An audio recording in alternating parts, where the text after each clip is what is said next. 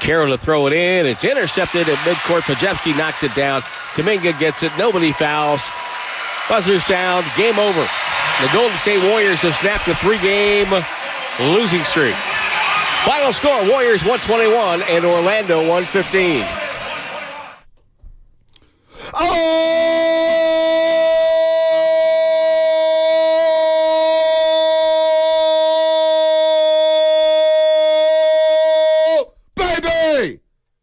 That's how you do it, Guru. As we welcome in the Roasters to a new year. A new year and the same squad. Papa Shasky's back on the roast. Joe Shasky the Butcher, my main man, is back. And he's a father. Oh, can't get any better than that. We got Papa Shasky, now we got Papa Shasky. I don't know if that's gonna stick. Yeah, I'm not gonna roll with that. I'm not gonna lie. I think I'm just gonna go with Dad. Dad, you'll go with Dad? Yeah. Dad Shasky? Yeah. Shasky Dad? Yeah, I'll just be me. All right, you just be you. Yeah. Butcher Dad? I'm so happy to be Papa back. Butcher? Papa Butcher. I've got so many takes, you have no idea. I know. Bonte, I've got for me to talk. I've got multiple lists here. I've got my top 6 quarterbacks coming into the draft. Oh, my God. I've got 5 things I can't wait to talk to Bonte about. I've got 4 down territory. Oh, my God. I've got Draymond thoughts. I should have just slept in today. I could have done the show on my couch from my cell phone. By the way, it's good to see Spadoni. Good to see Lubman. Kicked butt. It's good to see all the Roasters. Listen, I didn't know the Roasters moved like they did during the Christmas holiday. My guy is San Carlos. Who is it? Dom in San Carlos? The real Dom? Oh, not Big Dom. Not Big Dom. Because not that ever fraud. since Big Dom got removed from the sidelines, the Philadelphia Eagles are in shambles. Oh, Couldn't have happened to a worse fan base. Yeah, no, they're done. They're cooked. I know. I can't wait till Baker takes them out. Well, I want them to come out here for the second round of the playoffs because the Niners have home field advantage. In case Philadelphia wants to know, anybody wants to know out there, the NFC runs through Levi Stadium. Did you get that little invoice? Yeah, I got to pay it. I paid it right away. Yeah, I need to pay it. I got sent me like tickets, baby. alerts. Division round, Whoa. Niners, let's go. I've got to sell these tickets on Sunday because this Sunday's game don't mean nothing. Well, I gave them to my barber, Chris. Yeah, well, I'm not giving Chris mine the barber. away. Shout out to you. I need my Have chicken. fun at the game. I need my chicken after losing all that money on Alabama. By the way, good morning to all the roasters on Twitch and YouTube. Good morning to everybody on the Comcast Business Text line. It's so good to be back, YouTube and Twitch. Brought to you by First NorCal Credit Union, the smart choice for low auto loan rates and super simple online application process. And it is a Warriors Wednesday. You heard Tim Roy on the call. The Warriors got to win. I was way happier than him. Listen, I did not want to come back to the show coming off of 4 straight losses. I was not ready for that. Well, a couple of them I wasn't even that mad. I mean, some of the energy and the effort level, and one of them was whatever. People call it disgusting, but like losing to the Nuggets, there's no shame in that. Right? And like losing to the Heat, like the Heat are a very good team, a well-run organization. It just felt like a clunker from the Warriors. Yep.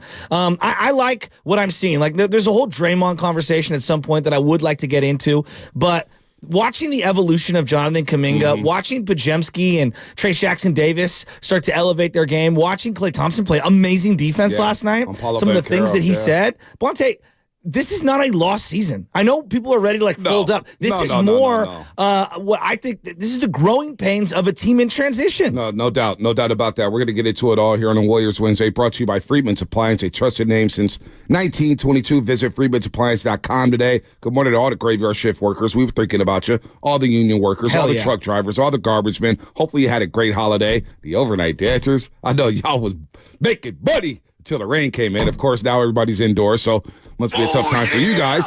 Good morning to all the beauty drivers, the bar conductors, and everybody out there. Hopefully you had a great holiday, a very safe and happy new year, and drive safely on the roadways because it is raining and people don't know how to drive during in the rain here. So we can start Warriors. We start wherever you want to start. There wasn't much needed to win. We needed that win for the soul. It's good to see Steph Curry get out of that 3-game slump. Yeah. Klay Thompson had a good second half after being in foul trouble in the first half. Jonathan Kuminga gets better and better by the game. You got to let the young man just roll. You know, the Kuminga thing, I just feel like all these think pieces on what he isn't or what he is. I'm tired of it. Can we just enjoy the maturation of a 21-year-old? Highlight what he's good at. Exactly. What does he do? No, he did an amazing job blowing by Paolo Banchero and then finishing. He starts with the right, like the Jordan thing, and then finishes with the left on the finger roll. He's done that on numerous occasions in the last 2 weeks. He puts pressure on the rim better than anybody on this roster. How about the block? How about the block shot? He's now crashing the glass more. Yes. 9 rebounds Saturday, 6 last night. He's a willing passer. I think he's a very good passer. If you, to be honest with you, people talk about his IQ. Look, read and react system for the young guys. How about we just adjust to the young guys at times? Let him go ISO at times. Let it go on the low block and fade away a little bit. He's got that in his arsenal, but his shot doesn't look bad. Yeah. His willing passing, even Clay's passing a little bit, but JK is getting better and better by the week. So all this negative talk about JK over the last 2 years, this kid can play. We saw it the first day we ever went up to Sacramento in the California Classic. Yeah. This kid has talent. A lot of GMs think he has talent. If I'm going to go to State Warriors and we're talking about making moves and dealing this guy and that guy, he's a guy I don't want to deal, Shasky. Jonathan Kuminga needs to be here for a long time. Well, and again, I just think that we're overly critical of everything he does in both directions. Like either we're overpraising him or we're over scrutinizing him. Look, I don't love some of the things that he's saying to the media, but Bonte, this is a man speaking in his second language. I do think we need to be a little more understanding that it's very difficult speaking in your second language. Well, no, it's not. It has nothing to do with that, I don't think, because he's been here since he was 14, 13 years old. I think his English is just fine. I love the way he speaks. He's very intelligent. He's smart. But culturally, understanding. But he's been in New York. Yeah, I don't know how much that has, how much value that has on him or the effect that it has on him. What he's seeing, though, this is what I do understand. He's seeing Apollo Banchero. Yeah. He's seeing a Franz Wagner. He's seeing his draft classmates. He's seeing his high school classmates. He mentioned it yesterday on the postgame show. Like, Banchero was in the same high school class. Wagner was in the same draft class. Those guys are getting an opportunity to play. And he's sitting there thinking, boy, I'm out of the rotation. Oh, wait, we're down 10 to Portland. 7 minutes to go in the third quarter. Oh, whoa, I'm going to play now. Yes. And, and all of a sudden I'm back in the rotation. Am I starting or am I not?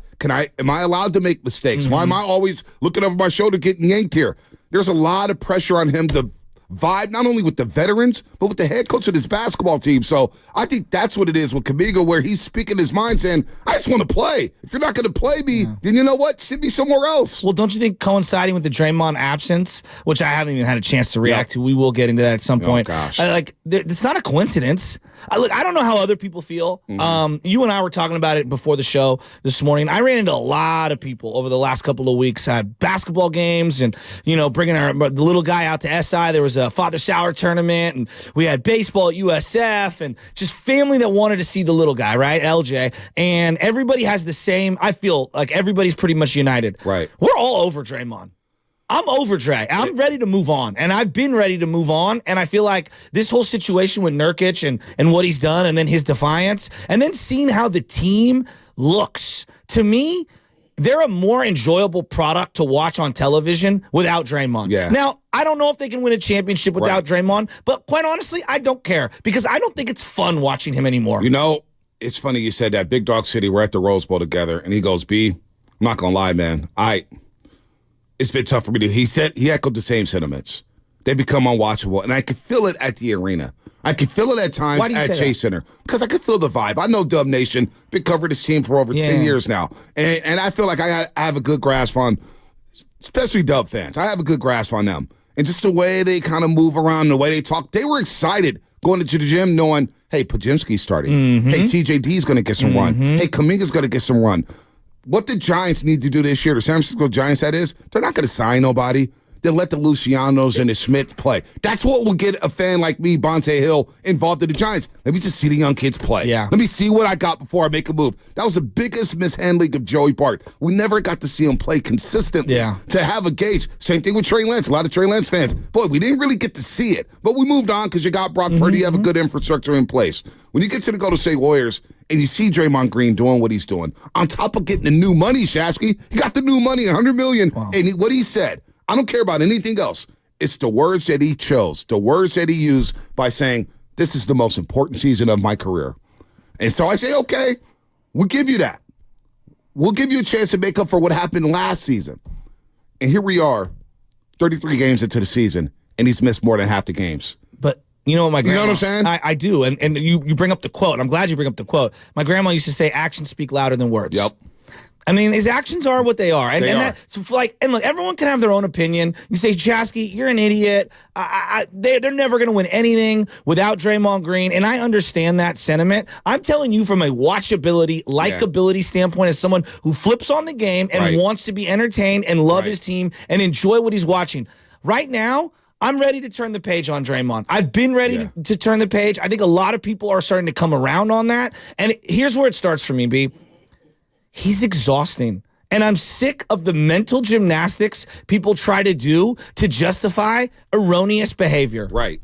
And for me, I'm just done with it. And you're talking about Pajemski and Kuminga. And look, they're not going to be great every night. There was a night a couple days ago where J.K. just looked horrific. Oh, he turned the ball over 6 times in the first half. But after going to the media and talking, it was like, oh, J.K., you may not want to do that again. But you know what? Like, I'm here for watching the maturation of a 21-year-old. I am, and I want to see it. Now, no doubt. Now, that might come at the expense of being a championship caliber team. But I'm looking in the mirror and I'm saying, I'm not sure this is a championship caliber team with or without Draymond. I'm with you. Knowing that, I'm going to go process of elimination. I'm going to take it a step further, and I'm going to say, you know what? I'm good off Dre right now. Right. And here's the irony is, I don't know how many other teams in the league would want him. Well, what's interesting about that, one, I think there may be some other teams who want Draymond Green. Maybe. It has to be under the right circumstances. You would know better than me. But I don't know how many.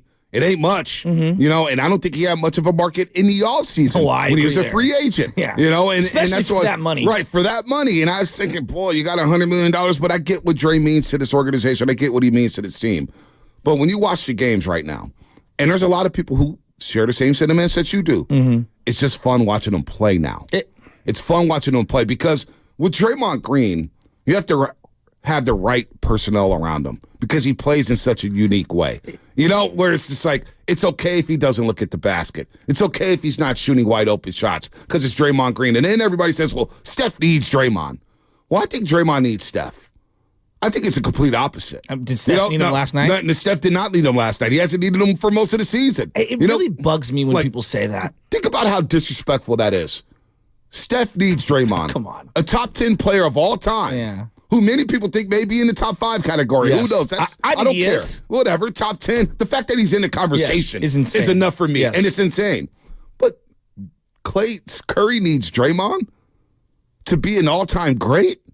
No, I think it's the other way around. Yeah. Draymond needs Curry so he can play his game, which is pass the ball and not have to shoot the basketball, even though he's been a lot more aggressive this season. And that's the sad part about Draymond. He actually was playing better on the court, but the antics take away from it. No. This is what I was saying. If you were doing the scale, they said in I think it was Egyptian mythology, they would have a scale of do your good deeds outweigh your bad deeds? Yeah, and right now, the bad deeds are clearly outweighing the good deeds for me. All right, and my tolerance level is not very high for him. People can disagree. They can say, Joe, he's a legend. He should retire. I look at it this way. Look, Roger Craig, Ronnie Lott, Joe Montana, Chris Mullin. Some of my favorite, Tim Lincecum, some of my favorite players of all time who were legendary players for my team didn't finish with my team.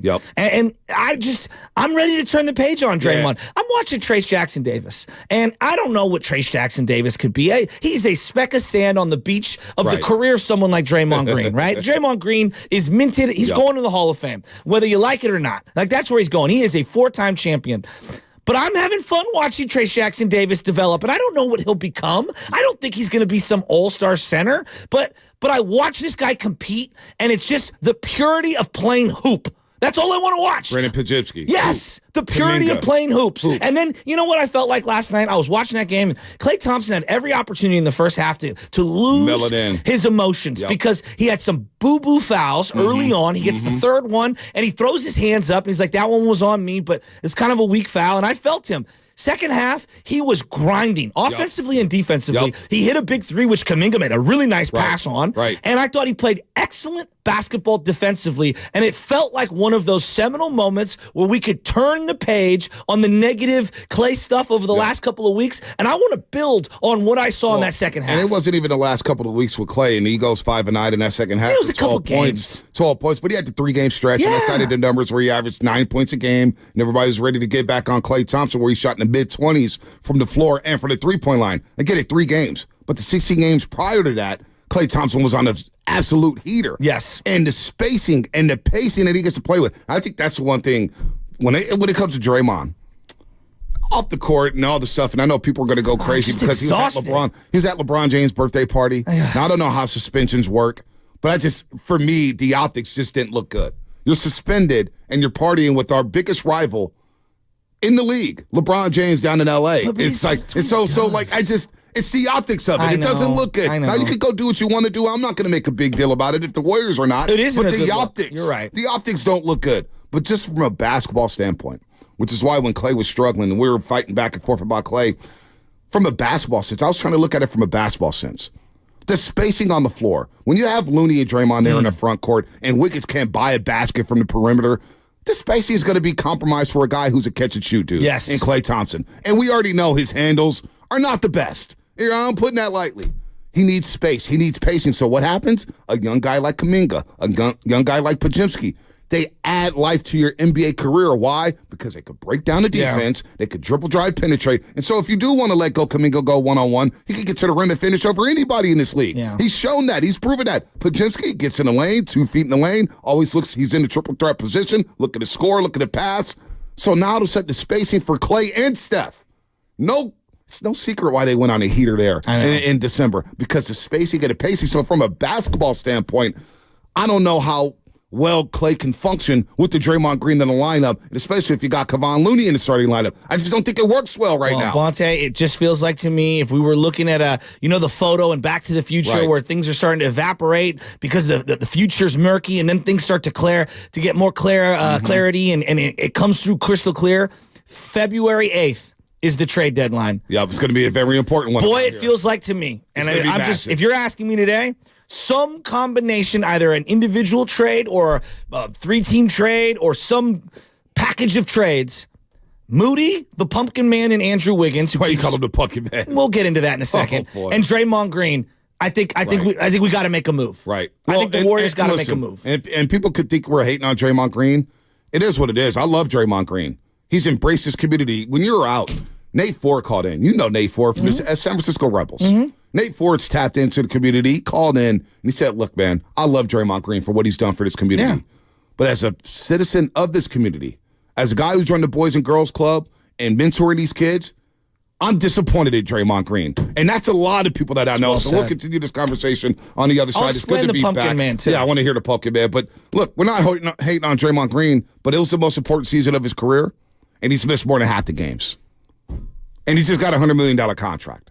So accountability matters here. But the Warriors do get a win. They snapped their 3-game losing streak. Good to get a win in our first show back here in 2024. Shasky's back. Spinoni's here. Lubman. We got the whole crew. And that's all coming up as we continue to talk about the Golden State Warriors. That's coming up, sponsored by Fremont Bank. Full service banking, no compromises. With heating bills.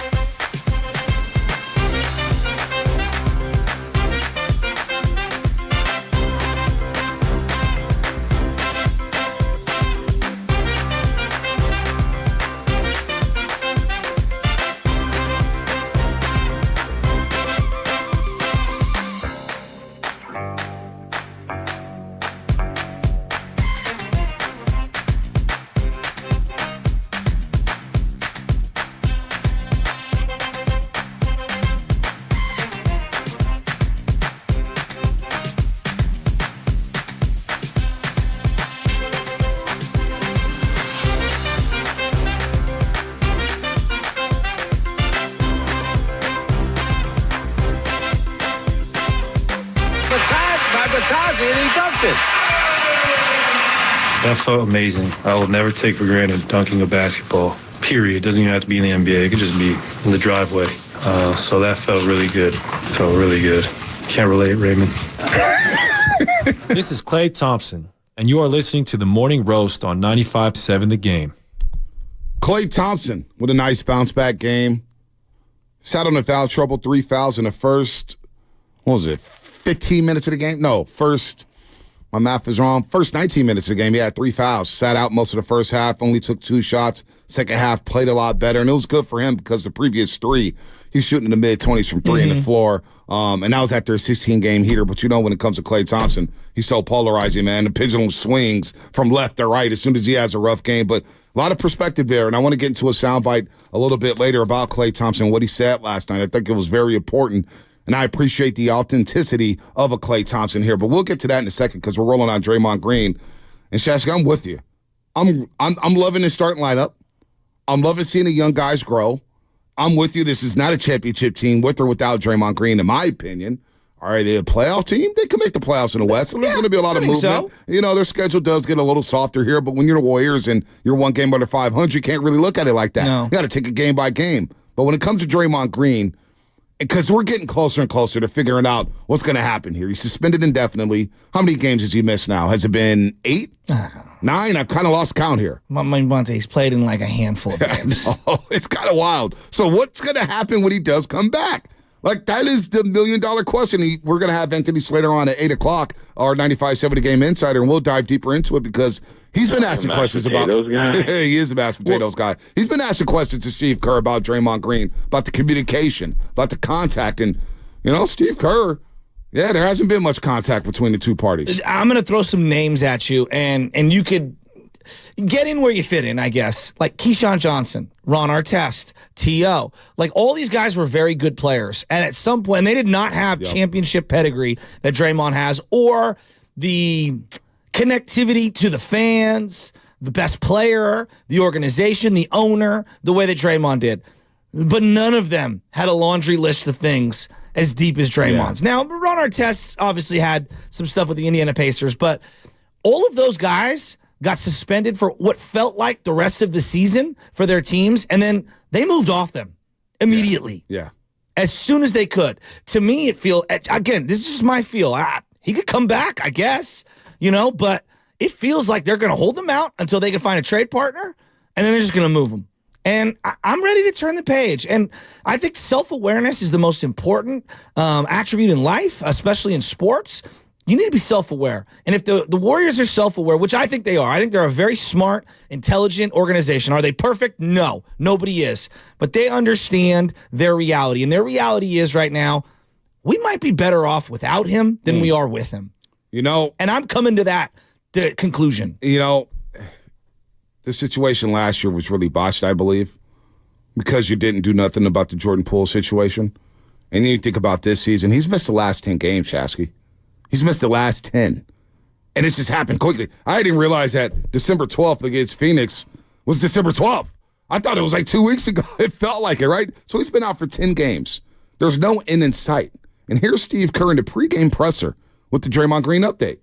We're into January now. I was just wondering on the Draymond front, is he back in the facility at all, or is there just any update? He's not been in the facility, at least with us. You know, he may have been coming in on his own. Are you in contact with him at all? A little bit, yeah. We text, but you know, we've been giving him his space. He's been giving us ours. I know what he's trying to deal with isn't necessarily on the court, but do you know, as far as the type of shape he's in? You know, is it going to be even once he comes back, it's going to take a while? Or yeah, not sure. Okay. Not sure, yeah. Steve Kerr, very short there.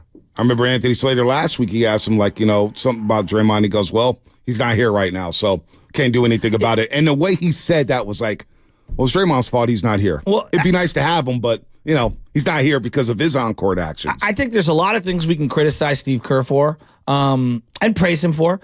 I think this situation, what the heck's he supposed to say? Like, honest to God, like, I don't know. A grown man who's telling you, like, that he's going to change and this is his most important year, and he's out here throwing elbow punches at Nurkic.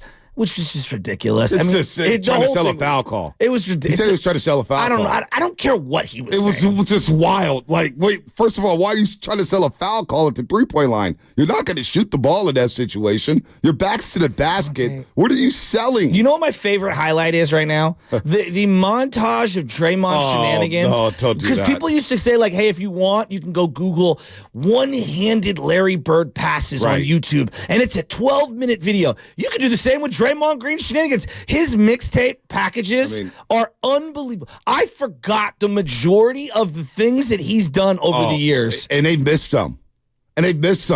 So I get all these, it's crazy because you get a lot of, for your friends who like, they send them to you. They just send them to you. And I appreciated them all. I'm like, damn, they House of don't age Highlights? well. House of Highlight. I mean, you name it. Every YouTube user has a Draymond Green highlight package. Dog, the WWE memes are out of control. But then now, when you have that bullseye on your back, because the league, I think, did look at the way the Warriors handled the situation. They probably said, you know what, we got to step in. I think the league's sick of them. Enough's enough. And Joe Dumars is out here calling the shots. And Joe Dumars is to babysit this guy. He's coming to the Pistons all the time. Come to his camps and stuff.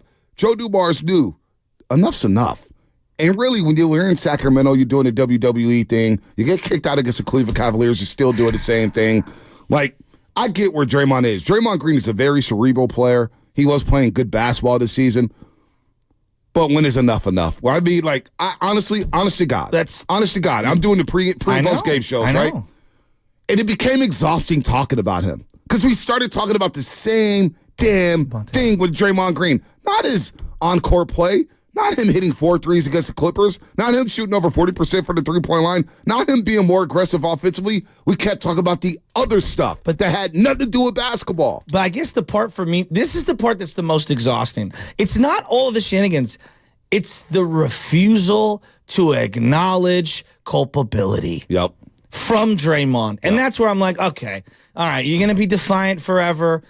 I'm ready to turn the page. I think that he's exhausted his teammates, and they clearly, look, they're not perfect. They're not going to win a championship, so there's going to be nights where they don't look good. But to me, it seems like they're more connected right now, and the ball's hopping, and they're playing a pretty good brand of defense. It's not as good. Draymond's a better individual defender and a help defender. And he misses communication.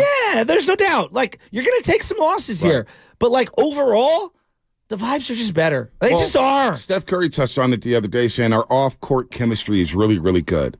They're just trying to find it on the court. And look, when you have Steph and Clay who's been here for 15 years and 13 years, them trying to adjust to the young guys, they need to meet in the middle. There needs to be some balance here. But trying to welcome in the young guys and playing with these guys and figuring things out on the fly, plus you got to fit in CP3, and then there's going to be an odd man out in Moses Moody who's going to pick up DNPs for whatever reason. When it comes to Draymond, it felt like last summer was the perfect time to just move on after what happened last season. That was we've gone through the whole Draymond Green experience, and then going through that last year. Last season was not a fun year to cover. It was not a fun year to cover because we're all tiptoeing. The way we talked to Jordan Poole, the way we talked to Draymond Green, we're all walking on eggshells saying, "What's up with Jordan Poole?" You could tell because we didn't talk. December 22nd, when Jordan Poole came back to town, it was a Friday night. yeah. You were off. Oh, yeah. And that night, some people thought, well, he shouldn't get a standing ovation. Well, I think Dub Nation thought differently. Why? Because they give him a standing ovation. He got the video tribute, and the guy choked up. Jordan Poole choked up. What about how the former teammates, the Warriors, all of them. I thought that they were dapping him up. It felt very sincere and genuine. Steph Curry was hugging him during his pregame routine. GP2 was chopping it up with him. JK, Kevon Looney, Klay Thompson. Anthony Slater had the great piece with Jordan Poole to sit down with him. And you heard how Klay Thompson discussed him. He's like, man, Jordan Poole and I had some great games when everybody was out. We helped carry the team, and he helped carry us. And it was good to hear because Klay Thompson, and I'm not trying to go back to Klay Thompson, but for some reason, it was very odd to me that the narrative around him was, oh, he couldn't stand Jordan Poole because Jordan Poole was coming for a spot. And I'm thinking to myself, well, damn, Klay Thompson's older brother works out Jordan Poole before every game. They're boys. And a guy like Jordan Poole can help extend the career of Klay Thompson because of the way he plays and the way he attracts defense. But the way his teammates all gravitated towards Jordan Poole that day, I think a lot of people needed to be checked because it was starting to be recklessness around, and it was all centered around Draymond Green. He doesn't deserve a standing ovation because of what he said to Draymond. First of all, you don't know what the hell was said to Draymond Green in that training camp. The fact Draymond Green turned and slugged his teammate was enough. And so seeing that, and they're like, damn, Draymond Green got a young player shipped off. shipped off, got $100 million, and he comes into the season as the most important year of his career, and you're out half the games. I don't know what's going to happen, Chasky. I don't know what's going to happen if he comes back. I don't know if he gets traded. I have no clue what's going on with Draymond Green. But you just hope if he does come back, can you just change for the betterment of the good? Because we are having fun watching this team. I know it's funny, right? Guys, he told us he's never going to change. He's going to be Day-Day. And I'm not trying to rip on Day-Day, but damn. Just listen to Steve Kerr, Steph Curry, when they talk about current Draymond. They feel over him. Like, that's the feeling I get from their words, from their body language, from their tone, because I think that matters. Like, the tone about how you talk about someone, I think it matters. And, Joe, you're searching too hard. I get the feeling everybody's over him, and I've been over him. And people can say that, Joe, you've been a hater of Draymond's forever. Yeah, because I'm exhausted. And it's not because of the kid. I'm exhausted with Draymond's shenanigans, and I've been exhausted with Draymond's shenanigans. It's funny because a lot of, I see a lot of texts saying, man, what are they saying? Well, Jordan Poole's not good. That's why he got shipped off. Well, the guy who's not good is still giving you 20 points a game. And now we're begging for 20-point scores outside of Stephen Curry. Begging for them. But two wrongs don't make a right. Just because Jordan Poole might not be the great vehicle for this conversation doesn't mean that things weren't done against him that were out of line. Yeah. And like, both can be true. Like, maybe Jordan Poole isn't the greatest guy to work with. I don't know. I didn't work with him. But the guys that did, we're showing him a lot of love on the court before, during, and after that game the other day, and that meant a lot to me. No. I mean, I think you could tell when it's fake and sincere, or when it's sincere, and that felt sincere. It was sincere, and the guy was going to choke up. The guy was going to choke up, but we're going to move on from Draymond because you know what I've said to Spadoni a couple weeks ago. I said, you know what? Because we had callers like, what's going to happen when Draymond gets back? I said, we'll cross that bridge when we cross it, and we'll cross that bridge when we cross it. He's not here right now. The Warriors win, so let's talk about the guys on the court, not the guys off the court. GP2 is going to be off the court for a while with the left hamstring strain. He just got back Saturday. Now he's going to be out again. But let's talk about the guys on the floor. Starting with Steph Curry, JK, Klay Thompson, Pumpkin and Man? a great sound. And who? Pumpkin Man. Oh, fuck. I'm not going to go with that one. I'm going to leave that alone. Oh, my God. I don't even know what that means. I'll explain. I'm a little nervous to kind of dive into it. When we shall go down the road. He's not a jack-o'-lantern. Oh, I was going to call him boy. Jack. Oh, boy. It's Jack Wiggins. By the way, I've been watching a lot of Cinderella lately. That movie aged well. Oh, Cinderella? It's made in the 50s. Still good. Disney with Dad today? Moana. Bonte edition? Encanto.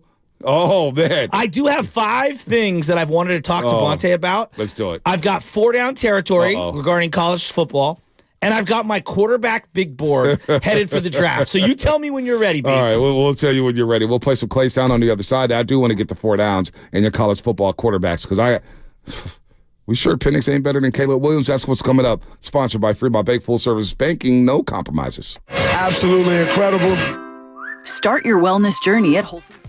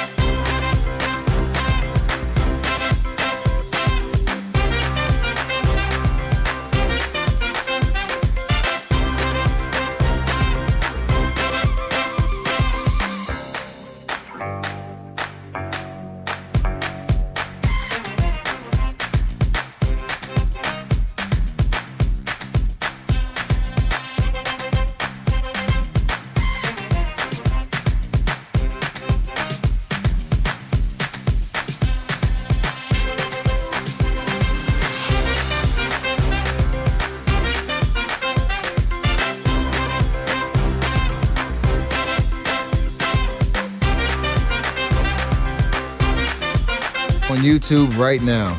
Take it away, Bonte.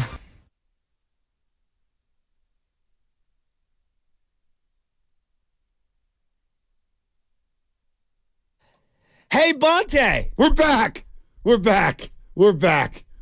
Felt like I never left. Well, I feel like I've been off forever. No, I haven't, because I kept seeing Spadoni and Lubman sending their clips and sounding all good. Can I be honest? Matt Nahegan. I got really jealous. Well, no, I got in the car at 5:15. Striking up friendships with FP. Oh, me? Spadoni and you were making sweet music we were together. Making sweet music. Lubman and you were dancing. You're not going to like this one. Jung Ho Lee song? You're not going to like this one. Worldwide Hef.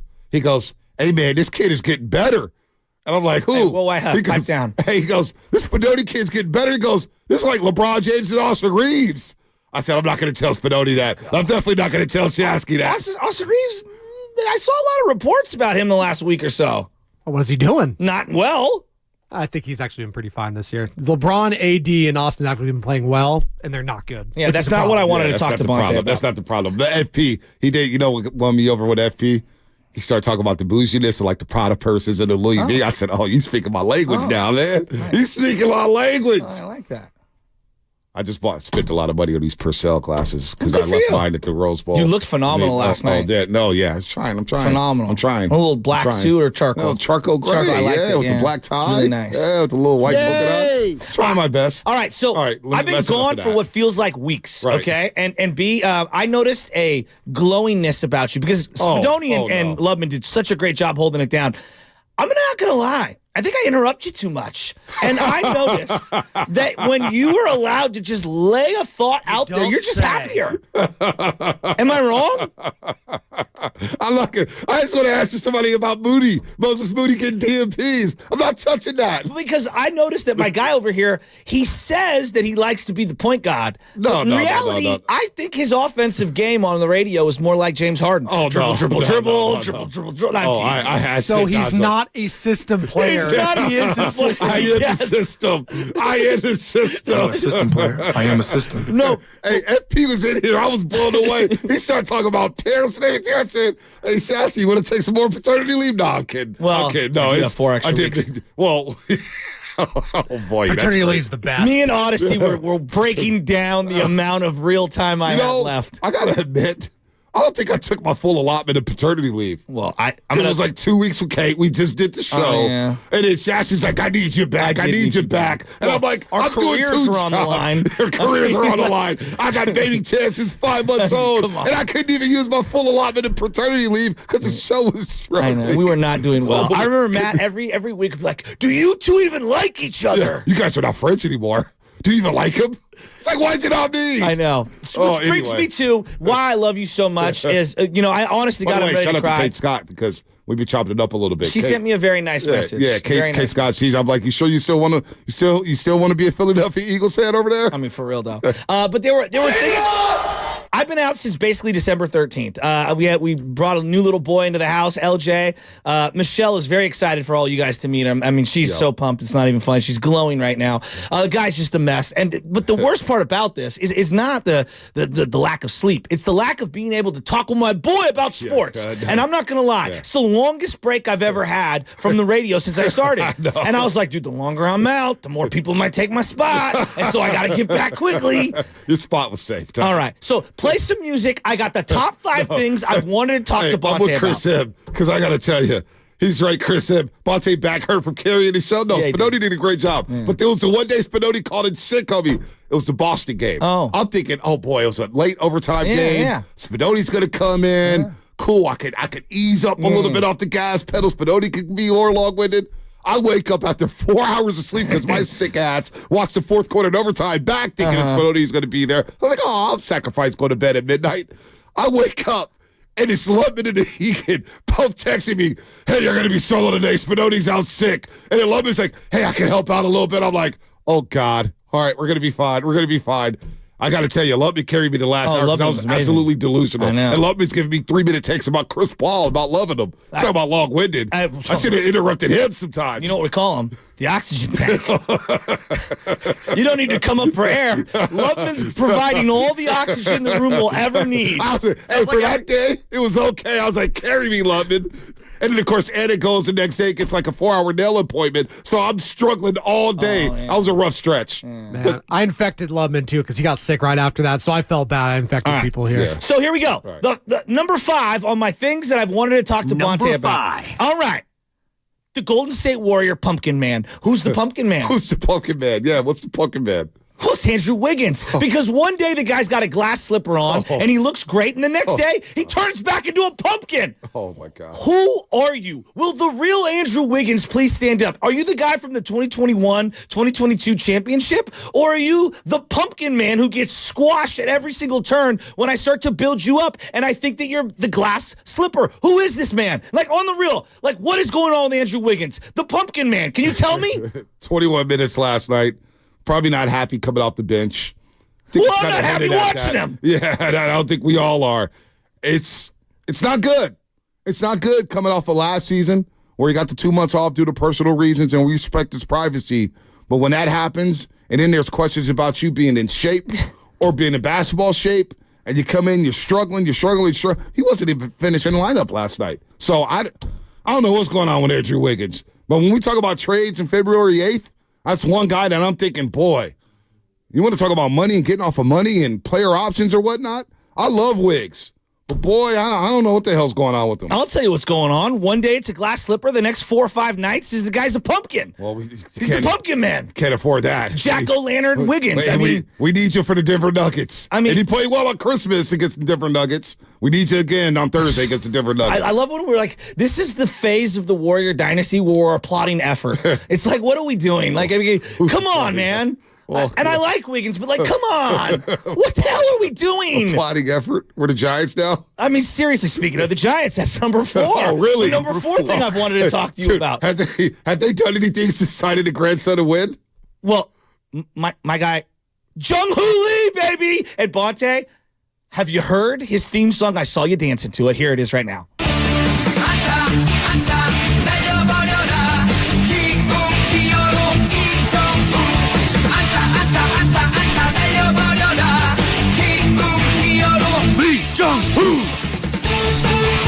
Love it. I've never seen a dance song knocks, bro.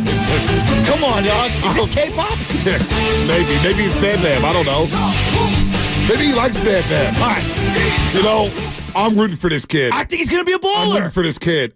He endeared himself well at the presser. Totally agree. He's got a Pomeranian. He came to the game. Came to the Warriors game. My guy got fits. Dude, he looked fitted up. Not Bob Fitzgerald. I mean fits like outfits. J.D. McCauley caught up with him. Fezzi Fell caught up with him. Yeah. I mean, the guys, I think he's going to be a fan favorite. Now, I did see a projected lineup where they had him batting 7th, and I almost lost my mind. What a minute. But I don't know. I just got out of there and say, all right, the guy's not going to bat 7th. He can't. He's a $100 million man. I mean, okay, so I don't know if anybody knows that song that we played for Jung Hoo Lee. That's like his theme song. Yeah, that's incredible. Yeah, number 1, we're going to have that on the board all year. And then number 2, look. Gap hitting, contact hitting is so desperately needed with the San Francisco Giants. You had more strikeouts than anyone ever, it felt like last year, and they led the Major League Baseball in strikeouts. Yeah. Put the ball in play. I want to see this guy play. I've been waiting for an international Asian superstar for so long. I need some speed. So this is cool. I think he's going to be a fan favorite. I don't know how good he's going to be because I don't know how good the KBO is. That will be determined. Oh, they might have double paid. He might be a $60 million guy. They gave him $120. But so what? So what? I mean, seriously. We just double pay. Who cares? After overpaying for Henniker, Conforto, for Sean Manaea, for Ross Stripling, for Anthony DeSclafani. The last thing I need is another overpay with the Giants. Just don't be Shinjo. All right, that leads me to my number 3. Number 3. Monte, I don't know. I mean, look. Everyone's going to lose their minds because the Dodgers signed not only Shohei Ohtani and put him on this like crazy deal where he's deferring all the money, they also got Yamamoto. Now, here's what I would say to you guys, okay? When someone is so excellent in a field, the way that the market adjusts itself, no matter what it is, okay? No matter what product we're talking about, no matter what industry we're talking about, you either evolve, adapt, or die. And that's what I want to see from the San Francisco Giants. Either you're going to evolve and adapt and figure it out of necessity, or you're going to die. I love that the Dodgers are doing what they're doing. You know why? It is going to force the Giants' hand. Think about what the Yankees did when they won 4 out of 5 championships. It forced the Red Sox to think outside the box, and then they went on to win 4 championships in the last 20 years. I am praying. And also, the Tampa Bay Rays have been smarter than ever. You have to adapt or die. And I want to see what the Giants' counterpunch is to the Dodgers. Because right now, I'm actually glad that they're doing what they're doing. Because I think it's going to force the Giants to do things that they're uncomfortable doing. We'll see with Farhan Zaidi. I mean, I'm waiting for another move. Kruko was saying that, hey, they're going to land a superstar. This is the year. No doubt about it. Well, superstars are flying off the board. Who's left? Bellinger? Chapman? Like, I don't want to pay Chapman. I'd rather see Casey Smith play. Honest to God. I'm with you. I'd rather, even though Casey Smith struck out for the last 3 months of the season, you got me hyped up on Casey Smith. Let me just see the kid play. I totally agree. Just let him play pressure-free. Luciano, let him play. Matos, let him play. Don't overpay for Bellinger and Chapman to try to keep up with the Dodgers. Because all you're going to end up doing is finishing in 3rd place in the NL West. The other thing that I'm going to do right now, Farhan, if you can hear me, I'm suggesting a peace treaty. The morning roast and you. I'm opening the doors. I want to do a nice sit down with Farhan Zaidi. My God. He says he wants. Come on, let's broker the peace treaty. That's what he told Lubman? I would like to do that. Lubman, what did he tell you? He said he's down to come on the show whenever. I say we do that. Oh, wow. I'll even get breakfast. We're working on it. If he comes onto the show, I'll get breakfast, and I promise you. Oh, you think he'll come to studio? Yeah, I think you and him would be great. I think it would be great. I think it'd be amazing. But we ain't holding no punches. We ain't throwing no softballs. I don't know. I think there'll be a couple softballs here and there to loosen them up. But, we got to get down to business. By the way, that last segment was sponsored by Go to Say Lumber. Serving the Bay Area for 3 generations. When you succeed, we succeed. Visit GoToSayLumber.com. All right. Now, I flip-flop back and forth on these, and I'm going to go number 2 things that I wanted to talk to Bonte about while I was out. Can you give me the number 2?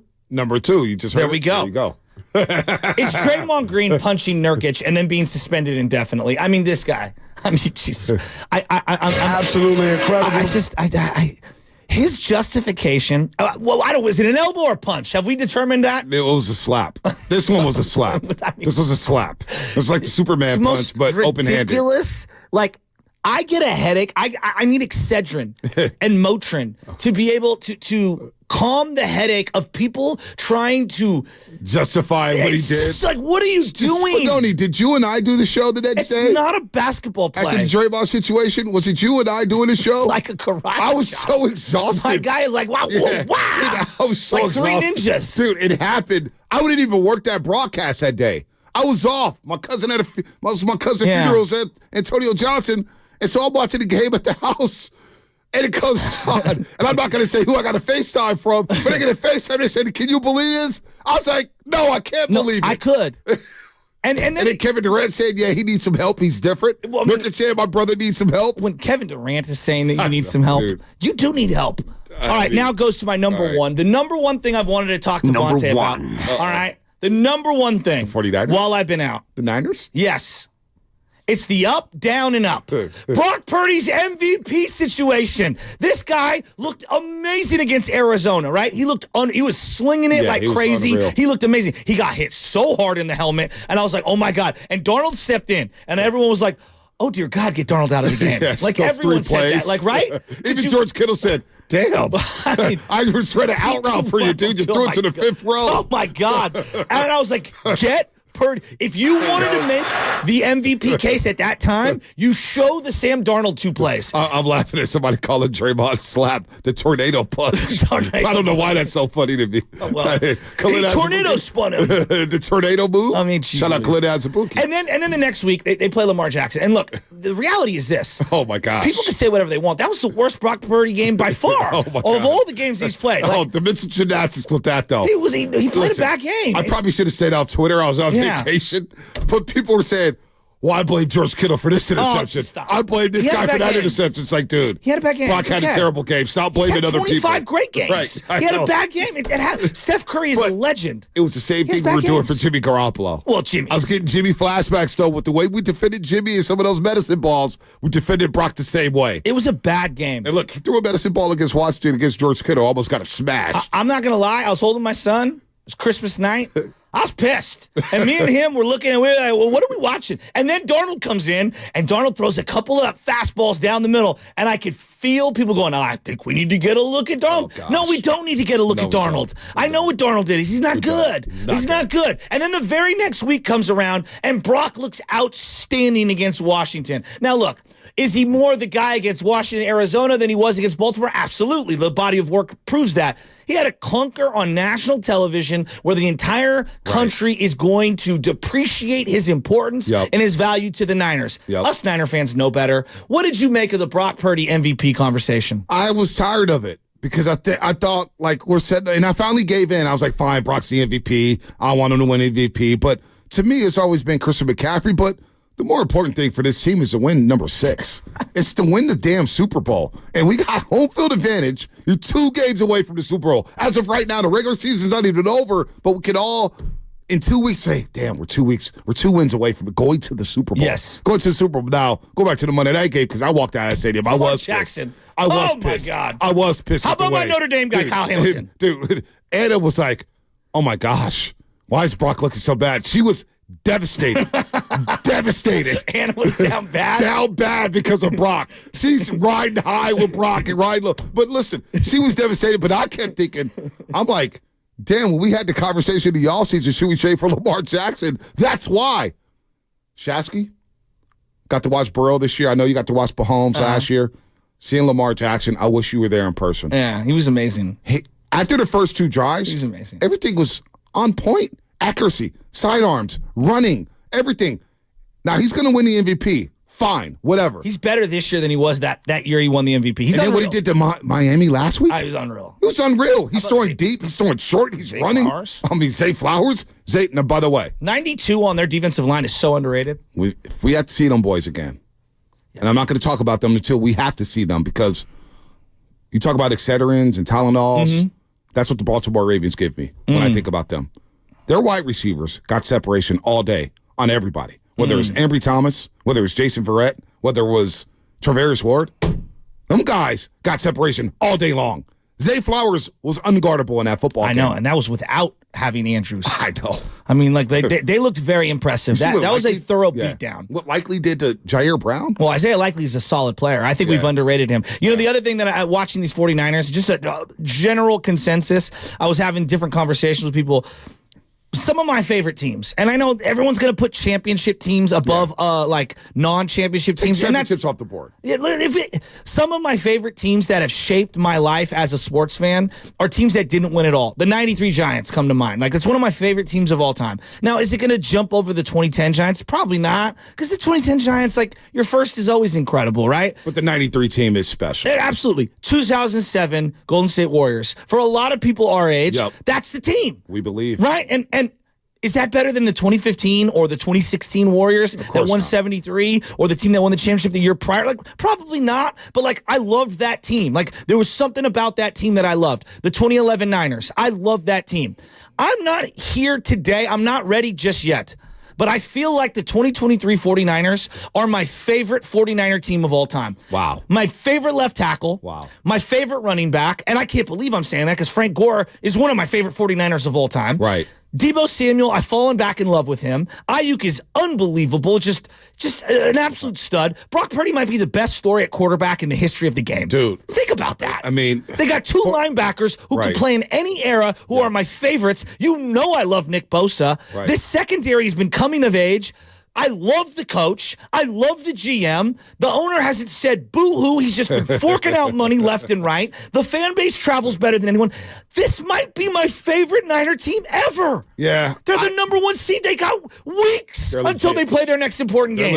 They're legit. I mean, having 4 guys go over 1,000 all scrimmage yards. Think about that. That's crazy. Listen, 4 guys. I like to toot my own horn at times. I do. But I didn't imagine them having 4 guys going for over 1,000 all-purpose yards. I did. Christian McCaffrey, Kittle. I mean, Kittle just went over 1,000 yards. Now, if Debo plays and has a monster game, he can go over 1,000 yards. But the fact that we have 2,000-yard receivers another wide receiver over 900 yards, and a running back over 2,000 all scrimmage yards, or I think he may fall short. I haven't looked at the updated stats, but I know he's not going to play Week 18, Christian McCaffrey. He's got over 2,000 all-purpose. It's already over 2,000? Yeah, the broadcast was saying on Sunday. Over 2,000, and you got Brock Purdy with the single-season passing yardage mark. He leads the Niners. And he sat in a billion fourth quarters. And he's had far fewer passing attempts than Jeff Garcia and Steve Young did. So you got that. And I'm like, wow, this is definitely the most explosive offense I've seen possibly since 94, possibly since 89, 90. I don't know where I don't know where I rank them on the middle of it. It's hard. Yeah, 2011 to me. It's such a fun team. Because those guys were perennial losers. Yes, I agree. And you saw them in real time figure out how to win. Yes. And you saw it week 3 or week 2 against Cincinnati. They won, or week 3 against Cincinnati. They won ugly that year, 13-8. Then they finally believe and they come back against Philadelphia and they end the dream team and Michael Vick and Chip Kelly and or Andy Reid and all those guys. So that one is up there. But this team is definitely lovable. They're definitely watchable. They're easy to root for. I mean, they're all in their prime.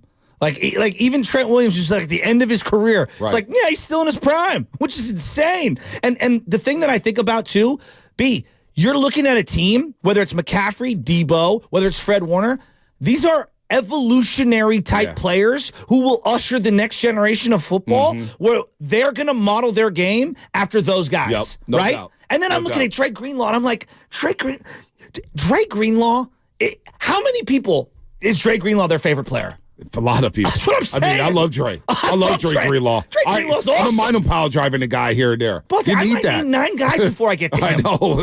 That's how good they are. But then you get some of the other guys, too. Like Javon Hargrave has come back from the hamstring injury and played very well. Jake Brindle's been awesome. Jake Brindle's been good. We don't even talk about him. We don't talk about him. Feliciano's coming off the bench. Aaron Banks has been really good at left guard. So, look, man, everything is set up for the 49ers, man.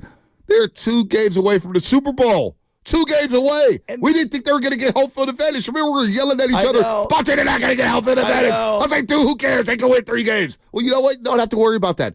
They don't have to get on another flight until they get to Las Vegas. I mean, Pete, look around the NFC. It's Detroit. Come on, really? It's the Cowboys. Really? Yeah. It's Tampa, Green Bay. Hey, you know what? Come on, man. Philly's done. Write them off. I want the Eagles in round 2. I want to send them back home on a long flight so bad. Oh my God. That guy. What a dope. A.J. Brown, thank you for calling out Sirianni without saying anything. How about your boy from 94 WIP? Which one? The guy Elliott quitting? Shore Parks. Oh, that guy. Niners are the most overrated contender? Or the Eagles are now underrated? And they lose to Arizona?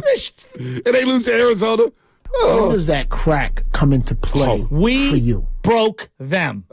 The first crack drop in 2024. Good to know. All right, we got to go to break. We're late to break. Of course, new year, new what? Or actually, same us. We're late to break. We skipped through the legal, but we'll do that on the other side. We'll do the Freeman supplies and everything. That'll all be brought to you by Freeman Bank, full service banking, no compromises. With heating bills as high as they are, proper weatherproofing is essential.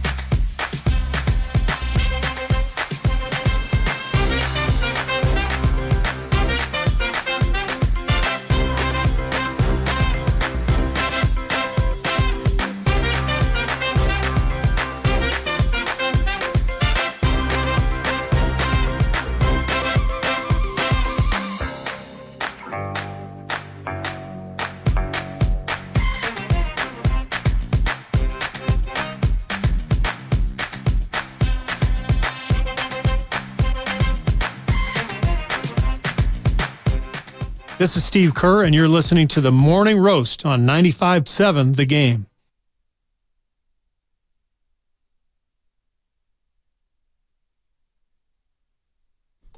It is a Warriors Wednesday brought to you by Freebits Appliance, a trusted name since 1922. Visit freebitsappliance.com today. Shout out to the Comcast Business Text line. Shout out to YouTube and Twitch. It's so good to see you guys. Brought to you by First NorCal Credit Union. Welcome back, First NorCal Credit Union. We love you. The smart choice for low auto loan rates and super simple online application process. Go check out First NorCal Credit Union. Anthony Slater, 8 o'clock. Baldy. That's right, Brian Baldinger. It's going to join us tomorrow on a Thursday at 7:30 in the morning. We'll talk to Baldy for the first time in the new year. Can't wait to do that as we talk a little football. We get back to the Warriors. For New Year's Eve. Oh, Baldy? Come on. What did he do? He's up all night. He's up all night. But what game was he at this past week? Was he in Baltimore? Where was he at? He was in Philly this last week, I think. Yeah. Oh, he was at the Eagles-Cardinals game? Yeah, because he said he was working close to home this week. That's right. Eagles-Cardinals. As a lifelong Cardinal fan, thank you, Arizona Cardinals. I watched that game, the revenge game for Gannon. Because what Philadelphia did was they ran Gannon out of town and blamed the Super Bowl on him, his defense. They blamed it all on Gannon. Gannon, he sucked. He's the weak link. Well, who's laughing now? You let Kyler Murray walk into your place and beat you. Hey, Kyler, 3 touchdowns, 1 pick. I'll take it. Dude. I was monitoring that game the entire time. I had it on because the Niners game was basically over. So I was like, you know what? It's time to utilize the multi-view. And I had the Eagles on. And boy, let me tell you, my relationship is not the best right now with the Philly Zoo. Sean Singer, I love you. You know I still love you. Do you? But I can't stand your town. And I could, when we talk, we can't talk football no more. We just can't. I realize that I don't like his takes. I don't like your team. I don't like your city. I don't like the way you guys talk. I don't like anything about the city of Philadelphia. And so when they live in misery, when they have to lose and sit there all day and not return your texts and not return your tweets, it makes me feel so good inside to see Elliott Shore Parks. Oh, we're now underrated. Oh, yeah? Really? You barely beat the New York Giants on Christmas. You lost to the Arizona Cardinals. You're in shambles, doggy. You got no home playoff games coming. You lost the division to the Dallas Cowboys. Oh, it warms my heart. So A.J. Brown hates everyone. Oh, he's going to want out. You know, in the offseason, get me out of here. You know what's happening with A.J. Brown. He's going to delete everything off of social media, all his Eagles gear, and get me out of here. You know where he's going? Where? I'm telling you. Just mark my words. Kansas City? Yes. They won't do a deal with Kansas City. Real quick on Kansas City. Everyone needs to take a deep breath because if it's a one-off game, you're all taking Mahomes. Yes. Like if Miami, because it's looking like Miami's going to go to Kansas City. If Miami's going to Kansas City, I'm taking Mahomes. Who in their right mind is not taking Mahomes? They'll win the playoff game. At least one. I'm eager to see them on the road for the first time. Mahomes has never been on the road in the playoffs. Well, I'm eager to see that. He's entered the Brady zone where it's like, good luck betting against him. I'm not going to do it. I don't blame you. But some receivers can't catch. They will get a receiver. Oh, my God. T. Higgins, maybe? Valdez-Scantling? Oh, I mean, he's terrible. He dropped the drag route, Shasky. Bro, but Mahomes could hand him this like he handed that water and he'll drop it. He dropped the drag route and looked at Mahomes saying, put it here. I was like, who the hell are you? I watched it. I cracked up, dude. I cracked up, man. Where you want to go? You want to go Klay Thompson? You want to go Niners? But I've got 4-down territory. Oh, you got 4-down territory? I've got my quarterback. You've been out. I've got everything. We can do whatever you want. What do you do? You want to do four? You want to do four quarterbacks? No, I'll do the big board because you're talking about quarterbacks. I want to get into Brock Purdy for just a second. What did you say a little bit in my ear? What did he say? Nothing. Keep going. Do your thing. Oh no! What did you say? What did you say? Oh no! I just said let's do some Warriors Brock Purdy here. All right. Look at Brock Purdy first. So. I'm looking at my quarterback big board. Buffet table of everything. I know. I've got potpourri. Right. I've got a big board ready to go for the NFL draft right now. And I'll just go backwards, 6-1. Quinn Ewers, clearly the 6th best quarterback in this draft. All right? Quinn Ewers, garbage. Just get him off here. Right. I got Drake May 5. I don't like Drake May either. Thank you. I got Bo Nix 4. I'm not a Bo Nix fan either. I like Bo Nix better than those other guys. Yeah, and then I've got Jaden Daniels 3, Michael Penix Jr. 2, and I got Caleb 1. I'm watching Penix Jr. Now, he just slings it. He reminds me a lot of Purdy. He's a guy that got great pocket feel, can use his legs to throws accurately down the field, sees the field very well. I really like watching him play. What a stud. I'm warmed up to Penix because I bet against Washington all year. All year. Got burned, which is why I thought when that Rose Bowl and Bama would have covered, I was throwing all that money on Washington. I was like, I'm not going to be the sucker to do it again. I've been watching a lot of Penix on his Instagram and seeing who he's about. And Caleb Williams is soured on me this year at USC. Maybe it had more to do with Lincoln Riley. But you see USC in the bowl game, and whoever that quarterback was, who was it, Milton Moss or whatever his name was, lit it up. Miller Moss Lit it up. And I'm like, well, damn. Wasn't a big drop-off from Caleb to whoever. I mean, I didn't get this the bowl game, but you are playing Louisville. I don't know about Caleb. I like, the hype was so much, it just let Caleb be Caleb, but then we started comparing him to Mahomes and this and that. Penix, man, could spin it. But you know what I like about Penix, similar to Brock? Spin it. 3-4 years of being a starter. Yeah. He's a 24-year-old. He's older, right? Burrow was that way. He was older as well. But he's played a lot of football. A lot of football. A lot of football. The adversity? Yes. I didn't realize he tore 2 ACLs. Bonte, he ended every year with Indiana with an injury. Yep. Which is crazy. Crazy. I know. But the way he throws, dude, he's playing with NFL wide receivers, number one. Yes. McMillan, Polk, and then Dunze. Dunze's. Yeah, but he's hitting them. Dude, he's hitting them in stride. Yes. In stride. Yeah. 70 yards down the field. Anticipation throws. So, I like Penix a little more than Caleb right now. That's just me. But I really believe that the way Brock Purdy has played football this year is going to skew the evaluations for guys moving forward. And I think one of my this is me, I'm talking about Joe Shasky, one of my new criteria is absolutely amount of games played. That matters now more than ever. It really does. I'm looking at who looks good right now. Look at Jake Browning. I never thought Jake Browning was any good. There's something and I think the more he plays, he's getting exposed a little more and more. But he looks way better today than he did 6 years ago. No doubt. Well, coming out of Washington, I didn't think much of him. Me neither. But then he's kind of stuck around. And now, no, the games played matters. There's no doubt it matters. And then the type of games you do play in, which is why, call me crazy and call me silly for this. But I did like Andy Dalton coming out of college because of that criteria. Now, I didn't think Andy Dalton was going to be some superstar red rifle. Great career. But I thought when I was watching him at TC, I was like, man, you know what? The guy doesn't get rattled. They win ugly. They win pretty. Doesn't matter. And he had a long career. He had a lot of success in Cincinnati, although they didn't win any playoff games. But to get there, he had a lot of run. Agreed. Played a lot of good football. Not at the highest levels, but Andy Dalton was in the top 15 conversation for many, many years in the best league in the world. Something about Penix playing all that time and playing in those type of games, those type of environments. Like USC was playing flag football out there, and Caleb does play a lot of big games, but would another year help Caleb? Probably. But he's got to maximize the money that he's going to be offered this offseason. And I think the other thing about Penix that I really like, his emotional calmness. There's something about watching him play. He seems very under control, very chill, very focused. You know, one of the things that I look for is, you know, that like a great pitcher. Matt Cain is a good example. Are you calm when you're not getting a good strike zone from the umpire? When things around you aren't going well and your shortstop's dropping the ball or whatever? The same attributes apply for a quarterback. And there are times, you're seeing it now with Patrick Mahomes, and Patrick Mahomes is an all-time great, but he's showing a little more emotion when guys are dropping balls and doing it. And there'll be a time for Brock Purdy at some point where, you know, the talent around him isn't as good as what it is right now. We're not there yet, but at some point that will happen. And what is he going to look like? And we saw a little glimpse of it for that 3-game stretch. Let me ask you, has Caleb played in inclement weather? Not really. Penix has. The cold Saturday night game up in Utah. Yeah. That was it, and he played terrible. Penix has played in rain. Yeah. The Oregon State game was... everybody had Oregon State, right? And I'm thinking, okay, this is the game. Oregon State finally knocks off Washington. Washington, bye-bye. Yeah. You're pretenders. And he was throwing that ball through the rain, dude. And I was like, damn. He hit a Dunze in the back of the end zone. And I was like, wow, okay. And then, of course, in Seattle, they had some rain up there in Seattle at times. The Oregon game was raining a little bit. Yes. The first one. Yes. So he's played in some inclement weather. Obviously played it in Indiana. It's the layered throws, though, B. That's what I'm saying. So when I think about if Chicago does move on with the number 1 pick and they say we want to move on from Justin Fields, who fits better there? Is it Penix or is it Caleb Williams in that weather, in that region? I don't know, man. Penix has won me over. That's what I'm saying. He's won me over. Is he the most mobile? No. But he has good mobility in the pocket. He's got enough. He's got enough. And he got sacked only 11 times this year.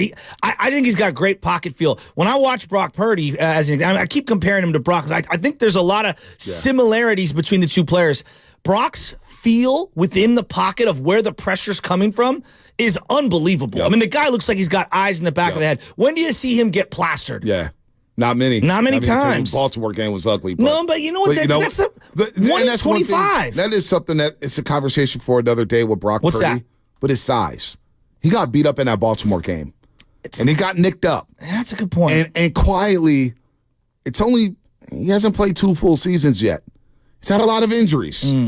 Now he's got to play through them, and he's a tough kid, but long term, it's the same thing with Jimmy Garoppolo. Bill Parcells said it. I worry about his durability. Then we were worrying about his IQ, and we're worried about the way he reads the defense. But all that stuff came together. I don't worry about Brock Purdy's IQ. I don't worry about his anticipation. But I do worry about his durability long term. I think that's a fair point. But I would still invest. I'm not saying I want another quarterback, but long term durability, if he gets hit over and over, he does come up a bit nicked up, and he's a small dude. I mean, he got rocked in 3 straight games where he had to come out. Right. Right? I mean, it happened. If I were to ask you during the 3-game losing streak and we had that bye week, hey, the Niners are going to wrap up the number 1 seed with a week to go. You'd be pretty surprised, wouldn't you? I would have laughed. Right? Because I didn't see the slide from Philadelphia coming. I didn't either. I didn't see it coming. And boy, even Baldy, who's going to join us again tomorrow at 7:30, was ripping Jordan Davis saying, this guy's not even playing hard. He walks around the field. He's not in shape. His pursuit angles are terrible. Last month, Jordan Davis was looking great against Buffalo. What's happened in Philadelphia? So I don't know that, but no, to answer the question, Shasky, no, I didn't think we would get home field advantage. I didn't either. And I just feel like the way that they came out of that bye week and they've hit the ground running, and they haven't been perfect. There's been some games, like even the Arizona game was significantly tighter than I wanted it to be for longer stretches than I wanted. But those are divisional games, which you always talk about. Hey, they're always tighter and tougher than what you want, right? And I think that outside of the Baltimore game, that's the first time I can remember a Niner team in the Shanahan era when they've been somewhat healthy, getting physically manhandled. Dominated. As much as Purdy was rattled, and he was in that game, I thought that the defensive and offensive lines for Baltimore just completely physically took it to us in that game. That's the only game that I can remember in the last couple of years where they just look outclassed physically. And so it was a one-off. So I expect it to be better. But they came out of that break, and they were just unbelievable. Jacksonville. Remember how concerned we were about Jacksonville? The pass rush was better. The secondary was covering better. The linebackers were stickier and were hitting and weren't missing tackles. Offensively, I felt like Debo's best stretch of football was the second half of the season. Not 2021? No, I'm saying this year. Just this year. Yeah. The second half was better than the first half. He was unbelievable in the second half. I thought George Kittle put together a great year. Quietly. He's really flown under the radar. He's got over 1,000 yards. That's what I'm saying. And Purdy and him clearly have a connection. I think Brandon Ayuk, to me, and Brock Purdy, their connection is 1A. That's the number, even better than McCaffrey. I think it's Ayuk, because some of those layered throws in the Washington game, he hit one on an intermediate one that was just beautiful. How about him pointing? I wish somebody did. I'm surprised nobody did the side-by-side with Garoppolo pointing on Sunday Night Football and throwing the interception against Pittsburgh, and then you show Brock Purdy pointing and Brandon Ayuk in the back of the end zone. But Shasky, the connection's there. You can never predict correctly what's going to happen during the NFL season. It's tough. But I couldn't have predicted them having this explosive offense. Like I thought, I thought, hey, man, they can average 30 points a game. I thought it was a little absurd. But I didn't think it would look like this. No, me neither.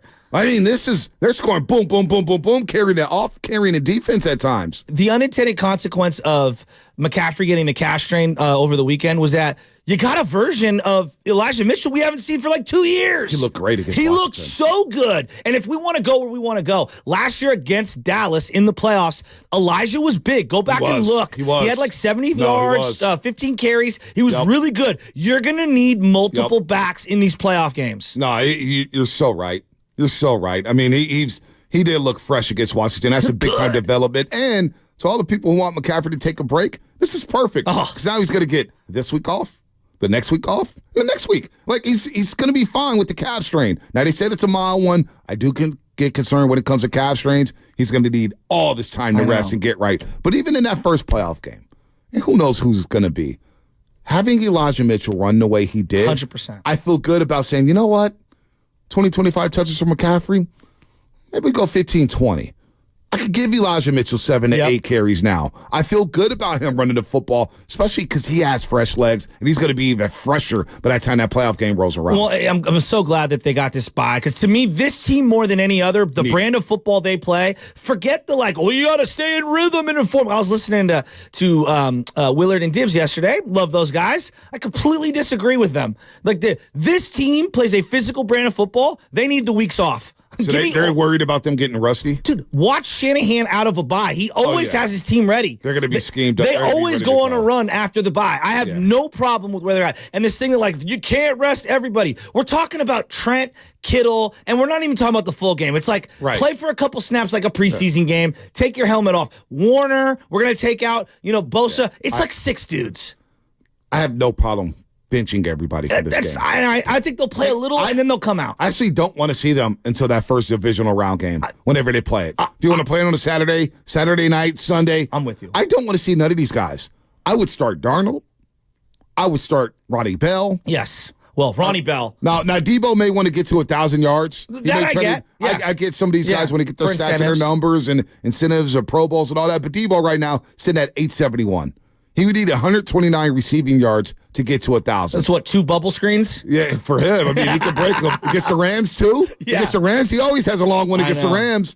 So maybe Debo wants to play a half. You try to get him his 1,000 yards. I'm with that. Okay, fine.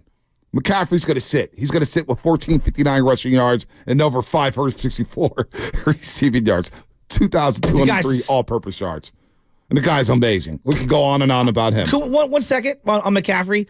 Part of why I thought they had a bad game against Baltimore was, and this is just my opinion, I thought Shanahan got away from handing the ball off to McCaffrey. Got cute. He did. I thought the scheme and the game plan that they had into that, and I'm not pretending to be Bill Walsh, just give the ball to McCaffrey. Your one drive where you scored, you fed him, and he brought you all the way on down. I pulled a U during that game. What's that? I was texting with Baldy. Because I'm watching it.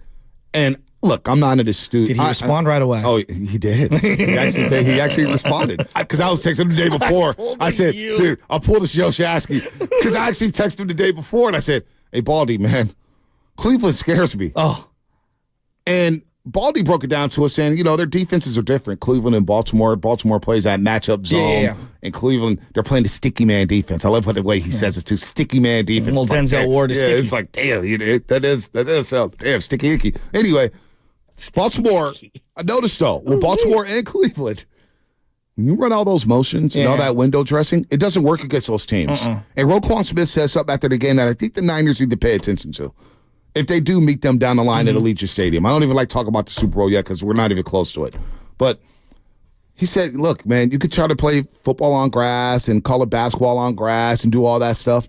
But at the end of the day, you got to line up and play football. Yeah. And I think against that team, Baltimore or Cleveland, forget all the motion stuff. I know Shanahan loves the motions and the pre-snap motion and all the window dressing. But against those teams, Cleveland and Baltimore, you need to run right at them. Well, wouldn't you agree that when you look at the defensive line for Cleveland and Baltimore, they have something that no other NFC team, maybe Dallas, maybe has, where it's like a physical, big, speedy defensive line. Yeah. And then the linebacker play for Baltimore is just amazing. Next level. Patrick Queen was awesome in that game, and so was Roquan. They think they have the best linebacker core in football. Well, they feel disrespected. They were better that day. Yeah. They were better that day than Fred Warner and Drake Greenlaw. No doubt about that. You have to give them credit. But I don't see another team. That's why I'm looking at the other NFC. I told you the Philadelphia game, I didn't think they have the personnel to be able to stop what we do well. No. Baltimore might, but look, I'll worry about that in February. Exactly. But it's just something I was thinking about. It's like when you brought up McCaffrey and how they got cute in that game. I just thought run the ball. Just run the ball right at them. I agree. Run the ball right at them and then play action pass. But all the window dressing, they were on that. They were. And they weren't moving. They were sitting on the bubble screens. They were sitting on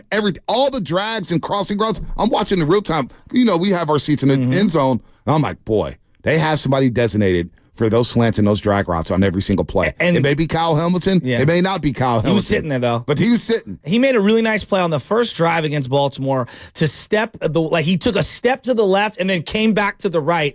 And Purdy just took the bait. And Purdy threw it right to him. It was a hell of a play by the safety.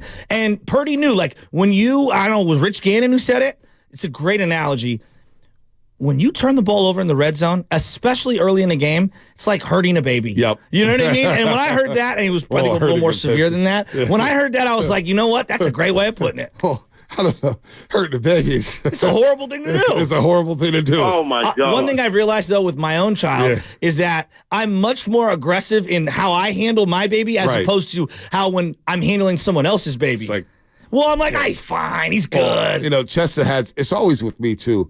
We're coming from gym class, or actually coming from school, and it's raining, and she wanted to walk down the stairs by herself. Oh. She likes to be a big girl. We had to get rid of the booster sheet a year ago. Because she doesn't want to sit in the booth. She's like, no, I'm a big girl. Whatever, okay. Do you, baby girl? Yeah. She almost slipped on those stairs, and she grabbed onto it, and my life flashed in front of me. Well, I got a story to tell. My buddy John's probably going to be killing me. My buddy Jim's brother, Johnny Moylan, he tore his calf trying to save his daughter from falling down some stairs. My gosh. He said he jumped up out of the seats of the bleachers to save her because she got knocked, and she was going to go flying down the stairs, and he went to go jump up and save her, and he tore his calf. Oh, my gosh. And missed like 9 weeks of work. Oh, my God. I love you, Johnny. I'm so sorry. But everything is for consumption out there. You know, we have a job here, Shasky, where even if we tore our calf, it was on crutches or scooter. Oh, we'd be fine. We still have to come in. I know. Hey, all you're doing is talking. I know. Wheel around that scooter, buddy, at 5 in the morning. Well, I was talking to Odyssey, HR, and they were like, "Oh, so how many weeks of this paternity thing? I need to get to work like tomorrow. Yeah. Like I'm afraid Spadoni and Lubman were doing such a great job. They're going to take my job." Or FP Senior. I mean, Jeff, I saw the way you were looking at him, and I said, I knew it. Jesus Christ. I knew it. He hasn't looked at me like that in years. I mean, FP was like baseball, and Bonte was like, yeah, FP. Well, I was like, when I bring up baseball, this guy's ready to spin my face. You know why? FP He's like ready to Lou Piniella me. No, FP won me over because I had my Giants 6. I was like, I don't know how this is going to work with FP Senior. He's a former player. The way I ripped the Giants, and I just gave my takes, and he goes, you know, Bonte, I don't disagree with a thing you said. You're spot on with everything. And I was like, I looked over a Lubman, I looked over at Pat Hegan, and then I went off on another baseball take, and he's like, no, I totally agree, because he's just looking at me, right? I'm like, oh, God, what am I doing? And he just looks at me, and I was like, oh, man, he's full of my baseball takes. It was at that moment I knew I had to come back. It was at that moment where I said, boy, Shasky may be out of a job. I know. You may have a butcher shot from 6 to 10. No, okay. I'm optimistic, Bonte. Oh, how's that guy been? Oh, boy, he hasn't tweeted me. Brian in Palo Alto? He didn't tweet me. Was he down bad after the Brock Purdy game? No, I tell you, he was back up with Klay Thompson with that 3-game slump. Oh. Because I definitely got some tweets from him then. He came out the woodworks? Don't give me false equivalencies. I missed all these drops. Oh, man. Hey, you know what? Let's take a call. I throw the number out today. Where's everybody been? Because I knew Shasky wanted to talk, so I was like, oh, no phone calls. I hope you know I also have 4 down territory, and I've got other stuff that I'd like to talk about. I saw 888-957-9570. Quick aside. At some point today, can we talk about the best movie that I saw over the break? The best movie that I saw. Star Wars night. No. Totally out of my realm. Star Wars night. Barbie? Oh, gosh. Barbie was hilarious. Did not see that coming. I was hoping for like a different kind of movie. Like those are the 2 biggest movies of the year. I didn't know, dude. Oppenheimer? Yeah, it's a good one. Well, you've got sisters. My sister was a big Barbie girl. Barbie, I was unfamiliar with your humor. It was hilarious. Ryan Gosling? Correct, Ken. Hilarious. Absolutely. It's for adults. It's not for kids. I know. It's it's funny. Hilarious. Because the Barbie girl song's now in my head because Chester was listening to it literally the other day. Barbie, she literally was listening to it the other day with her Barbie shirt on. And I was like, man, maybe one day I'll watch the movie. I swear to God, that happened 2 days ago. I'm telling you, B, I'm not joking. You and your daughter need to sit down and watch it. You'll enjoy it 5 times more than she will. I am enjoying the Cinderella. I'm enjoying Encanto. I'm enjoying Frozen. I'm enjoying. I'm singing all the songs, dog. We have concerts in the house now. Oh, yeah? Oh, we have concerts. Did you get a karaoke thing for her? I did not. Well, she does have a microphone. Yeah. Oh, yeah? Well, all of a sudden she wants to play with it now. Like, cut her mic. Let me talk. No, well, I was starting singing on the mic, too. I was like, oh, I'm having fun. This is just like work. But we had to charge it up yesterday. Don't cut me off, baby Chaz. I'm getting my point across. I'm telling you what, though. These Disney movies... Don't cut me off. Don't put words in my mouth, Chester. Don't you do that. I did not say that. Do not bring up the A-gap. I've been loving Brock Purdy. This you guys is coming around now. You don't watch film, baby Chaz. You don't watch film. You don't know that Caleb been overrated. I know people. Do you not see the floor spacing that Klay Thompson provides, baby Chaz?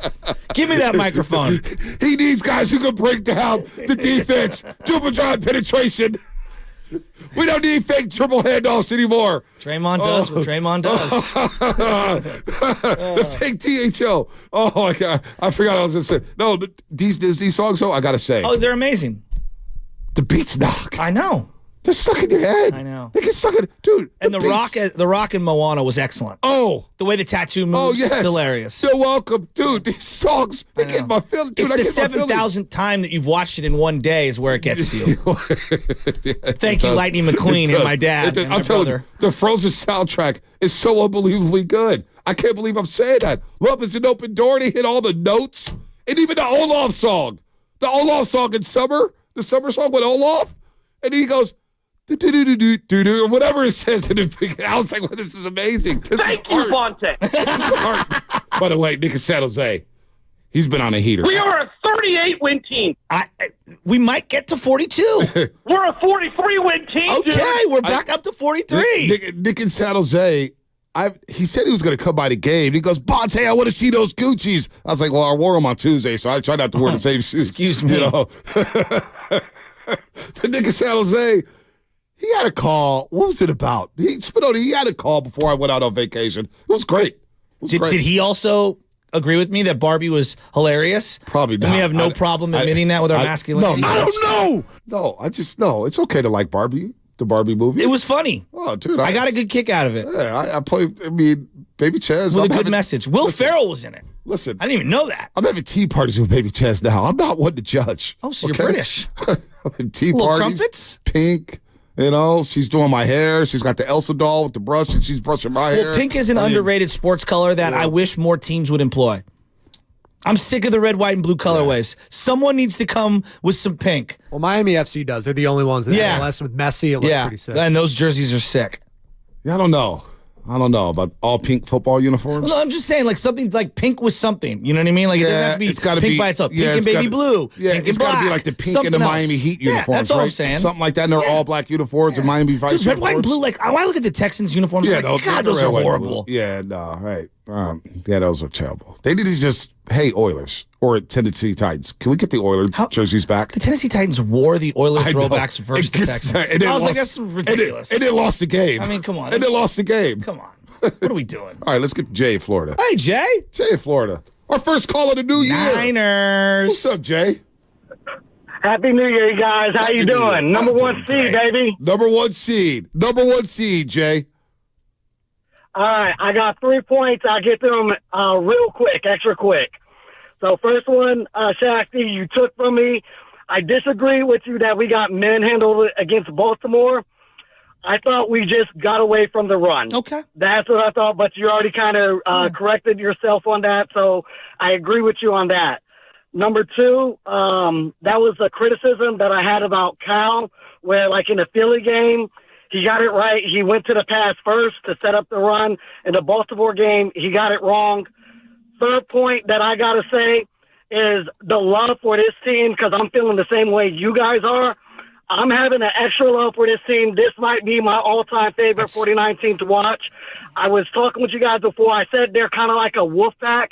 And the thing that I've noticed, and this is a credit to Cal Shanahan and John Lynch collectively, that if you are not truly passionate about football, you cannot be on this team. No.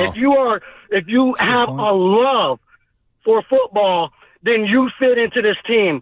Jimmy G, I think they liked him, but he didn't have a love like Brock Purdy has for football. I just think Brock's better. That's the reason why they are all in on Brock Purdy. Jay, I don't mean to interrupt you. I apologize for that. But I never think it's fair to judge a person's passion for their sport because people exude their love of whatever industry in ways that maybe aren't outward, right? Like just because Brandon Belt reacts a certain way to a strike doesn't mean he didn't love baseball. Right. I don't think it's fair for us to judge how people like Jimmy G doesn't love it as much as Brock. That's unfair. What I will say is I just think Brock is quicker. I think he understands coverages faster in real time. I think he diagnoses which one-on-one to hit and when to take shots. I think he's much more elusive inside the pocket. I think he's got really good feel for where the hot route is on a blitz. When a blitz is coming to him, bang, let me hit right there. I just think he's in rhythm mentally with Kyle Shanahan. Yeah, and you know what? I don't know.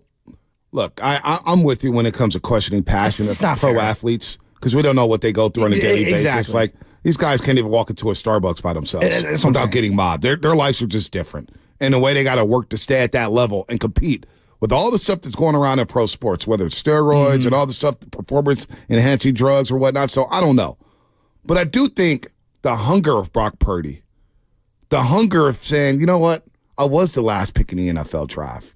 Nobody wanted me. I was third string coming out where Jimmy was a second-round pick coming out of a small school, got to sit behind Brady, comes to the Niners, already has some Super Bowls. Oh, now I get the fat contract after 5 games.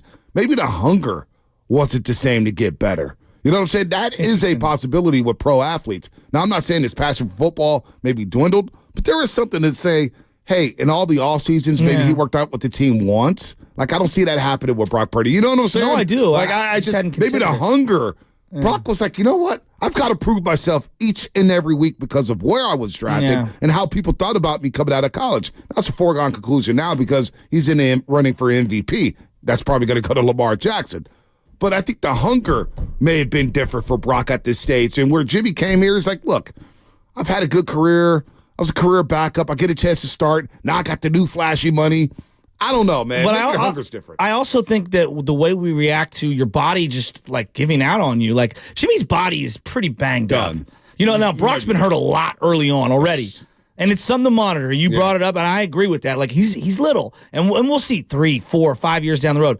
Jimmy's not physically the same player he was. Derek Carr has the same problem, psychologically and physically, just not the same player. I think it's psychological. Oh, no, for Derek Carr. Spinoni brought that up Christmas Eve. I remember being at that game. Yeah. Derek Carr, I was like, wow.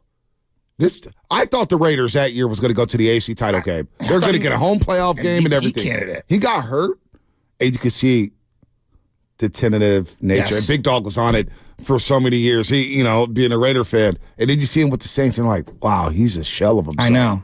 He's gun shy. Like Derek Carr used to sling that thing. And he would throw it deep. He'd stay in the pocket. Not anymore. And Jimmy was never the same after that ACL injury. No. And you're talking about like the hunger. So I thought everybody had it wrong. When Kyle Shanahan didn't let Brock Purdy go back into the game, everyone was like looking at it.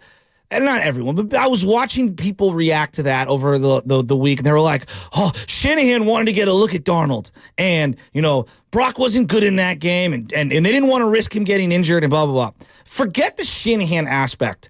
I loved that Brock Purdy didn't tap out in that game because he easily could have been like, you know what, I'm out for this one. I'm done. And Jalen did this too when the Niners were kicking Jalen's butt. He went to the locker room and came back out. There is something about a guy who wants to go back into the huddle and back into the field when the day is clearly not your day. Right. He didn't have his fastball that day. He didn't have his best stuff. He was clearly getting punched in the mouth. But you know what? There's something to a guy who's fighting and wants to get back in there. It's part of why I love the dude. He can make a horrific throw and then go, yeah, I'm going to make the next play. And he's so relentless with that. I think it's what makes him so great. You know, his the bounce back game's always tough, right? And it's never easy. No. We were watching the Warriors yesterday trying to snap a 3-game losing streak, and it wasn't easy. They couldn't pull away from Orlando. They're trying to figure out a way to win again. That's how it was with the old school Niners. I remember when they used to lose a game, that game back, you'd be all nervous, like, how are they going to react? How are they going to respond? And there's some hairy moments early on. Like, Washington made it a game. They made it a game, and I think that was good for the 49ers. Isn't it crazy Sam Howell was taken in the same draft as Brock Purdy? I know, and he just does not look, I mean. He doesn't look anything close. Come on, he's not a starter. And look, you want to say that Brock isn't the MVP? Fine. You can't say that when you watch guys play football, he doesn't look like one of the better quarterbacks in the league. In the league today, there's a lot of bad quarterbacks. That's what I'm saying. He does look like one of the better quarterbacks in this league, but see them bounce back and have to face adversity at halftime of that football game. I enjoyed that. How are they going to respond? They go on a long drive in the third quarter. They extend their lead. He has a great touchdown pass to Brandon Ayuk, and Brock Purdy was solid, so he did bounce back in a way. And then that Baltimore game, look, I watched that game back like 3 to 4 times because obviously we're on vacation. It got worse every time I watched it. It got worse. Okay, so and I thought, boy, he could have thrown 7 interceptions in this football game. The worst throw of that game was the first drive of the second half. On third down, he hit the defender in the face mask. In the helmet. So I don't even care about the interceptions. He just was off. He was bad. He had a bad game. Exactly. He had a bad game. It happens. And he got humbled in that game. Get it out of the way. But you know what? Maybe they should have run the ball more. And all the window dressing, maybe you got to run just right at the Ravens. But you know what? We'll get to the Ravens when we get to them. It was humbling to see them. And, boy, if we have to see them again, Lamar Jackson's going to be a problem for us. This is the best chance for them to win a Super Bowl in my adult life. For both teams, Baltimore or no, I'm talking about Niners. Yes, it is. This is their best team.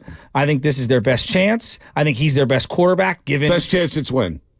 In my adult life. Really? I think so. I really do. I mean, I'm looking at the landscape here. I'm looking at the landscape. Like, even 2019, I didn't know how they were going to respond in the playoffs. But you look around that playoff, and you're like, I guess it's not that 10 great. 10-point lead in the fourth quarter. Like 2011, going into it, they weren't the number 1 seed. I believe Green Bay or somebody Green Bay was the number 1 seed. And they lost to the New York Giants. Yeah, with bounced Coughlin in the red face. Yep. So, like, I don't know. I'm looking at it. I'm like, they feel like the clear-cut number 1 team in the NFC, and this is their best punch. This is their best punch. 2 games away from the Super Bowl. It's insane. 2 games away. And they're both home games. Both home games at Levi Stadium. I can't wait. You may get the Cowboys. What if you get an Eagles-Cowboys I already know package what in I'm the wearing in playoffs? both games. Ronnie Lott. No, Shasky personalized. Oh, you're wearing Shasky personalized. You're that guy. Maybe I'll call up Misha's wife and have her make me a Purdy. I already knew my fit. I'm going to wear Joe Montana. Steve, you're like, no, it's the Shasky jersey.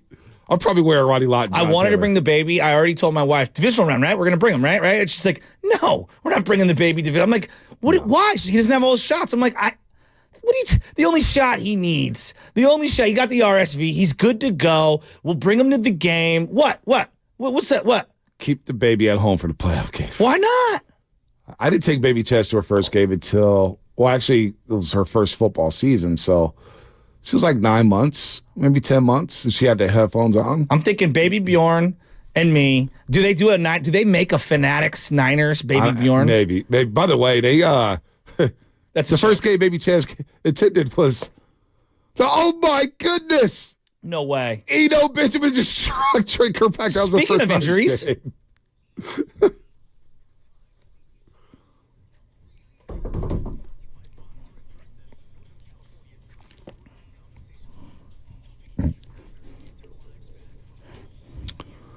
Oh boy, injury report. Gary Payton II. You feel so bad for him. We're going to talk to Anthony Slater in about 5 minutes here on the Morning Roast. It was a short return to the court for GP2. Missed a month with the right calf injury.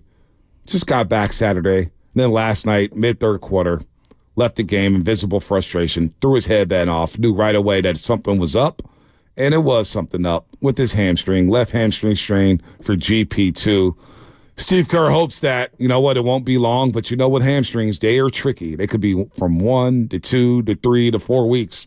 So GP2 with another injury. Unfortunate for him, as the Warriors, they just may not be whole all season long. It may just be one of those years, but our prayers go up to GP2. Get well, buddy. Get that hamstring right. Injury report brought to you by Boxing Girls in Northern California's premier workers' compensation law firm, helping injured workers get their lives back for over 40 years. The Niners do make the Super Bowl. Boxer Gerson footing the bill. You don't have to send us to an NFC title game. Not this year, because it's going to be right in our backyard. And we already got tickets and credentials for it. So maybe you pony up for Las Vegas. I would like to stay at the Cosmo. I'm just going to put that out there right now. I'm good with anything. Anything. There's a noodle spot. I swear to God, me and Crow, this ramen place, is the greatest ramen I've ever had in my life. I was going to stay at my auntie house in Las Vegas, but there's a lot of people trying to stay at my auntie's house in Las Vegas, so I may need the alternative plans. I don't know, Joe. We road tripping? What's coming up in the game? Sponsored by Fremont Bank, full service banking, no compromises. The one and only Anthony Slater. He joins us here in the new year on the Morning Roast. Kind of like a mashed potatoes guy.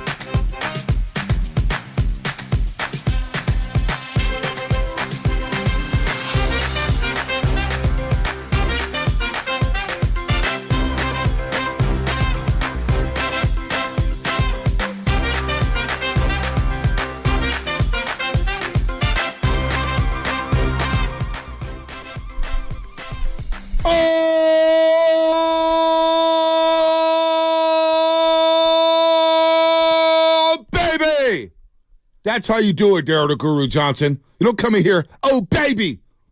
He asked me for permission to use that. I don't know why, but he did. Did you get royalties? No. He pimped it, but he couldn't Wally pimp me on that one. Well, because he's not, West Coast Mike and the Mad Dog. That's us. Goo's back. I do love the Goo, though. Do love the Goo. He's back today. I love how the Goo and Steiny plot their vacations where they never go together. It's like one or the other. It's very odd. I try to do all my vacations together with my co-hosts. Yeah, me too. I don't want to be left with Spadoti and him smiling at me. No, they did a great job. Smiling at me about Lonnie Walker and the Lakers. I love that drop. The Lakers. They get on my damn nerves. Oh, but did you see who was with the Lakers? Draymond Green. It's LeBron's birthday party. What was he wearing? Absolutely incredible. I don't know. I don't know. It's a Warriors Wednesday, brought to you by Freeman's Appliance. A trusted name since 1922. Visit freeman'sappliance.com today. Good morning, everybody out there getting off the graveyard shift. If you're at work, what is happening? Let me ask a question. Drive safely on the roadways. All the overnight dancers, I missed you. Well, I actually saw it. I haven't seen you in like 10 years, but good morning to you guys. Beauty Call cap drivers. on that. Beauty drivers. No, it's been about 10 years. New York City, Manhattan, when they broke me, and I looked up at my bank account and said, damn, I got $20 left. Yes, Wells Fargo, I'd like to approve a transaction. Yeah, I got to get back. Hey, Mom, I need money to get to the airport. New York City's not letting me overdraw my account. Oh, man. Oh, the Warriors win. Warriors win. Who has given this station, if we were to have like a pie chart, okay, of percentage of amount of conversations at 95.7 the game? Oh, my gosh. Top two is Jimmy Garoppolo and Draymond Green. Okay, so that's what I was going to say. That's like 80% of the pie. I know. 9 or 5.7 the game. That was the best. When I worked with Townie, and Townie would be like, yeah, 9 or 5.7 the game. No. It was the best. Will Kiss, Raiders PR director. He's the Raymond Ritter of the Raiders. Shout out to Will Kiss, City guy. He goes, oh, Bonte. What's happening over there at 9 or 5.7 game? If I hear the word Raider. And then, as soon as the Raiders on Hard Knocks, I was listening to 95.7 the game when the coaches was talking. He had it in every promo. Every promo possible. Did they say Raiders? All right, anyway, let's go to Anthony Slater. Because the Warriors won. They snapped a 3-game losing streak. And heaven knows, I did not want to come back in the new year and do our first show in 2024 with a 4-game losing streak. The vibes are good today. Anthony, good morning. The vibes are not good with his Dolphins. We can talk about that a little later. Happy New Year. Slater. He's been doing all type of good work with the Golden State Warriors. Answering all the heavy hitting questions. We got Slater on the line. Let's get him on the line. Is he there? Slater, hello? Yeah, I'm here. I've been listening. I've been listening to you get like Klay Thompson level introspective about your New York 10 decade ago, the deep impact of that. I'm telling you, man. My buddy Edwin from SS State said, boy, using that part of the club for about 30 minutes. So, yeah, there's $400 gone. Anyway, Slater, let's get back on track here. You got me. Hey, sorry, I'm sleep deprived. My baby kicked me out of the bed last night. Excuse you. I was on the couch last night. But the Warriors win. And let's start with Klay Thompson. Very interesting soundbite from Klay last night. Yeah. Yeah, it was. I think it was. He put it in a way that I think, even I'm sure your listeners and the conversations we've had, have been talking about for him. And, we'll see if that impacts behavior or impacts performance. I still think we need to see over a course of games. But I think for him to just come out and publicly say it and kind of put himself out there like that. And, these young guys hear stuff. Who, is the whole team has seen that, right, at this point today, probably. It was kind of at least a semi-viral clip. So I think it was interesting. And it was also, I think, another peek into, where Steve Kerr is best as a coach that I think sometimes people don't realize, right, the ego management. How many people in the world can have that conversation with Klay Thompson? Yeah. Where the list is 4, maybe 5. Yeah, well, for those that didn't hear it, let's play the sound right now of Klay Thompson. I guess Steve Kerr also addressed it, but here is exactly what they were talking about. Steve and I had actually a great conversation yesterday, and that helped me relax a lot. Sometimes I forget just how successful and how lucky I've been to be a part of championship teams and all-star games and gold medals. And when you want to get back to that level so badly, you can kind of get in your own way. And rather than forcing it, we had a conversation about just enjoying this last chapter of my career and how lucky I truly am to still be playing this game and doing it at a high level and being a better mentor for these young guys, leading by example, and having my energy right every game. And he helped me realize when I do have negative energy, how that affects the team in a poor manner. So we had a great conversation. That just helped me change my whole mindset and forget about shooting splits or points per game or all-star games, and just to enjoy being in this Warriors uniform and appreciate what we built, because it's such a rare opportunity for any professional athlete to be a part of so much success and to try and pass that torch to the younger guys and keep this thing going. Is that the most vulnerable you have ever seen Klay Thompson at a press conference? Probably at a press conference, maybe. I don't know. I mean, he's of athletes, I do think there are a lot of times he does get pretty vulnerable. I mean, even post injuries, there's been various moments where he's discussed just kind of the deep pain of going through the rehabs again and some of that. So maybe, but I just think, there was 3 parts of that were interesting to me. Number one, which I think matters on the court, is clearly it's an admission of at times I get so obsessed with trying to be, get back to my old self that it impacts my play. When he mentions forcing it, I thought the fact that he used the term last chapter of my career was kind of, eyebrow raising a little bit. Yeah. And then the thing that I think matters particularly for Steve Kerr, because if you go back a couple days, remember his post-game press conference after they lost to Dallas, and he's basically hinting at how individual agendas are getting in the way of the team goals. Yep. Just the fact that he was talking about how his negative energy affects the young guys, mentioned being a mentor. I don't know. There was a lot wrapped into there. Yeah, there was. In terms of moving forward, how can he take what he did last night? I thought he had a great game last night defensively, particularly in the second half, and some key offensive buckets. The pass from Kuminga to him on the three-pointer was beautiful. How can he channel that and build off that moving forward?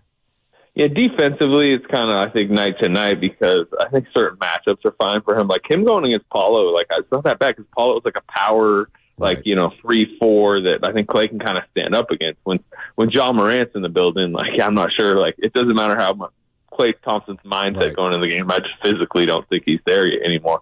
As far as offensively, patient. That's the big thing, right? And this isn't a new topic. This is a decade-long topic with Klay Thompson as far as shot selection, smarts go. But I thought he made some nice passes. He kind of strangely has a nice little connection with TJ. Yes. Yeah, he does. Yeah. It was a great pass yesterday earlier that game. Go ahead, finish, Anthony. Yeah, with that little like wrap around the head. I didn't know where he was going with it at first. So, I don't know. I mean, maybe just having him out there helps, and then it's difficult because as much as Clay can have the vulnerable moments, and like even when he gets benched in Phoenix, he's like super mad on the bench, but then post game he's talking about, hey, I trust Steve, I deserve to be benched. Like I think he has when like the temperature cools down and the game is over, I actually think he always has the right team perspective, and it's why I don't worry about him making a big off day fuss and demanding this or that. But it's like when in the heat of the battle, like he still gets super frustrated. He might have had that mindset going into last night. I don't know if y'all saw, he got 2 fouls and he's going over and he's like, elbowing the bench just because he gets so amped up. Yep.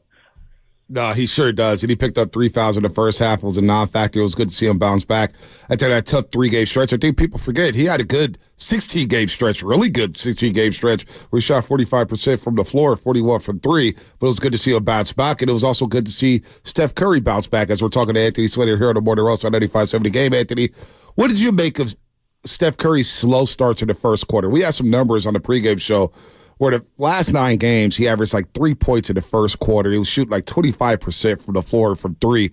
What do you make of his slow starts recently?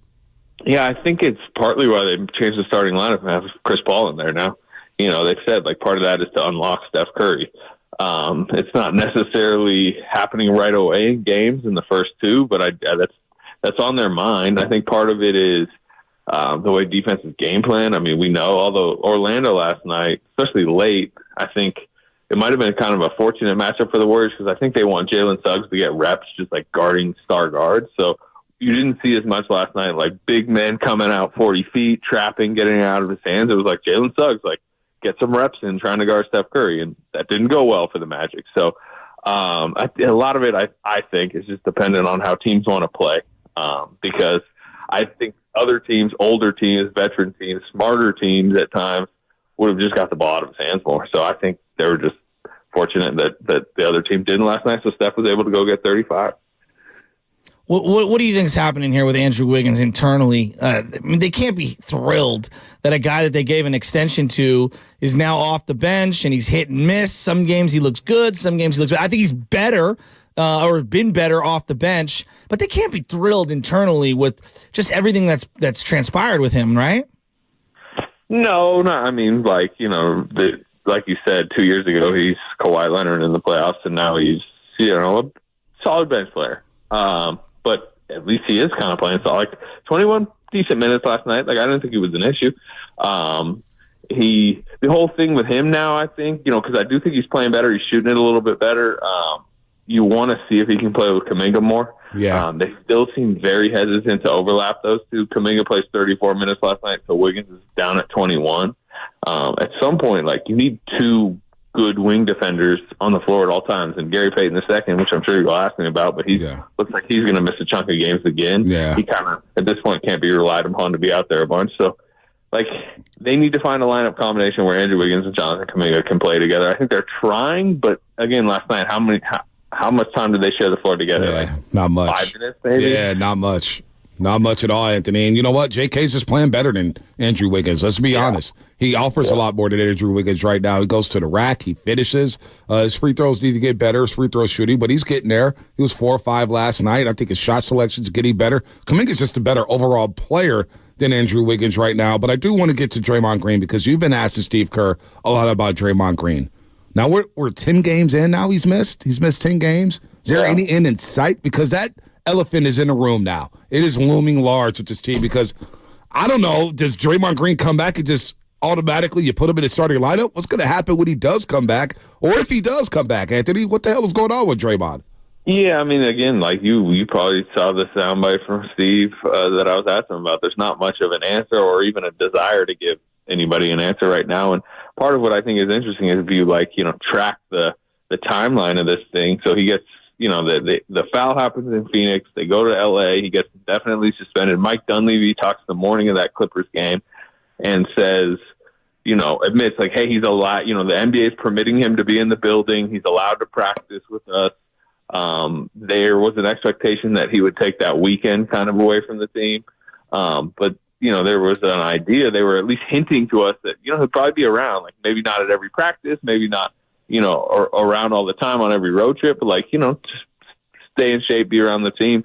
That just hasn't been the case. I mean, like Steve Kerr said it yesterday, he hasn't been in the facility with the team. I'm getting no intel or word exactly, the reasoning behind it, or, Steve Kerr said it last night, like, we're giving him his space, he's giving us ours, is the way he termed it, which take that how you want. They're being very vague about it. How did you take that? Yeah, I like that they just remain, both sides kind of seem to need time away. And then when he said he's given us our space, it kind of seems like, like it's a little bit Draymond Green's choice too, with what's going on. And, there's the whole, therapy, mental health, like counseling part of this that is not like it's purposely they're being vague about. It reminds me a little bit of the Wiggins situation last year. Remember, I feel like every 4 games I had to try to press Steve Kerr on it, and he wouldn't give a answer that was satisfying to the fan base, and they would continue to go like, "Where's Wiggins?" And it's like, I'll keep asking, but they're going to keep, hopefully they had such a tight knit. You would talk to people around the team last year when Wiggins was gone that like they would be coming up asking me like, you know what's going on? Yeah. I'm not saying it's there. I'm not saying it's to that level, because like we do kind of know what's going on. There's less like hidden here, but it's still, now that we're 10 games into it, and like you said, no end seems to be in sight. It's becoming a bigger like. Yeah. All right, so, yeah, go ahead. Well, let's play this out a little. Let's have a little fun with it. Trade deadline is February 8th. Percentage chance he gets traded? Oh, I don't know. I think a lot of stuff is on the table with this team, especially the way they're playing, especially the way the season So what's more likely? He comes back and plays for the Warriors before the trade deadline, or is traded away?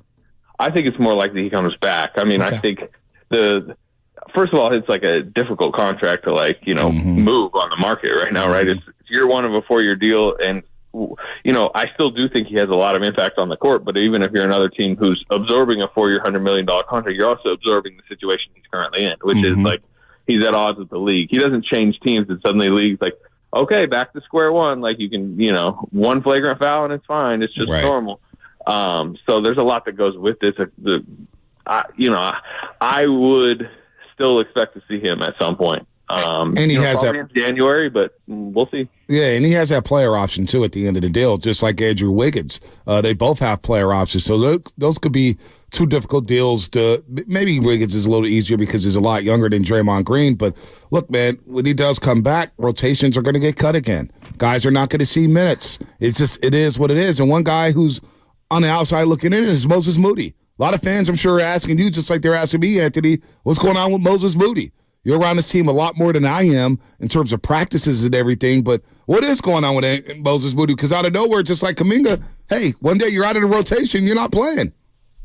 Yeah, look, they just view him as like the 10th, 11th man if Gary Payton's in there, and, if Draymond was there, you were talking more like 11th, 12th man, especially now that Trace Jackson Davis is such a heavy part of the rotation. So Pajemski has leaped him. Kuminga's now a starter. They're going to give Clay his minutes.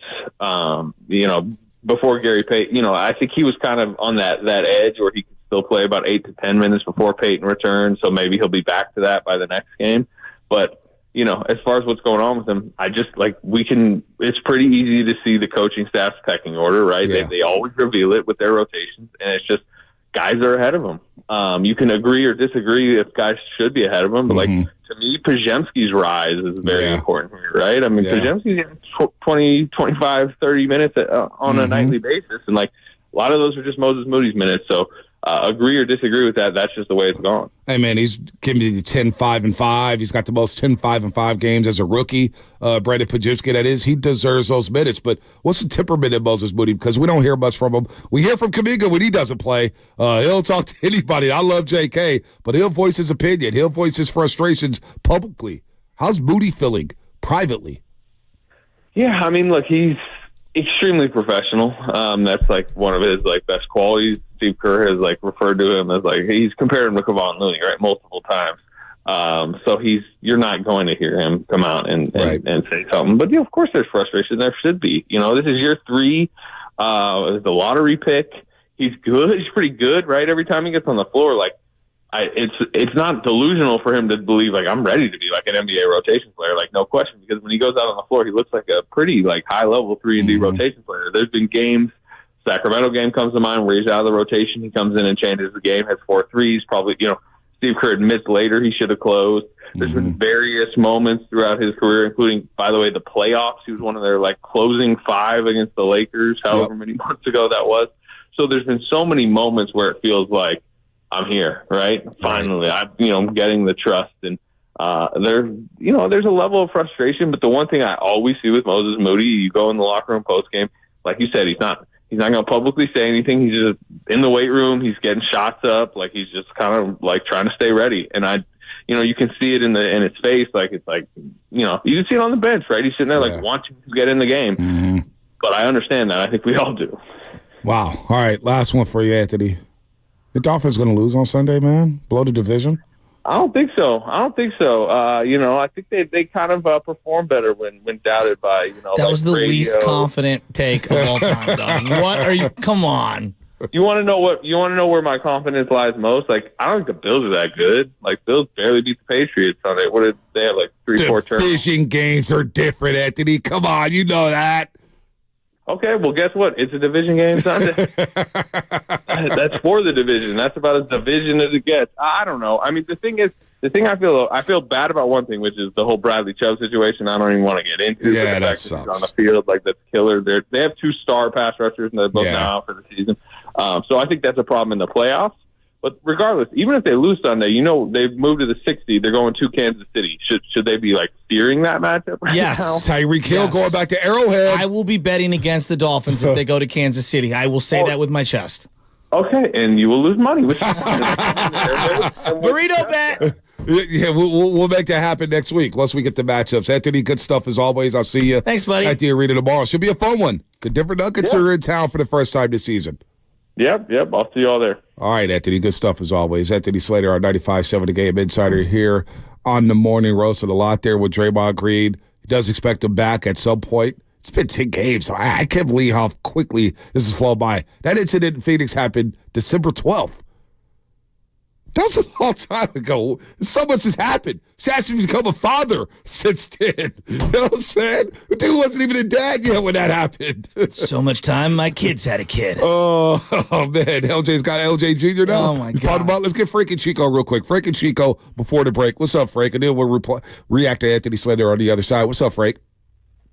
Hey, guys. Happy New Year. It's a pleasure always. I wanted to Chasky made a great point about pure basketball. Now, just give me a second here. I've been watching these guys since Mr. Mean and Sleepy Floyd. I'm a diehard, and I just feel like our leaders need to get it together a little bit. Now, I understand the take on getting rid of certain guys. I understand how Draymond has run certain people's patience thin. I get it, but this all I want to say. I'll try to be as quick as I can. There's a pureness going on with some of these young guys, okay? And I really think that our own success over the years, there's a little bit our own expectations as well from if you're inside Clay's head, Steph's head, Draymond. These guys have done a lot. These guys have done so many things that people never thought they can do. And I think that over time at this point has created a little bit of entitlement, and they need to get back to playing pure basketball for each other, for the game, like these young guys are doing right now. But let them go out on their shield, guys. We don't need to trade anybody. They've earned this. Let them go out on their shield. All right, that's all I have to say. All right, Frank, good call, man. 888-957-9570. Do you want to see these guys go out on their shield? What do you think about what Slater said? We'll react to that coming up on the other side. We got a break real quick. Don't forget the kickoff show this Sunday with Larry Kruger and Lorenzo Neal. Live 2 hours before the start of the game. Niners and Rams to close out the regular season. Join us at the Hilton Santa Clara for delicious food, great drinks, and the best pregame show in the Bay Area presented by Hab is Law. You've been wrong. Hab is Law will fight to make it right. Call 1-800-INJURED or visit habislaw.com.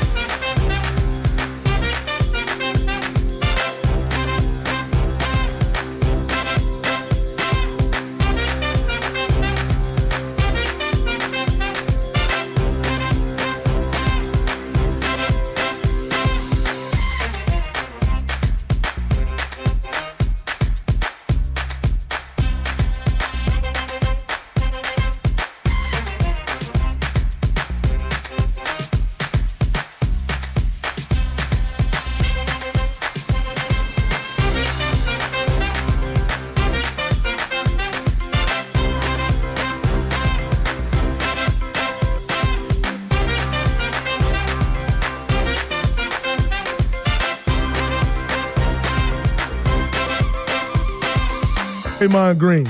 The Morning Roast with Bonte Hill and Joe Shasky is live on YouTube and Twitch right now.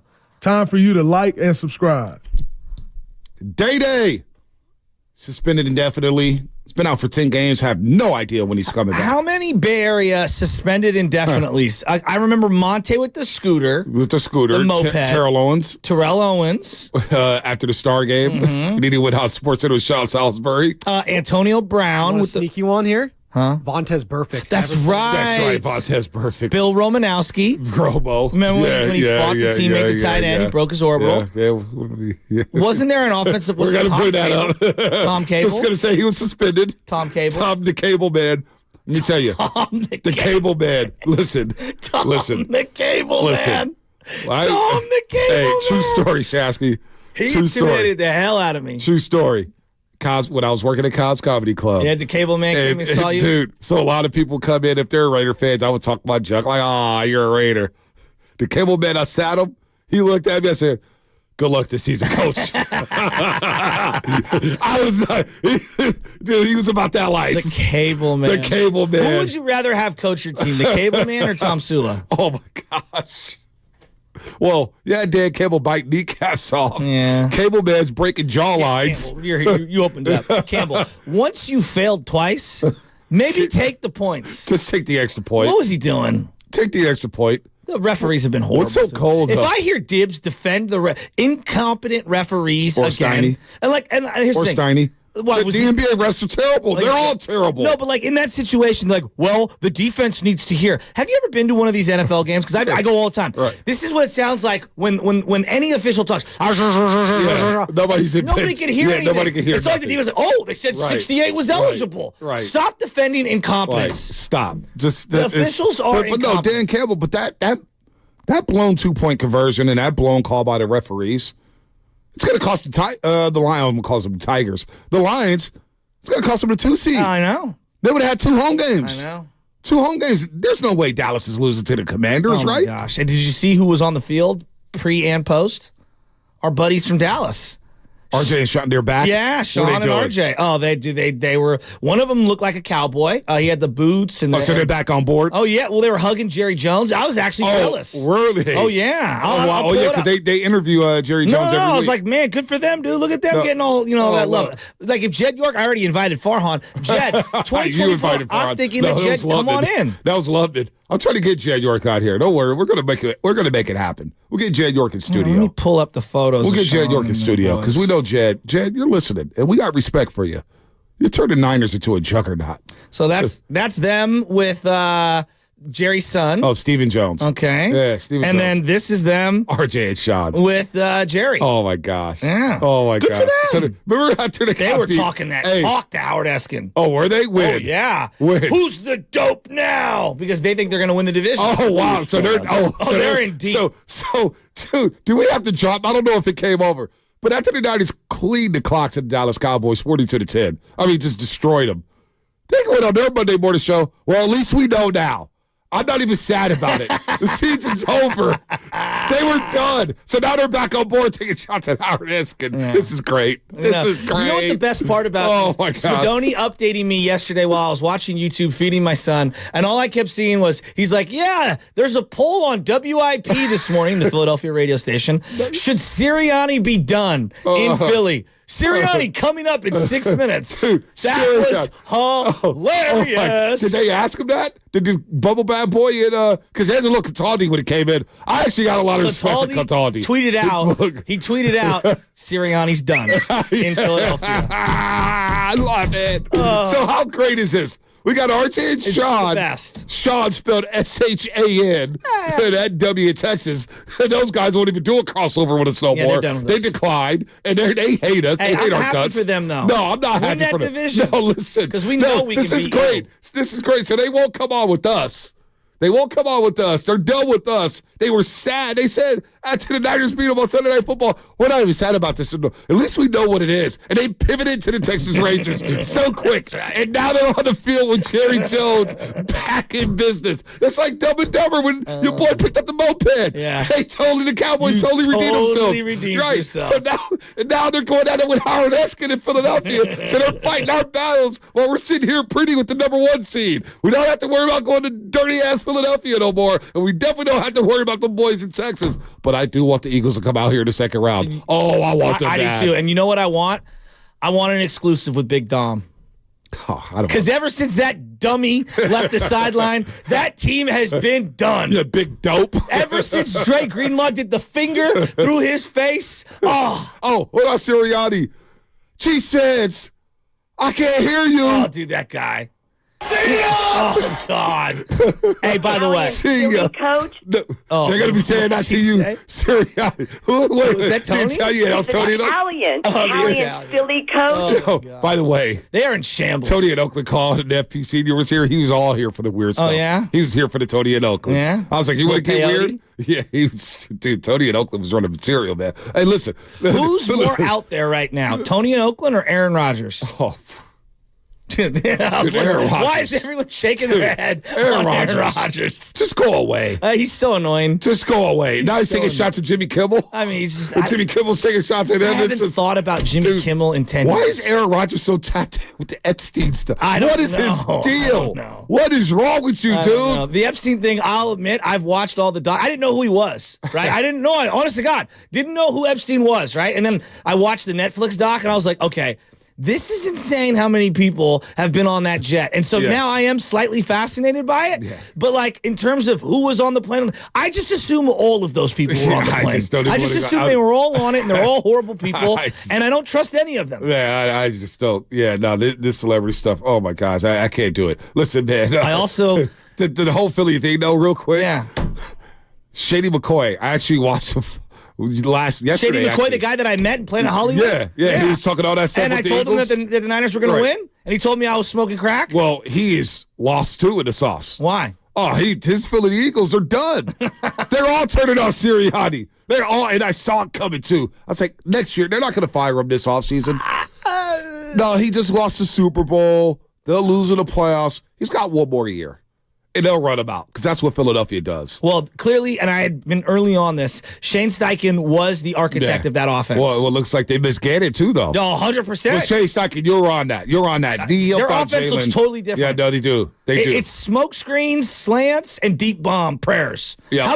How about, did you see the video I sent to the group thread, Philadelphia Eagles, where the fan was dictating the plays that were going to happen, and it was Jalen Hurts on 2nd and 20 and 3rd and 20 doing quarterback draws. Yeah, no, it was awful. Oh, my God. They did 2 straight quarterback draws and then the wide receiver bubble screen. What was worse? And they were losing their minds. Or Nick Saban calling a power gun run with Milroe and the season on the line. You ready to get there? I have it. You ready? Play me some music. Yeah, get some music because I could go to the Rose Bowl. Let me tell you something. Let's do this. I was crying on the inside. I've got so much material.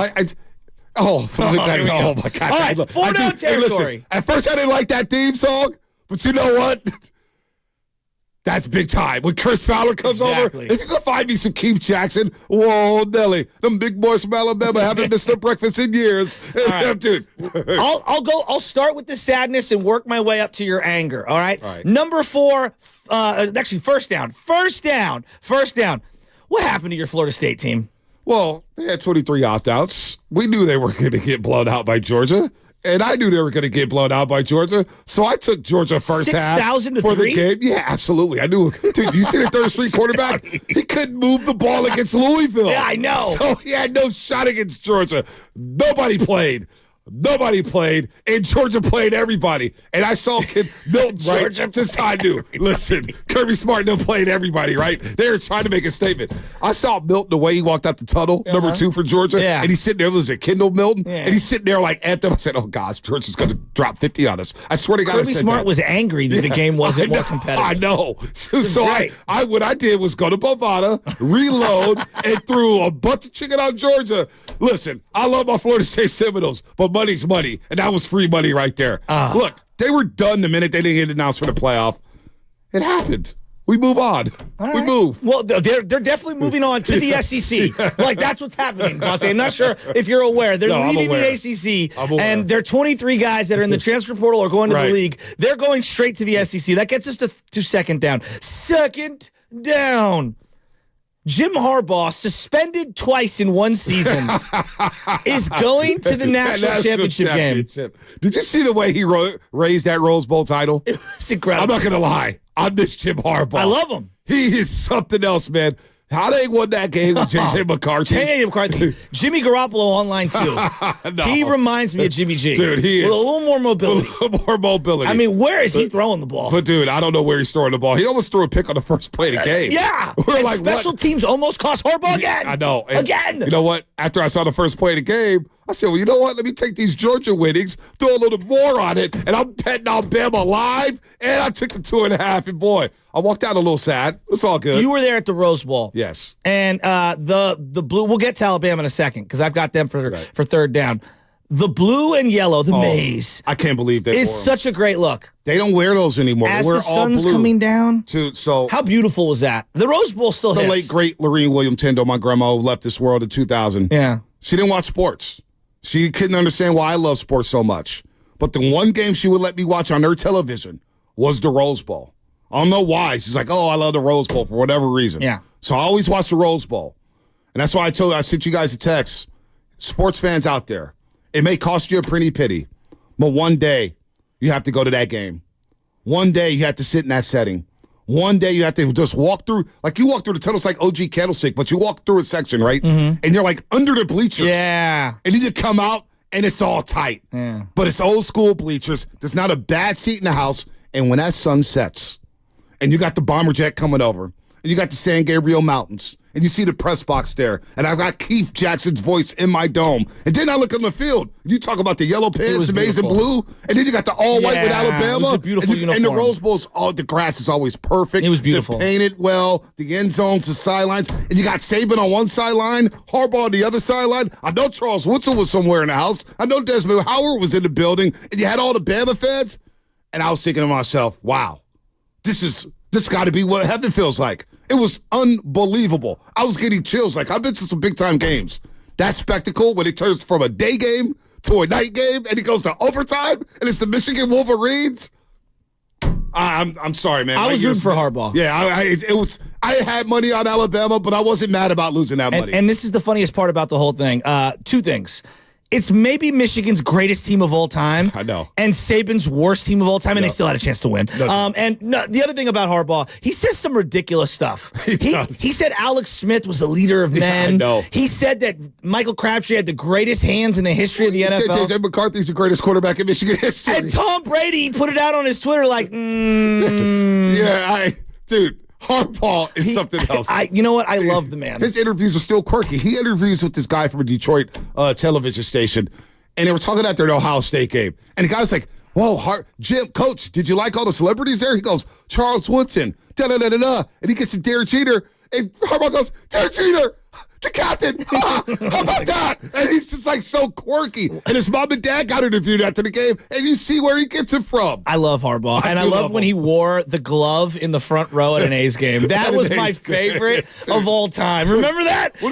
What about him holding the chains at Najee Harris's high school football game? Dude, he's holding the sticks. He's the best. The down marker. He's trying to cheat all the time. I love it. But this game's going to be good. Penix. Who's having the better year, Jim or John Harbaugh? I mean, Jim's been suspended twice. He's missed 6 games. He's going to the NFL. He's going to get $100 million, and he might win a national championship. Yeah, I know. He may leave with it. But and John only, I don't know, is going to get like an 8-year extension. But he may win a Super Bowl this year. That's what I'm saying. It may be his second Super Bowl. I don't know. That's a good one. I don't know. It's a All great right. one. Let's go to third down. By the way, real quick before you move on, Kirk Herbstreit said something about the Rose Bowl. He said every national championship game should be played at the Rose Bowl. I'm kind of with I'm you. with that, with the only problem, you don't get that 2 o'clock dust setting. Yeah, that's a good point. I do love. There's something about that. It's something about that, dude. Yeah, I'm telling you, man. I was sitting there. I was in awe. agree. The bands are playing all game long. Now, Big Dog City, who almost got to it because a Bama fan wanted to tell him to shut the bleep up, and it was like, probably the wrong guy to tell that to. Yeah, bowl season's dead, and Sam Lubman, we'll get to you in a little bit. All right, but the bowl season is dead. It's been dead. All right, the sanctity of the bowls. The Rose Bowl still exists though. Yeah, third down. Bama, Saban. I like Milroe. I do. I like Milroe. He's a couple years away. He's not a finished product at all. You're from the 3. I don't know what the play was. Some people are saying it was going to be a pull. Some say it was going to be like an RPO. They're going to throw a slant, a screen. I don't know. All you football coaches that know the X's and O's, fine, whatever. What happened was the worst play that everyone in the stadium and on their couches knew was coming. A Milroe gun run, essentially. We all saw it coming. Isn't that... Saban, that's what you had like 3 different timeouts. You called a timeout. Michigan called a timeout. There was a stoppage where they went to commercial, and that's the play you come up with. It was shocking. It was shocking to see that in real time. I definitely thought we were seeing double OT. The play calls in that whole sequence, that whole play sequence it was just odd. And the whole game, Tommy Rees is the offensive coordinator for Alabama, came over from Notre Dame.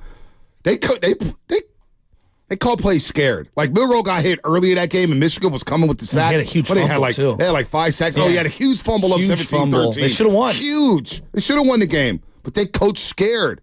I thought they coached their offense scared. Their running game was going nowhere. They had wide receivers who were fast. I can't wait to see Washington test this Michigan secondary, but what a disaster of a play call. Is that the worst play call in that situation? Yes. To have in a big game? Well, outside of, Harbaugh calling 4 straight passes with, the Super Bowl on the line against his brother. Pete Carroll on line 1, throwing a slant, not running with Marshawn. Yeah, that's there's one guy I know who thinks that was the smartest play call in the world and agrees with the play call. But moving on here, Nick Saban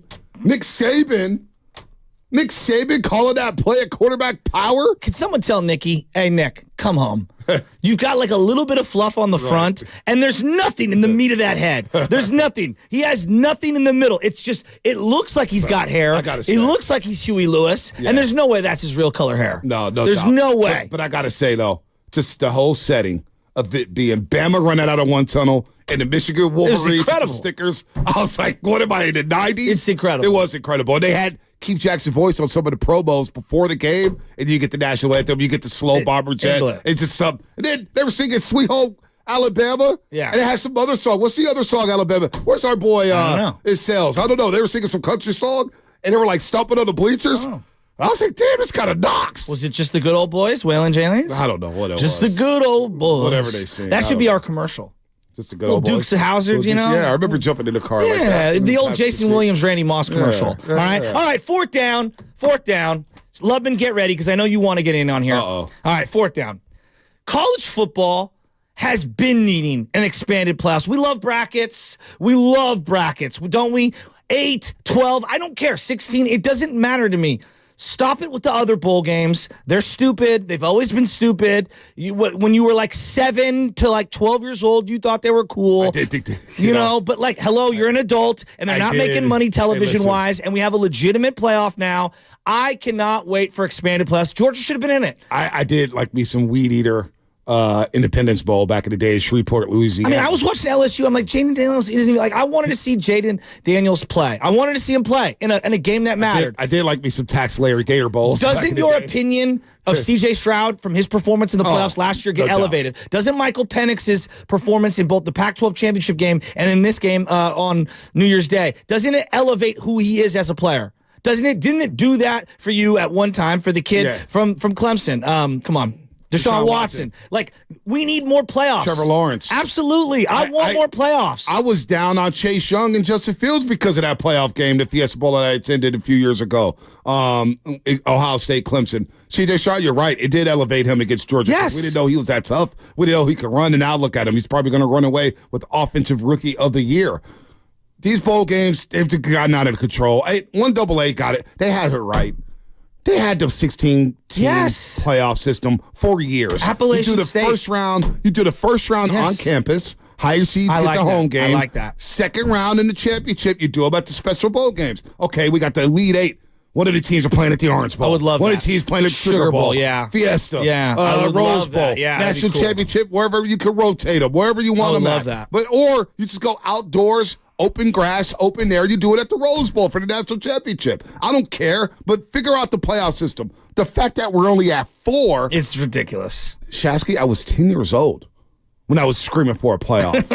10 years old because remember they had all the bowl allotments where the Big Ten Pac-12 winner or Pac-10 winner back in the day had to go to the Rose Bowl. The Big 12 or Big 8 winner had to go to the Orange. It's like, dude, we should have had a playoff 20 years ago. Totally agree. It's long overdue. I completely agree. All right, Lubman, get in here with the Bulls are incredible. They've always mattered. I miss them because they suck. Oh, he's on the phone right now. He's talking to one of your favorite guests. Well, there was your chance, buddy. Well, he just blew it. He just blew his wad. One last thing. The Pac-12 is dying. I'm not some Pac-12 haunch. I'm not some guy that was over here like, oh, I'm a big Pac-12 over. I didn't go to a Pac-12 school. I didn't go to any college. Right. And I didn't realize how much it did shape my college football and college basketball viewing experience, and I'm really sad to see it go. And I really hope Washington could pull this off. As much as I want to see Harbaugh win it, I'm actually pulling for Washington to win it. I really like their coach, even though he botched the late game situation. How does everyone who's 11 years old and playing Madden understand clock management, but these coaches don't? Like, what are we doing? I don't know what happens here. Caleb DeBoer, that's his name? Yeah, Caleb and DeBoer's a winner. Good. He is a winner, and he did a lot for his staff. His offensive coordinator picked him up, gave him a lifeline in his life, and it helped his career out. But look, I'm glad you brought that up because when we had Mark Jones on, my early days of watching Pac-10 football or college football, Mark Jones was on a lot of those calls, and I would have pride in a West Coast team playing the Big Ten in a Rose Bowl. I always wanted, whether it's Oregon against Penn State, whether it's Stanford against Wisconsin, Iowa versus Washington. I didn't care. I wanted the Pac-10 to win. When it came to basketball, how many times did you or myself put the Pac-10 going to the Final Four? Arizona or UCLA all the time. All the time. Those are our schools. They represented hard for the West Coast. And not to have that anymore. The fact that the Pac-12 is dissipating, we're not going to have West Coast rivalries anymore. Like, it stinks. Chip Kelly put it perfectly. We're not going to see UCLA, Arizona softball or baseball or basketball. I know. It's stupid. It really does suck. And the other, all right, Lubner, are you ready to get in here with your bull take? Because this is the most absurd thing of all time. Bro, you're not 10. You're 30-something years old. The bowl games have sucked for a long time. I'm not allowed to enjoy bowl games anymore because I'm 30 years old? Oh, he's fired up. Cal Berkeley did not play well. Weren't they in it? No. Cal Berkeley hasn't played good for several years because they refuse to adapt to the modern college football system. Gotcha. Well, they don't get into NIL. They still prioritize academics over athletics. Well, that's why their football program's falling apart. But I don't think they were ever a football powerhouse. So do what the Miami Hurricanes do. No, they had moments. Prioritize athletics over academics. Cal was never obviously a big-time college football powerhouse in the way that like USC or Texas or Miami used to be. Like, they've had moments of here and there, and that's what you got excited for if you're a Cal fan. So you love the bowl games? He does. He's really mad that Explain. they're going away. No. Explain it. Get it off. I want to hear this. Yeah. There is something. Today's the last day you'll ever be able to talk about it. No, it just growing up as a kid, I really enjoyed the bowl season, especially because I had winter break during high school and stuff like that. Yeah, it was just a really fun way to get some last bits of just fun college football before college football wrapped up for several months. I'm not going to lie. That was the enjoyment there. Like, but you said, I really enjoy those Independence Bowls, those Gator Bowls, those mid-tier games. Sun Bowl. They're fun. You got some fun games out of that. El Paso, Texas, midweek during the winter break. I had no cable television, CBS, 11:30 in the morning. You get a little Pac-10, little Big 12 in the Sun Bowl. It was also fun. You were not watching the Beef O'Brady Bowl. Get out of here. I was watching the minus. I was watching the Aloha Bowl. I was watching the Music City Bowl. I was watching all the bowls. I couldn't get enough of the bowl games. See, Bonte and I are cut from the same cloth. We were college football junkies growing up. Yeah. I loved every. Thank you, Spadoni. No, that's crap. No, I watched all those. The Holiday Bowl in San Diego was always explosive. No, I watched all these Hey, don't bowls. you disrespect the Pop-Tart Bowl. Hey, don't you disrespect the Citrus Bowl. The Emerald Bowl. Bro, I got $2 tickets to the Emerald Bowl and walked up and watched weak-ass Boston College play whoever it was at the time. No one was there. Hey, well, what are we, like this? We are misremembering. That's the Bay Area. That's the Bay Area. It's good that we're having our first argument in our first show in 2024. Yeah. But listen, the Citrus Bowl back in the day when Cal beat Clemson in 91, what? With Russell White at running back against the Clemson Tigers and Bruce Snyder's head coach? We're watching all those games. Well, so With you got the Steve Spurrier conference- said, 1991 was 32 years ago. Well, there's the conference What bracket are we rights doing? too. Like Shasky, I know you're not loyal to any conference, but like for me, growing up a Pac-12 fan, like I love watching Pac-12 teams beat up on Big Ten teams or SEC teams, or I liked watching USC lose, so they were exempt from that. But like when you saw it was just fun to be able to see that. You like seeing your conference that you rooted for have success in the bowl season. It's the one time to see your conferences go head to head against other schools. It was just fun to see. Like I'm with you. That year with Marshawn Lynch, crushed Texas A&M in the Holiday Bowl. That was so much fun to watch. That And that was back when he was about to go to the draft too. What? No, they lost to Texas Tech. No, sorry, Texas A&M. Sorry, Texas A&M. This was in 06, Marshawn's last year. They won 45-10. Marshawn Lynch went absolutely. They lost to Johnny Mack one year. Remember that? Oh yeah, Texas Tech. Yeah, City College. Yeah, that was a horrible loss. Follow each other on Twitter. Shout out to Johnny Mack. But no. The Cheez-It Bowl when Cal beat Virginia Tech and Marcus Vick. Listen, that was the bowl game that got Cal back on the map, really. 52-49, Chase Field in Arizona. It's a classic game. You sound like me going, I missed the Buick Invitational on the PGA Tour. It was such a great stop.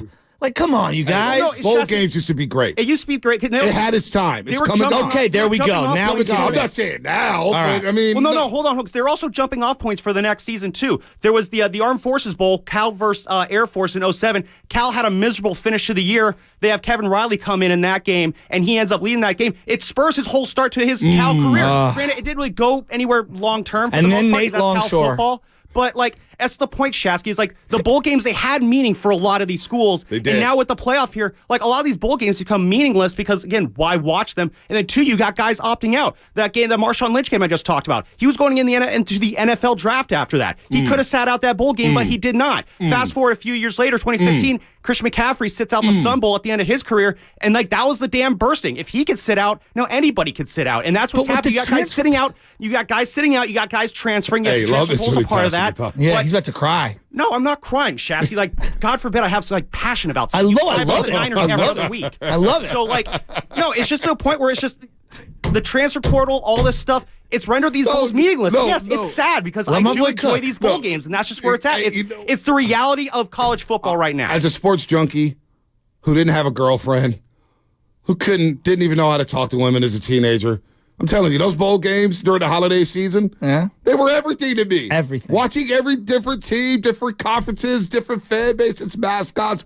learning about the bowl game, learning about the geography, learning about the slide. Exactly. Dude, there was a time for bowl games. Now that time is come and gone. There we go. Now we admit it. This season, this is the first year where I've damn, I'm not tapping into that game. At all. I didn't even care. I flipped on LSU and I was like, who's that quarterback? I don't even care. Yeah.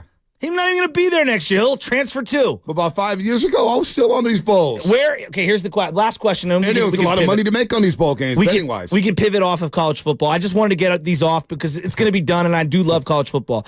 Where is Arch Manning going? Because he is not coming back to Texas. I could feel it. It's not happening. He's going somewhere else. The guy makes 5 times what Brock Purdy makes this year. Is he making? He made $5 million. Oh, I would love USC to get him. He's not going to go in his career. Barnstorming through the Big Ten? They play at the Big House this year? Oh, they do play at the Big House. That might be a game me and the Trojan You go to. hope Arch Manning goes in. I would love that. He's not going to USC. Whoa. He's not going to USC. This kid, Miller Moss, who needs him after that performance? I know, exactly. Is Arch Manning even good? I don't know. Well, he broke all of Payton's, Manning. He went to the same high school. He could spin it. He went 2 of 5 in a game they were blowing someone out in, and I was watching it, and he was running around, and I was like, I will take Arch Manning right now. Right now. You know me. I'm a sucker for athletes. Does Texas just force out Quinn Ewers? Quinn Ewers garbage. That's what I'm saying. He's so weak. So anyway. He had a decent game. It's like, dude, he was like 18 of 38. Dude. Isn't Arch Manning making more than Brock Purdy in NIL? 5 times more. He makes $5 million this year. Brock Purdy makes $800,000. So he's already bought. Think about that. On one drive, Brock Purdy had more completions than Arch Manning all year. All year. And he's making 5 times more than him. And you know what? I'd pay Arch Manning too. And he's going to college. And he's going to the University of Texas with $5 million in the bank. Life must be really good for Arch Manning in more ways than one. He's only 18. Absolutely incredible. He's only 18. He's only 18. And he's got $5 million, and he's in Austin, Texas, as a single man. Does he have a girlfriend? I don't know. I wouldn't have a girlfriend that was Arch Manning. Hey, Texas had the most expensive team in football this year and didn't win at all.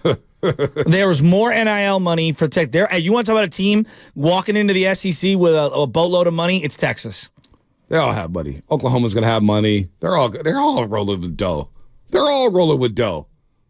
I don't think the Big Ten realizes Oregon, Washington, USC are going to dominate that division. Oregon and Washington. USC. Why do you hate USC so much? I don't hate USC. You do, though. No, I don't. Hate USC. I got a lot of love for their fight song gets me every time I start throwing up the deuces, too. Well, yeah, it's the only song they play. The Matt Leinart, yeah, it is the only song they play. I got the Matt Leinart jersey in the closet with the Orange Bowl patch, Shasky. The patch. It's one of my favorite football teams ever. Not the John David Booty? Not the John David Booty, who I thought would be a good NFL quarterback. Listen, my quarterback evaluations all over the board. This guy's got it. Sanchez, you look really good there, too. Mark Sanchez did look good. Mark Sanchez with 2 straight AFC championship games.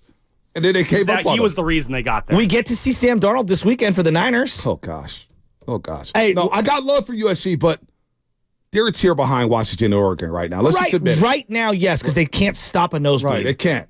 And I think Lincoln Riley's a little overrated. I'm just saying. There's a kid that I got a chance to see when I was in Vegas, Will Collier, who's the probably going to be the #1 overall pick in the NBA. This kid's a baller. Looks like Donovan Mitchell 2.0. Yeah, is it Isaiah? My bad. Is it Isaiah? I might have pronounced his name wrong. You might be right. They've got a team full of guys that are high upside guys, but they got a senior who's probably my favorite player on that team whose name is evading me right now. But I really like the Collier kid. He can play. He's got an NBA body already. I have not watched much college basketball. It was on my Gonzaga's solid. Yeah, it was on my screen yesterday. Florida Atlantic was playing East Carolina. North Carolina was playing Pitt. Hey, it's college basketball. It's too early for me. Duke has got the Old English lettering now for all their teams. And I'm like, Duke's not the same. Yeah. It's not the same without Coach K. Without that toupee or whatever that guy job was. It isn't. By the way, my boy Paulo Beccaro in town yesterday. My boy Paulo. What up, Paulo? He went off late in that game. He did. He's going to be a He's an Italian. Oh, is he? He did not look Italian. Speaking of which, Tony in Oakland on the roast. 2024. Peyote, let's do it. Let's go, Tony. Tony, good morning. Happy New Year. And how about Joe Shasky becoming a father during the break? How about that, Tony? Yes, and you know what? That is so perfect because the boy doesn't know the zone as well as you do, Bonte, and you can get in with those young infants if they're giving off the charismatic This is Shasky's stuff. baby, not my baby. I'm rizzed Tony. up, Tony. Tony, this is Shasky. Shasky's in the zone now. My daughter's already 3. I'm out of the zone. Shasky's in the zone. How about the mighty Quinn? How old is he? Oh, that's a great question. Quinn's got to be 40. Yeah, I don't know. You talking about young baby boy? Yes. Say Quinn? Shock the party? No, yeah, he's like 50 now. Tony, I did not know that was in your repertoire. Okay, first, I wanted to say that as far as the Italian in Philly goes, okay, if he had the guys that Shanahan has, let's be clear here, right? He doesn't have that. And we got to do something because we're going to be facing Harbaugh Sr. in the Super Bowl, and we ain't got the boys up to 7,000 RPMs yet. Did you guys see Ford versus Ferrari, that movie? No, I haven't seen it. I just watched Barbie. I haven't seen that. No, I actually have watched that movie. No, not that new Ferrari. They don't even have a real Italian as the head guy. They have Adam Driver or whatever. Anyway, but Ford versus Ferrari. Okay, it's about how race car drivers, you get up to the 7th. I don't know if you guys ever drove fast, but you get up to the 7,000 RPMs when you're going over 200, right? Yep. And then you're in. Everything starts to fade. I don't know if you guys have ever been there, but I have, right? I have not been in the car. I've been in the zone, but not going that fast. Yeah, maybe 120 miles per hour, but that's about it. And even then, I slowed it down. What's Tony. the fastest you've ever driven, Tony? 165. Wow. Over there on 280 or whatever. So you weren't doing 65. You're doing 165. But now you could do it all day long because there's no police out there anymore, right? Well, don't say that. There's actually police. You got to keep the waves on, Tony. Relax. Okay. So anyway, the key is to win the Super Bowl because we're going to be facing Harbaugh Sr. And that guy's a force. You know what? They shouldn't just be paying the athletes the big money. When you've got someone that can get the others in, they should be getting the big money too. And you know what? We're going to be facing McDaniel, their defensive coordinator. Have you seen that guy's eyes? He makes his team, his defensive line, into predators.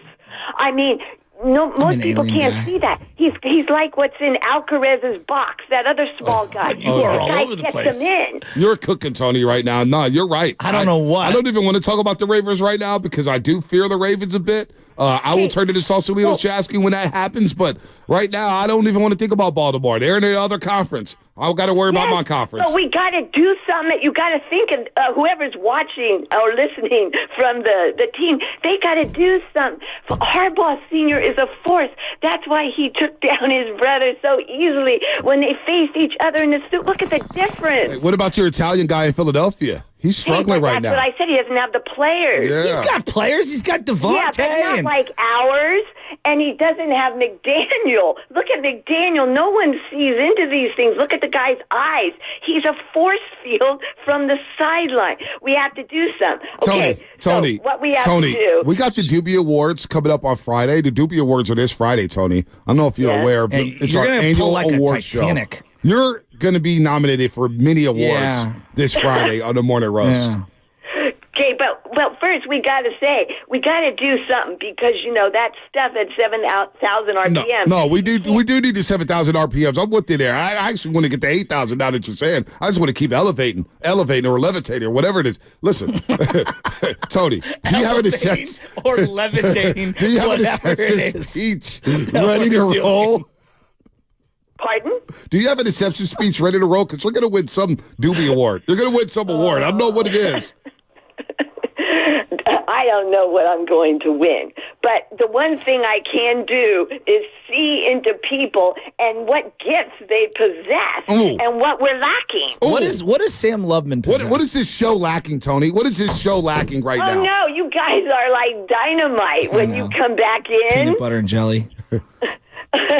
No, but the show. Okay, what it's lacking is we need a spot once a week, and what I can do is people can call in, and I can get them like athletes or whatever. I can get them into that place. It's just mirroring that 7,000 RPM electromagnetism, and they'll feel something of it. Hey, Tony, thanks for the call. Happy New Year. As you're listening to 95.7 The Game, KGMZ and HG1 San Francisco. My God. It's live on the Free Odyssey app. As long as search 95.7 The Game, YouTube, Twitch. You know what it is. Brought to you by First NorCal Credit Union, the smart choice for low auto loan rates and super simple online application process. This is a Warriors Wednesday, brought to you by Freeman's Appliance. It's just a name since 1922. They said that. Freeman'sAppliance.com today. Hey, listen, can you get that last part of Tony? What he just said? Electromagnetic force fields. They said that. I thought it was that Magneto. I thought it was X-Men or something. Tony is about to sue GTA 6 because she's one of the characters in there, and she hasn't even been given royalties. Have you seen all those people in Florida that are like suing GTA for not giving them the credit? Like these face tattoo people, who goes in and gets the face tattoos like, you know what, this looks good. This looks good.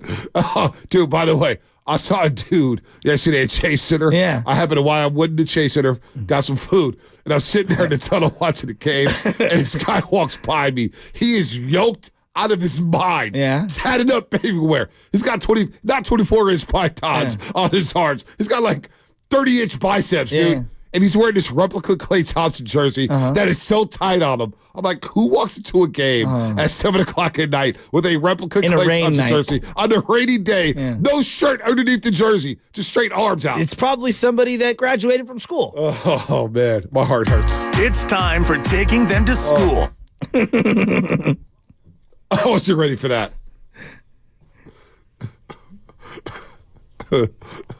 7,000 RPMs. You imagine you get to 3,000? Tony's in the car like, come on, baby, keep going. We're halfway there. I'm like, Tony, we're driving 120 miles an hour. Say, come on, keep hitting it. Get to 5,000. And it's just going up and up. We need her drop right there, 7,000 RPMs, electromagnetism. And then you need the Rick Barry. Remember when Rick Barry tried to show? He goes, you don't drive that. You point name. You point name. He said he was driving 200 miles an hour in the desert. Oh, my heart hurts. Clay Thompson, drive your duck. That's our play. And now pass goes to Clay Thompson, who somehow got away with it to Bertazzi, and he dunked it. Dude, 165 miles per hour on 280 with no lights is a very dangerous game. Speaking of taking him to school, it's dangerous. One guy I'm so glad that the Warriors didn't acquire as a book or a backpack for the team. Wendell Carter Jr. is garbage. Yeah. He's Remember the trade during the James Wiseman? The Warriors, the Bulls are taking Wendell Carter Jr. 280. I went 120 on 280. I slowed that sucker down so quick. I was like, no, not on this road. No. She's talking about 165, 7,000 RPMs. Juniper Sarah pointing at you as you're flying by. Oh, my God. It's just, I almost hit a coyote one time running across that thing. Oh, that was taking him to school. Brought to you by Peralta Community College District. Spring is free at ladies. She's already thinking about the Super Bowl. Berkeley City, Meriden College of Alameda. For more info, visit peralta.edu. She's already thinking about John Harbaugh. Jim Harbaugh Sr., she says, and I don't know. Harbaugh's dad does look identical to him. Dude, I got to play you this video between the break. We'll flip it for the sound. They're insane. The mom might be more crazy. Well, I mean, come on. What's coming up in the game sponsored by Safeway? Your phone calls. Shop Safeway this week and pick up Sumo Citrus, an incredibly sweet, easy-to-peel, nutritious mandarin.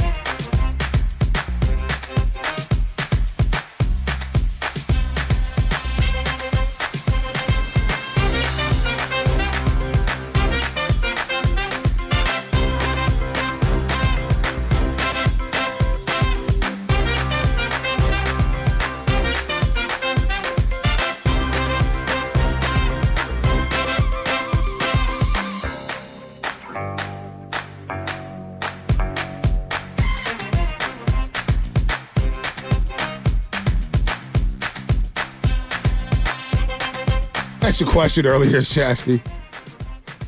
Who's giving us the most content here at 95.7 The Game? The boy doesn't know the zone as well as you do, Bonte. 40% Draymond. 40% Jimmy Garoppolo. I mean, Tony in Oakland, Clark the Shark, and Cat over the Cow.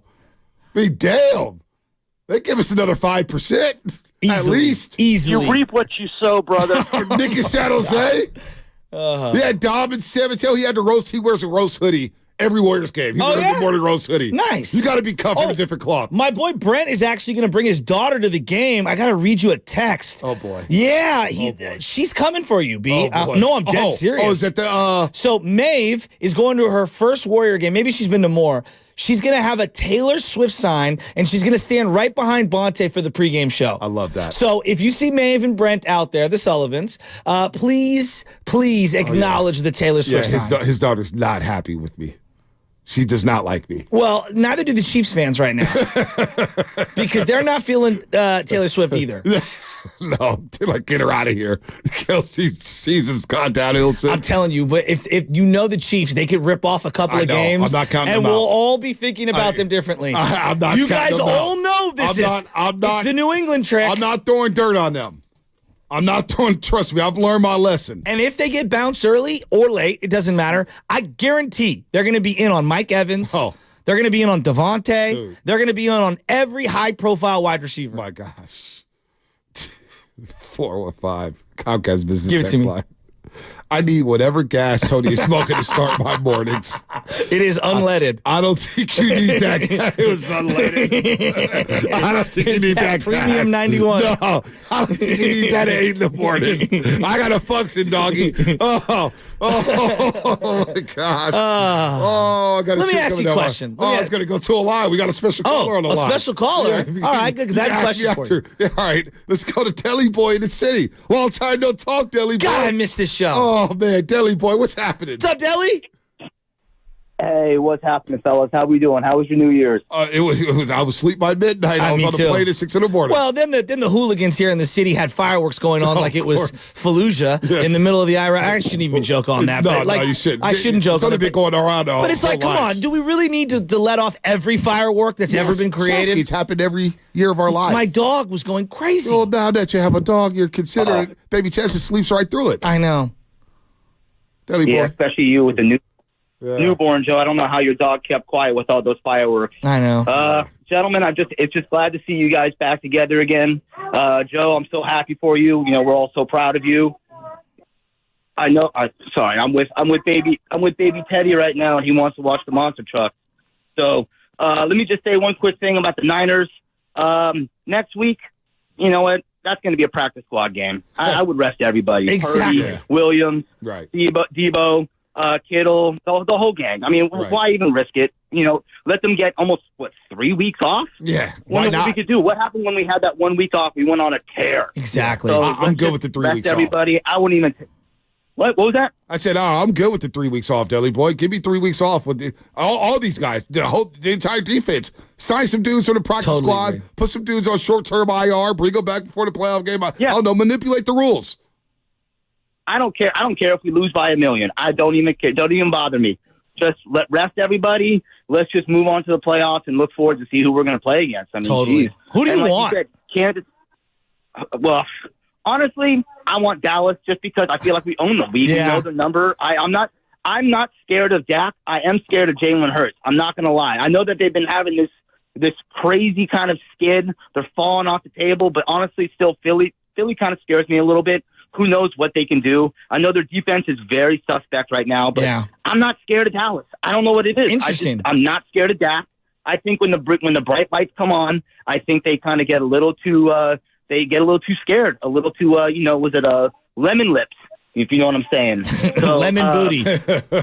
Lemon booty is lemon large. I never heard of lemon lips. Lemon booty. Yeah, lemon booty. Be careful of them lemon lips. Lemon lips. Don't talk about that. Now you just started something, Deli Boy. Yeah. Somehow lemon lips is going to become a thing. Listen, I'm not really going off that many hours of sleep, okay? I still got the baby that's keeping me up at night, you know? So I'm not thinking very clearly. I'm kind of, one eye open, one eye closed kind of thing watching the other two right now. So, hey, let me just say, though, that I'm happy to see you guys back together. This show is the best. You guys have the best vibes together, I swear. Just love you guys. Yeah, you just wait till the Warriors lose another game. Yeah, he just wait till Klay Thompson goes 2 for 15. Don't even get me started. Don't even get me started. We're nice now.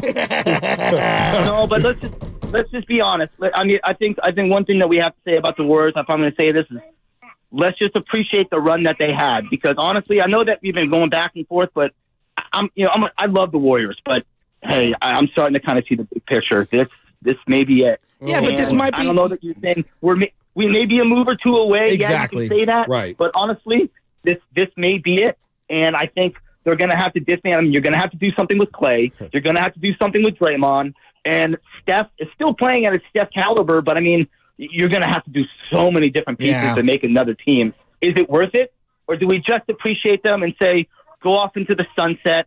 And that was a hell of a run, probably one of the greatest Bay Area sports runs of all time. You could argue it's even better than the Niners of the 80s and 90s. You can argue it. Yeah, I think it was. It's up there. I think it was, especially considering the run of excellence over a compacted period of time, and to do it with the ramifications of the salary cap the way they did, more difficult. Well, we got some horny dudes on the YouTube chat. Why? Lemon lips. They've turned lemon lips. Lemon lips actually sound nice. By the way, we're going to play some Harbaugh sound in a second here. The whole sign stealing narrative around Michigan. What? You know, he's been suspended twice, obviously, Jim Harbaugh. Yeah. J.J. McCarthy, I just read this quote as we're going to play some funny sound from Harbaugh's family. J.J. McCarthy says the sign stealing narrative around Michigan is unfortunate. He says about 80% of teams in college football steal signs. We actually had to adapt because in 2019, 2020, Ohio State was stealing our signs, which is legal. We had to get up to the level they were at and make it an even playing field. I mean, none of that surprises me.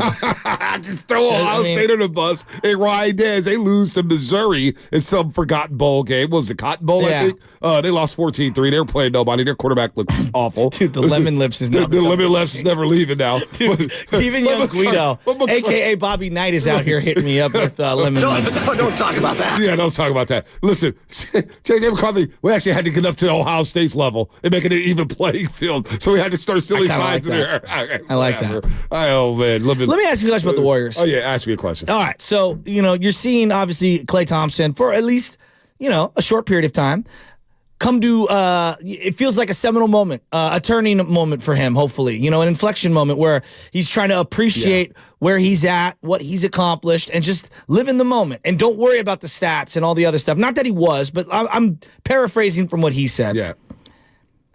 What would you do with right now?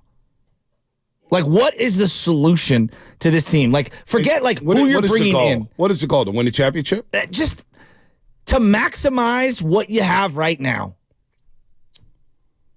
You got to figure out which pieces don't belong. What do you think? Because you have a lot of. They keep talking about, hey, we have a deep team. We have a lot of players. But Pat Riley comes from the old school. Hey, you play 8. Yeah. You rotate 7. I just don't see a clear-cut number 2 overall player. I don't see a number 2 secondary player. So you may not have that. Yeah. I have a lot of 3s and 4s, but they're very inconsistent on who that guy is night to night. So who plays better together? Now, if there's spacing on the floor, obviously Steph is going to be there. Klay plays better with a lot of spacing. It's obvious. Yeah. Guys who could break down their guys off the dribble, create for him. Kuminga does that. Podziemski comes back. I'm good off trading Podziemski and Kuminga in any deal. If we're talking about a rebuild or re-tinkering of the roster, I want one of these young. Kuminga does something that nobody else on this roster can do, and that's get to the rack at will.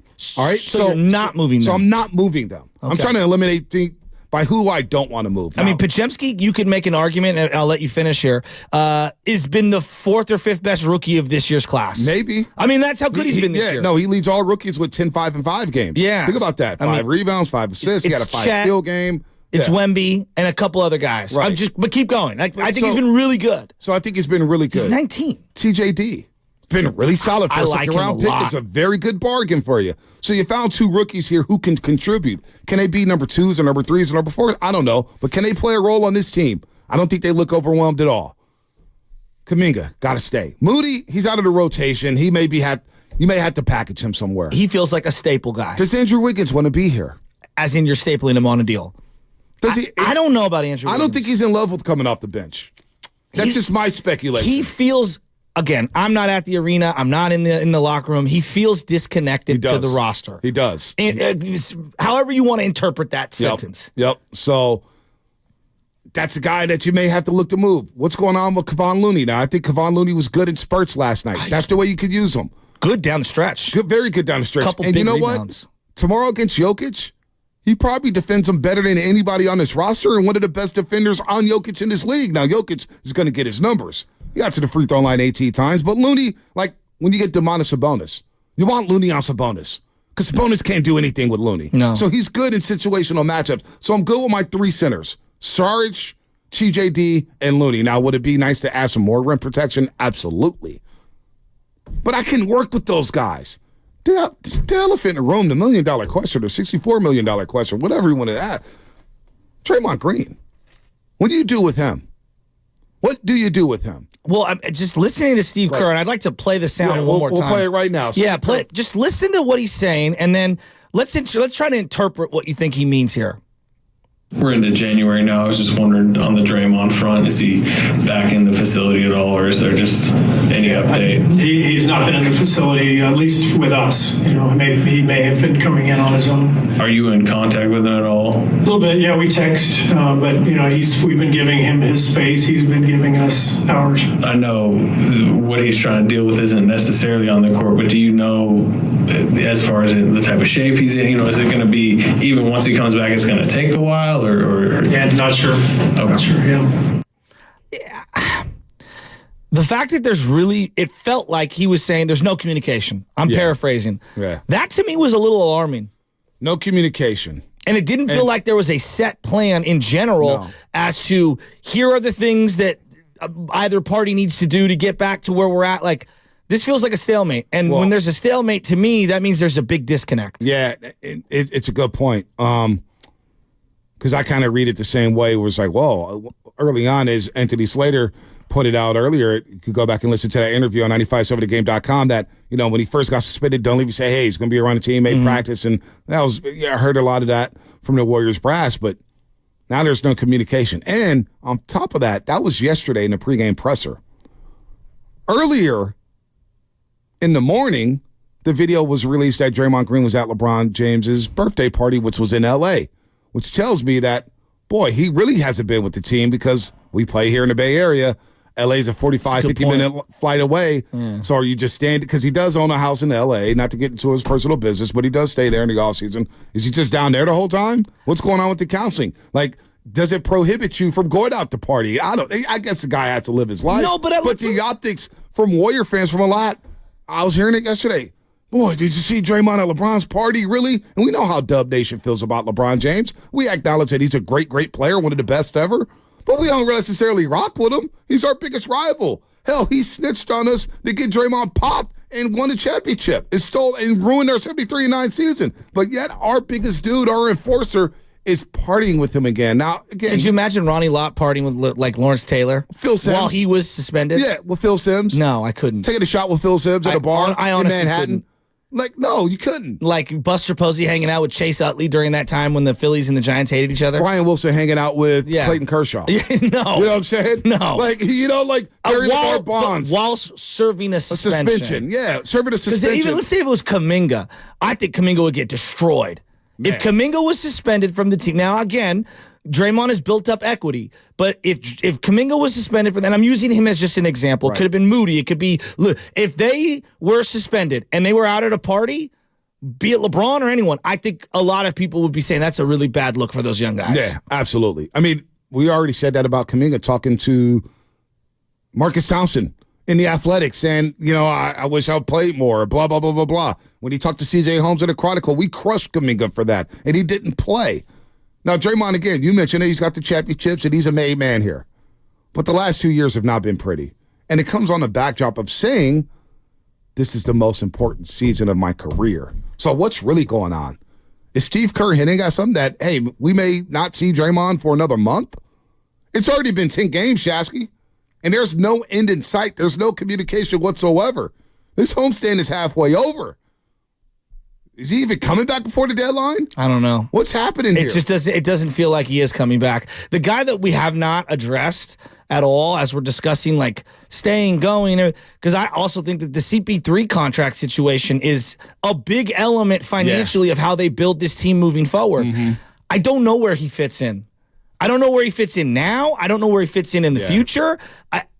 Let's just talk about this season. Okay. Because I don't know if he has a future here with the Warriors. Well, does he have? But Okay. for this season. April, is he here? I don't know, but you know what? I can make an argument that maybe he should stay. I think he's been good. I think he's been good. I think it's been good. I think he's been good. He's 9-12 from the three-point line the last 2 games, which is a positive sign. And he said yesterday, hey, look, I haven't forgotten how to shoot. My shots haven't been falling. My shot feels good. But I think for the youngsters, what he's done for Kuminga, what he's done for Pajinski, what he's done for TJD, and what he's done for Moses Moody. You can make the argument that he's been a better leader for those youngsters than Draymond Green ever has. Well, don't you? And I feel like they listen to CP3. They really do. No, I'm glad you're saying this. Don't you feel like there's connective tissue? Wow, our young guys are playing well. Wow, CP3 is really ushering the young guys. Like, to me, it's obvious. Like, he's empowering them as opposed to chastise. Because I think there was a culture before of you're not good enough to play with us. And I feel like CP3 has really found a way to kind of mend the old to the young. Because I don't think it's a coincidence that young players are playing well this year. I think he has a big part, Chris Paul does, in them feeling themselves and feeling comfortable, and him understanding by the way he plays the game, pass first, he empowers others to play well around him. No doubt. He told TJD that in Phoenix. He pulled him over and said, hey, look, man, we're going to run this pick and roll, and I'm looking for you. You need to be ready. I'm telling you, his leadership has been underrated behind the scenes with these youngsters. They listen to him. They understand him. And there's a respect factor there knowing that this guy's a future Hall of Famer. This guy just eclipsed 22,000 points. He's one of 37 players in the history of the league to score 22,000 points. And he's the point guard. I know. And so he's not even known for scoring. But for Moody and for Kuminga and for TJD and Pajinski, they listen to CP3. They really pick his brain about things here because he sees everything and he's seen every situation in this league. That's why I'm leaning towards, you know what? You just write it out with CP3. And you don't pick up the option. Like, as of right now, that's how I feel about that. No, I know. Now, there are situations where he plays and he slows a game down and you want to play faster. The one knock yesterday was down 20 to 23 assists. It was a lot more one-on-one stuff. But that's okay. That's going to happen against a good defensive team. The other part, though, is I feel like, they've played GP2 because he just got back, and then he got hurt. Like, there's some positional redundancy, and I think that with all the moving parts, I think we've been maybe too critical of CP3's pacing and stuff like that. He's trying to work with a lot of different randoms right now. Yeah. I mean, more so than even Steph. Yeah. Right. He's starting. He's coming off the bench. Then TJD starting. He's coming off the bench, so he doesn't have his lob threat. He has shards, and he's not playing with. So, no, you're spot on with that. And the GP2 injury, it's unfortunate for him. It is unfortunate. But that's one area where I'm like, boy, does Pajinski add a little more to GP2 on this roster? I'm not sure we can rely on GP2 to stay healthy moving forward. But just looking at him on the floor, even when they're on the floor. He bricked a big-time wide-open shot. He just doesn't look the same. Saturday, he fouled 2 3-point shooters on back-to-back possessions. Well, he's trying to do too much because he just got back, and his impact is going to be felt via the defensive side. And sometimes you play a little too aggressive, and you get out of your comfort zone. I'm kind of looking, like, I get that CP3 may be on the way out, and it's an attract. Hey, you could trade him to a contender. They'll use him as a point. But I'm kind of like, you know what? If I can move other pieces and keep CP3 for this season, for this team, I'm kind of with keeping CP3 around. I do, because I think he means a lot for those youngsters, man. And he helps Steph Curry with some of that burden of being a leader. And he could be more of a vocal leader as opposed to Stephen Curry, who's more of a quiet leader. Do they respond to Draymond Green's leadership anymore? Did you notice, before we get off CP3, did you notice how last night Steph and Clay wanted to gun quick in the shot clock threes late in that game? They were up, I think, 8 at the time. And CP3's like, whoa. Let's slow this down. Because they're going to start fouling us, and they're going to start. And I don't know. I as great, and I'm not. Everyone knows Steph's amazing. He's one of all times. There's something to be said. CP3 knows how to close out a game. No, they turned it over 2 straight times, and I could hear Fitz right now. Yeah. Oh, no, you don't want that. Right? And Chris Paul got up off the bench so fast. I don't blame him. And checked into the scorer's table. Was like, that's why you need CP3. Yeah, you got to slow this down. He's made some big back. I'm cool with keeping CP3 around. And I'm telling you, I don't know how much Draymond's voice resonates with these youngsters anymore. After what happened last year, after what happened the last couple of years. I mean, the guy got thrown out of the game for yelling at James Wiseman. I mean, that didn't make the highlight tape, right? Did you see the banner? No. No? The Pistons winning the game? Yeah. Dude, they needed that win so bad. Cunningham, well, God bless his soul. I'm glad they won because that losing streak was intact. You know they're coming to chasing her on Friday. I know. The $90 million man, Monty. Oh, Monty Williams. Boy. Well, Sadiq Bey, Warrior Killers there, is not there anymore, so you guys are okay. Sadiq Bey. What'd you think of the Nick trade? Getting rid of Emmanuel quickly. Yeah, and RJ Barrett. Yeah, I thought it was a good addition for them. Yeah, it's not bad. OG Anunoby. Yeah. He's good. Yeah, he'll be solid. He'll be solid. Nick's looking good. But RJ Barrett goes to Toronto. That's fine. Goes to his native Toronto land. has been holding off on this trade that we all knew they were going to. That's the best you could get? Yeah, they're going to trade Siakam too. I think so. Anyway, let's get, speaking of Cat Oper to Cal, he's on the line, live from St. Louis. Happy New Year's, Cat Oper to Cal. How'd you spend your New Year's out there in East St. Louis? Man, happy New Year's to both you guys. It's beautiful to see y'all. Congratulations, Sash Chasky, man. Thank you. To the new family and everything like that. Yep. And Bonte, man, oh my God, man, for you to be at that game like that, man, that's amazing. I wish I could have been there. You know what I'm saying? Talking about the Rose Bowl. Oh, yeah, yeah. I I'm definitely going with one teacher. I'm feeling y'all on that. But, again, I want everybody to just remember, guys, even the Denver game the other day. Look how the Warriors, to me, the Warriors had that game. All of a sudden, old boy getting a million free throws and everything. Yeah. But, again, besides a couple of games this year, the Warriors haven't got blown out. You know what I'm saying? These are close games. So it ain't like you got to do something drastic. To me, guys, I think something that'd be smart. And people thought I was crazy when I said about putting pods in and playing JD and everything like that. They thought I was crazy. And everybody like, oh, my God, where these guys come from? My thing is, let pods be the point. Let him bring the ball up so Steph Curry ain't wearing himself out and he's already in position. Let Pods do, because I love the way Pods dribbles the ball and everything like that. And TJD. He don't. Yeah, this guy don't got no fear. He always got a calm demeanor on his face. I love how he plays. He goes to the racket, and with him and Baczynski out there together, put Sarge out there. So to me, you trade Draymond. You understand what I'm saying? He loved L.A. for some reason. You trade Draymond.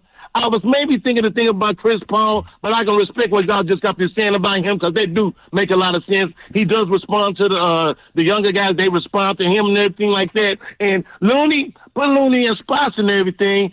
Put Looney in spots. Yeah. But to me, man, I just think the fact that GP2 got hurt, guys, and golly, that just really hurt me. That sounds like it hurt you, Ken Oper. So you want to trade Draymond?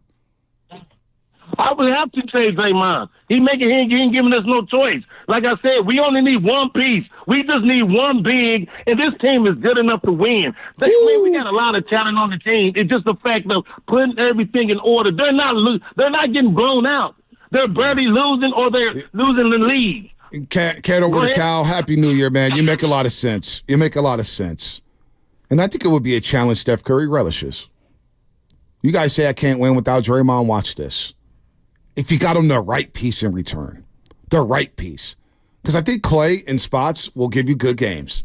Clay is a third or fourth option, ain't bad at all. I guarantee the Orlando Magic could go pay Klay Thompson to go get some shooting on that team. They're the worst three-point shooting team in the league. That team has a lot of pieces. And they have a lot of pieces. Yeah. They had a shooter like Clay, they'd be dangerous in the Eastern Conference. Yeah, absolutely. They'd be at least a second-round team, in my opinion. I really thought Jalen Suggs was going to be a player. I did, too. He just can't stay healthy. I was really wrong on that. Yeah, he can't stay healthy, man. Can I ask you, as we're dissecting like a Draymond Green trade, it sure feels like if they do make a trade, Wiggins, Draymond, whatever, boy, it feels like Moody's a part of that trade, no? Yeah, it does. I'm going off what I'm just the not playing. He feels like he's the odd man out. It kind of sucks, man. Because I like Moody. Me too. He's a professional. I think he's a good player. I don't know if he'll ever be an all-star, but I think he has a bigger. He's solid. He could be a better player than what he's shown here. He'll be in this league for the next 10 years because he could shoot and he understands the game. Yeah. And he's a pro. And they like that. They like bringing guys like that to the locker room. So, boy, I don't know. Maybe they are a one piece. I don't know, because the West is so muddled. Like right now, Minnesota's the top team. Does anybody believe Minnesota's going to get through the playoffs? We would all like to see them win a couple series first, right? They haven't won a series yet. I mean, that's all. OKC's dangerous. They beat Boston last night. They haven't been in a playoff situation before, but they are good. They are legit. Dallas, I don't know what to make of. You know, they're the number 1 3-point shooting team in the league in terms of attempts and percentage. And what does that look like in the playoffs? Kyrie and Luka. My turn, your turn. Kyrie's missed a couple games. He's missed like 14 games. Yeah. He's been out for a while. Yeah, but Luka's been on a heater. He's been amazing. Yeah, he's been on a heater. New Orleans, what's going on with them? They won 3 in a row. They're 7-3 in their last 10. What's the deal with Zion? I don't know, but they're winning some games now. Doesn't it sure feel like Zion, Draymond, Moody? I'd take Zion right now. Would you trade Wiggins, Draymond, Moody, some collection of first-rounders for Zion? Take a flyer on him? Can you trust that he can stay healthy? I'd take the flyer on him. I'd take the flyer on talent. Am I stealing one of your bits? No. I mean, it's not a flyer for Zion Williamson. No, it's I not think a it's going to flyer. take a lot more than that, too. Yeah, no. No, it is a flyer because he can't he has not proven to stay healthy. But I think his value is still way higher. No, I agree. But would you agree the risk? The risk, I think the GM risk is bigger than the fan risk. Like, as in, the fan assessment on the risk of a Zion is significantly lower than what a real GM is thinking. Zion, there's weight, health, attitude, work professionalism. ethic. That's what I'm saying. Professionalism. I think that the common fan undervalues what a GM is thinking about when they acquire Zion. But you know what, though? I take that flyer on Zion. Oh, we'll turn him into a vegan. We got the soda diet. I don't want to be a vegan. Hey, Zion, you ever met avocado toast?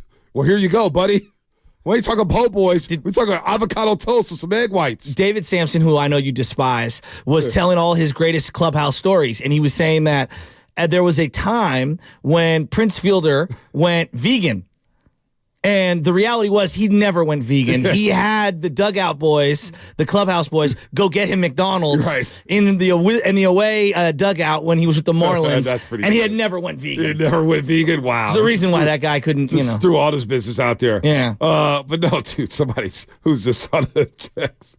Who's this who said, Chris A., take Zion to a taco truck. It's a wrap. No, we good. Zion, have you ever had lumpia? No, we get him some shrimp tacos. We take him to the lumpia store. Shout out Shrimp E40. is high in cholesterol. Get my boy. I love shrimp. No, I eat shrimp every day. Don't tell me that. Listen, Alex Rototo, E40, lumpia truck. We get Zion a lumpia. I'll take that flyer on Zion. If you were to say one Bay Area dish, what's that dish? We've now become a food show. That's tough. That's tough. One signature dish. Because I don't know if I could come to a conclusion. I'll just go clam chowder. Clam chowder? Yeah, I'll go clam chowder. Over like Dungeness crab? Yeah, I mean, not everybody likes crab. Okay. Okay. Dungeness crab, I don't know. Burrito? Or is that two SoCal simultaneously? Yeah, because SoCal claims burritos too. They claim the tortas. They claim the burritos. Dungeness crab. I know there's so. In the words of Joe Horn, there's so many of them. I can't even name. Maybe who can name them? BPA. Oh, is he here? Brian and Paulo. Is he here? Somebody else is here too, but I won't bust them out. Okay. Somebody else is in the building too, and they're glowing. Oh my gosh, I haven't seen that. Oh my gosh, look at her glow. BPA, what's happening? Hey, Happy New Year, guys. Happy New Year. Hey, listen, I see your tweets. I see your tweets, Brian. I see them. Thank you. Butcher Boy, congratulations, man, on, Thank you. procreating and all that good stuff. Thank you. Yeah, so, I don't know if you saw Draymond went to LeBron's birthday party the other day. Yeah, we saw that. What do you think? What do you think of that? I'm done. I'm done. Like, honestly, like, he's so egregiously bad that I almost feel like the Warriors should try to terminate his contract for cause.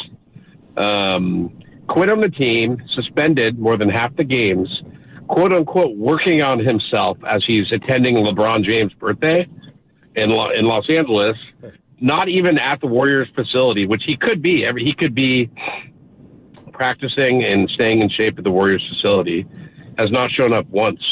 I'm done, man. Like, and by the way, if Steph's defending him, that's on him. If he's still defending and enabling Draymond, that is 100% on Steph for not holding his guys accountable. We can criticize Clay, but at least Clay wants it. Yeah, he does. Yeah. Clay wants to be better. He wants to be on the court. Draymond is. I'm done. I want him off this team and out of this organization, and his legacy is damaged. That's my take. Well, the Steph aspect is actually a really good one. I've been watching Steph's body language. Yeah. I don't know anything. I asked Festus this yesterday. What'd you ask him? He feels like he's more demonstrative than ever, right? More animated, You know right? why? Because I think that he made it.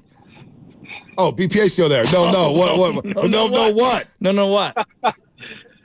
I think Steph is he's definitely not. He's down a lot, right? You can see it in his vibe. And that's what I think. Sagging shoulders. Yeah.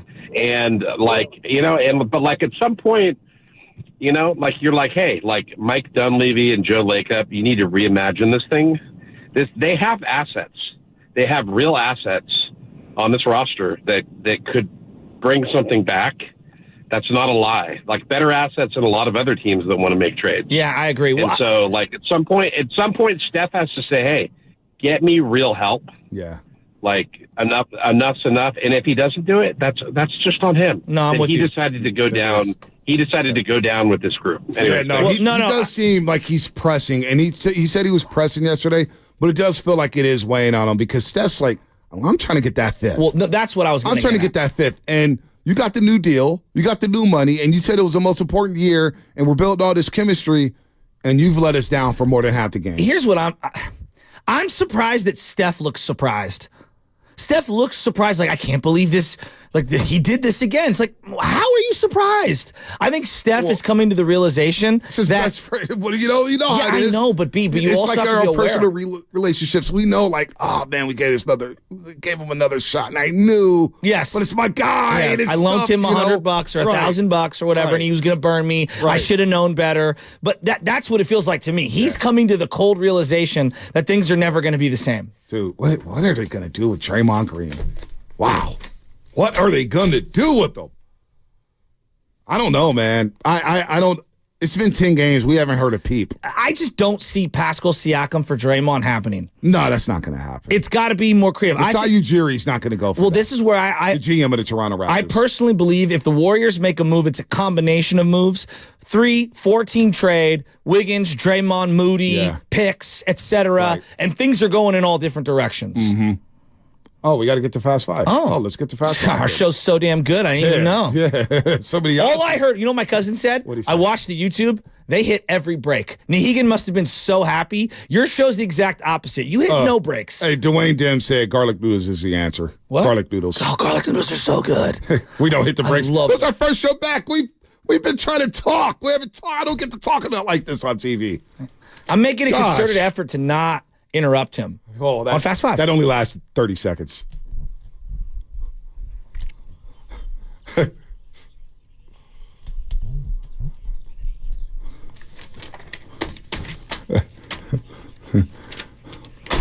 Final thought is, I have a lot more in common with Michelle Shasky than I thought. What's that? We both know what it's like to be cut off all the time. Oh, that's a lie. No, I am just lying. I just want to throw a name out there because So she may not be in the studio. I'm gonna forget about this rant, so I'm gonna do it now. My final thought is this: how dare you? How dare you, equipment companies? And I started this a couple weeks ago. I went to go buy a battery charger for the Makita because I couldn't find the battery charger because the batteries ran out. You actually did get a Makita? So listen to this. You didn't get the Milwaukee? No. Listen to this. So I had the old Makita I bought like 10 years ago. I couldn't find a battery charger that was cheaper than buying the entire brand new set. What a racket. What a racket. Oh, so it cost me $150 to get 2 new Milwaukees with the charger and the battery packs. It would have been $250 for just the charger. What a complete I told you to racket. go to Milwaukee for the first time when we had the conversation. I went Milwaukee, but I bought the Makita 10 years ago. So I've got Makitas with no battery charger, so if anyone wants them, I have them. You know what? I got another final thought. December's the most expensive month in the world. Not only is it Baby Chance's birthday on the 4th, you got Christmas, you got birthdays, you got trips, you got Christmas holidays, you got to buy all the gifts. The more people you meet, the more gifts you got to buy, the more food you got to buy. Everything's getting expensive. I am dead broke. I need another job. 2 jobs is not enough to live in the Bay Area. So you're not 2 chains? You're 3 jobs? I might have to sell these 2 chains. Pay rent this month. Boy's struggling. Jeez. I gotta, the food cup for the Olympic Club where you gotta hit a quota. I gotta go do that in 2 days or no, 2 weeks. You could do what Ryan Crowley does. He goes and gets all of his different businesses that he supports a bottle of wine from the O Club, and then he'll give it to him. Like, here you go. Speaking of which, Guru, where did this come from? I don't even know what this is. I gave you one of those free bottles from when we had the. What is this? We had the alcohol sponsorships. Oh yeah. Yeah. What is it? I haven't even drunk it yet. I think it's liqueur. It's a cognac. Yeah, it's a cognac from, I'm supposed to pronounce it that way, right? Guru's been sitting on that for a year. Yeah, he has. Go ahead. How many times has this been refrigerated and unrefrigerated in the Guru household? Michelle, what is that? She doesn't know, per Michelle. Cognac, that's how it's pronounced always. Cognac. Don't worry, Joe. Yeah, cognac. There you go, from France. Good to have you guys back. That's my final thoughts. We missed you guys. It's freaking like MJ and Pippen out here, yo. No, Spinoni's not happy. Well, Worldwide Hef said, boy, you and this kid. He goes, Worldwide Hef goes, this kid's been getting better. I know. He goes, you guys are like LeBron and Austin Reeves. I wish I had Austin Reeves' money, but getting out at 10 o'clock daily is very nice. You know what it felt like to me? I felt like Dwayne Wade in that picture where I threw the rock right up to Bonte for the LeBron James dunk. That's what today's show felt like. It felt like the first You just time. wait till that first Brock Purdy interception. Though. Oh, my God. I'm actually pleased that we weren't on the day after Christmas. Love it. What you got? More when bowl they games, give Matt Chapman $280 million, you just wait. Got Mitch Henniger, though. Ow. Got Mitch Henniger. Love it. I guess my final thought is I'm going to talk quietly because there's a sleeping baby next to me. RIP college bowl games. Damn, that was so sad. That's how we're going to end the show today, Lubman. I know. Happy New Year. No, I talked to Lubman yesterday. He goes, man, I was feeling good in the host chair. I got comfortable every day, man. He goes, I felt like Aaron Rodgers. And you were Brett Favre, Bonte. And I was like, he didn't get the job for 4 years. He goes, yeah, I know. I got a couple of years left. It's like, all right, Lubman. Hey, Jordan Love, 30 touchdowns. The clock is ticking, Bonte. You know I like Jordan Love. Jordan Love, not bad at all. Not Sam Darnold. Not Sam Darnold. Towns Fast 5. The next generation TG network, only from Xfinity. The future starts now with Steiny and Guru. Guru's back. We're back. Happy New Year, everybody. It was so good to be back.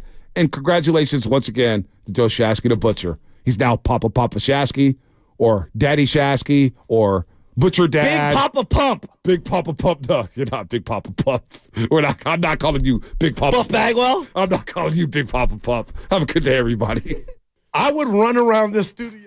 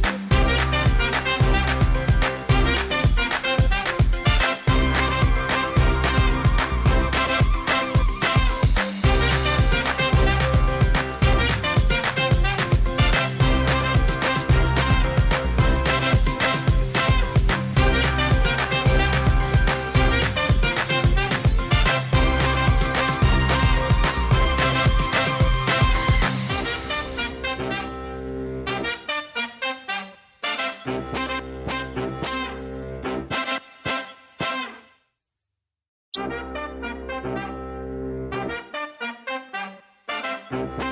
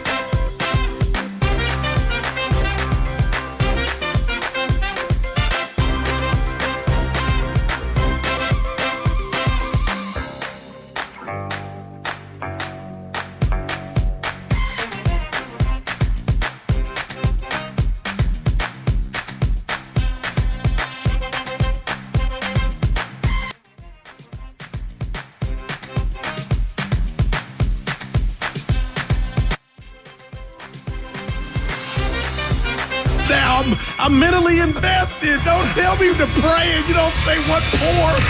He brings the perspective. Yeah, I they both have a great point. Get off me, text line. He's truly one of a kind. That is wow. Oh, my God. And he's doing a great job. I need you to man up and say what you really want to say. Simon, you're doing a great job. And together, they are Steiny and Guru. Yeah. On 95. Well, I'm out for dry January. What's up, Goo? What's up, baby? It's been like 3. It feels like a month. How long has it been? Man. It's like that. 20 days. It's like those clocks behind the bar that count down to the new year. Yeah. It's been like 16 days. Speaking of bar, that was the last time we saw each other. Yeah. Yeah. Happy. Wait, remind me. The Friday, our last show, before you went on your vacay, and I held it down with Dumas. Sure. Shout out Dumas. Yeah. Yeah. But we didn't walk the bar together. No, not the Bart bar. B-A-R. Oh, right. Yeah, that's when I lost your wallet. Well, that was much significantly later. Yeah, no, we embraced the three of us. You know, it was heartfelt. I love it. Did you find your wallet? I was listening yesterday. I did find my wallet. There you go. I found it. It was it's a little bit of a. I can't tell this story right off the bat. Anyway, before the show, I called someone at home and said, "Hey, I need you to do me a favor. Look in this spot for my wallet. Yeah. I think it might be there." Walked her through it. She looked in the basket, said, "No, it's not here." There. I was like, "God, all right, thanks, babe. See you." And then I went home, went right to the basket down in the basement. And there it is. And there it was. Yeah. There you go. Nice haircut, too. That was a while ago. I got that. But you got the hair to where it looks like it was yesterday. Good job. Thank you so much. Thank you so much. God, here's the one thing I was thinking. I missed you. Yeah. You missed me, obviously. I did. But let's take ourselves out of ourselves. What about the poor listeners? They've been missing us for half a month together. Because I was in. We're really sorry. Yeah, I mean, we're back. Another group of friends might think that we stiffed them over the last couple weeks. I'm just down on my coworkers, man. Uh-oh. Yep. You, Bonte, Willard, Dibbs, Nahegan, Spadoni, Evan. Yeah, me too. Yeah. Sunday I was feeling good. I did a IG Live because I heard a lot of people complaining about their job. Went out in front of my porch, gave all you guys love, and not one person saw it or liked it. I'm not that guy. It's 2024. I can care less. I didn't even look. But I was like, the hell with those guys. 109. Yeah. Lucas was in it. Whitley. Oh, nice. But anyway, good to see you. We got so much. It's ridiculous how much we have. And I'm going to tell you why I'm happy we didn't see each other the day after the debacle that was the Ravens and what they did on Christmas. You worked that Tuesday. Dumas. But Steiny, now I'm not worried. Time's gone by. They earned a bye. They got the bye, the number 1 seed. I think the NFC Championship game is imminent. It's going to be here. I think it's going to be against Dallas. But the Niners, this calf injury or whatever's going on, tweak, I don't think he'd be able to go, McCaffrey, if this were a playoff game coming up. That's not. Yeah, so they got 3 weeks to get ready, and the Niners need it. Yeah. Yep, so nothing to see here. No, they're sitting pretty. Yep. They're going to be healthy as hell for that game. With a week left in the season, they accomplished all their goals. They put themselves in a position. Oh, yeah.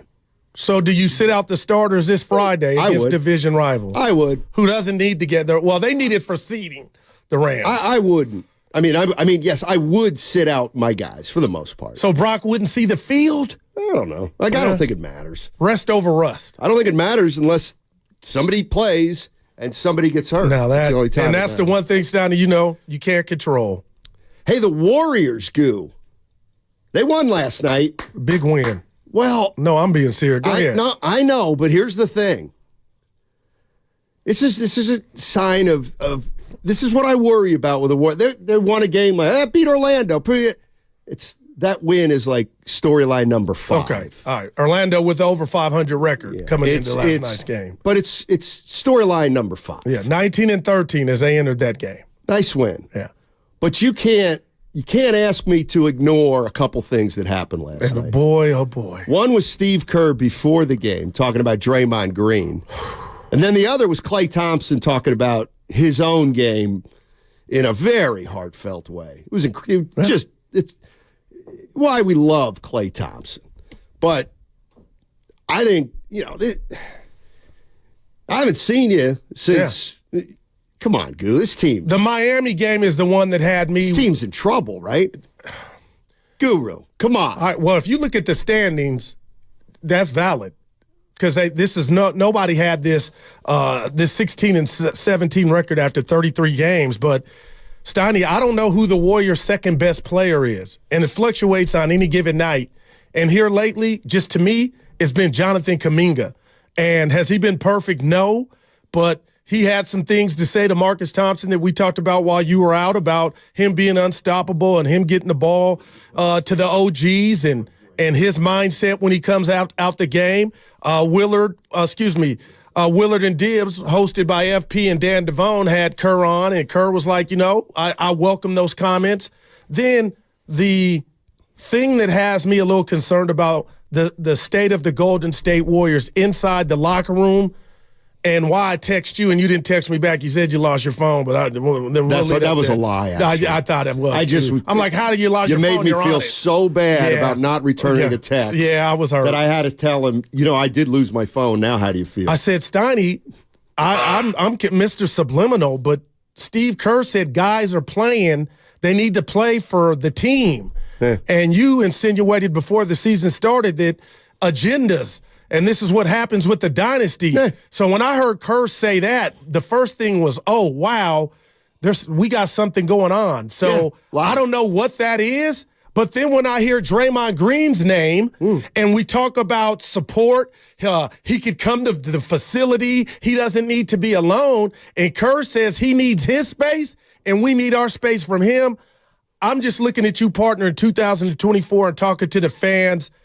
I don't know where this Warrior team is at. I don't know if a trade is imminent. I don't know if they fit. So I have more questions, but I'm hoping, like Bob, that they can get this thing back on track, man. Because right now, if it ended today, Steiny, this is not how you drew it up. And Joe Lacob and Raymond Ritter in here when we saw him before the season started and all that excitement. Yeah. I wonder how much they really believed and how much they were just optimistic.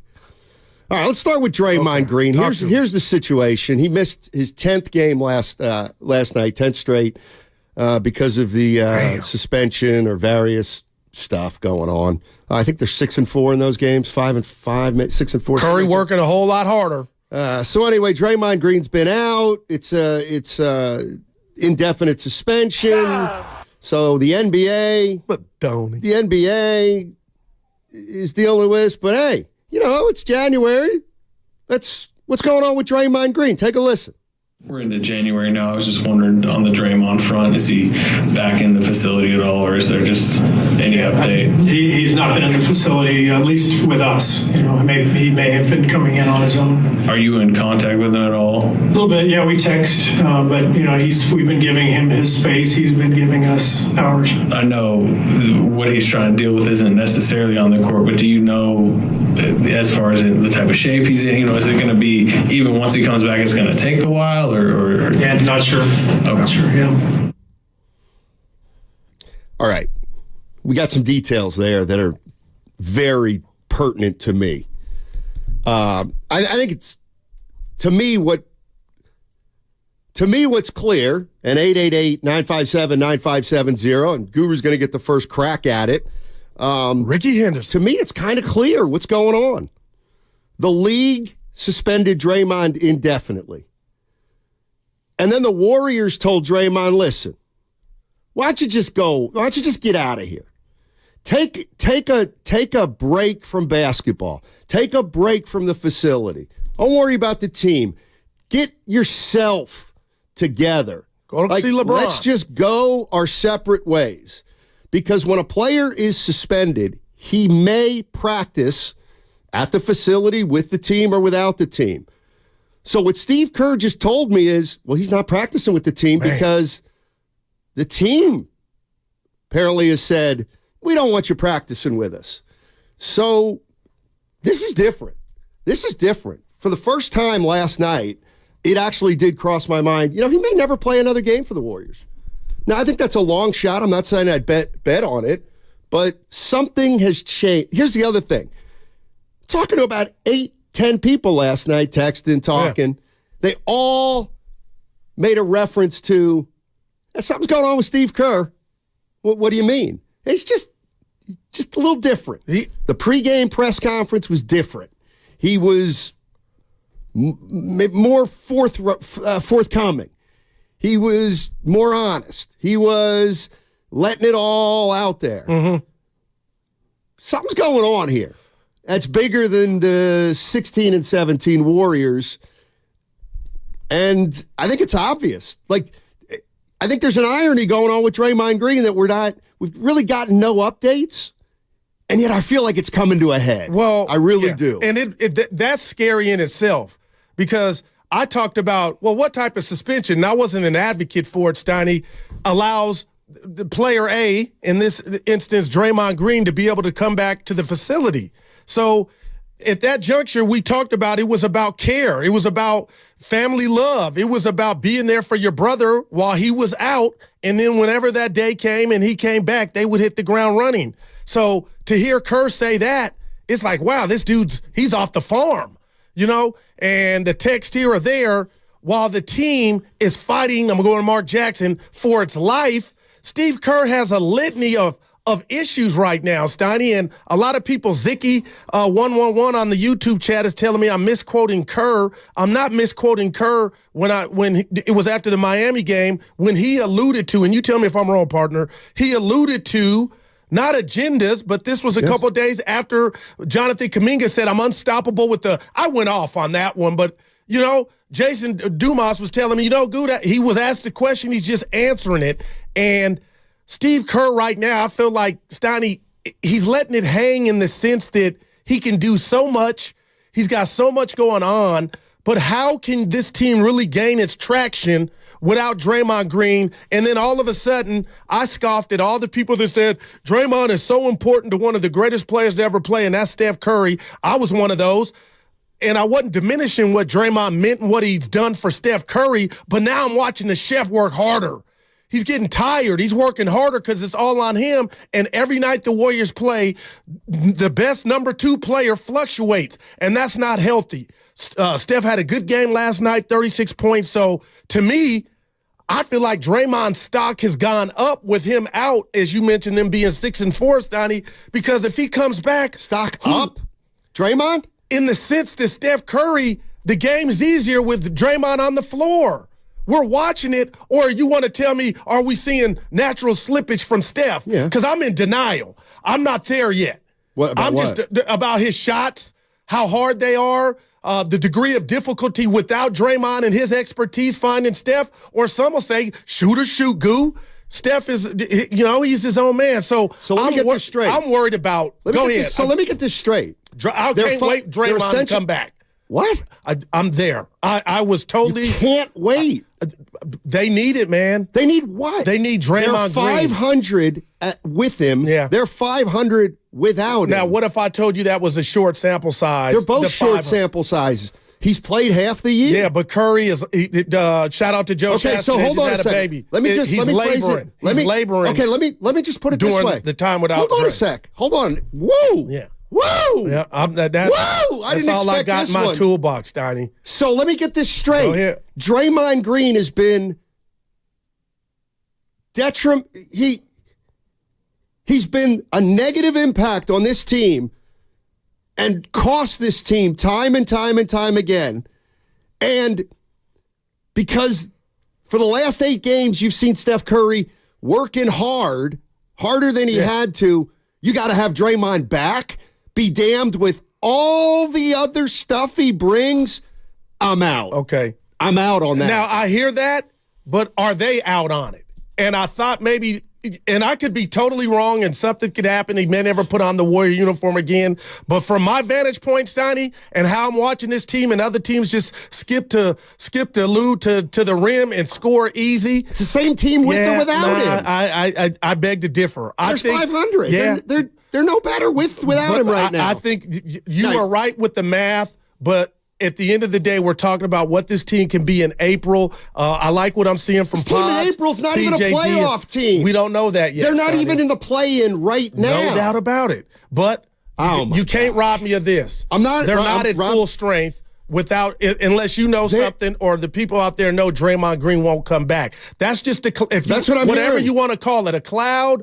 The rat on the table brought to you by ATCO, the 1st of 2024. It's something real, Steiny. It's something they have to get. It's a mountain they have to climb. Let me tell you what else is real. Draymond Green just comes back in 2 weeks, la-di-da. There's no chance that solves their issues. None. You've got to be kidding me. You turn the corner on what your issues are. Is Draymond a Warrior or not? I believe he will remain a Warrior. I think Steve Kerr's telling you right now, right here and right now, he ain't. Let's take one more listen. We're into January now. I was just wondering on the Draymond front, is he back in the facility at all, or is there just any update? He's not been in the facility, at least with us. He may have been coming in on his own. Are you in contact with him at all? A little bit, yeah. We text, but we've been giving him his space. He's been giving us ours. I know what he's trying to deal with isn't necessarily on the court, but do you know, as far as the type of shape he's in, is it going to be even once he comes back, it's going to take a while? Or yeah, not sure. Okay. Not sure, yeah. That's Steve Kerr. You guys are making stuff up again based on zero information. You're just trying to fill airtime with a bunch of non-factual context. Well, not me. Right. Because a lot of people are coming at me like they know Dre's not coming back. Well, it's not about that. No. No, it's not about whether he comes back or not. It's about Steve Kerr has just said, we're giving him space. He's given us space. It's like... That's a suspension. That's them telling him, we don't want you around, and him saying, fine, I won't come around. Gotcha. For now. That's right. But he's not a week away from playing, clearly. And I think that's something that hovers over the organization, Steiny. Players, when they are suspended under normal circumstances, practice with the team. Yeah, that's what I was told. He is not with the team. If he went to the facility, it was when they weren't there. But they've been home most of the holidays. Yeah, you are right. So stop telling me there's not anything to see here. There's last night, some things to me became clear, and that is the Draymond Green issue is still unresolved. No doubt. And I think it's still going to linger for a couple weeks at least. And Steiny, that is perfect. My point is, how much continuity can you really gain? We just saw him lose 3 in a row. How much continuity can you really gain? We saw it with Wiggins when he left. When he comes back. Even if you're Pollyannish and think, wow, I love the if word. we had Draymond Green, we could get this thing figured out. Okay. You're probably not getting him for 3-4 weeks. And by the way, let's not scoff at, they're 6-4 without him. That's 49-50 wins. That ain't 16-17. You telling me you haven't noticed any better court energy without Draymond Green? I have, and then I have not. And the past couple of games when Miami came in here with their second unit and no Jimmy Butler and whatnot and did what they did to the Warriors, I mean, you win some, you lose some, but I'm just sitting there like, okay, how do I process what I'm watching from the Warriors and mainly Steph? And everybody slumps or struggles. And it was a couple games, but Steiny, I'm thinking, okay, maybe I was late to the party, and you were an advocate about, how important Dre is just to Steph and the team. So let's just say they win 12 in a row. Then I'll be like, you know what? They don't miss Draymond, but I'm trying to figure this Warrior team out right now, one game under 500. And right now it's not just a blast off of, they don't need him. I'm hoping, like I'm in denial that, okay, maybe I was wrong in the importance of Draymond Green. So we're going to find out, push or shove. Something's going to give. It's bigger than Draymond Green. Like, honestly, the hell with Draymond Green. We're talking about the Warriors right now. And we got Steph. Not now, he's not. We got Steph Curry, who's still the leader. In decline, but still a great player. You have Klay Thompson battling his ass off, working at his own stuff. Yeah. You got Wiggins, who's not in and starting out. now. It's bigger than Draymond Green. And to make anything like it is. And I started there though. I'm sorry. Draymond Green is who cares if he comes back or not now? Because I was down and I was negative. He don't make you that much better. Well, he doesn't. At this point, Steiny, looking at what the Warriors got and what they're running out there. What do you mean? Being positive, 2024, the glass half full.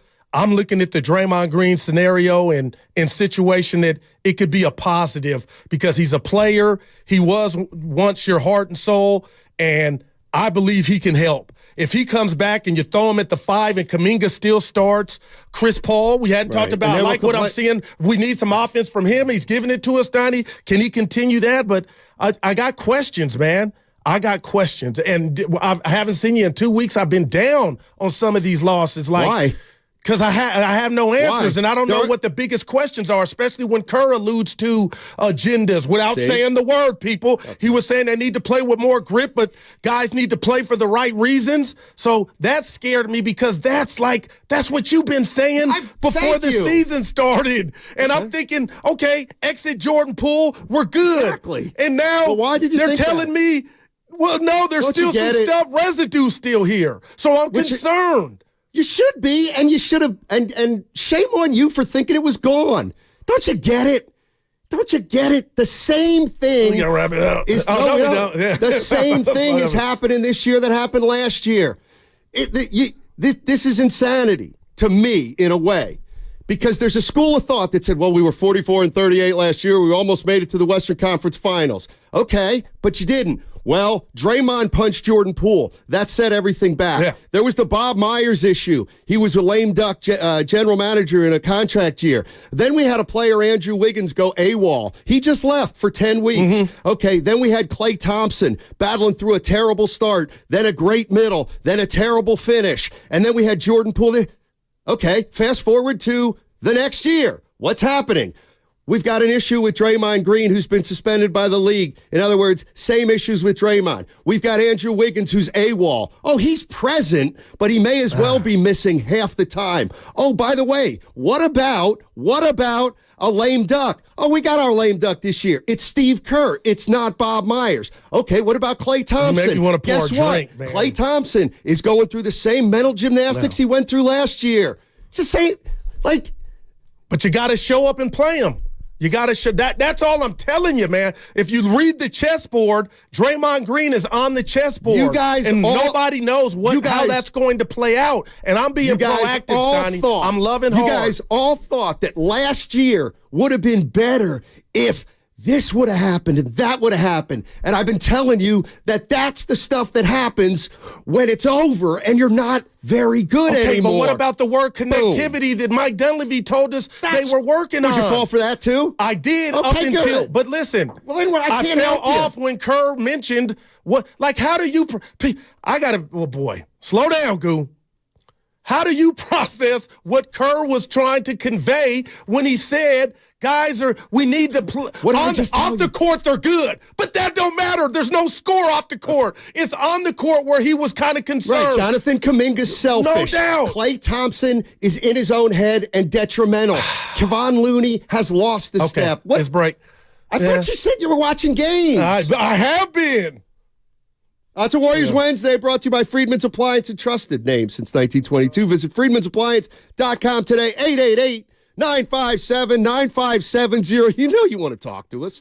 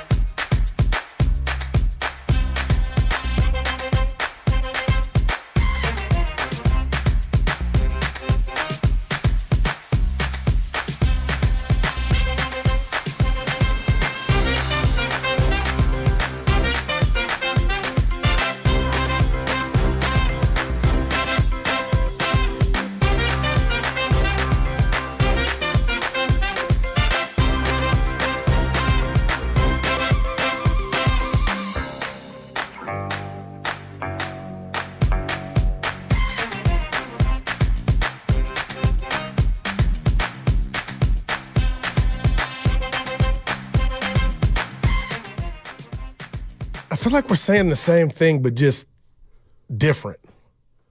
Yay! No, we're not. And I just really, I'm coming back into the studio thinking, man, what point are you trying to make, Steiny? I don't walk out all doom and gloom, but you know what? It's a 500 team. What's the goal? You know what? Make the play-in. You think I'm kidding? Not really. But that wasn't the goal going into this year. No, I'm looking at it as it was the goal because I am not Pollyannish.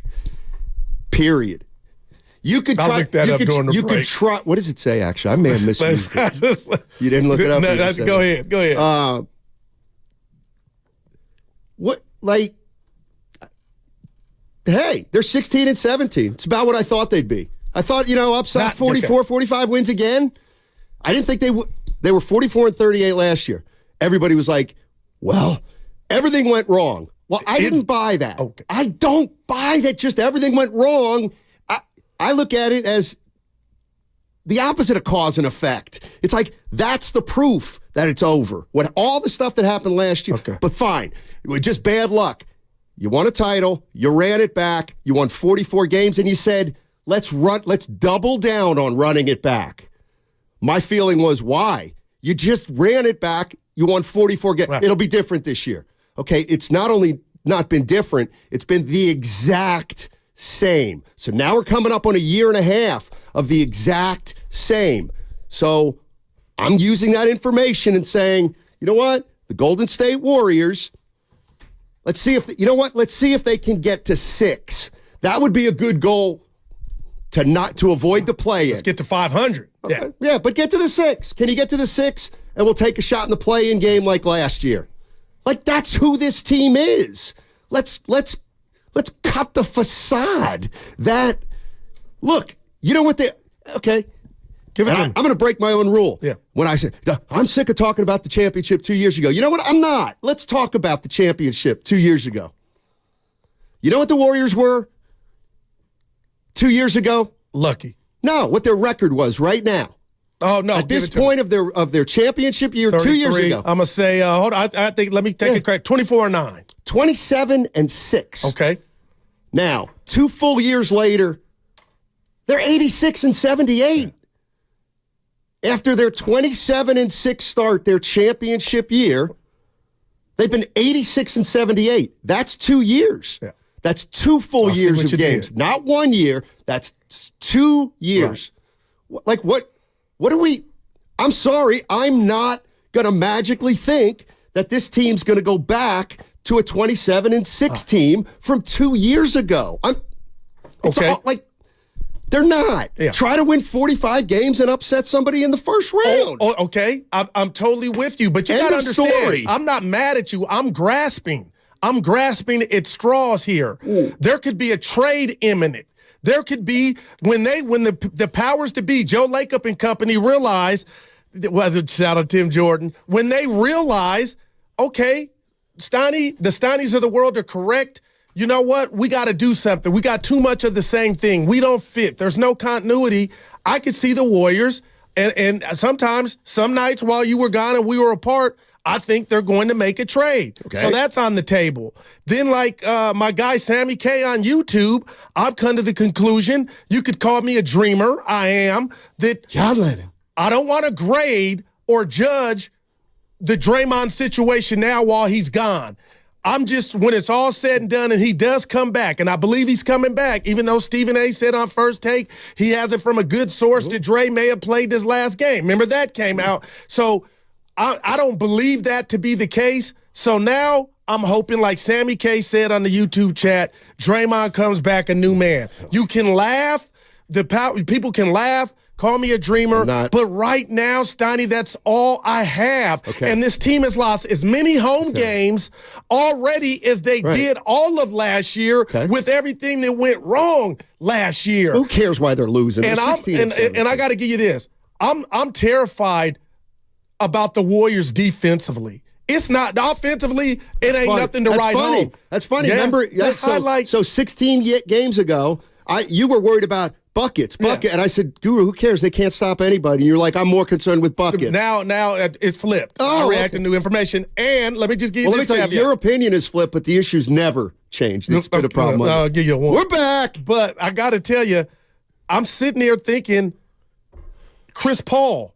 Like, I've seen something from him inserted into the starting lineup to where I'm not saying he's Steph Curry, but if he looks for his offense at this juncture, that might be Chris. Let him fly, buddy. We're tired of watching you overpass. We know what you've meant, but on this current team right now, I love seeing you hit the three or just attempt it. So if somehow he can keep that up and be aggressive, okay, what do we got? And then we wait to see what plays out with Draymond Green, or if the Warriors do what the Knicks did and made a trade that shocked everybody. Okay, OG Anunoby. I would love him on the Warriors, but he's not. But is Siakam available? When I saw the OG Anunoby trade, now I thought the Warriors couldn't. You think they could have got him? Clearly, yes, they could have gotten him. Who did the Knicks give up? Two young players. R.J. Barrett, who's only like 23 or 24, and Quickly, who's also good player. Very young. Yeah.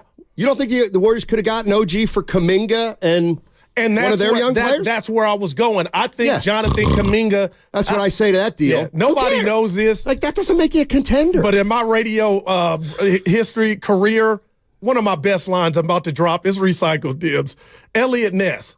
I honestly believe Jonathan Kuminga is untouchable.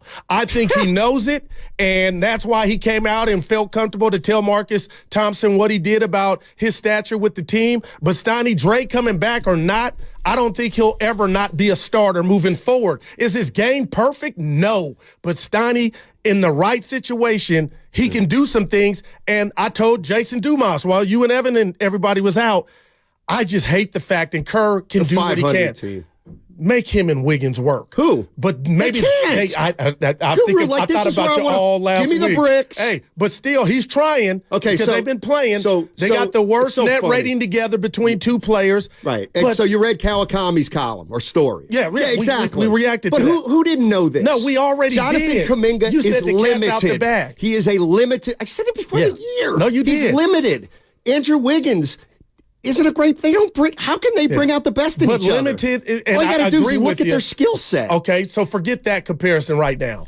Limited and whatever shortcomings you think Jonathan Kuminga have, Steiny. If I asked you who the second best Warrior has been this year outside of Steph, Kuminga damn near would be my answer. Not mine. He had 6 turnovers in a quarter. Yeah, that was bad. I'm sorry, in a half. Yeah, after he said it was actually a quarter. Let's see if we can find some Warrior fans out there who aren't. Well, I'm trying to be positive. They're not as gullible as you. Let's see what Anthony in Benicia thinks. Let's get to 44 wins and see if we can recreate last year. Let's get out of fantasy world, everybody. What's up, A? Good morning, fellas. Hey, happy New Year, baby. Welcome back. So I'm not going to come down Guru's road, but I definitely think that we have to quit with this wishful thinking. The truth of the matter is, when Jordan Poole left, that wasn't the fix. Draymond Green did a fantastic job convincing everyone that Jordan Poole was the absolute problem, and that was never the truth. And you see it now. The black cloud is still there. Obviously, he isn't there in the facility right now, but his leadership, you know, the way that he leads, the way that he is not conducive to really helping younger players flourish. We've seen it over years. And when he feels that his spot is being challenged, he does the stuff that he did. And so I want to get out of that wishful thinking. I think that the Warriors have a lot of things to consider, and one of those things is to truly consider if they can move forward without Draymond Green, because he is doing more harm than he is doing good.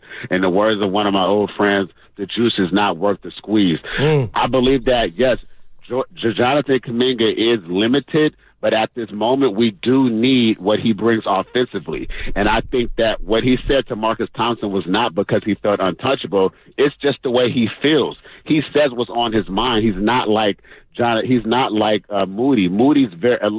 I don't like docile, but you get where I'm going. Moody is very mild-mannered. He's not going to buck the system. But I also believe that Moody is comfortable in his role as a role player, and Jonathan Kuminga believes that he's a star. And when you believe that you're a star, remember what he said. You cannot stop the sun from shining. He said that last season when we got towards the playoffs, and everybody was mad that he said what he said. He's business person. He's going to speak what he feels, and he believes that he should be utilized more, and so he said it. But I believe that the Warriors have a decision to make, and I also believe that Steve Kerr, as good a job as he's been doing, there's too many players that overlap each other. Hey, Anthony, and I'll pick it up from there because you hit on a lot of good points. You know, what you got? Gary Payton II got hurt. Oh, boy. So what? I mean, I'm sorry he's hurt. I'm not making fun of. So what? It doesn't make the Warriors worse.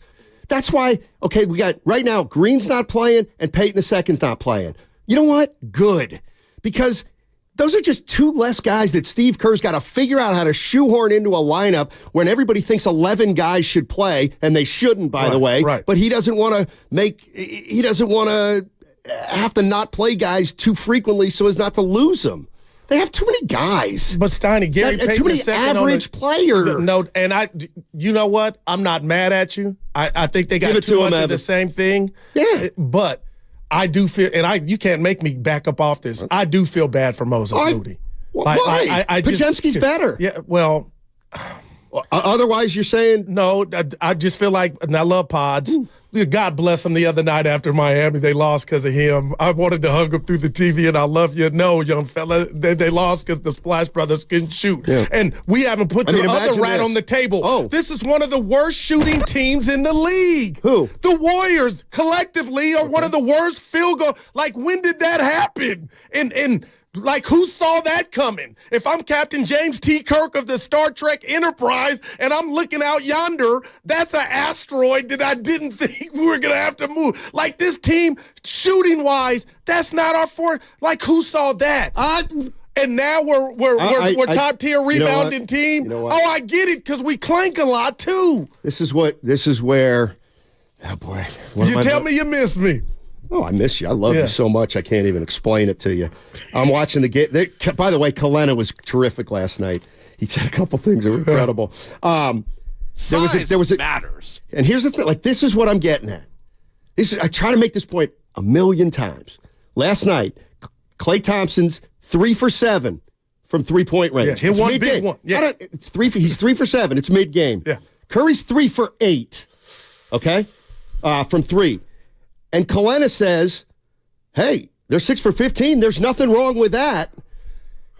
There is nothing wrong with that, except if you had a higher standard for your previous career.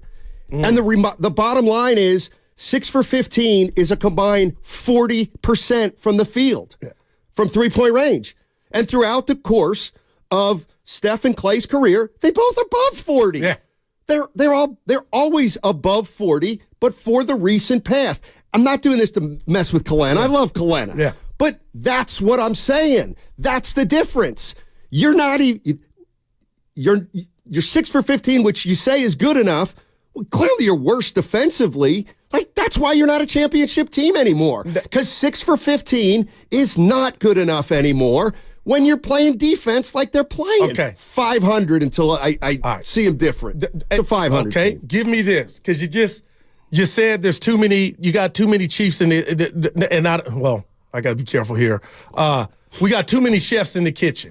Okay, yeah, thank you, Evan. That's what you meant, chefs, and not chief. Steiny, I think you were wrong. Oh. I'm sitting here because defense wins championships. Forget that for right now. We'll table that. Defense makes you better.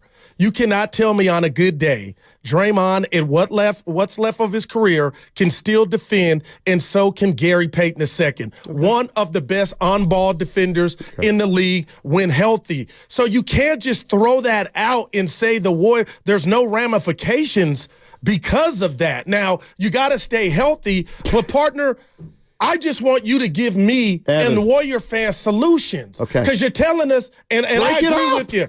I told like, what's the solution? They shouldn't have re-signed Draymond. I don't know what to do but now. Curry was probably involved in that. Oh, Steph. But it is what it is now. Steph's been involved in decisions where the organization's hanging him out to dry. But, Steiny, what solutions do you? And that's why I feel like a trade could come. I ain't offering solutions till people acknowledge there's a problem. And you don't think there's a problem. Oh, come on now. You said when Dre gets back, you got to see what that happens. I'm telling you that they're 86 and 78 in the last 2 years, with or without Draymond. They're a 500 team. I don't want to see Draymond come back again. Shout out Thrive City. I'm giving you that from Denial City. I'm telling you, I got the mumps when I watch this team because I'm not happy with what's going on. But it's 2024. Right? I'm doing what the Warriors are doing, showing up to the facility, getting ready for Denver tomorrow. Draymond. You started lose him right last night. I would lose Draymond right now. But they're not going to do that. Okay. Well, then we'll go back to Pollyanna Guru. That's fine. How long is this? What about the starting five? I love Trace Jackson Davis. But I didn't have a. But you also just said you want Draymond at the 5 and Kuminga at the 4. See, this is what I mean about you're right. And we're going to come in after they're going to get healthy. We're going to come in after a loss. I want to see more of Jackson Davis. Well, guess what? Then you see less of Kuminga. Well, I want to see more of Kuminga. Well, then you see less of Draymond. Well, I want to see less of Draymond. Well, then you can see more of Loon. It's like the game is endless when you think they're this deep. They have 7 average guys right now. And just to piggyback off that point, if you even want to call it that, I'm not minimizing Dario Saric. We talk about, sometimes it's hard. And last night wasn't his best game, but Steiny, he hustles his ass off. Sure. And we can I talk just love about what Dario he brings. Saric. But I do want to say this. At the end of the day, you kind of wish you didn't watch a Warrior game and turn it off, regardless if they win or lost, and feel like there was meat left on the bone. And right now, that's what they are, Rubik's Cube. Disagree. If something, you never feel like, hey, we just ran it with our best 5 and we lost. You tell me what you think the team is. They're an enigma right now. No, you tell me what you're hoping for. You tell me what you think's going to happen. Best case scenario. I'm being true. Yeah. That they make a trade.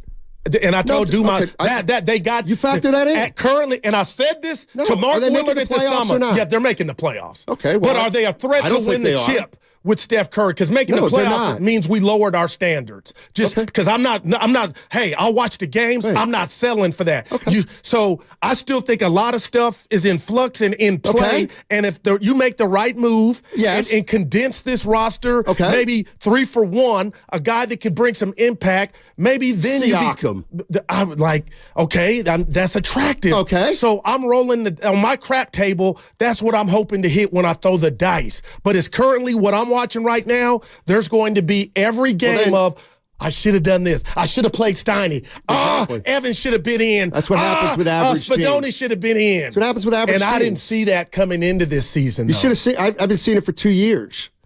2 years. This team is. You know what? Could you make a case that this team has had more turmoil than any other NBA team in the last 2 years? Oh, man. I mean, now I wouldn't have. You called me naive, Nancy. What am I, a man? I wouldn't have said. Bad guy I told you it was all. No. Well, Kerr brought it up, and I do question why he did at that moment after the loss to Miami. And that, you know what? I'm not even mad at Steve, man. I said, he ain't having what he can do. What he can do. He ain't out there leaving 3-point shooters alone. I mean, you watching teams play the Warriors just swing the ball, and we're gonna get a wide open 3. Hey, it may not go in, but Orlando, they know how they want to attack the Warriors. The closeouts leave a lot to be desired. Stop talking about the Warriors like they're a championship team, because then you're going to be miserable the rest of the year thinking that, and that's where, you know what? It's unfair. It's unfair to the Warriors. And you know what? It's unfair to Steph. It's unfair to Steph Curry to hold him to a championship standard with this team. Out of here. Well, that's our guy, but he made decisions to bring Draymond back. I thought he didn't. I thought. Forget the thought. We know that's the case, Donnie. He was part of that. I thought the Warriors. There's a feeling out there that the Warriors have shortchanged Steph Curry in terms of putting a team around him. So how can his franchise shortchange Curry in terms of putting a roster around him? But he has input. That's weird. Yeah. How about this? Again, I don't have the answers. I'm just telling you my I don't have the answers either, but I'm begging you to think about, there are so many signs and red flags that to continue to deny them, to me, is now setting us back. But now you're talking to the higher-ups with the Warriors then. Listen, I'm talking to everybody. Yeah. Do you guys realize... Do you guys realize that last year we went into the season with a president and general manager, a 4-time NBA champion front office executive? He went into a lame duck year. I'll never He went into the final year of his deal with no deal. Do you realize how rare that is in the NBA? It's extremely rare. Okay. Then stop and think about, wait a minute. Now this year, there's a 4-time NBA champion coach. Same organization. He's in a lame duck year. Do you know how rare it is for a coach to be in the last year of his deal? Lame duck. I checked around. The only guy I could find is Wes Unseld Jr. might be working without a deal. But that ain't Steve Kerr. And his accolades that he has on resume. So when you say everything's great, Joe's this, interpret that. How does this light years franchise, how they have two guys, two of the most respected guys in the league, working on lame duck years? That's weird. Yeah, no, that's a great word, man. Extremely strange. And I don't think it's healthy. Steiny, what do you make of it? I don't know, but it's weird. And it doesn't make sense on some level. So I have to throw that stuff into the equation. I don't know if Steve Kerr's going to be here next year. Does he sound like he is? Well, I don't know. Yeah, no doubt. The proof's in the pudding. And I'll tell you what, everything you just described when it comes to Coach Kerr is not good. I don't think it's good for business. I don't think it's good for morale that you got a coach of his stature. How, at this point, when Jonathan Kuminga, however you took his comments, he was just being honest. Steiny, I really feel like Kerr knew he couldn't really say what he wanted to say to check Kuminga, because then that would be, in the media, another fire. And I don't know if he can afford or how much in his fire extinguisher he has at his disposal because of his contract situation. So I think he's working as a disadvantage. But like a great wordsmith who I work with, not talking about me, talking about you, 2 days later he doubled back. And he doubled back, not pointing the finger at Kuminga, but he talked about. Right. I'm like, Kerr, go ahead, Dita, speak your truth. I appreciate that. But at the end, partner, can I interest you in another name? Because I didn't get many dates in high school. But if you said Gracie Nelson, one of the beautiful girls at school, Logan, you're like, oh, yeah, I'd love to go out with her. Sure. Lori Marketing. I watch Utah and Miami. Get a life goo. Yeah, okay. What would it take? Oh, yeah. Would you have to move mountains, or do the Warriors have something that they're willing to get off of to get? Because I think he would be a perfect fit with Steph, Draymond, and some other Warrior players that will remain in uniform. Sure. See, I see you smiling, blushing almost. So who we giving up, Goo? CP3, Moody. Like I don't know, but you got they can't get Markkanen. See, you can't get Markkanen. Lauri Markkanen is like the Jazz's best player. 4 first-round picks might do it. Yeah, you want to do that? Yeah, I'll tell you what. Hey, go ahead and do it. Boy. Oh, by the way, Warriors. Let me tell you what else is bad news about 16 and 17. You lose your pick. Ooh. Unless it's top 4. Tanking anybody? No, we're not. Oh, okay. 888-957-9570 is the number. Steiny and Guru back in the house. We're talking Warriors. Listen, no argument between the Goo and I. I think the writing's on the wall. Stings. But you beat Orlando and you beat Steiny. Okay, let me get this off. And you beat Boston. I'm trying to do a tease here. Go ahead. This team's going nowhere, Goo. And by nowhere, I'm saying they're not winning more than one. They may not make the playoffs.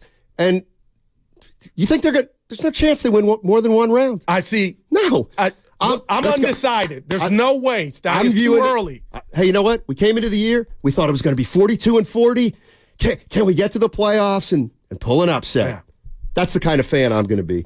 We got red and gold pregame? No, we don't. Oh, Odyssey. You got to download the Odyssey app. A reminder that you can catch all 4 hours of Steiny and Guru on the free Odyssey app. Plus, watch us on YouTube and Twitch, powered by First NorCal Credit Union.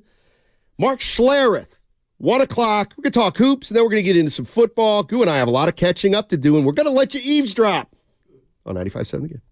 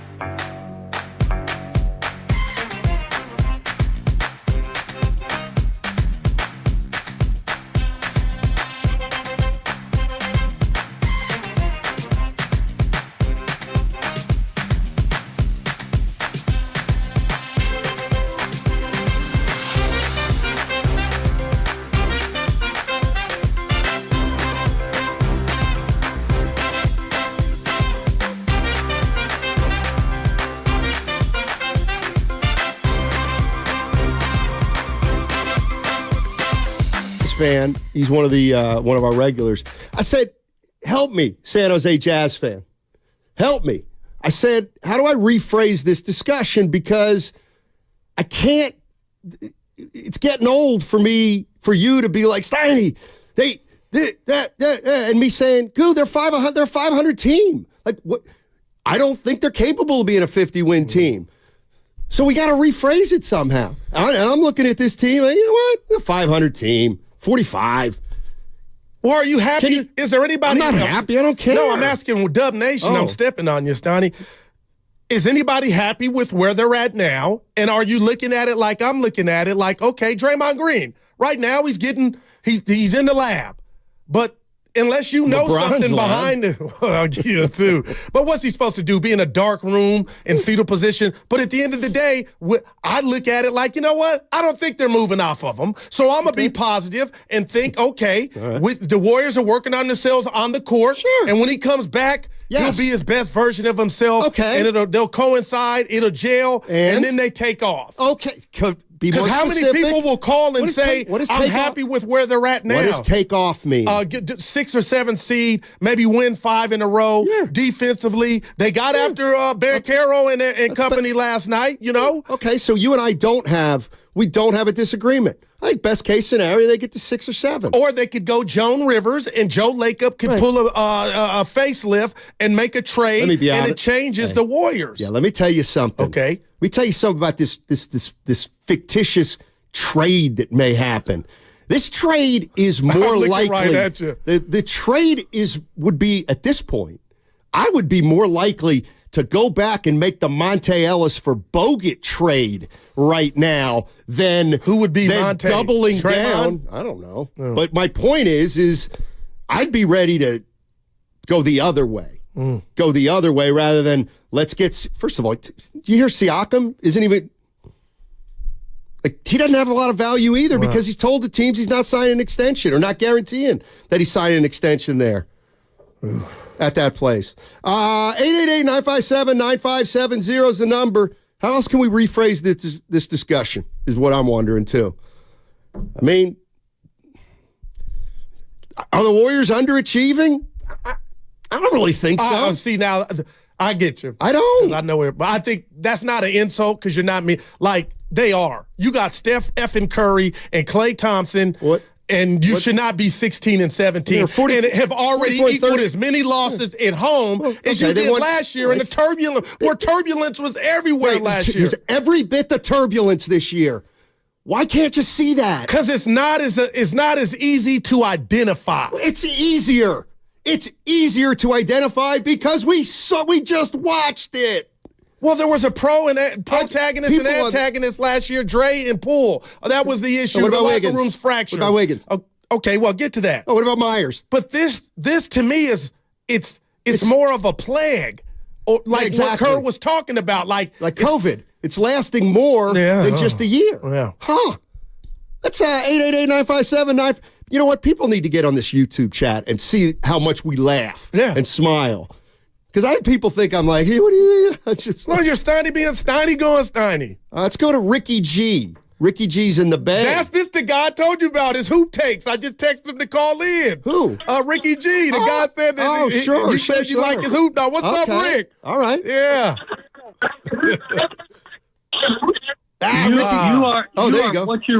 You are what your record says you are. Wow. Yes, you are. The Warriors right now remind me of a married couple who is staying home for the kids and they're not sleeping together. Oh boy, Ricky. Well, how do you fix it, Ricky? What do you think's going to happen?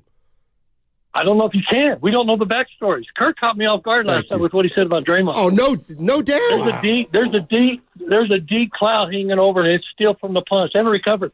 Wow. Hey, this thing is deep. Ricky, when I heard Kerr last night, I'm not saying I would bet on it, but I thought, I wonder if maybe Draymond's played his last game for the Warriors. Wow, man. Did that run through your head? You know, it caught me off guard. I got on the phone, started reaching out to people that I know, and I'm like, wait a minute, what was that? I don't have a translation for what Kerr said last night. Wow, man. I tell you what the translation wasn't. We need Draymond if we want to win a championship. We need Draymond to win. That's not what he said last night. Wow. See, for me to fix, you guys talk about how do you fix this? For me to fix it, you've got to figure out a way to get Wiggins, and you got to figure out a way to get J.K. to play together. And the only way you can do that is with Green at the 5. If you don't have Green at the 5, that combination will never work. Wow, man. Ricky, wow. Hey, Ricky, thanks. Yeah. Happy New Year. In a league full of wings, the athletic wings, you got 2 of them, but for whatever reason, and they're to blame, they can't coexist. That's their biggest. You got to get them to I thought Chris Paul could make that happen, Steiny. Chris Paul can make them better one at a time. Yeah, man. But Jonathan Kuminga cannot make Wiggins better. Oh, my gosh. Wiggins cannot make Kuminga better. And the biggest why is? It's the whys. It's plural. First of all, neither of them pass the ball. That's the first thing. Neither of them pass the ball. Kuminga's been working on it. Well, great. Yeah, I hear you. Great. Wake me in 2028. And he'll have 2.1 assists again. I mean, they don't pass. Okay? Well, they both don't rebound either. Okay, so now they don't pass and they don't rebound. Both of them. Okay. Well, how about defensively? Hey, you know what? They're both pretty good on the ball defenders. Well, that's great. But they're not good help defenders.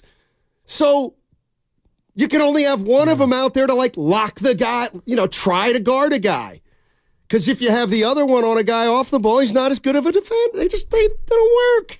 Well, it's my biggest, I don't want to say theory, just like Ricky said, you have to, it's one of those. Well, Ricky's not wrong and you're not wrong. I just don't think it can happen. If there's a way, I'm open to it, but I think the only way they're never going to make each other better. But they could play with 3 guys that each make the 2 of them better. But, yeah. Let's go to Pete. Pete's in San Ramon. What's up, Pete? Howdy, guys. Hey. Happy leap year. Yes, sir. Happy leap year. Okay. Oh, yeah, it is a leap year. I just wanted to remind Guru, just like in the stock market, historical performances are no guarantee of future results. Wow. Love it. 4 championships and all that swell. Last year was kind of a mess. This year, I think I'm pretty happy with how it's going. The young guys are playing a bunch. Steve, it's up to Steve. They earn their minutes in practice. Whether they earn more minutes on the court or more minutes on the bench depends on what they do on the court. And I'm satisfied enough. I think the whole trade talk is a bunch of nonsense. I'll leave it at that for now. Glad to hear y'all back in the seats. Thanks, Pete. Happy New Year, man. My main man, Pete. Yeah. In the moan. Yeah, leap year, Steiny. I guess so. I didn't know that. Here, I'm telling you, I'm going to go home after the show tonight, and I'm going to figure out how to reframe this thing. Because I'll be damned. Spinoni, if I'm coming in here for 3 straight months and just saying, well, I thought they were a 500 team. I don't know what to tell you. I thought that, 44, We're a 43-win team, dude. Who is that? That's pretty good. What did you say to Willard? There's no material at the summit. Did you say they were, because you got a standing O. Dude, you said Draymond might be gone. I said. Oh, my God. Oh, you know what? No, but you be nice, Steiny. Yeah, no, New but year. You didn't New say. year. I don't remember you saying, "Hey, Willard, I think they're a 500 team." You got to stand and know, but you didn't see this. After 10 years, the Bay Area broke me, and I gave them a small window. I knew at the time they had no chance, but I was gutless. This team's done. Put a fork in him. Oh man. Hey, Ricky he got me to thinking. Did you? Let me tell you something about Ricky. You can tell he knows what he's talking about. Yeah, no doubt. Just the way he talks. You can. What about if I told you joke? verbally? Yeah, give it to him. Well, I just interrupted you. No, but I did a dime. You know what I think's kind of here's the other thing that I love this. I don't know whether to laugh or roll my eyes is when I hear certain Warrior fans talk about the young play. Pajemski, Moody, Kuminga, Dale Davis's kid, and they're like, we got young players. We got to get them playing time. And they're really good, and they're the future. And anybody look at any other rosters? Do you guys look at any other rosters? Any other rosters? Every team's got young players, and most of them are better than the Warriors' young players. I said this to Evan. My guy, look at like Miami came in here without who beat the Warriors that night? Tyler Hero and Jaquez. Yeah, there you go. They're both 23 or younger. Like those are young players. Right. Who's coming in here? Just give me a team. Who the Warriors play next? Denver. Okay, Denver. They got Brown. He's 22, 23 years old. Detroit. They got even you look at a guy like Michael Porter Jr. is 25. Friday, yeah. They also have Julian Strother. Yeah, is a player that you haven't heard of him, but I bet you're willing a year or two. Yeah. Like these guys, every team. Who else got the Warriors? But you can't minimize their. You're totally right. The league is littered with those guys, and also young in the middle age. Like Wiggins. Wiggins ain't old to me. Oh, here's what I said. Athleticism. And that's why Ricky and everybody is yearning for Kuminga. And like, I'd rather lose 123 to 118 with Wiggins and Kuminga failing together. Like, that's where I'm at now. So doesn't matter. You're minimizing because nobody's selling you about the Warrior younger players. Nobody can argue Pods and TJD can help you. That's all it's about. Yeah. So when you go down other rosters, Steiny, I don't think you're hating. I'm not. I'm just telling you the Warriors hit on two guys. Who? Pods and TJD who can help you. That's great. They're doing their part more than others are doing theirs. They may have hit as rotation players. I just saw two guys come in from Miami at 23 and 24, and they beat the Warriors A team. So there's a difference between, like, Tyler Hero's he's a baller. He's a starter in this league. He's a baller. Like, Pajemski's maybe. I got you. Here's the other thing that let's take a call. Yeah. Let's go to who you got? Cody in Portland. What's up, Cody? He's piqued my interest with this one. What's up, baby? Hey, thanks for having me. Yeah. I wanted to get your feedback on a trade. Firstly, though, got to defend my guy, Kuminga. Stinks. No, he's not a passer. Not a passer when he's trying to go to the rack, but we need someone to attack the paint and draw those fouls. Mm-hmm. I will say I have seen a lot of growth and progress with his passing in terms of, okay, I'm going to take a beat, read the floor, see who's getting open off the screen. Look at that three-pointer from Clay yesterday. I know they showed a few replays of it. Kuminga had the ball in the corner, looked like he was going to attack downhill, but was patient, found Clay for an open three. But, All right, now Cody, hold on, and I'm going to take you through a little exercise because I appreciate what you just took me through. I want you to close your eyes and imagine both Wiggins and Kuminga. I want you to close your eyes and try to imagine if you've ever seen them make a pass off the dribble. Off the dribble. Off the dribble? Off the dribble. You know, I was going to call in a few weeks ago. Who are we playing? Maybe it was the Pelicans or something. There was a specific play where Kuminga got into the paint and he found Saric for like a backdoor cut, and I thought it was a beautiful play. Didn't have time to call in and get your feedback on that, but I'll do you one better. Yeah, give me this one. I like it. I want you to close your eyes real quick. It's a playoff game, fourth quarter, tie ball game. Maybe we're down by one. Okay. Wiggins and Kuminga. One of them could go to the line. Who do you have more confidence in to hit those free throws? Oh, man, I got my answer. I'll take the loser. It's a little bit between a rock and a hard place. Yeah, I'll take the guy you don't want. I'm out. Yeah. I don't like either. Wiggins, Buff. Thanks a lot, give me Cody. Wiggins. Appreciate it. Give me Kuminga then.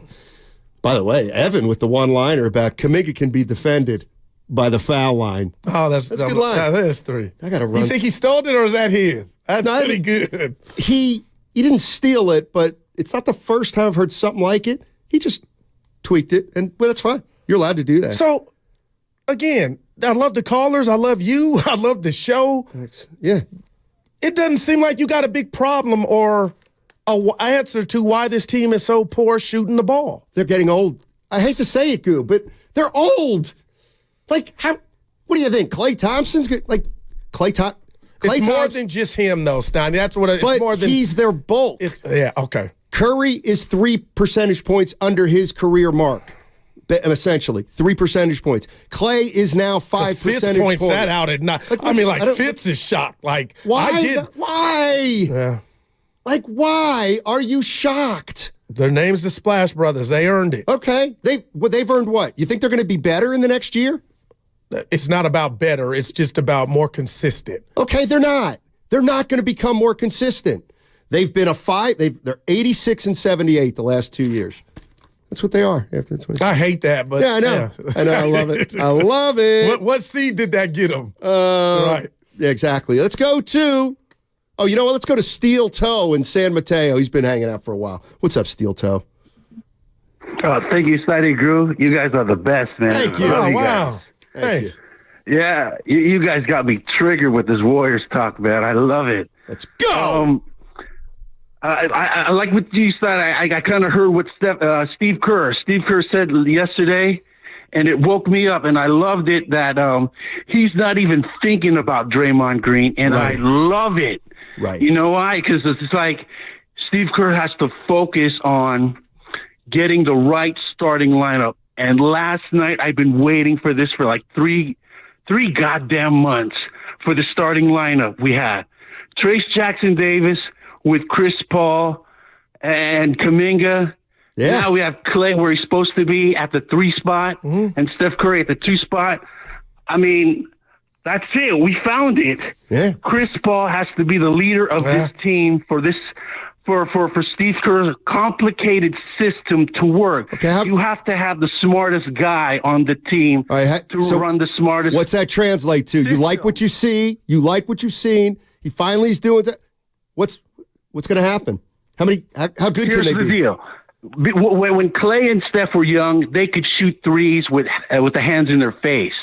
Now with the 2 rim runners, it's supposed to be Kuminga and Trace Jackson Davis that's supposed to be the threat in the paint so that Clay and Steph would be open for more open shots. Yeah, that's how they could do it. They got to get open shots. Chris Paul is the guy that could facilitate all this. Thanks for the call. Yeah, and I remember I was late to the party on CP3, but seriously, he didn't even shoot that many last night. But man, 37% from 3, Steiny. I like ultra aggressive Chris Paul, so I ain't mad at that. That's a start. So we'll see how long this lineup goes. But right now, man, I just we haven't heard from one Warrior fan that likes where they're at, and that's why I was just saying. And Ricky called earlier, and you may be right.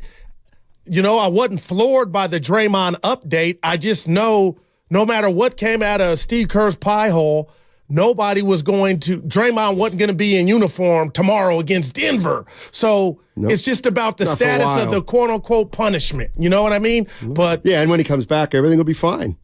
Yeah, and that's all I'm hoping. Okay. Call me Bob. We've been all hoping for 2 years, and nothing's changed. This team's in turmoil, and it continues to be in turmoil. Hey, can you play the Slater, Spadone? So Slater was, Spadone with the gray hair day. I'm going to let Slater. Somebody asked, how come Kuminga and Wiggins can't? Yeah, like you have to. I asked you. Yeah, but like you have to ask it anyway. Here's what Slater said, and then I'll tell you another reason. I'll give you a specific instance of another reason why they can't. But here's Slate. 2 years ago, he's Kawhi Leonard in the playoffs, and now he's a solid bench player. But at least he is kind of playing. So, 21 decent minutes last night. I didn't think it was an issue. The whole thing with him now, I think, because I do think he's playing better. He's shooting it a little bit better. You want to see if he can play with Kuminga more. Yeah. They still seem very hesitant to overlap those two. Kuminga plays 34 minutes last night, so Wiggins is down at 21. At some point, you need 2 good wing defenders on the floor at all times. And Gary Payton II, which I'm sure you'll ask me about, but looks like he's going to miss a chunk of games again. Yeah. He kind of, at this point, can't be relied upon to be out there a bunch. So, they need to find a lineup combination where Andrew Wiggins and Jonathan Kuminga can play together. I think they're trying, but how much time do they share the floor together? Yeah. Well, Slate's on with the guys in the morning, the roast. So here's the way. Break it down. This is one of my problems. Here's the way I watch a game like last night. Here's a play that to me was just stuck out like a sore thumb. In the 121-115 win over the Magic. Yes. Second quarter. 34 seconds left. Wendell Carter is at the line shooting 2. There's 34 seconds left. Now, we've been watching basketball for a long time. He makes both shots. The Warriors inbound the ball with 34 seconds. I know where you're going. What happened during that possession? Well, you're a competent basketball team. What are your choices? 34 seconds. Steph Curry got the and one. He got fouled. Now, Wendell Carter has made 2 free throws. You're inbounding the ball with 34 seconds left to bring it up court. Oh. What are your choices? You can go for a quick 2-for-1, or you can get the best shot. It's the oldest situation in the NBA. It's a 2-for-1, or it's not going to be a 2-for-1. It's the simplest of things to be on the same page with. What happened? I'll tell you exactly what happened. The clock got to 19, and Andrew Wiggins took a terrible contested 3 off one pass, and it missed. Yeah. And Orlando gets the ball with 13 seconds left. They don't go 2-for-1. They don't get a good shot. They go in between, and they get a horse bleep shot.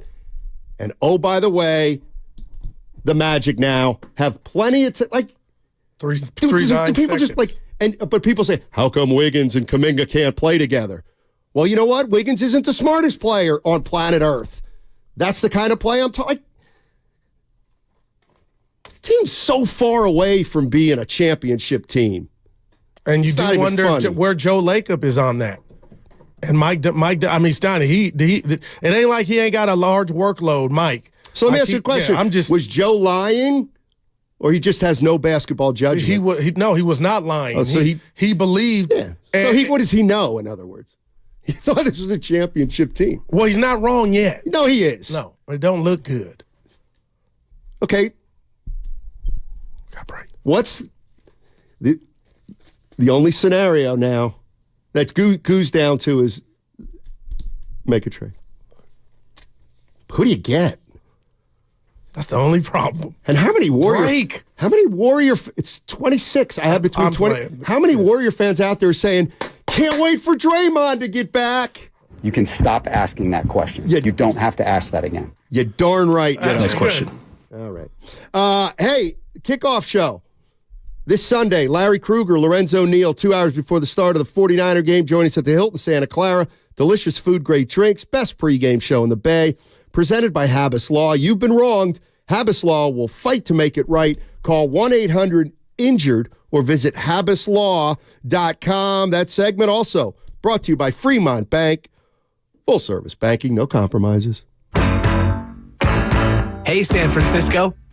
Looking for new ways to save? Verizon has your family covered. Get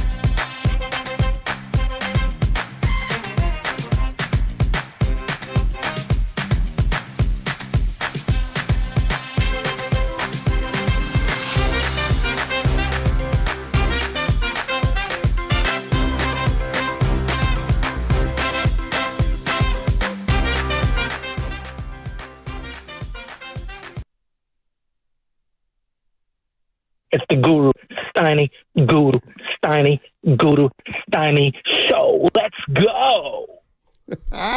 We need him to call back with a remix. That was 2023. It's 24. I'm at your door. Headed to the store. About to give you more. Tupac? No, that's me. That's me freestyle. Oh, wow. That's pretty good. Seriously. Look at the dude. Look, Spadoni even nodded. He's Italian, though, but. Spadoni. You like that? Steiny said Kuminga's selfish. How? He's doing everything the way. He's selfish in terms of. Now, I'm listening. We're all ears here. Go ahead. It's not necessarily a mean selfish, but he's too young and he's frisky.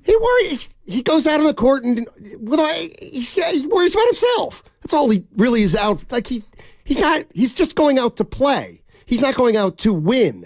He's going to play. So is that what Kerr was alluding to? Because he didn't call out JK. Yes. Well, he called out the whole team.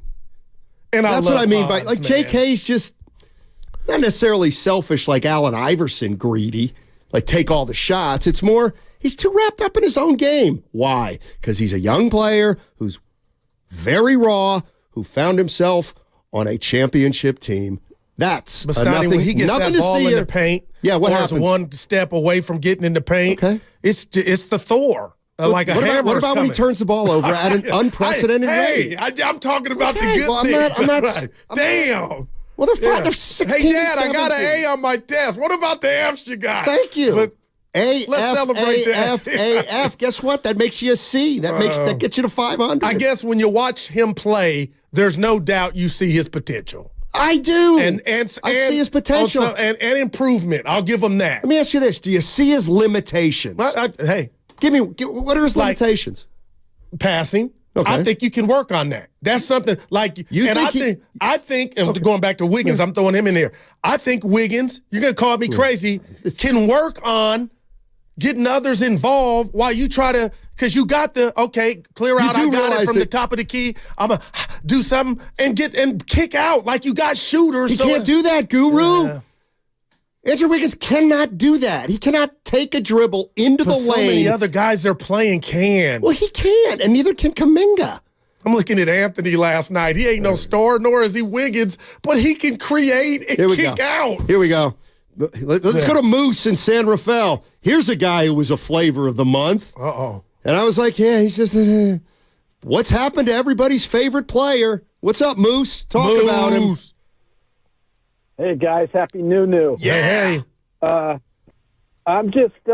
perplexed. I think there's a lot of Warriors fans that are perplexed. Why? This whole handling of Moses Moody is I've never seen anything like it. Wow, man. Now, this guy was balling. The Portland game, it's the only apology Steve Kerr's issued all year, right? And, he must have said something or acted in some kind of way, or Steph Curry really wants Klay Thompson to get his minutes. And my only fear is that they're going to trade this guy, and he's going to go straight to the All-Star game. You guys might laugh at that. No, I'm not. This guy. I'll bet on that. I'll bet that he'll never be an All-Star. I'll make that bet right now. Okay, how much do you want to bet? Oh, gentleman's bet, just a drink. Okay, I will, just because of the way he plays. Okay, and he'll get an opportunity somewhere, and he's certainly not getting one here. And I think somebody's got to hold Kerr's feet to the fire, or Curry, take your pick. But there's a reason he's not playing, and it's not basketball. Yeah, you know what, Moose? I'll good call. I'll take it from there. I don't mean it like that. That sounded like a real jack.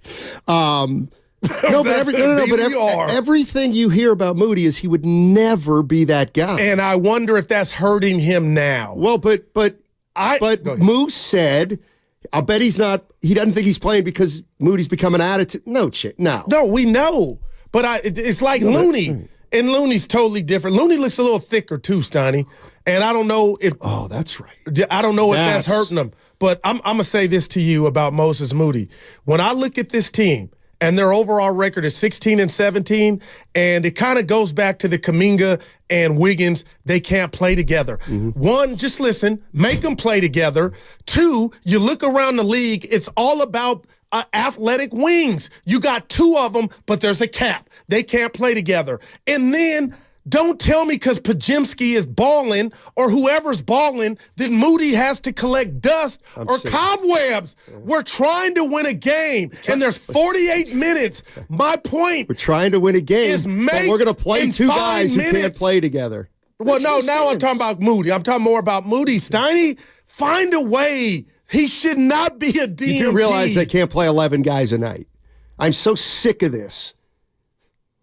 I'm not really. Well, I could question the other. Okay, yeah, I missed this. Yeah, you know what? We're bringing out the best in each other, if I do say so myself.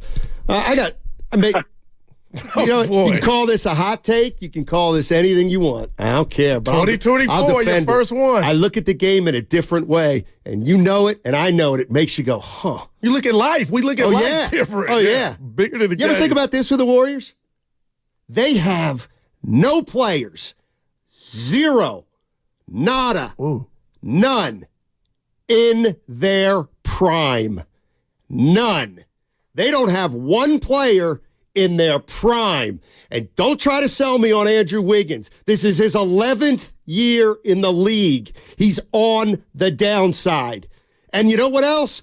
Don't try to squeeze Looney in there either, because I think he's on the downside too. They don't have a player in their prime. How are you going to win a title when you don't have one player on your roster in their prime?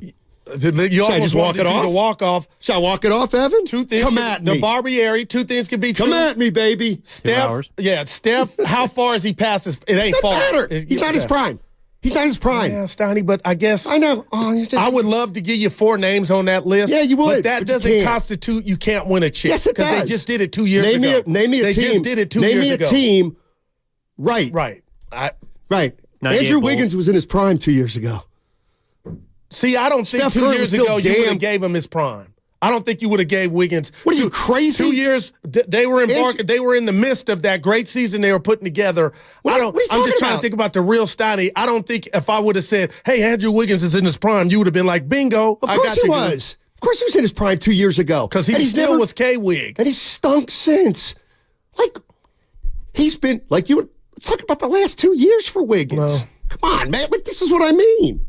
Well, give us answers. No, not just you. I'm not giving anybody answers Joe until you realize, at the lab. until you acknowledge there's a problem. No, we know it's a problem. Go ahead. No, you do. We'll do it your way. We'll wait for Draymond to come back, and maybe things will turn around. You know what? You say that with the energy that you just did, and I'm not mad at it. But you know what?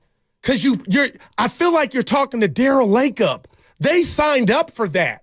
So don't come down on me, people, because I'm trying to be positive. They signed up for this. Right. So now I'm again, another rat on the table.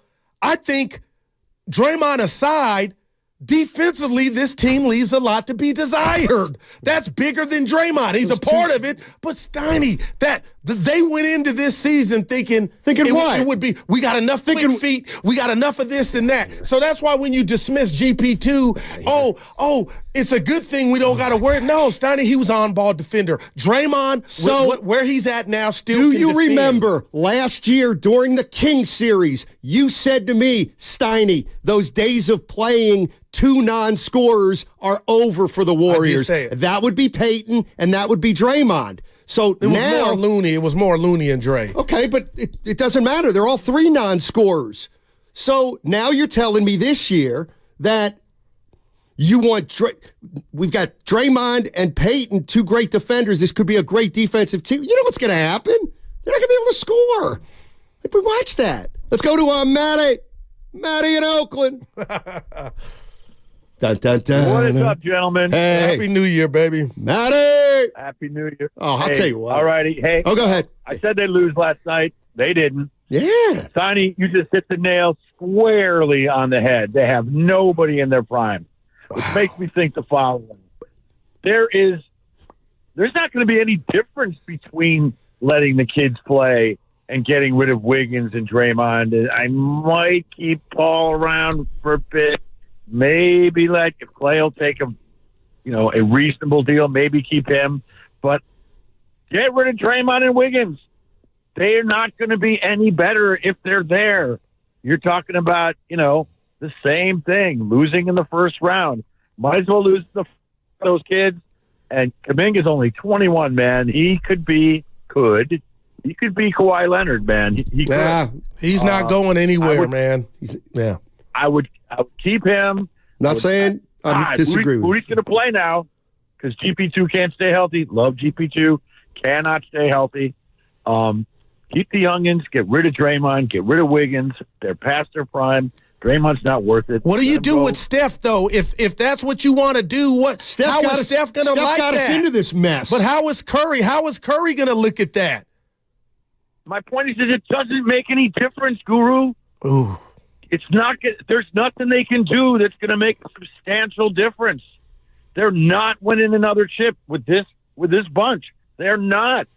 So let the kids get better. Maybe Curry in his 2 years from now, get some picks back for these guys who are past their prime. Maybe get some more kids. Who knows? Maybe sign a decent free agent. Get out from under the cap. Maybe you can get a Curry a ring, 2 or 3 years from now. But you ain't getting one this year. And I just don't think it's going to make any difference if they blow their future. Wow. Well, let's hope he's wrong because man. It's not a matter of being wrong. It's about let's acknowledge. Can we stop living in they got a problem. You already come on now.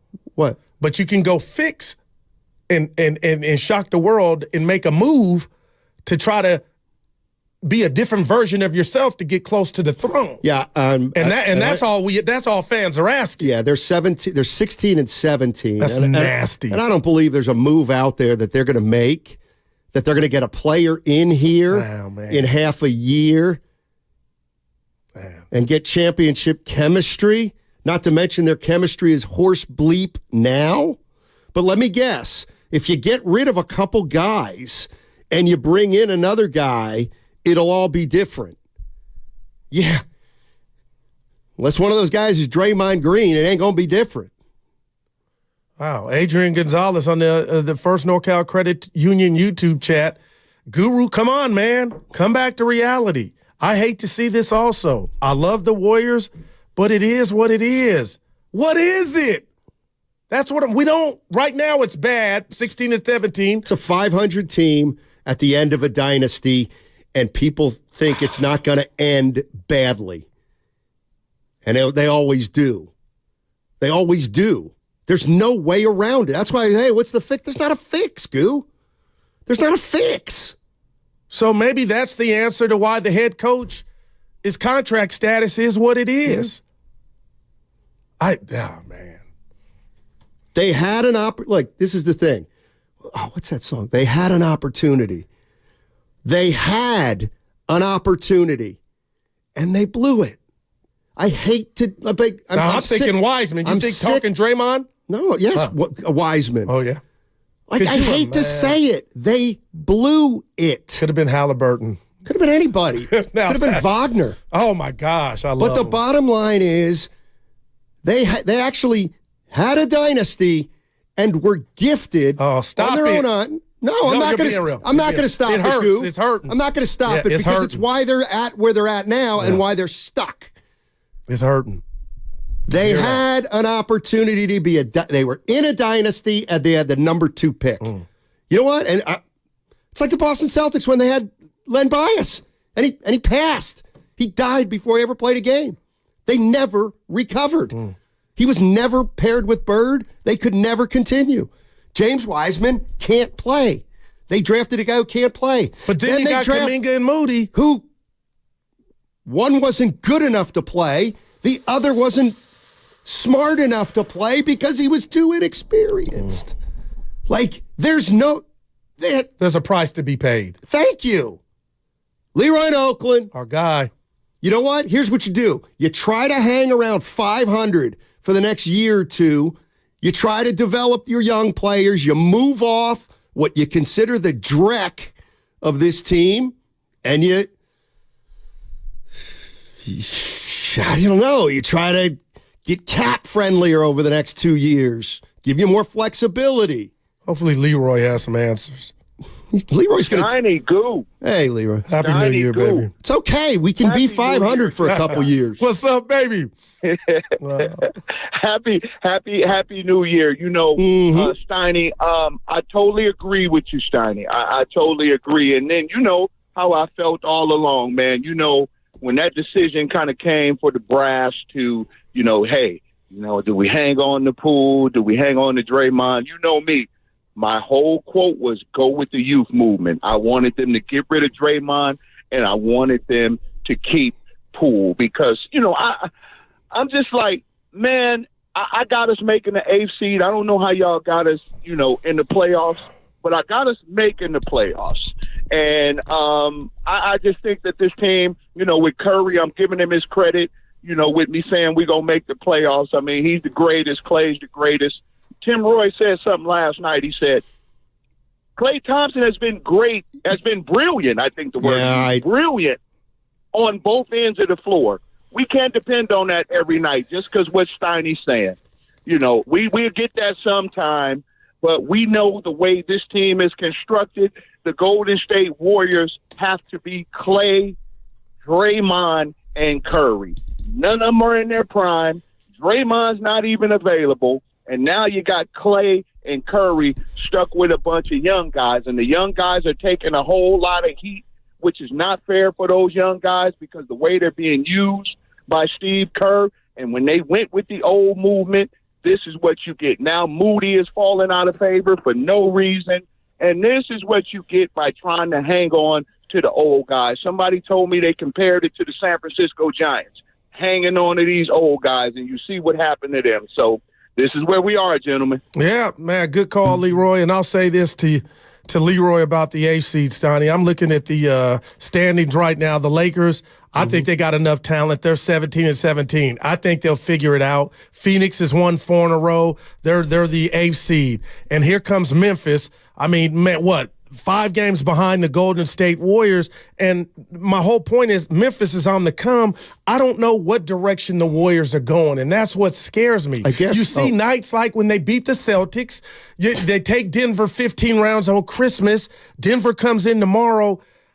I don't know what to put my finger on, but do you think there could be some – and I'm done questioning Kerr because Kerr – I don't think should be in the situation with his contract status that he's in, and he's being a good soldier. Do you think, and I know what you're going to say, and I hate your reaction, but I'm going to say it. Do you think there's more to Moses Moody not being able to carve out a niche on this team and not be one of the, even if you hate that he's playing 11 and you can't do it, I just don't understand what he's done to fall out of favor.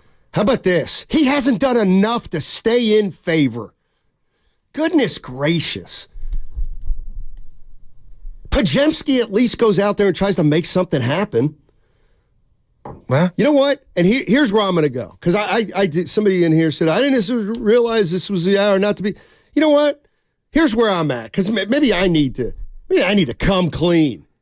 You know what? Here's what I'm done with. I'm done with waiting for Draymond Green. All right? I don't care if he comes back. I don't want him to come back. I don't think he's. Did you realize that at the end of last year, the first thing we were saying, not we, I would never say it, but Steve, we can't win a title without him.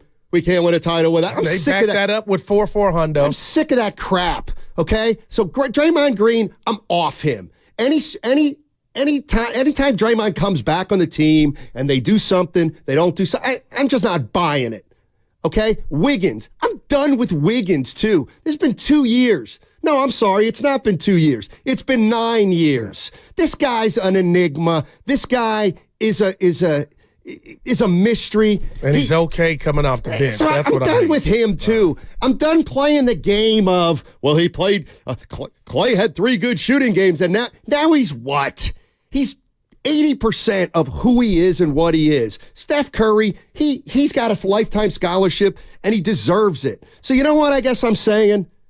Just give me the youngsters.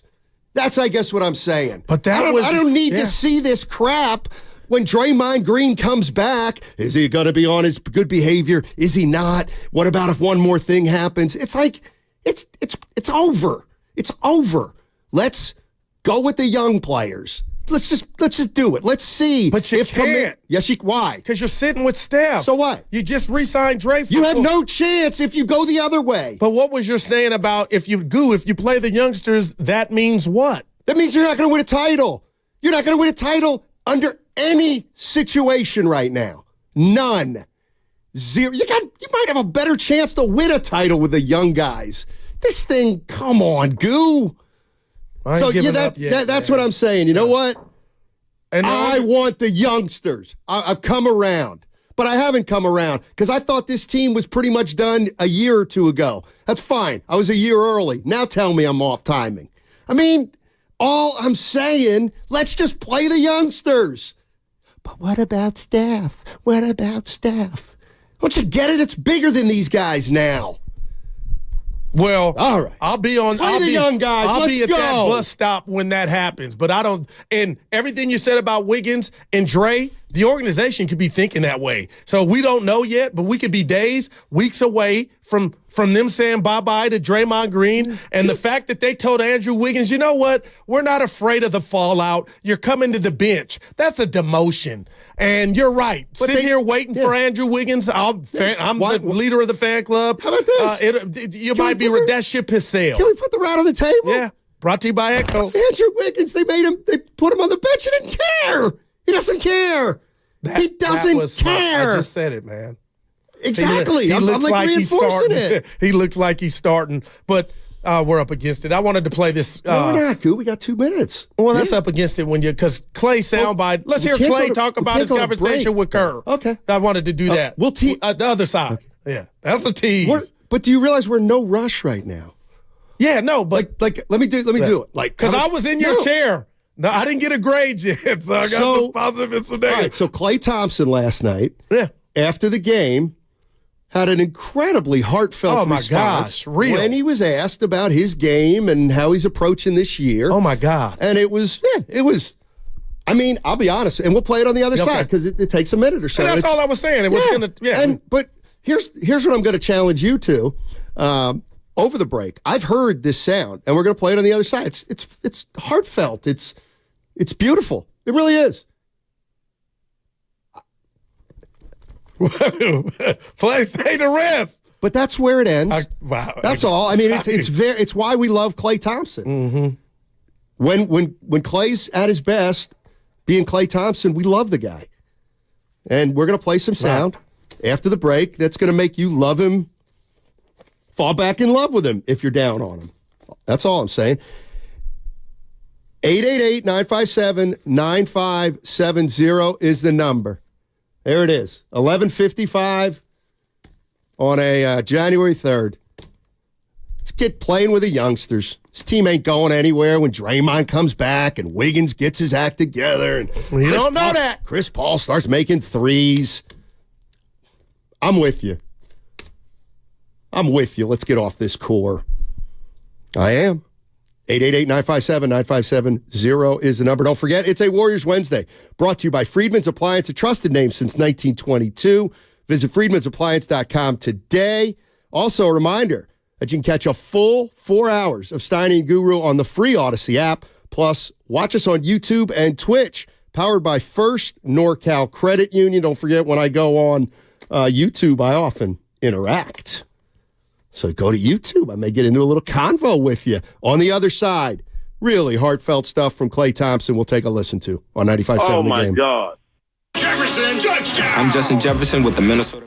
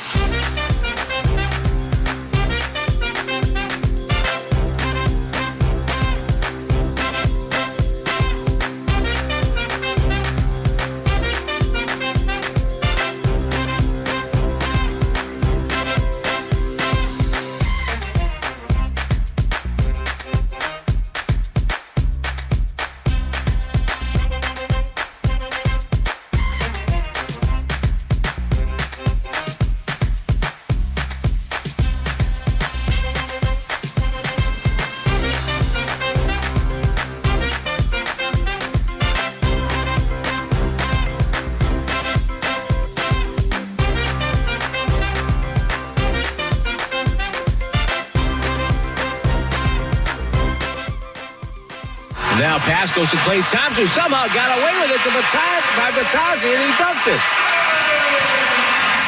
Now, back to Steiny and Guru on 95.7 The Game. Now that makes me sad. What? Next question. Because while you were gone, Klay was on a heater. He was on a bender. Come back to earth a little bit, but again, you got a game tomorrow night. Yeah. They beat a good Orlando team. I came in here trying to be positive, and I'm going to be honest, I'm a little more worried than what I was just being around you, but I'm more positive. I got it off my chest, I guess. Some of the caller, the Comcast business text line said, Steiny, don't you feel better? And it's like, I do kind of feel better. I'm sick of holding on to this illusion. Well, damn. I am. You know what? We don't know what that, if it's that yet. You know what? I'm sick of it. Yeah, they won it 2 years ago. Congratulations. People were wrong. They're 86-78 since they were 27-6 that year. They haven't been that team since. It's like, so yes, you know what? I don't really want Draymond to come back. For who? For what? Where are we going? Well, I didn't like him signing to 4 years. Okay, what else? But you couldn't let him go for nothing. What about Wiggins? You got to be kidding me with Wiggins. We're gonna cross our fingers that Wiggins. You know what? Like, this is where I can't do it anymore. Wow, you sound like one of our relationships back in the day. I know it. I get it. Like, you think this happened to other teams. Guess I got news for you. It was a contract year for Wiggins. He got a contract.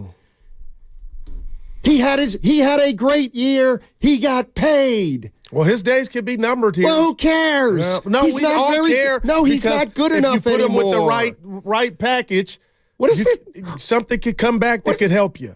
And again, that's 29 other teams are not in the business of being a basket charity case for the Warriors. Like, so you know what? Bleacher Dave, haven't talked to Bleacher Dave in a while, and it says Steiny needs to be more optimistic. Yeah, talk to him. I am now. Get off these guys. What's up, Bleacher Dave? How you doing, man? Let's get to him, dude. The hell with it. Give me Pajemski. Give me Trace Jackson Davis. Let's do it. Come on, Bleacher. Talk to him, Dave. What's good, Guru and Negative Nelly? Come on, please. There you go. Sunshine, good grief, man. Give us something here. Look, as long as you go ahead. As long as Steph Curry can have nights like last night, you gotta have this team's got a puncher's chance. And so maybe we saw something last night that might be the most pivotal thing that we see. Look, this team doesn't compete on a nightly basis, right? And so some of it is going beyond lack of talent.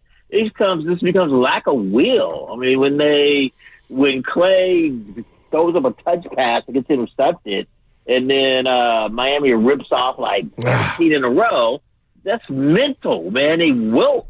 And to hear Klay, and we talked about 1,000-yard stare earlier in the season when Klay was looking at his athletic mortality. To hear him talk after the game last night about, hey, that's my first dunk of the season. I can't dunk like I used to anymore. Oh, I put too much pressure. This is not how he said, but this is what he was talking about. Tell you what, Bleach. Hey, Bleach. On myself. Hey, Bleacher. You stay on the line. I'm gonna play exactly what you're saying because we teased it anyway. This is. I think I got it. Klay. This is Klay from. You got it or me? You go ahead, Evan. This is Klay from last night. Just so everybody knows what you're talking about. Steve and I had actually a great conversation yesterday, and that helped me relax a lot. Sometimes I forget just how successful and how lucky I've been to be a part of championship teams and all-star games and gold medals. And when you want to get back to that level so badly, you could kind of get in your own way.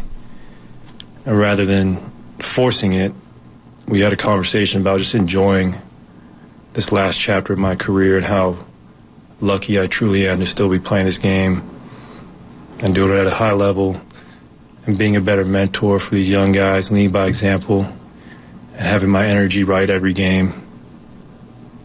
And he helped me realize when I do have negative energy, how that affects the team in a poor manner. So we had a great conversation. That just helped me change my whole mindset and forget about shooting splits or points per game or all-star games, and just to enjoy being in this Warriors uniform and appreciate what we built, because it's such a rare opportunity for any professional athlete to be a part of so much success, and to try and pass that torch to the younger guys and keep this thing going. All right, Bleacher. Wow. I need him. All you. Yeah. Yeah, so, Clay, for his whole career, has always been, I'm a shooter, I'm going to keep shooting. My next shot's going to be great. I'm going to be fine. This is a complete shift. The dude has been a problem all season, being selfish, jacking crazy shots, thinking that I'm just one shot away of being that dude I used to be. And he put all this pressure on himself by demanding his max contract, not accepting the contract, betting on himself, and it's going horribly wrong. It's going horribly wrong for him, and he's divisive, and even Pajinski's calling him out. So to see this dude face some reality and go, hey, I'm not that player I used to be. I need to be a leader and be graceful, I think it provides an avenue for him to take a lesser role and to begin to see, hopefully, some shifting of the torch. Okay. I'll say this. Everybody's older. There's no reason to think these dudes are going to be more consistent or get back something they got. Right. But I will say this. Wiggins is in 28. That's the peak of his athletic prime. He's having the worst season since he's a rookie. I do think he'll be better. And as we saw at the beginning of the season, for a concentrated burst, Curry can still do it. These are the dog days for Curry. Yeah. We got to get him to the end. We got to get Kuminga and Wiggins, and this is Kerr's job. Play them together. They played together last night. Working on the combos. All right, Bleacher. Bleacher, let's fast for I got it. Bleacher, let's fast forward. Yeah, Curry can still do stretches, and Draymond's coming back, and let's go. And Wiggins, he can't be this bad. Where does it all end up if it works out? I think it puts us. I think we get past the second round, and at that point, it becomes, a guy like Billy Ball said, Billy Bean said, it's a crapshoot after that. 2 rounds is Western Conference final. So this team can get to the Western Conference Finals. 2 rounds. If everything goes right, maybe everything goes right. If Wiggins plays to capacity, if they play well, here's what it comes down to, dude. Look, this team is going to go as far as Curry and Clay are going to shoot them. As inconsistent as that's going to be. And I think that's all. So we got a shot, baby. Thanks, Bleacher Dave. Although, great hearing from you too, man. Happy New Year. But he basically said, it's unrealistic to expect that Steph and Clay, everybody's going to shoot better. And as long as we can shoot, we have a chance. Well, they're at the bottom now. Just the team. Well, guess what? They can get to the middle. Yeah. And it's like you wanting to know the end of the movie, and it just started. The credits are showing. I mean, it's just starting. So, I'm going Steiny on you. The movie, the Warrior movie. We can sit here like I'm assuming playoffs, and they're at 11 seed. Some could slap me like, you fool. Why would you say Western Conference? But I'm not saying WCFs are off the table because there's so much of the movie left, and that movie includes Mr. Draymond Green and what will become of him because we're going to have closure. It's coming. You can tell me how you feel and what you want, but the closure's coming. Does Draymond end up fetching you, maybe with some other guys, something that we don't see on the horizon right now? That's a possibility. So we don't know, and that's what makes this exciting. Now it's exciting. Yeah, no doubt it is. Oh, my gosh. But you said, Steiny, no Warrior fan likes where we're at. Right. But it's exciting? It is because we don't know. Warrior fans don't think it's exciting. Now, the roller coaster can go off the track. It's off the track, Goo. It's off the championship track. It don't look good now, but there's so much that's going to rear its head and show us. And it's going to all be good. That you just asked Bleacher Dave, could he get to the Western Conference Finals? It would have to be to get to that juncture. But let's just talk about the sound we just played. Steve Kerr, shout out to you, buddy. The fact you pulled this man aside, you're working. you were trying to create and had a convo with a guy that you broke bread with and celebrated chips with, Klay Thompson. I appreciate that honesty. And to hear Klay Thompson, he's not a machine. None of these guys are.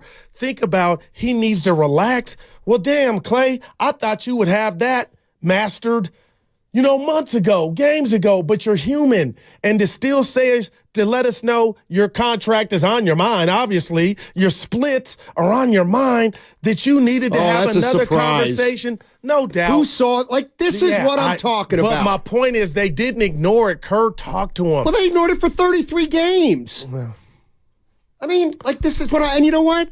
He acknowledged it. Now let's see how he plays. The proof in the pudding. Let me guess. You think now Klay's going to be a totally different player, and there will be a visible turning point between. I don't look at it like that, Steiny. And not to cut you off, 3 weeks ago, Klay was shooting the hell out of the ball from where he was at, and it's like, knock, knock. Who is it? Klay Thompson's jumper. Like, okay, you'll never be what you were, Klay, but can you be more consistent? No, and for 3 weeks he was.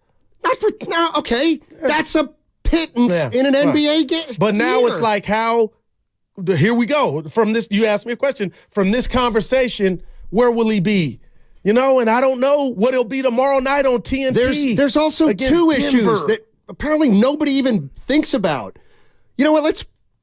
Best case scenario, Klay Thompson, wow, okay, Bleacher Dave, I'm with you. You know what? He's seeing it. He acknowledges it. Maybe, Actually, the one thing that we're not even talking about is when Klay said, I need to be a better mentor. Oh, I heard it. Yeah, you know what that means? He doesn't help the young guys either. And he's realizing he's got to help the young guys. Do you blame him with what his situation, what's at stake for him? Not saying it's okay to be selfish, Steiny. I can't believe you know what I mean? No. Draymond was doing it last year with his situation. So here's what I'm getting at. Yeah. So Klay Thompson goes, you know what? I'll take 25 minutes a game. I'll even come off the bench. Well, he ain't doing that. All of a sudden, you're a champ. What do you mean he's not doing that? Well, he's in the start lineup every game. And I wait a minute. So what do you think he was saying last night? Oh, I didn't. Whatever he was saying, a lot of self-reflection. Okay, and mentor. But not once did I think that Steve Kerr will put on his table, hey, you know what, Klay? We got somebody else. Well, then how do you expect the Warriors to get better? He's got to play better, and if his mind is free, maybe you get better results. But my point is this: he's earned the scholarship thing that you said Steph had, Steiny. He will not come out of the starting line. I am sick of this core and a percentage of their fans that actually believe Klay's going to get better and Draymond's going to get better and Wiggins is going to find it. You know what? They all may and probably will get better. Congratulations. You're now 44-38. Yeah. Stop. Let's play the young guys. Yeah, but I'm just telling you, Scotty, that's not going to happen. Okay. Yeah. Well, I'm going to continue to ridicule the plan because anybody can see that the veterans are not getting it done. And the bench, the Warriors got the top bench production. That's like an indictment on the starters right there. Hey, I love that. Well, if you really break it down, but hey, you got to find a positive when you can. And every great relationship I've heard and that I've been a part of, Steiny, when you have trouble, you know what you do? You go to counseling. And in counseling, the counselor doesn't say, okay, where are you going to be in 6 months? You know what you do? You take it day by day. And in this instance, you take it game by game. And you hope it manifests into something, but you can't predict it. Stop thinking hope's a strategy. How much damn information do you need to have? That's deep as hell right there. You know what? Stop insulting our fan base into trying to talk us into Klay and Draymond and Wiggins can get it back and we can win a title. Well, if no trade is imminent, partner, that's what they're doing. Exactly. As an organization. And it's a joke. It's a joke and it's been a joke. Now you want to being right. You want to acknowledge? I'll tell you what. Yeah. Somebody said you won't bet. You want to acknowledge? Here it is. 408. Yeah. Steiny, what's wrong with 44-38? You know what? Nothing. And that's what this team should strive for. Stop talking about stuff past that. It's like insult. Right. But stop it. They should be focused on Denver tomorrow. They are. Yeah. And you know what? If they beat Denver, they're 500. Right. And then if you beat, you got Detroit. Oh, that's a win, right? You know what I mean? Like you gotta. They're not gonna. What if I tell you they're not beating Denver tomorrow? They probably ain't beating Denver tomorrow. I'd be disappointed, but I get it. Why? Why would you be disappointed? They're not a good team at home, and Denver is the defending NBA champions. And let me tell you about Denver. Kerr made those comments about Jokic, who was kind of sleepwalking during that game, even though he made all his free throws Christmas. They're going to come in here vested. But again, Steiny, if they could somehow beat Denver and you beat Orlando, okay, and some people are giving up or thinking, oh, you know what, this is just. I mean, that's how you start, by your actions. Okay. So that would be two quality so you're wins. 500. Then you've got Detroit Friday. Okay. Then you're 1 over. Okay. But that's why you wake up the next day and you lace them up. Right. And maybe you win 5 in a row. Do you believe this team? Okay, 5. You get 5. I'll give you 5. Now you're 3 over. Now what happens? You really think this team's capable of ripping off 12 of 14? I don't. You know what? 12 of 14. Yeah. Their best stretch all year has been 6 and 2. What are we doing, Goo? I get the answer to your question from me is I do believe, but I do believe because I believe they believe it. Who cares what they think? They control. They don't control. No, they don't, Goo. They control nothing anymore. They're not the best team on the floor night to night. They don't have the best player on the floor every single night like they used to. They still do at times. Last night, they had the best player on the floor. Guess what? Against Miami, they didn't. Against the team they played before that, they didn't. Against Denver, they might not tomorrow. But it's not even about Jokic versus Steph or best. It's like it's about having talent. Denver's got more talent than the Warriors. Full strength, there's no chance the Warriors can beat Denver in a 7-game series if Denver's healthy. Yeah, no doubt about it. But I'll tell you this that you don't want to hear, and it's going to piss you off, and I don't care because I love you. If Draymond Green were in uniform, they would be closer to being. Yeah, they'd be closer to getting eliminated. Well, that's not what I mean. Yeah, I know. I mean, they'd be less. Yeah, they'd win a game in a 7-game series. This thing is so combustible. Oh my God! You sit no. So I hear you, and you're making some points, but what I think you are forgetting is Steph Curry. What about him? He's lost the pressure Steph from Lakeup and company to appease him. And if he's looking at this crap, if he deems it crap, they got to do something just to try to appease. Like, can't do anything. Hey, Steph, we're going to make a move. It may not work out, buddy, but we want to show you we're not okay with you just fiddle-faddling and being 11th or 10th seed. Stop thinking Steph's not part of the problem. He's part of 16 and 17.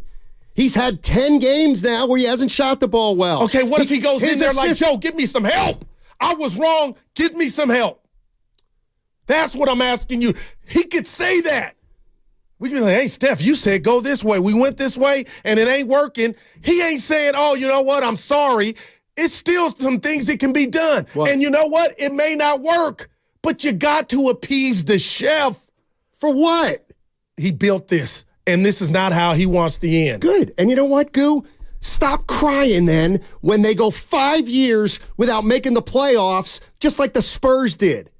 I mean, here's the other thing. And this is it. I'll read this respectfully. 650. Hey, Matt, after 10 years and 4 rings, you have to let this squad fail this year.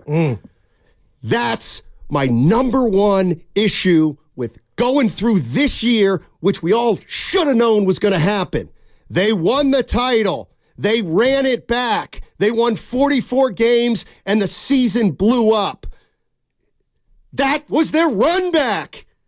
They doubled down on the run back, and every single damn thing is happening again. Period. Last year, Draymond punched Poole. This year, Draymond's been suspended, and we don't know what's going to happen. And meanwhile, the team is worse off because we don't know if Draymond's going to play or not, and we have that instability.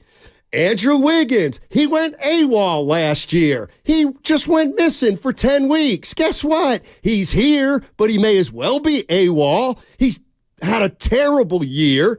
You have Bob Myers, the president, goes into last year as a lame duck with uncertainty. This year, you have Steve Kerr going into the year as a lame duck with who knows if he's coaching next year. Last year, you had Klay Thompson, and he's in his own head, and he's terrible for 2 months. Then he's the best shooter in the world for 3. Then he can't make a shot in the playoffs.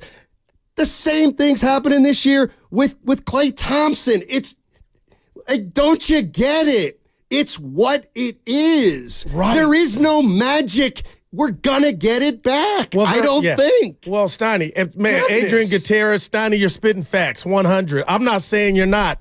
And we got my guy, Horace Berg. Guru, you're ridiculous. I'm not ridiculous in the sense that everything you just laid out is fact. What if Steve Kerr, who's talking to Klay Thompson, is going through his version of Klay Thompson? What if behind the scenes he knows he's being judged on this season and maybe is getting away from him for his tenure? Like he's dealing with something. Who's Steve Kerr? Whose shoulder is he going to cry on? Let me tell you, he ain't crying. All he can do is show up to the facility, practice, hope that maybe Mike helps him out, Dunleavy and Lakeup, and they try to make a move, or the things that we talk about, like they're not sitting by the water cooler like, you know what, Steiny's right. No, I am right. No, even if you're right, they got to fight. They got games left.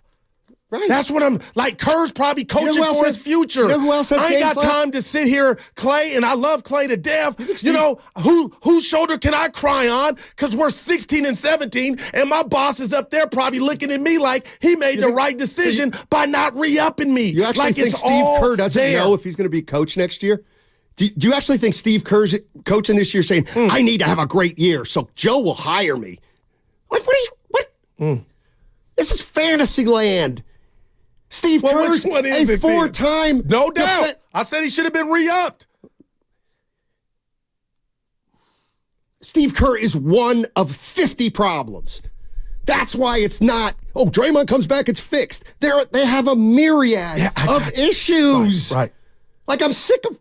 Hey, what do you think? And I tell you 17 things. Well, I'm trying to give you a baseball analogy of if you're in a slump and you're 0 for 28, you don't stay in the dugout when it's your 29th at bat. No, you go up to the dish. Yeah, you bring up the youngsters. That's what you do. You bring up the youngsters. What would that look like, Steiny? It would look like Pajemski plays more, Kuminga plays more, Trace Jackson Davis plays more. Like, what do you mean, what does it look like?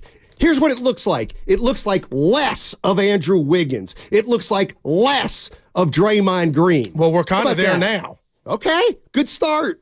Dre by default. Now that I can get behind. That I can get behind. It's tough to get behind a team where, is Draymond coming back? Is he not coming back? But they signed up for this. Exactly. But you... Call me Bob. Because I'm hoping. Yeah. I mean, it's funny, but... Well, it ain't funny. No, it is funny to watch. Like, it's... I guess I am getting a laugh at Goo's expense, which is not funny. Well, your year's not off to a good start. You lost your fantasy chip. We'll get it. I found my wallet. How about that in your eye? Hey, it's time for the Call of the Game, sponsored by Xfinity. The Xfinity 10G network is made for streaming live sports, which means it's the network you can rely on in the biggest moments. The Xfinity 10G network, the best way to stream your Warriors. 26th clutch game this year. Curry with the ball. He leads all players in the NBA in clutch scoring. Backs up, shoots over Goga Batasi. He turned away. He was going back up the floor. He knew it was going in. Warriors go up by 7, 104-97. Stephen Curry now with 31 points. Timeout Magic, 4:25 to go. Golden State looking for a win. That's great. Call the game. That's beautiful. Did he say the most clutch points this year? Let me tell you. Oh, yeah. They've been real clutch. You know why he's been in the most clutch? Because they can't put away a team. Sure. They can't. That's great. Steph Curry is the most clutch player in the NBA. Why? Because their team's so mediocre that they can't blow anybody out. We kind of blew out our last. The clutch stat is the biggest fraud. It is the most tangible and intangibly worse things the NBA can do. Gotta go. Hey, let's make basketball more individual. Let's make it more selfish. Let's make it less about the team. Yeah, that's great for ball. Do I have anything else to say? You can just cut me off. I want to get you in a good mood. I'm in a great mood. We're going young on 95.7 The Game. We're going young. My little brother's friends have been camped out at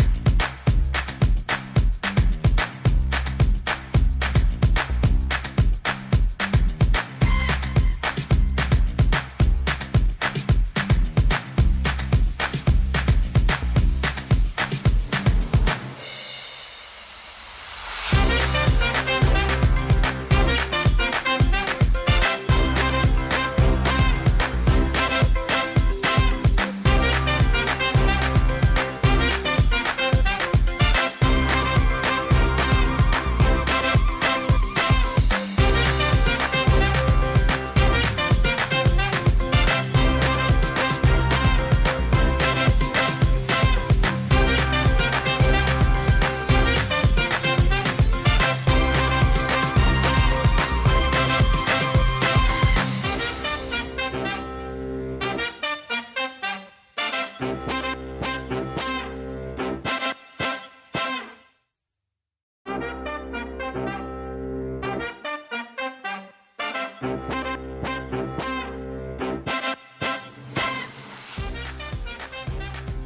John, you like Bubacek in Chicago? I like him.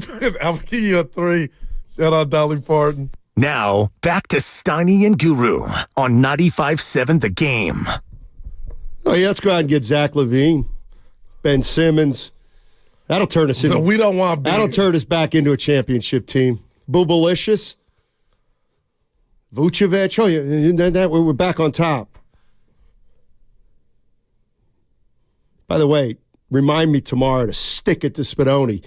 He took the shot at me after the Anunoby trade. What'd he do? He made a reference to me saying AJ that one time. Oh yeah, it's a drop, Steiny. Yeah, congrats. You found the one time I made a mistake in the last 9 years. Well, great. That's great. Your fantasy starting lineup. We got to get to that. 3. I've been waiting. I've never rooted for a man. So this is a guy who's going to finish. Go ahead. I was in last. You let us all I get down. the number 1 pick. I've never seen you vested over text like you were for your championship. And then you went up. I hate that you got the early lead. And I looked like I was playing like my boy. We about to be sipping and dipping in 24. And then you lost. I lost. I'm out. I wanted it more than you, I believe. But for Dibs to come in here and say both of you, he told Summer, not Supper, that, no, it's Supper, not Summer. Help me out. Supper, not Summer. But Steiny, you didn't choke, but you got 400. I didn't play. I have a fantasy team that was auto-drafted. What do you mean, Steiny? You didn't choke. Like, that is a no. But talk to us about the pain. Because there is a pain. I could see it. Yeah, I wish I would have won. I'd still take 400. No doubt. Luke is going to peel 400 off for me. 400. First time I've ever played. Yeah, exactly. But Evan won it all last year. And I was hoping the show could go back to back. And you know what? The Warriors won it 2 years ago. Doesn't mean a damn for some reason, I'm like close to dropping some cuss words. Let it out. I want to go with Dennis in San Francisco. Dennis in San Francisco. Hold on. Oh, by the way, some real quick. We're going to get into football at 1 o'clock. Got Stink coming up. Mark Schlereth, Odyssey NFL Insider. He was on the 49ers Commanders game. Kyle Shanahan just met the media, and he said, I'm only sure that one guy's not playing. There's one guy who's not playing. That's all I know right now. Brock Purdy. Wow. He earned it. Please. Dude, it'll be 3 weeks. You know what? Hey, Kyle, I don't play this game anymore.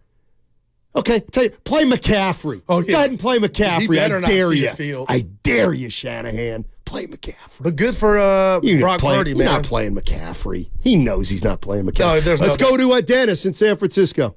What's up, Dennis? How you doing? Let's go young. Let's go young. Dennis. How's it going? Yeah. I want to go. How you doing, guys? Hey. How you doing? Dynamite. Oh, fine. Good. Hello? Oh, good. Yeah, I hope they don't play McCaffrey either. Yeah, I don't think they will. But anyway, as far as the Warriors, I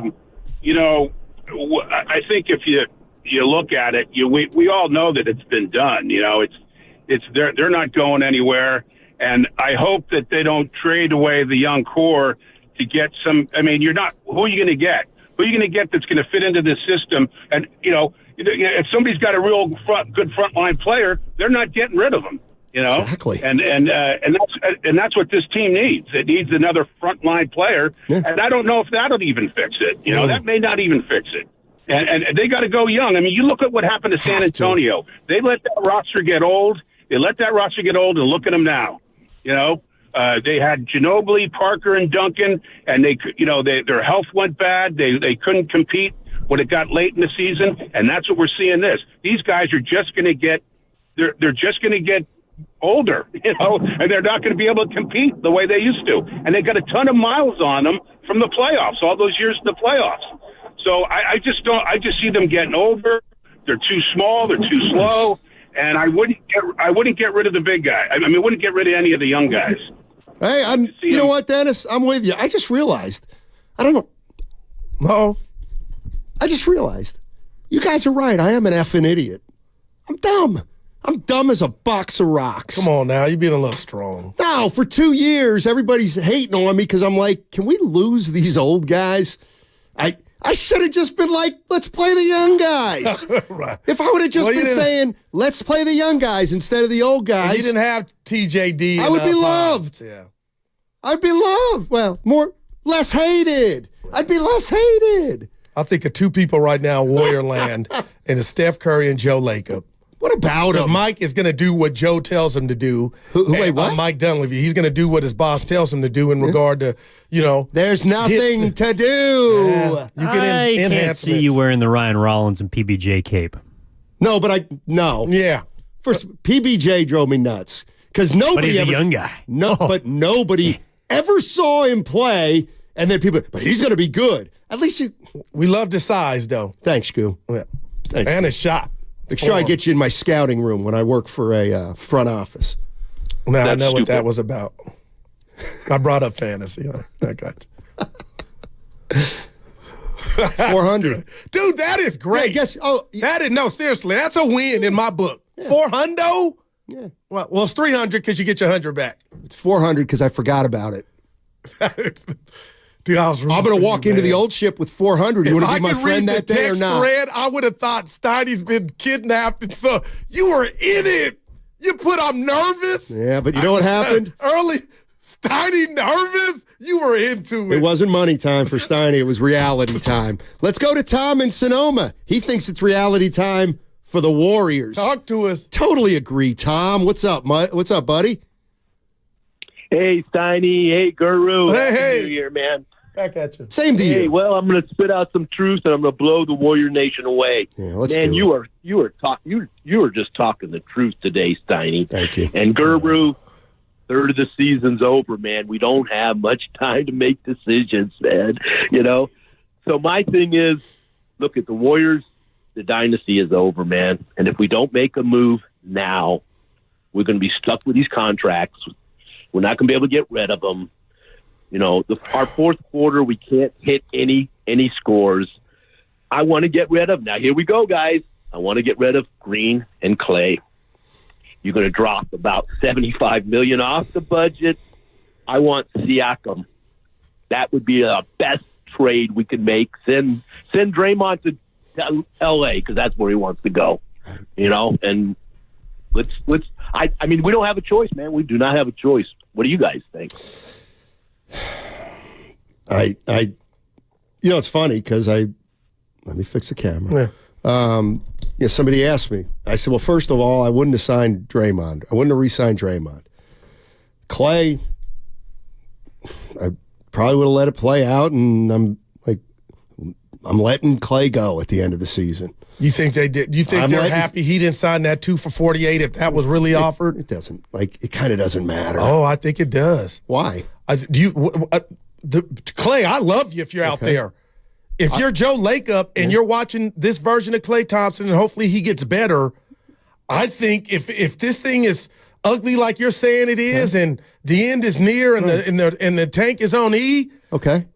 I think the fact that you didn't invest $1 for any more years for Klay Thompson, I would bet my right arm that Joe's probably like, we won that, Now Klay been on looking like his old self, like just watching Klay ball. Well, so I don't even think it's at $24 million. I'm just being real. Like Joe, that might be the one win that doesn't go in the standings, doesn't help him in the playoffs. That's what I'm saying. I'd lose Klay. I mean, the bottom line is he made 100. That's what I'm saying. Klay Thompson's on the last year of his deal. He's making $42 million. Yeah, Steiny, it's let him go. Yeah, but what? What does that do for business for the people that are like they don't want? The guy just said break up 2/3 of the big three. Well, Draymond did it himself if he's out of here. Okay, but Klay, but it could be playing out right now. And hearing that soundbite from Klay last night, it sounds like not a Dear John letter, but like a guy that's accepted. Yes, I might not last be year. Here. Well, I hope not, man. Well, okay, you hope not. What do you hope? That they resign him for 3 more years? That he might look at Ray Allen's ending of his career and be like, How much is he taking? How much are you asking him to take? I don't feel comfortable discussing it. We are on talk show radio. No, host. I'm begging you, give me more than that. That was a line, but I'm just telling you. You man. asked me what I would do at this point, and I'm telling you what I would do is the same thing that I would have done before this offseason. I wouldn't have liked it, but I would have let Draymond Green go. They didn't do that. I would let this season play out, and most likely I would now let Klay Thompson go unless I could get him on a real team-friendly contract. Chris Paul, nice to know you. No doubt about it. See you later, Yep. Chris Paul. If I can move Wiggins, I may move Wiggins. That's what I'm doing. Yeah. And now, I'm not trying to be... Now, you can say, well, Steiny, they're not going to do that. And I'm going to say, yeah, you're probably right. And so then don't, like... Well, there was a report that they're okay with now moving Wiggins. Forget Wiggins. Yeah. He's ineffectual. What I'm like, Draymond Green. He could have messed it up for Klay. The idea. This is the other thing. When people say, well, what's the alternative? Well, I just told you what I would have gotten off. I would have gotten off Draymond. I'd be thinking about getting off Klay right now at the end of the year. I'm off. Like that's what I would do. Do you realize the Warriors? Then it's over for real. It's all, but. Yeah, I hear you, but the movie's still playing. Let me tell you what, to me, I'm starting to get it with Warrior fans. I am. Like, it is. It's an emotional attachment. I just didn't say it the right way. Yeah. You're right. Let's go younger. Let's get off this crap. It's not crap. But then the dynasty is over. And that, when you say it that way, Steiny. No, you know what? You know what? Because I'm not there yet. Okay, you know what? And I'm going to say to you what you always say. Don't rob them of that. Don't rob them that they could theoretically move some pieces of their old core, get some pieces in here, and they could win it again. Like, why would you rob them of that if the chef's here? Well, yeah. They're not championship players anymore. But I respect what Dre, and when 2/3 of the big three or the top actors are gone. You can't have it both ways. You know what I mean. Stop thinking you can have it both ways of, well, we can keep these guys around and pay them the money and they'll take lesser roles. And it's like, no. I just said, and I ain't trying to be messy, Steiny, but tell me if you give me $1 for this. If I'm Klay Thompson, I'm looking around like, you know what, Dre? What you did wasn't premeditated, but the fact that you're gone and you may have hijacked and effed up this season when I'm in a contract year and now management is looking like, you know what? Let's burn it. It's over. If they really come to that conclusion, if I'm Klay, and Klay's responsible for his own play, you can't blame Dre, but Klay can't blame Dre of, we're 16 and 17 because we're without you. You robbed us of even trying to get hot, and now management may be closer to moving off of me because you were gone. We didn't have your services. Hey, Klay, don't flatter yourself. We're getting off you because you're not very good anymore. Like, let's stop with this emotion. It's hard. Let me tell you, here's one thing I do believe.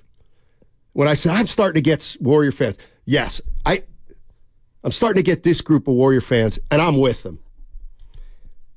If you've watched this team for 10, 12 years, you've watched Draymond Green, you tried to be objective. Okay.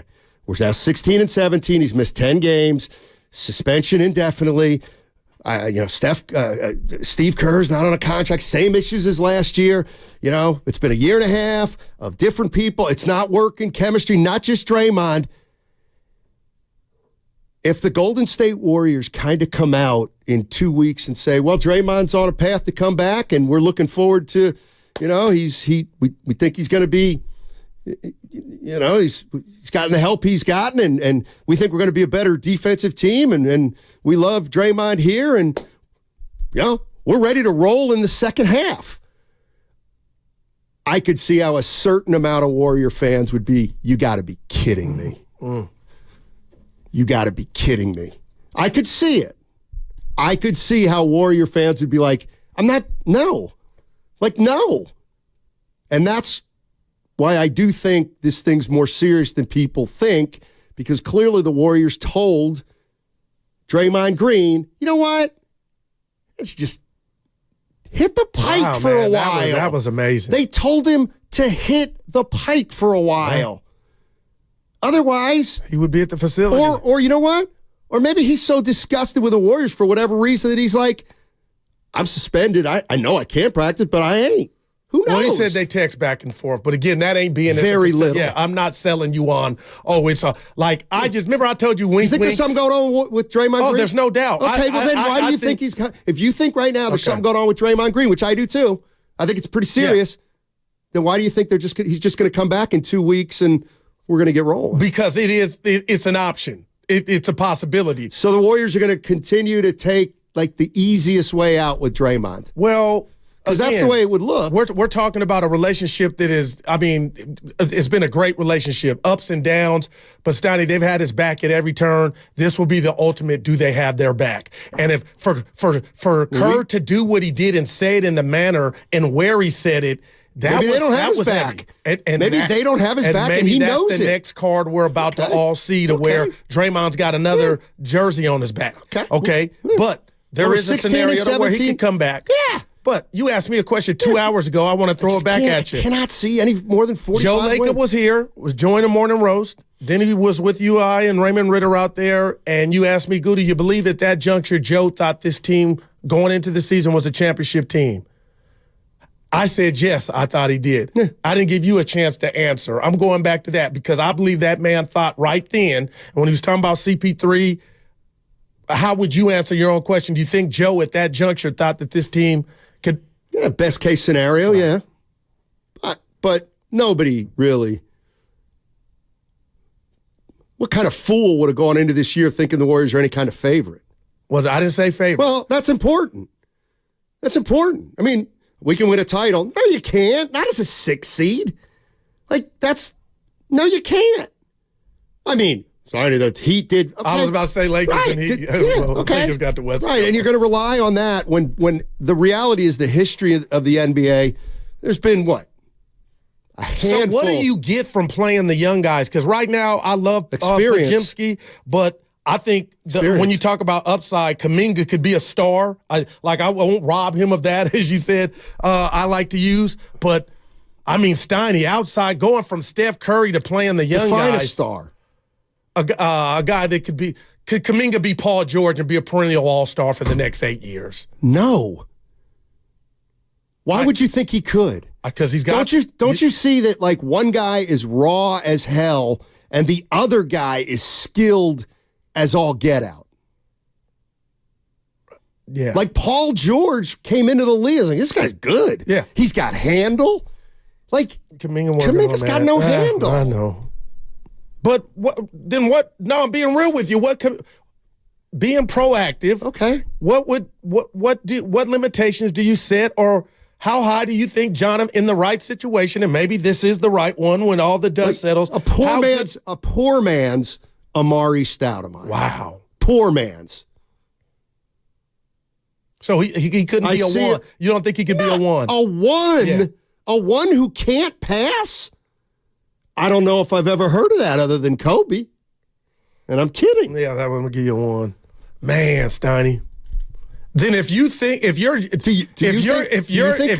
Matt Lakeup, do you think Kuminga you would be willing? Do you think Kuminga can be a one?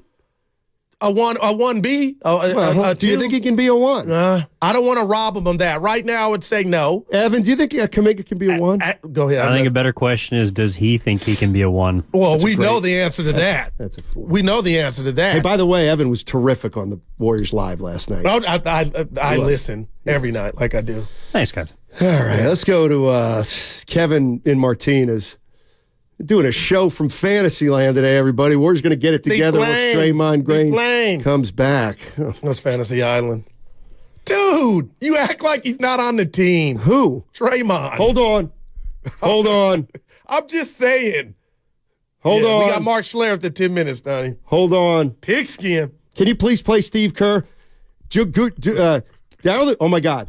Which one? Daryl the Guru Johnson Where he said has said to me, Steiny, you act like he's not on the team. Here's what Steve Kerr said. We're into January now. I was just wondering on the Draymond front, is he back in the facility at all, or is there just... You act like he's not on the team. He's not been in the facility, at least with us. He may have been coming in on his own. Are you in contact with him at all? Yeah, we text. But we've been giving him his space. He's been giving us ours. I know what he's trying to deal with isn't necessarily on the court, but do you know, as far as the type of shape he's in, is it going to be, even once he comes back, it's going to take a while, or? Yeah, not sure. Okay. Not sure, yeah. And this is I didn't say anything about that is good. If I say to anybody, what team does Draymond Green play for? The answer would be your Golden State. Fine, and and if that's what you that's alarming. Right. And if you want to do that, you can. What I'm saying is, you just looked at me and said, "Steiny, you act like Draymond Green's not on the team," and the coach just told you he's not on the team. Now, if you want to say, well, he's on the roster, fine, you win. He's not on the team. Yeah, because they haven't been together in a month. Because he's been suspended. And he's not on the team. Yeah. Like, there's no other way to cut it. Well, now it's semantics right now. He's suspended. Okay, when's he going to be on the team? I don't know. Okay, I don't either. So he's not on the team. Right. He's not on the team until he's back on the team. Until he maybe participates in a practice. Draymond, go bye-bye. Thank you. That was, wow, man. That was heavy. Come on, Schlereth, man, it won. I know. Yeah, how about those Niners time? Yeah. Hey. Number one. What? See, I need you to be honest. I had a question for Gooba. Go ahead. After Christmas game, when you turned off the Raven-Niner game. Okay. Because we were apart. Yeah.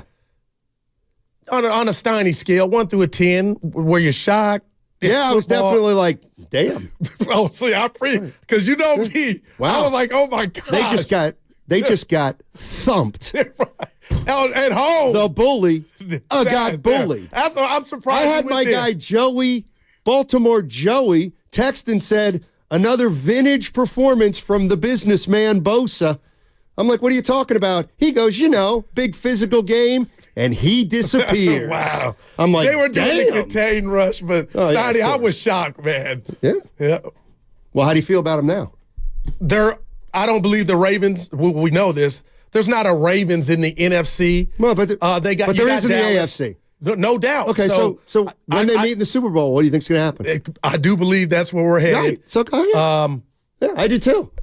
I got to see how these two games play out with injuries. Yeah, we will. Everybody's going to be healthy. Because the people, Niners going to be full strength. The Baltimore's Niners compiled some yards in that first half against the Ravens. People, a lot of people act like, it was 21-0 and Ray Lewis shut them down. It wasn't that. The Niners were moving. Purdy had his worst game as a pro. But at the end of the day, I don't think if they meet again, Steiny, I would bet your boy's not throwing throw 4. 5. Well, he could 5 turnovers. He did throw 5. 1 was dropped, but you get where I'm going. What's that? It's kind of a feel. But I think that would be the best Super Bowl, a rematch of that game, man. Yeah, no doubt. Who's going to win that game? Stay tuned. Fans. We going? I hope not. It's a that's the thing. What do you mean? Vegas? We've already, you, me, and your daughter. Exactly. We've done it. We got the secret sauce, honey. Hey, yeah, I know. Hey, Proposition Chicken. It's time for the secret sauce of the game, brought to you by our friends at Proposition Chicken. Well, we started rebounding in the second half. They had 13 offensive boards in the first half and only 3 in the second half. So I thought our work on the glass was much better. I think for the most part, we defended, without fouling so the game could flow for us, and we took care of the ball. Only 12 turnovers for us. And I thought a lot of guys came in and played really well. Loon was fantastic, plus 10, and obviously closed the game. He's so good defensively, and I thought, Wiggs, Brandon, our bench came in, really did a good job.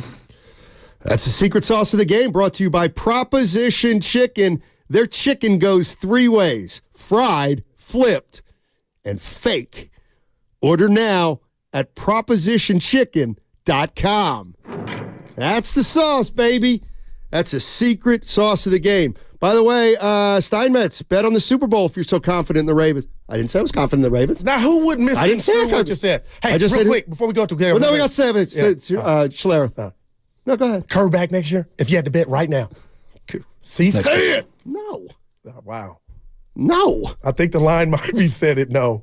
No. Mark Schlereth. He was on the call. 49ers Commanders. Let's go. Hey, it's Willard for Safeway. Safeway proudly serving our community since 1926, and I hope proudly serving me like twice.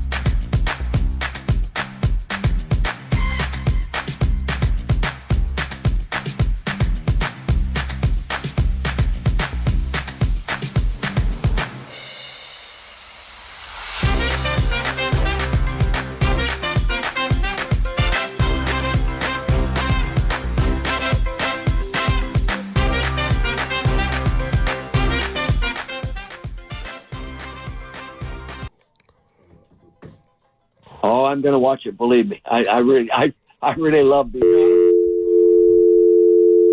I'm out. Now, back to Steiny and Guru on 95.7 The Game. All right, Matt Simon, the Guru Johnson with you on 95.7 The Game. We're efforting Mark Schlereth. Stink. He was on the call, 49ers Commanders, host of the Stinkin' Truth podcast. Yeah, one of the questions we were talking about yesterday, Goo, with 49er fans was I was trying to see if they could remember how they were feeling on Christmas Eve before the Ravens game and how they're feeling now. Less confident, more confident, same. Nothing to see here? I'm going to go nothing to see here. Because like I said, I watched that game 3 times.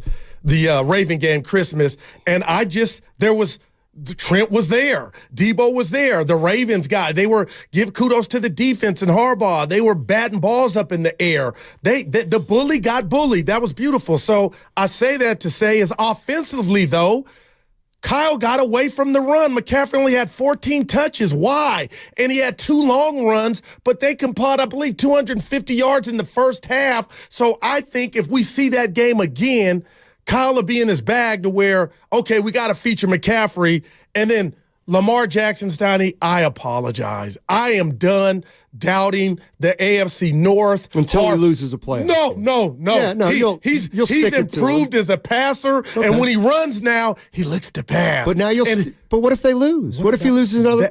I know you don't remember certain plays. When he pointed to Warner. We got him? Okay, we got Sting. Yeah. Right, and he knows. Oh, yeah, you're going to give Lamar Jackson his flowers now, but you'll stick it to him the minute he loses a playoff game. Welcome, Odyssey NFL insider, Fox broadcaster Mark Schlereth. He was on the Niners-Commanders game. Mark, thank you so much for joining us. Really appreciate it, man. You got it. My pleasure. Great to be with you guys. Yeah, this guy aside of me, he sometimes switches his position game to game, throw to throw. But let me remind people that on the line is Odyssey NFL insider Mark Schlereth. Insider calls brought to you by Old Spice.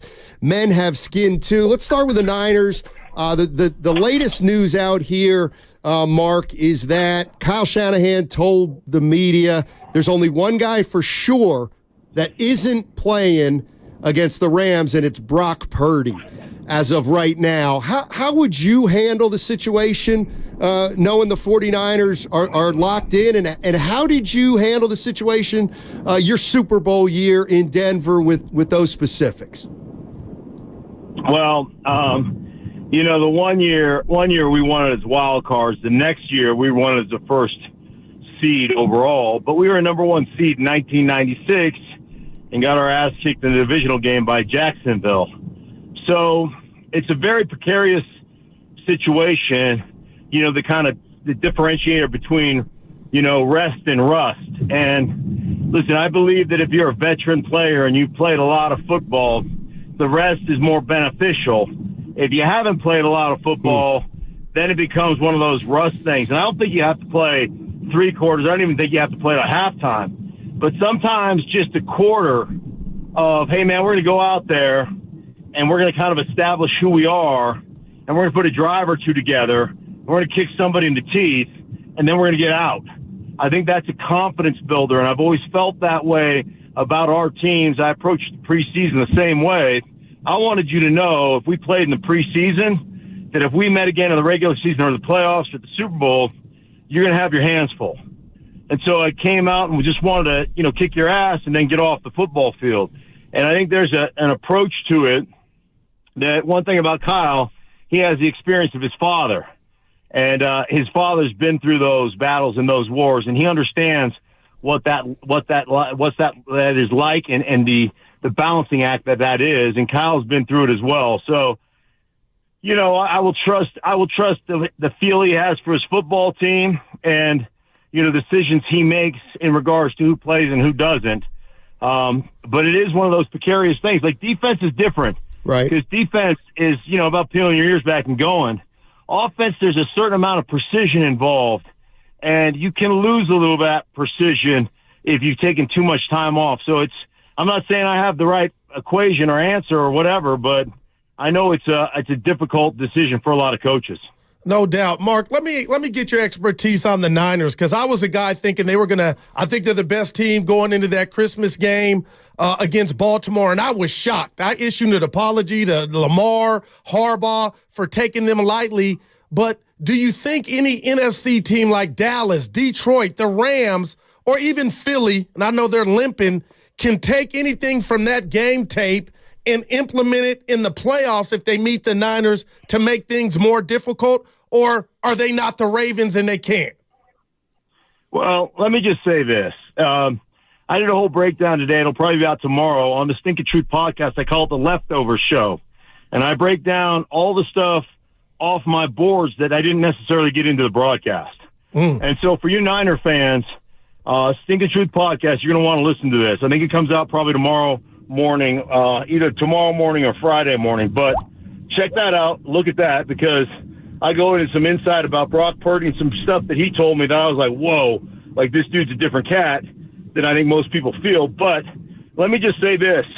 As I dug through the coaches' tape preparing for last week, and I have the Niners again this week, by the way. Got the Niners and the Rams this week. But as I dug through that tape, and again, it's not the TD copy, it's the coaches' tape, I walked away saying to myself, if the Niners faced the Ravens 10 times, they'd beat them 8 times. I thought they kicked their ass. You can't win a game in which you turn it over 5 times. Sorry, ain't going to happen. Now, the Ravens are exceptional. You know, defensively, they're fast, they're aggressive, they're physical. They're one of the one teams that can match some physicality with the Niners. But I couldn't believe the space the Niners created on offense. I couldn't believe how wide open they got guys. That McCaffrey had over 100 yards rushing. Kittle had over 100 yards receiving. I think Ayuk had 100 yards receiving. They had almost 500 yards of offense. And, oh, by the way, turning it over 5 times means you have 5 less possessions to do that offensively. You realize that, right? The average game is a 12-possession game. So minus 5 possessions, you got 7 possessions. Let's call one of them, because it was a long drive and they turned it over in the red zone. Let's call one of them. Let's call it an 8-possession game. You put almost 500 yards of offense in 3/4 of the possessions you normally would get in a football game. Tell me that's not an ass whooping. I don't care who you are. You're not going to overcome 5 turnovers. Sorry, ain't going to happen. But I walked away from that game after I studied it on coach's tape, where I was like, oh, my gosh. The other thing is, now I'll give the Ravens a ton of credit. They probably dialed up 5 rushes that had Lamar Jackson dead to rights, where they had him sacked in the backfield, hit, and he was able, in those 5 possessions, or those 5 or 6 times, he was able to break loose and cause pain. And there's nothing more frustrating than when you have a guy dead to rights and he's still able to escape and make a play. Like that drives you crazy as a defense. But I came away with thinking, like, if I'm game planning against them and we beat them in the Super Bowl, I'm not even planning those blitzes or planning those free rushers. I'm planning on just socking him in the pocket and saying, we're not giving you any escape lanes. We're going to make you throw the ball. And not even about sacking him, just make him throw the ball, because he had 3 or 4 or 5 really errant throws early in that game when the Niners had a 5-0 lead, and they were all from the pocket throws. And so I walked away from that game going, shoot, if I'm San Francisco, I got a game plan. I feel pretty good. Now, apologies to Baltimore because they're kicking people's asses, but I just walked away going, man, I feel pretty good about where San Francisco sits right now. Insider calls are brought to you by Old Spice Gentleman's Blend Body Wash, providing exfoliation plus 24/7 moisturizing, because men have skin too. Okay, so this is interesting to me. So you watched the game live and you thought, man, Baltimore just owned the 49ers. You looked at it again and said, well, under the circumstances, yes, the 49ers got beat pretty bad, but it wasn't all as bleak as you might think. Don't try to take too much out of it if they meet again. Is that essentially what you're kind of saying? Yeah, no, that's exactly what I'm saying. Okay. I didn't think it was bleak. I didn't think it was bleak at all. As a matter of fact, gotcha. Even Kyle Shanahan said, going back on it, it was like expecting the worst, and you walk out of it going, wow, we did a lot of really good things. Now, you turn the ball over, right? Sure. You make a couple of bad decisions to quarterback. Those things are going to happen to you. But I'm telling you, I walked away expecting one thing, and I walked away feeling like, wow, like San Francisco was really good. Now, I'm not saying Baltimore isn't good; they're a really good team, but it wasn't bleak at all. As a matter of fact, I'll tell you guys a funny story. I was on the plane, and we had a mechanical, and so I had to get up from my seat because they were working over my seat, and the captain came out and asked me. I was just standing in the first class cabin, and the captain came out and goes, "Oh, you got the game this weekend?" I go, "Yeah, I got the game." And we start talking San Francisco. We start talking Washington. And this lady in the front row, she has no clue who I am. I don't expect her to know me. Is like, the Niners got their ass kicked. They were horrible. The Baltimore. And I go, hey, listen, I looked at the film and they played a lot better. And she's like, what do you know? You don't know anything. They got killed. And I was like, all right. Like, it was almost a full-blown Karen experience in the first class cabin. So, yeah, I was just trying to ease her pain, but she didn't want to hear any of it. Well, let me ask you this. So when the 49ers play the Eagles, they limited Jalen Hurts, and they used this phrase, they caged him. They wanted to cage him, I guess, which meant keep him in front and, prevent the Why wouldn't you just do that with Lamar Jackson? Well, I think they probably did. Okay. I think they probably tried that, but they kept getting some free guys on him.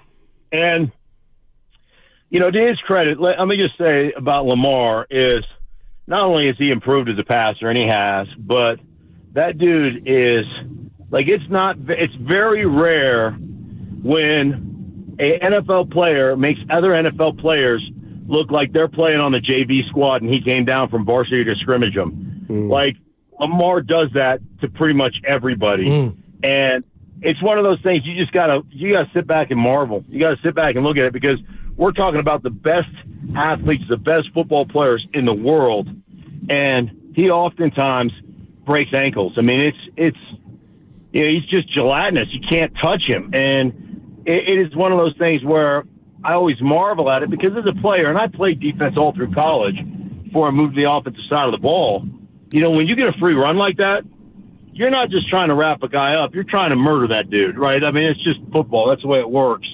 And when you do that to Lamar, you got to go against your instincts. And you got to almost gather, slow down, and just try to corral him and then bring him down gently. Because if you go full tilt, he's going to make you miss and make you look stupid. And so, but again, that goes against your human nature as a football player. It goes against your instinct as a football player. And I think you almost have to play him without instinct, which is easy to say, and it's easy to draw up on a grease board. But as I always say, that when they draw it up on a grease board, and then what it looks like on the grease board versus what it looks like when you're actually in a game, they're two entirely different things. They never look the same. So it's always easy when you're watching film, or easy when it's on a grease board, always difficult on the field. Stink, you got a Super Bowl ring, and I was telling my partner and the fans, the Niners are living right. They've earned the #1 seed, but McCaffrey, he's got a calf issue. Eric Armstead has been out, and I called him just a guy, a jag, a few weeks ago. But Arizona put up 232 on the ground on them, and the run defense hasn't been the same since he's been out. My question is there any question about rest over rust when the Niners, it'll be 3 weeks before they play a meaningful game? Where are you at on that? Because to me, the timing is perfect. Like, the Niners need it more than anybody. Yeah, I think the Niners need it, especially on the defensive side of the ball. And Eric Armstead is one of those guys. Let me just tell you, there are guys that don't necessarily put up stats that completely affect the way you play as an offense. And Armstead is one of those guys. And so you got to get rid of, you got to clear out the sack numbers and the tackles for losses. And sometimes you just got to clear that stuff out. When you break the huddle, you got to find out where that dude is. Like, you got to break the huddle and go, okay, where's 91 and what's our plan for him? And it's really hard to have a plan for him when you got Bosa on the other side. So right. it becomes one of those one-on-one situations where he collapses pockets. And so he may not hit the quarterback or sack the quarterback, but when you collapse the pocket and put an offensive lineman in the lap of the quarterback can't step into a throw, quarterback can't get enough on the throw. It affects the pocket. And those things are almost as valuable as actually getting the guy on the ground. So he's one of those guys that probably doesn't compile as many stats as the Aaron Donalds of the world and those type of guys, but what he does is exceptional for them. And so, you know, I think the rest thing on defense, as I told you, especially with San Francisco, because they're not an overly complex defense. They're not a real complicated group. What they do is they out-hit you and they out-hustle you. That's what they do. And you can be a really good defense if all you do is hustle and tackle well. Show me a defense that tackles well, and I'll show you a defense that limits scoring. And so they're pretty simplistic in their approach, but they play with great leverage, they play with great understanding, they play with great ferocity, and they tackle well. And that's why they're one of the top defenses in football. And they've got great communication, and Fred Warner is as good as it gets. I think he's the best middle linebacker in football. And it's not just about his skill set and his ability to run around and do things. It's about his communication skills and the way he keeps that group together. So you guys got a special team. They're a lot of fun to watch. And I'm telling you, to sit down with the San Francisco 49ers and talk to Kyle and Steve Wilkes and Fred Warner and Brock Purdy, and man, there are very few teams that have that kind of organizational structure and that kind of culture and get the kind of play they get. George Kittle's just kicking people's asses on the inner line of scrimmage, blocking defensive ends one-on-one and dominating them. That's special, because there's a lot of tight ends in this league that just refuse to do that stuff. 49er fans, you're listening to Mark Schlereth, host of Stinkin' Truth podcast, and you can take a listen to it. It'll probably be coming out tomorrow. He has a lot to say about the Niners. He was at the game, calling the game, and he talked to a lot of the 49ers, so you're going to want to check that out for sure. He's also got the Rams Niner game this weekend. Try to keep that one interesting for us, okay? Yeah. Well, you know what? We'll have a good time. And I tell you what, like I said, that Leftovers podcast, I dropped some stuff that Purdy told me that you guys could be really interested in. Yeah. Good stuff. Appreciate it. Happy New Year, man. Purdy, you got it. Yes, Take sir. care. Mark Schlereth. That's right. He does the Stinkin' Truth podcast, but then he's got the Leftovers. What do you think Purdy could have told him? This is how Debo finally started to run a route. Look at you. No, seriously. Hey, you've really unlocked Debo. He's finally running routes with precision. Have we not met? You guys probably touched on it yesterday. Hold on. See, this is where my fangs That was Odyssey NFL insider Mark Schlereth. Insider Calls brought to you by Old Spice. Hey, men have skin too. 95.7 The Game. We got breaking news. We do. Per Shamsharani of The Athletic, Warriors guard/forward Gary Payton II will miss several weeks due to a left hamstring strain, sources tell. And, of course, Payton injured himself last night. Had only been back for 2 games prior because of the calf strain. When you hear several, what do you think? A month. I go 4 to 6. Yeah. I go 4 to 6. Warrior fans are triggered. Can I tell you what I thought when I heard that sound and he said Curry Shams? traded? No, Dre. I thought it was something with Dre. I said, there will God. be something. Yeah, man, when things ain't good, you don't like to hear that. Evan has been brilliant. He's actually off to the best start of anybody in 2024. What did I miss? Because I listened to his pregame last night, and he was right on the money. He said there's going to be a charge in this game tonight, and he pointed out that last night's game had 2 of the top 5 leaders in taking charges. Pods. And don't tell me it was... it's one of them. It's the other white guy. It's the lesser-known Wagner, Mo. Yeah. By the way, give me that list. How many white guys are in the top 10 charges taken? I mean, come on. That's great stuff. There's a lack of melanin for sure. So anyway, I was on to Gary Payton. Oh, God. Here was the other one you brought to me. Give me the Gary Payton stat. Oh. This is guru. Well, let's hear it. Outside No, you're not going to want to hear it. I'm going to set it up. This is not good. Go ahead. The games played one? Yes. Yeah. Outside of the championship season, Gary Payton II has never played more than 29 games in a season. That is, man, that's staggering, and it seems like, careful, the natural component to his career is taking over. Like he's so gifted. He's so built, his frame, his gifts. But Steiny, he'll get injured. I saw his dad walking to his seat last night. I caught it on TV. And I was just thinking how proud he is. And injuries are a real thing, and some just have chronic ones. Yeah. The guy just came back, and then I was like, that play didn't involve his hammy, but the great Evan told me he'd injured it the play before, which I was like, oh, man. So only a cynic like you would say, well, it's a good thing he's out, because I know you don't mean it that way. But, Steiny, if this team was going to do something, he was your best on-ball defender when it was going to count, and to not have him for another umpteen weeks, not cool, man. Just not. Let me tell you what's not cool. What are the Blazers thinking? Let me tell you what's not cool is going into a season expecting Gary Payton. This is what was it a fluke last night? Or? No, he hadn't played more than 29 in his career. Right. Other than 1 year. Yeah. 1 year. So you've reacquired him. Yeah. And he was hurt when you reacquired him. So he had to. Here's another, this is what I mean about the Warriors. And you might say, what's one have to do? Bob's listening. Yeah. Come on. Bob who? Myers. I don't care. Why should I care if he's listening? Well, yeah. It's our guy. What? Did I set up something like I was going to rip mine? Yeah, sounded like, why would you reacquire him? I was like, Myers was on the, You'd reacquire him because once again, there was a philosophy in that front office. See, the thing about having a bunch of voices is there's a lot of different voices. And you know what voices want out? Let's get rid of Wiseman and bring back Gary Payton II because we hope we can capture the magic again. Yeah. My fault. Right. Oh, Let me ask you this. Gary Payton II. Fan favorite. Yeah.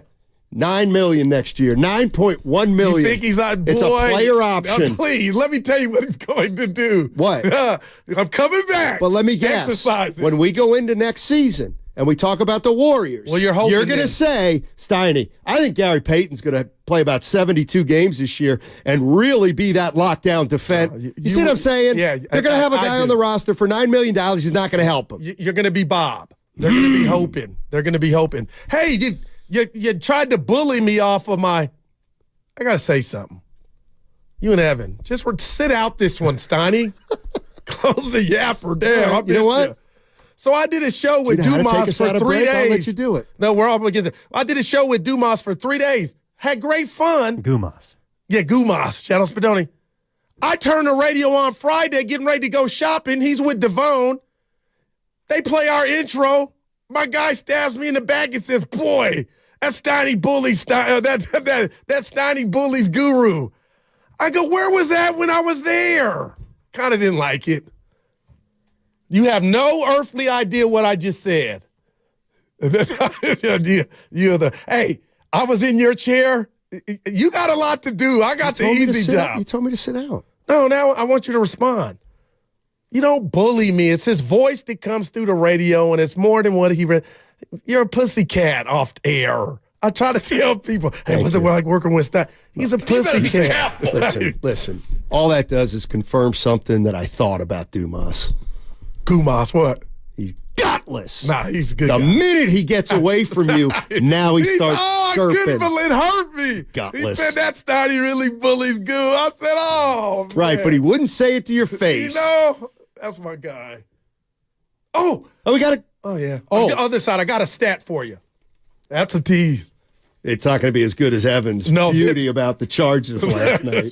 I want to look at the list now. Although, you know what else he did? We got 30. Let me make sure we don't do it. Evans hurry up. The champ's almost 15 minutes from coming in. Hold on. 126. Hey, it's a Warriors Wednesday. Brought to you by Friedman's Appliance, a trusted name since 1922. Visit friedmansappliance.com. Today, if Friedman's Appliance had a store in Piedmont, California, it'd be called Friedmont's. You get it? I gotta go. Tune in to 95.7 The Game for Warriors Live, 60 minutes before tip of every Warriors game.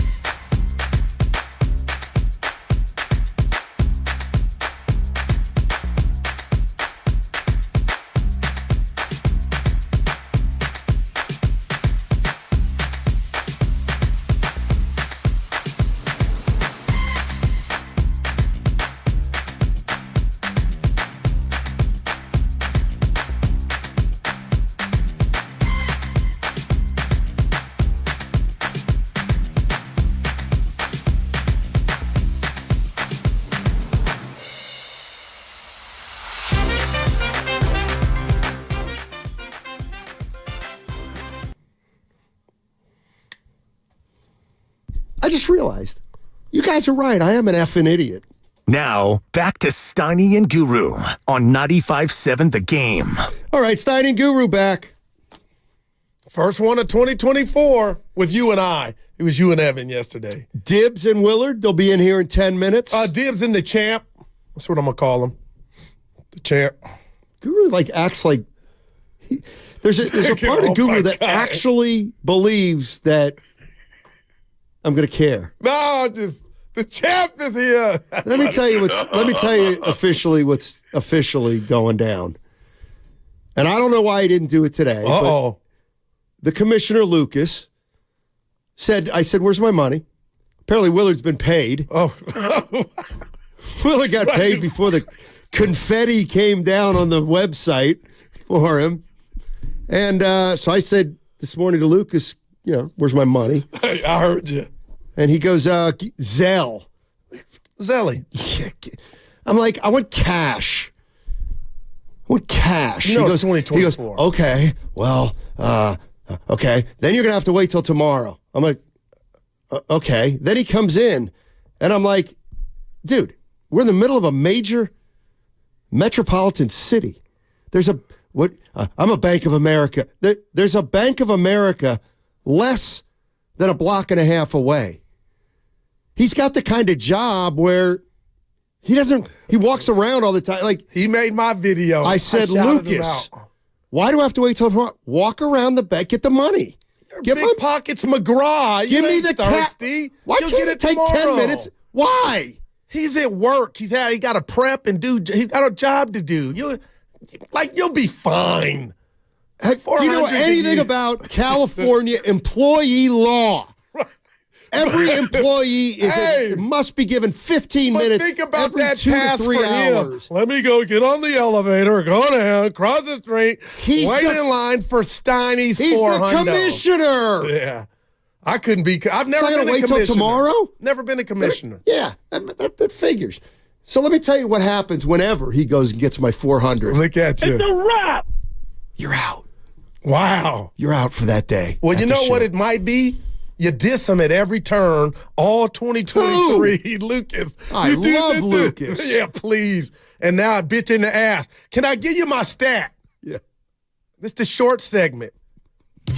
When people talk about how brilliant Kyle Shanahan is, just tell them he was the mastermind of an offense that got, and I know people don't care about 1K. I do. Evan, your tight end got 1,000 yards. Your running back got 1,000 yards. Ayuk got 1,000 yards. Debo got 1,000 yards. Come on, man. That just ain't happening in any NFL, the other 31 NFL cities. Steiny, I'm telling you right now, just from my vantage point, and we should get into tomorrow, what would be the easier, who would you want the Niners to face, and what would be the most difficult one? But I do believe, from where I'm at, a rematch of what we saw Christmas, because I believe you got to have a quarterback like Lamar Jackson to offset this pass rush for the Niners, and that throws everything in flux. I say all that to say is, give us Ravens, Niners in Vegas. I believe those are the two best teams in the league. Right now. But things can happen, injuries or whatnot. But, man. Well, speaking of Christmas, Brock Purdy's got as many 4,000-yard players as interceptions that he threw. He was throwing interceptions like Santa was throwing candy canes. I mean, dude, we're not used to it. I'm rusty. But, dude, Steiny, he could have threw 6. It was incredible. I just don't need this back to the 400. money going into an account that just gets lost. Not only that, I think she's working. Oh, not only that, it gets shared. Yeah, I hear you. I got that. No. I get that part. I Did you express that to him? That probably would have sold him. My wallet. And drink it up. I didn't say that. Well, you got me and Evan. I come in today. I haven't seen you guys. And the young guy on the show whose liver is the healthiest that I'm sure us three goes, you know what? I'm doing a dry January. You didn't run that by us, and you're not. Starts Friday, buddy. What are you going to tell me? That bothered me. That I can't do it. I agree. I'm with Guru You didn't on this run that one. by start February. Come on. Guru. The selfishness. The selfishness of this guy to work with us and to socialize with us for years. We're done. And he's going to announce. Oh, my goodness. He's not going to bring it up as a thought. He's going to announce to us? I was like, where's the knife in our back? Like, come on, Evan. Well, thanks to you guys, 2023 took a hit on the liver. Come on, baby. That's the young guy. Way to care about your teammates, bro. That bothers That's right. me. You get Trying to healthy. set an example here. Try to set the year right. Start the year right. If I recall, you came back from San Diego on New Year's Day, and you had a couple when you got back to the apartment. Yeah, that was the first. Nope, first does count. Well, I also had one at 2 a.m. Because I said no more Red Bulls for me. I'm on 3. Like, you got a New Year's, I'm sure you have to have. You have any? Do you believe in New Year's resolutions, Sonny? No. When you say believe. It's the best day to start whatever you're going to try to quit. There's a guy out there that is very polarizing. His name's, I think it's Andrew Tate, that guy. What do you think? January 1st, something's just going to magically start? No, it's the first day of the year, so it's the best start date. Yeah. I'm kind of with him on this. When okay, January 1st. Whatever. Let's go. Who cares? Well, actually, January 2nd. Yeah, and in your life and the way you conform, January 1st means something to you. You know what? I reserve the right to pick December 28th or January 4th. Well, you're one of those. Yes, you're right. I'm one of those. But the first is symbolic of you got another 365. It's symbolic of you got another. I'm be such thankful. a pathetic loser. Wow. In terms of self-motivation, that I need a synthetic device to help motivate me, not my mind. I'm trying to help you by setting the example. With You sound so un-American right What do now. you mean un-American? I don't know. Just I try to be better every day. Well, I'm not saying I make a daily resolution or try to. Well, we need some I'm not progress trying to do this a 180. We need some progress because you're trying, ain't cutting it, man. Did you ever notice? And this is kind of, We got a minute. You ever notice, I love these people too, Jay, our new guy, Jay. Right. And Tim Jordan. Like, I get it. Yeah, that's but people just walk in and out of here. Like, well, you're not the president, Stouty. I mean, come on. They were trying to. They either don't know or they don't care. They're like, we're doing a live radio show. Right. And if I had problems with my attention span, they'd really be bothering You're a pro, me. man. You shouldn't. No, I'm not a real host. The traditional. I hear you say it all the time. He said traditional. Then you said our show works because he's black. Boy. And I'm white. I said, oh my. That was the worst thing. Poor Evan sits up there like, yeah, I want to get away. Yeah, you know what? You know what? I'm not afraid of discomfort. Then all my sisters and brothers are looking at me like, who you working with? We had to have a discussion. Like, you put me in If I were black or you were white, we wouldn't be working anymore together. Wait. I'm just saying, if we were both the same color, we'd have no show. White. Well, you can picture me black. Doesn't matter. But don't picture us the same black together or white together. Well, yeah, we don't have a show. You are the same. Yeah. Right. Steiny from the hood. That's my point, though. In our society, when it's all cosmetics, how does everything look, and da-da-da. Right. You do know you're on radio, right? Yeah, but now YouTube. Dude, it is. YouTube TV. off the fascism. Are you kidding me? Look at you. Nobody's catch the game tomorrow? Catch the game tomorrow. Together. We should do that more. I almost went to yesterday's game, believe it or not. That didn't answer my question. You know what?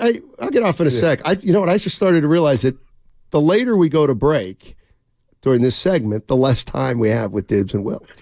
The champ is here. Like, I wanted to say, you let me down. I'll tell you more about it when I let you down. You did. Yeah, I only had 7 carries that game. I should have been relied on more. All right. Okay, hold on. Break. Kickoff show. Okay. Hey, don't miss the kickoff show this Sunday with Larry. I'm not a real host. With Larry Kruger and Lorenzo Neal live 2 hours before the start of the game. Hilton Santa Clara. Delicious food. Great drinks. Best pregame show in the Bay, presented by Habas Law. you've been wronged, Habas Law will fight to make it right. Call 1-800-INJURED or visit habaslaw.com. Also, a reminder, you can catch all 4 hours of Steiny and Guru on the free Odyssey app. Plus, watch us on YouTube and Twitch. Why not? It's powered by First NorCal Credit Union. You got the goal, my brother. Shop Safeway this week and pick up.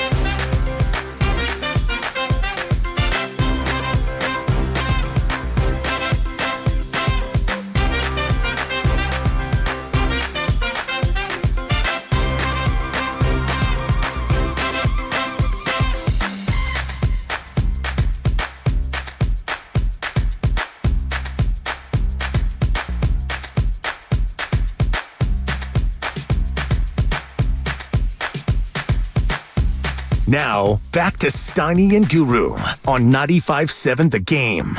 Ooh, that's loud. All righty, Steiny and Guru joined by Willard and Dibbs. It's the crossover. You know what it is. What's up, gents? Joined by the champ. What's up, Willard? The champ is here. That's a great.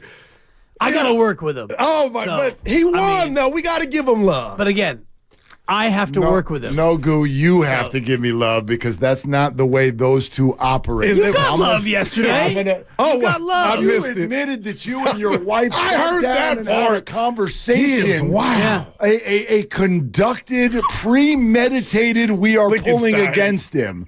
So don't tell me. It wasn't premeditated. No, tell me. It was simply meditated. It was a premeditation sensation. And you know what? That's a buck. And had you lost, I would have been gruntled. But the fact that you won led me to be disgruntled. Oh, man. No, Guru, I love you. Yeah. I sent you a text. You're happy for other people. And that's the sign of a good person. I missed you guys. Happy New Year. Yeah, Happy New Year. I'm a little down. Why? I was at a nobody asked, but Willard said why. No, he so just here I asked, go. yeah. So I was at a domino tournament over the weekend. In person or online? In person. Yeah, we kind of threw it. Shout out to the Browns in Sacramento. And about 12 of the 20 people, I said 16 on IG Live, 12 of the 6, these are grown adults, were dreading going back to work. Yeah. And it got me to think, and I used to have that dead-end job where I hated on Friday, you thought about going back Monday. Sure. And it got me to thinking, Stoney, look at him, I love my job, and I love the people I work with, so I excused myself, went outside on the porch, fired up the IG Live, which I don't do, but Dibbs brought it to my attention that I do it a lot, and gave all my coworkers I work with, started with Steiny, Bonte Shasky, Dibbs, Willard, Nahian, wow, Evan, wow, Lucas, and I didn't do it for the Loveman. No Grandy? Grandy made it. The Grandy man came? And not one person liked the video. And I didn't do it for you to like it. But my wife came up to me and sat next to me on the couch. I go, what are you doing? She was moved that I did something, like she was moved that I was soft and gave love to, but nobody saw it or liked it or. Gil, can I continue? I'm flabbergasted. Is this before or after you had verbally assaulted this me? This was before. This was text. Sunday. Willard, I gave you love for giving back to the youngsters you're trying to get in the game. I called Dibbs the internet. I didn't see it. I dialed out. I would totally. Now I feel a little better. I did not. I'm looking at. I have no idea what you're even talking about. So you didn't see it either. I truly went into vacation mode. Okay. Plus, I feel better now. No, you Monday, were posting. I moved. You posted. No, I didn't. When? You posted from the Warrior game. That was I saw you at the Warrior game. Yeah, I saw him at the Warrior game. That was 2 weeks ago. You posted your Christmas card, which was nice. Right. That's a tradition on Christmas Eve. And plus Monday was I moved. All right, I feel better now. Nobody saw it. No, but not moved. Oh, I saw it. I did not. I did not see it. I saw it. I'd have given you. I'd have dapped you up. Giving my boys love and girls. So when I go through Instagram a lot, and you see something and you see a video, and you either turn up the volume and listen to it, or you don't. And this was a video, and normally I had the shades on. Normally your videos are replete. There's not a lot of them though. Okay, Guru. No. You do your lock of the day, and you have your record, and you do your pick, and a lot of those I will listen to. And you share a lot of direct messages, and I thank you for that. I'm done. There's content. You're not done. I think I got one today. But there's content that you share, and sometimes I will listen, sometimes I won't. I feel like it's a little bit of an oversaturation sensation. So, I'm not going to apologize for not opening it. I'm just going to be honest and say I saw it, and I didn't open it. But now knowing what I know about it, I'm going to go back and try to find it and listen to it. All right. But it's too late now. But yeah. It's gone. My wife sat next to me, Steiny. She was moved by, you did that from your heart. And nobody heard it. I said, wow, crickets. If you would have captioned it like "Love for my 95.7 The Game fan," I'm not. You know what? Because most of your stuff is but captioned. I'm gonna step it up, Nick. I'm gonna at you guys. That's what I should have done. Okay. Also, it was a love letter to my coworkers. And love on social media just gets scrolled. I'm sorry. Yeah. Like if It's you would not come what we're out, looking if for. you would come out and the label had been. I hate Matt Steinmetz. And let me tell you, let me give you 90 seconds on why Steiny and I are at odds. That's sad, though. That's volume up. That would have gotten some that's views. a click. Yeah. Wow. That'd have gotten That's some, good call. yeah, That's a retweets. fact. No doubt. But if you went out there and did something from the heart that was nice. I like my job. Well, that's what it Scroll. I hit my wiffle ball in the when's the Mr. food O'Connell's coming, yard. Willard? Since you won the big money. When's the lunch coming? What are we talking about? The donuts. I've fed you all at the Super Bowl parties for 2 years running now. No, I'm kidding. It's coming. All right. I'm not going to do it on a Wednesday. Okay, I got you. Yeah.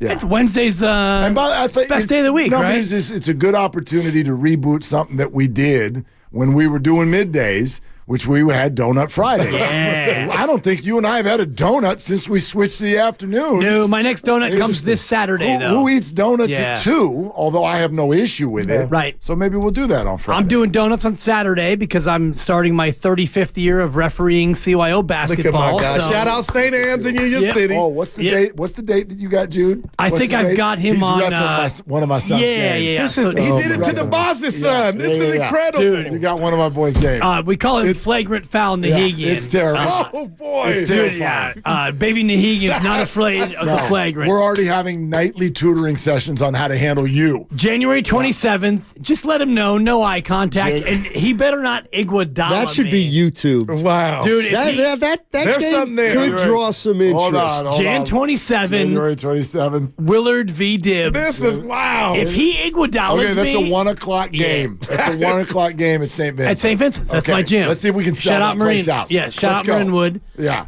It's not expensive to get in. No, tickets are free. Yep, Seats are still available. Wow. But I'm just inviting the entire Bay Area. Just Let's let him go. know 1 two o'clock. things. One, the palms go down, they don't go up. And 2, no eye contact. If he can obey those two things, he'll be fine. He'll make eye contact. Dude. We're going to introduce you to right before the game even starts. Well, there better be eye contact. I've taught him how to shake a hand and look people in the eye. He better go to the sanitizer first because I wear my mask. I know you and do. I have a handheld whistle. Yeah, he's and gonna be who's the scary Dibs. guy with the mask. Have you ever seen the one? It was with Ronnie Garrettson, the kid. I think. Oh, yeah. And Rasheed Wallace, and Rasheed was just staring at him, and Garrettson just goes, "Boom! Get out of here!" And Rasheed was just staring Just at standing him. there. No, you're going. Just You're standing going. there. Are you that way? Depends. Depends on the kid, and really depends on the parents. Because there are a couple parents that I can see coming, and Mark's my partner, so January 27th. yeah, I think The day before Championship Sunday? probably. Yeah. Dallas at Niners. So there will not be a football game because if you're like if you were like, what's the parent doing in the stands?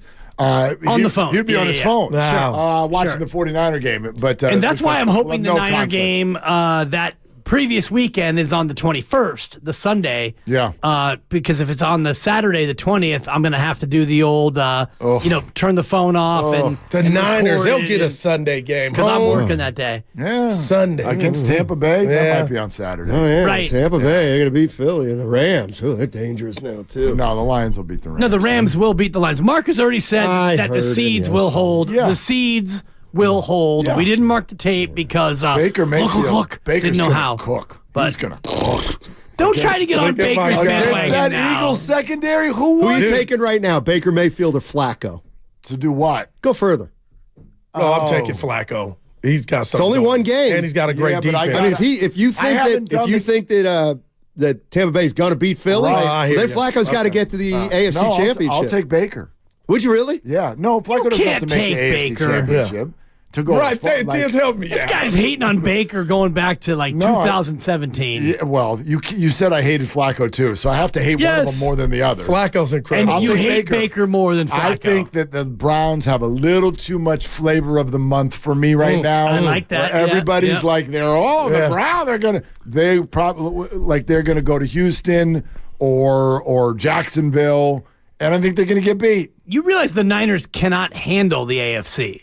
Browns, I do realize loss. that. Ravens, loss. Yeah. Bengals, loss. Steelers, blowout win. Yeah. 8 years ago. I heard you yesterday. 8 years ago. Willard, you said the line of the day. It was a long time ago. That game was 2020. They stink and they're about to make the playoffs. Doesn't that feel like? Well, Mark said it yesterday. You know what also was like 5 years ago? The Christmas Day game against the Nuggets. Mark is right. That game feels like it was months ago. Doesn't it? And the Warriors were winning most of the way. The 18 free throw game from the game. Jokic. How about even Philly? How about the Eagles-Niners game? Oh, God. Oh, man, that was like second term. That broke Philly. Exactly a month ago today. Yeah. Wow. Not that long. Yeah, that broke Philly. Remember? That means seems like an eternity. 31 days ago, people thought the Eagles were good. Kind of like the Draymond suspension, which was 3 weeks ago, 5 weeks ago, and also 8 weeks ago. Sorry. Hey, what's your favorite? You're listening to 95.7 The Game, KGMZ, FM and HD1 San Francisco, always live on the Free Odyssey app. Twitch and YouTube, powered by First NorCal Credit Union. Gutsy legal right there. No, seriously, so I went into the boss and just chatted, and he said that when Steve Kerr talked about Draymond yesterday, in the press conference, that he came in here to you guys and said, did you hear what he said? He thought it was pretty important or had a message to it or what'd you guys think? Because when I heard it, I can just tell you that what went through my head was maybe he won't play another game for the Warriors. Right? They've said the same thing. So I feel like it's not like I do think we're kind of past. This may happen, but I don't think he's coming back in 2 weeks and just. I have no idea when he's coming. Gonna play. Like, you know I don't think. Like the Shams tweet was something about like 3 weeks at least, and so then we sort of just went, okay, 3 weeks. Well, no, that's at least right. And I would imagine the league is looking for certain things to be done and said, and we have no idea if they are. I have no idea what's going on, and it sounds like the Warriors, to a degree, have no idea what's going on.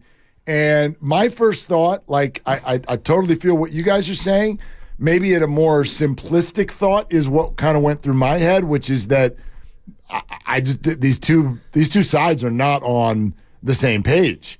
They're not okay with each other right now. Well, this is a punishment. This is a suspension. But so there shouldn't have been a positive update because a guy like me, Willard, when it came out that he could come to the facility, I'm like, well, what kind of suspension is that? Where is the takeaway? And I was told, oh, it's love, it's brotherhood. So I think Kerr was marvelous in the fact that he's saying there's nothing positive to report. This is a suspension. We haven't talked to him, but we text. So now I'm kind of like, you know what? I'm underreacting to.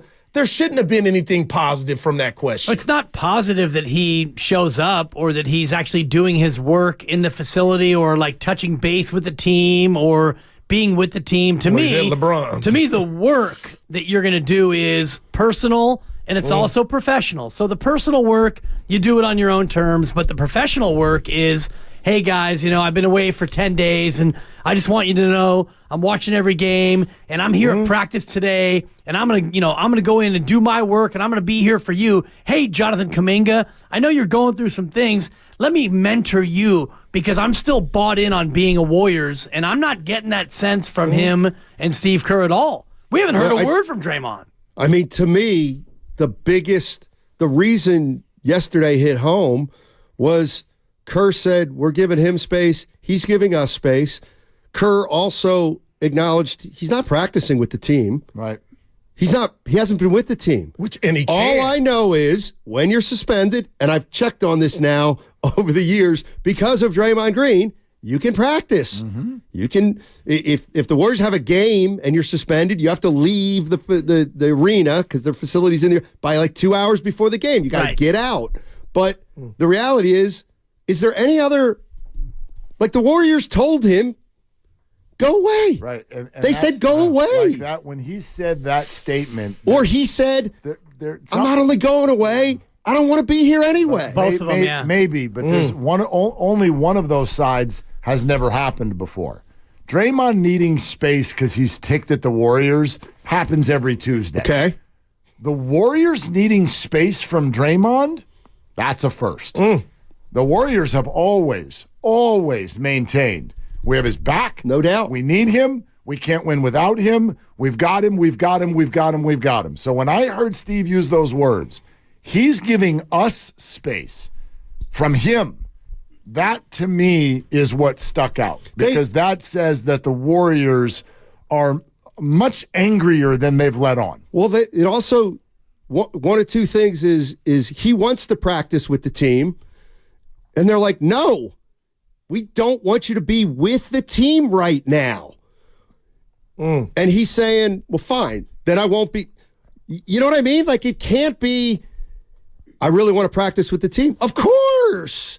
Well, that's not business as usual. Something's different about this time. And maybe it's as simple as, hey, we need to learn how to win without you for the next month and a half, so let's not practice with you because that's not who we're going to be. Maybe it's that, or maybe it's one of about 12 other things. Maybe it's as complex as this thing is broken beyond repair and we're finding you a new destination and you won't ever play for us again.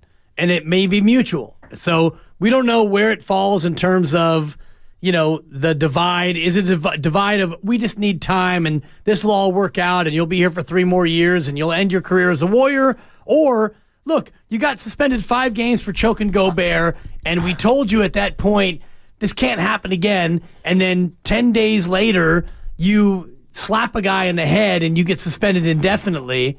It might be more than just like, we need some time apart. They might need all the time apart. I would imagine in 2 hours and 55 minutes, Steve will come on this show and will provide some clarity on that factor because he knows this, the Warriors know this. When you're that vague with an answer, it allows what the 4 of us are doing right now to run amok. You know what it is, right? Yes, it's a speculation sensation. It's a buck. But that's not good for the Warriors to have all of our minds going. Like he literally in one sentence was so vague that some of us have decided that the Draymond and Warriors relationship is over. Right. And I don't know that's what it means tell at Steiny, all. I don't think it is. But that's where some of our minds are going. So I would imagine at 5 o'clock. That's where Bill Simmons' mind went. You saw his podcast about Austin Reeves for Draymond Green. Well, to me, it's any rational person. If that happens, not really. If I'm the Warriors, to me, if you've been an observer of the Warriors, whether you've agreed with them or not, I think you can look at this Draymond Green situation, hear everything, and say, yeah, this ain't the normal way it's been. There are dynamics at play that have changed. Right. Well, what are you talking about, Steiny? Well, one thing is Steve Kerr's really mad at Draymond. Like, he just is. And he should be. He's like Curry's probably mad at him. Like Steve Kerr's got to. Yeah. You think these guys don't hear? Well, Kerr enabled him. They enabled him. It's like, And what's he really supposed to do? Well, and it's like, well, you're enabled as my support. And you know what? He's let me down. And I told him twice, like, I just think he's really mad at Draymond. Well, and I think there's a chance that Draymond may think, you're right, I don't know, but I think there's a chance Draymond thinks the organization's let him down in some way. Could you imagine? With like, the league taking control. Well, Draymond-type personalities always think that. They always think that everyone's out to get them and that everybody, look at the way that he handles every single time, from Jordan Poole's situation to even when he whacked Nurkic. And the Rudy Gobert thing. It happens. He'll find a microphone. He'll apologize. And then social media takes over. And then he'll do his own post of, you all don't know how to be me. And so there it is. That's how that personality handles that. He's always going to feel attacked.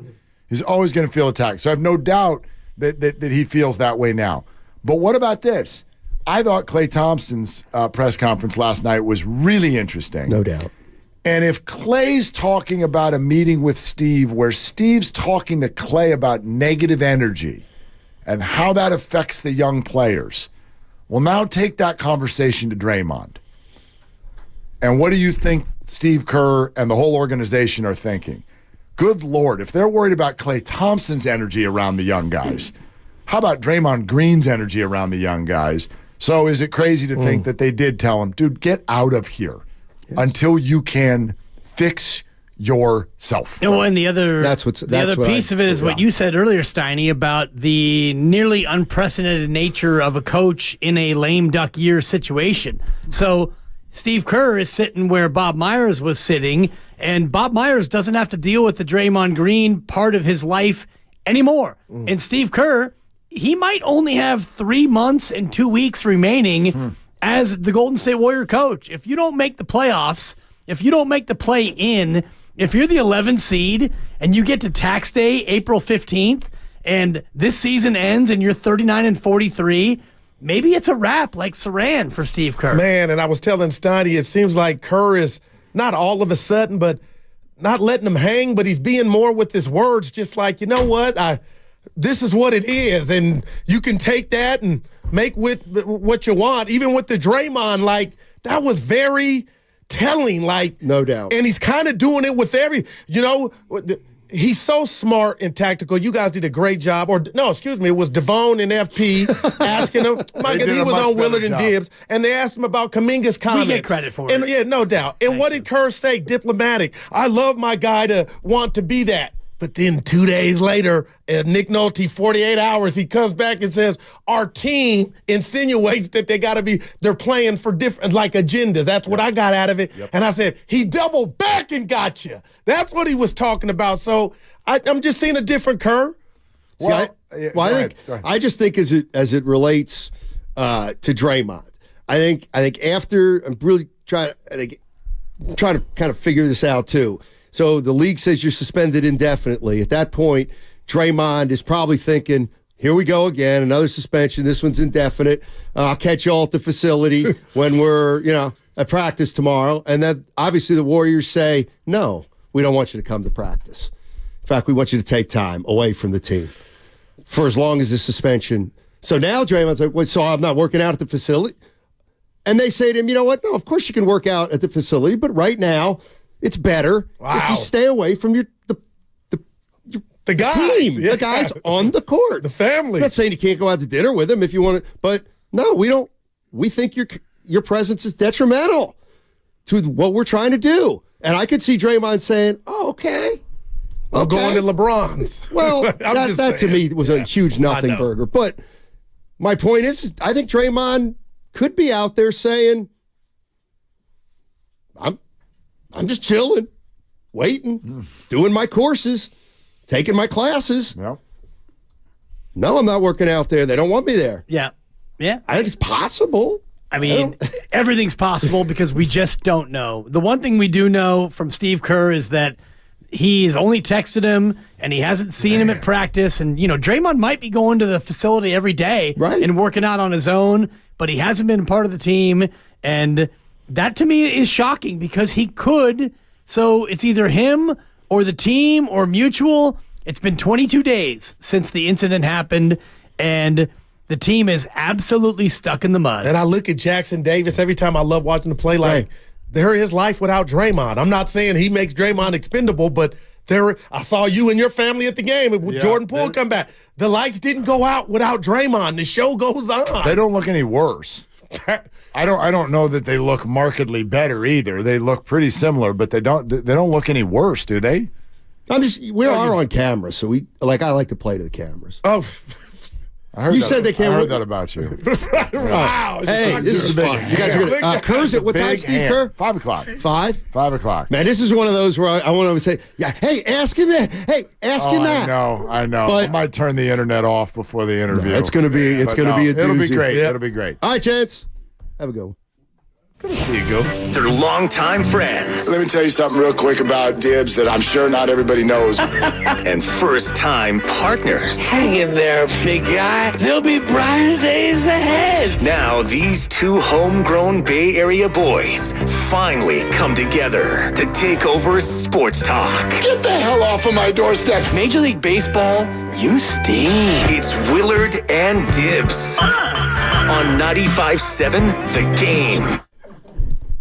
All right, welcome in, Willard and Dibs. Glad you're with us. Yeah, Steve Kerr at 5 o'clock. That ought to be good. We got a lot to discuss. I bet he's got a lot to discuss. You know how each of these days we've been talking about whether or not he probably wants to do the show today. Yeah, I think today he really does. First of all, they won the basketball game last night, and B, I bet he would like to put some additional words to what's out there right now. With regard to the team and Draymond Green. Maybe he doesn't, maybe he can't, but I always feel like when you're running a big ship like he is, I feel like you don't want to get all of the customers all riled up with misinformation, which, like, I can freely admit that's what we're all doing. Like we're just guessing. I know. We're left to do that, though. Right, That's the problem. They didn't give us any other clues. You know? You ever play that old board game Clue? Like it's round one. Love it. I got no idea. I got no idea who did what with a candlestick. Mrs. Peacock in the billiard room with the candlestick. Speaking of Peacock, did you buy it? Did you buy it over the holidays so you could watch the Bills play the Chargers? I've had it. Oh, you've had it the whole time?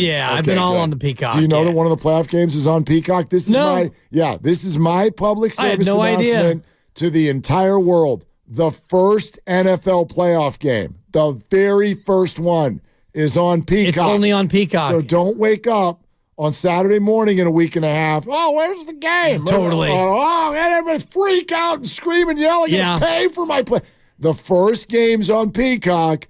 You do whatever you want to do after that. Sure. But I had no idea. Know that is the case. I'm glad you said that because I am that guy where, it'll be 10 o'clock. Where's the game? Where's the game? Yeah. And it's like, go to this channel, that channel, that channel, this channel, that channel. The game's not on. And then it's like, okay, the game is on. Yep. Where's the game? It's on Peacock. Is it on Amazon? Is it on Netflix? And just so we all know, this is where all of the sports are going. Of course. The regional sports. Everything is going. Right. So you might as well get used to it and get in now while you can because it's all going that way. But anyway, with a day to think about it, because these words that Steve threw out, and we should play it for everybody, for those of you who haven't heard it. So let me pull it up here shortly. But the words came out shortly before we were done yesterday. With 24 hours to let those words sit. We're giving Draymond his space, and he's giving us ours. How did that resonate with you with another day to think about it? It resonated to me as if to say these two sides are not very close, and there shouldn't be sides at all. It should be Draymond, get all the help you need, and when you're ready to come back, and we're here for you, and you're here for us, and we want you back here. And you know what? Keep practicing while you're having your time away, and because you're a key part of the team. But when I hear what he said, it feels like the two different parties, the Draymond Green side, the Warriors side, it feels like they're very far apart. It feels like there's a big disconnect in terms of even the communication. Steve said he hadn't talked to him. They've texted each other. A little bit. Which could just mean emojis. Yeah. How you doing, Draymond? You know what I mean? Good. Exactly. Yeah. Thumbs up. Yeah. You good? You good? Yep. Steve sends prayer hands, and then Draymond sends thumbs up. As you know, it'd be like me texting with my 16-year-old son. Exactly. If every single response is one word. Yeah. No. Totally. Yeah. I get the same thing with my 22 and 20-year-old. For those of you, and by the way, we know who asked the questions yesterday pregame. It was Slates. Mm-hmm. So Steve Kerr and Anthony Slater back and forth before the game yesterday. We're into January now. I was just wondering on the Draymond front, is he back in the facility at all, or is there just any update? He's not been in the facility, at least with us. He may have been coming in on his own. But are you in contact with him at all? little bit, yeah. We text, but we've been giving him his space. He's been giving us ours. I know what he's trying to deal with isn't necessarily on the court, but do you know, as far as the type of shape he's in, is it going to be, even once he comes back, it's going to take a while, or? Yeah, not sure. Okay. Not sure, yeah. Yeah, and that's it. That's it. So there's a bunch that we can gather, much more that we can't. Right. But think about it. Hey, we text a lot. Okay, Steve, how much do you text? Is he with the team? No. He might be at the facility. I don't even know. So What are you texting about? Happy New Year? Did you send him a gift? I mean, honestly, there is the vibe off of that is that there is. Remember what the word? It's icy. What was the word of the offseason? I know you'll get it right. What was It was connectivity. There you go. Did you get any connectivity out of that? No. Sounds like a complete disconnect. I think about you and I and our show, and to a greater extent, our station. We all gave each other space over the holidays. Most of us were off from December 22 to January 2 or whatever. We had a host thread that included Joe Shasky and the great LJ Shasky, who made his debut today, apparently. He was in the building. LJ was in the building, I'm told. Awesome. And so we all gave each other space, yet there was a thread of, hey, Joe, congrats, and we all shared it, and it was love, and it was wonderful. And after that, we gave each other space, but I knew where you were.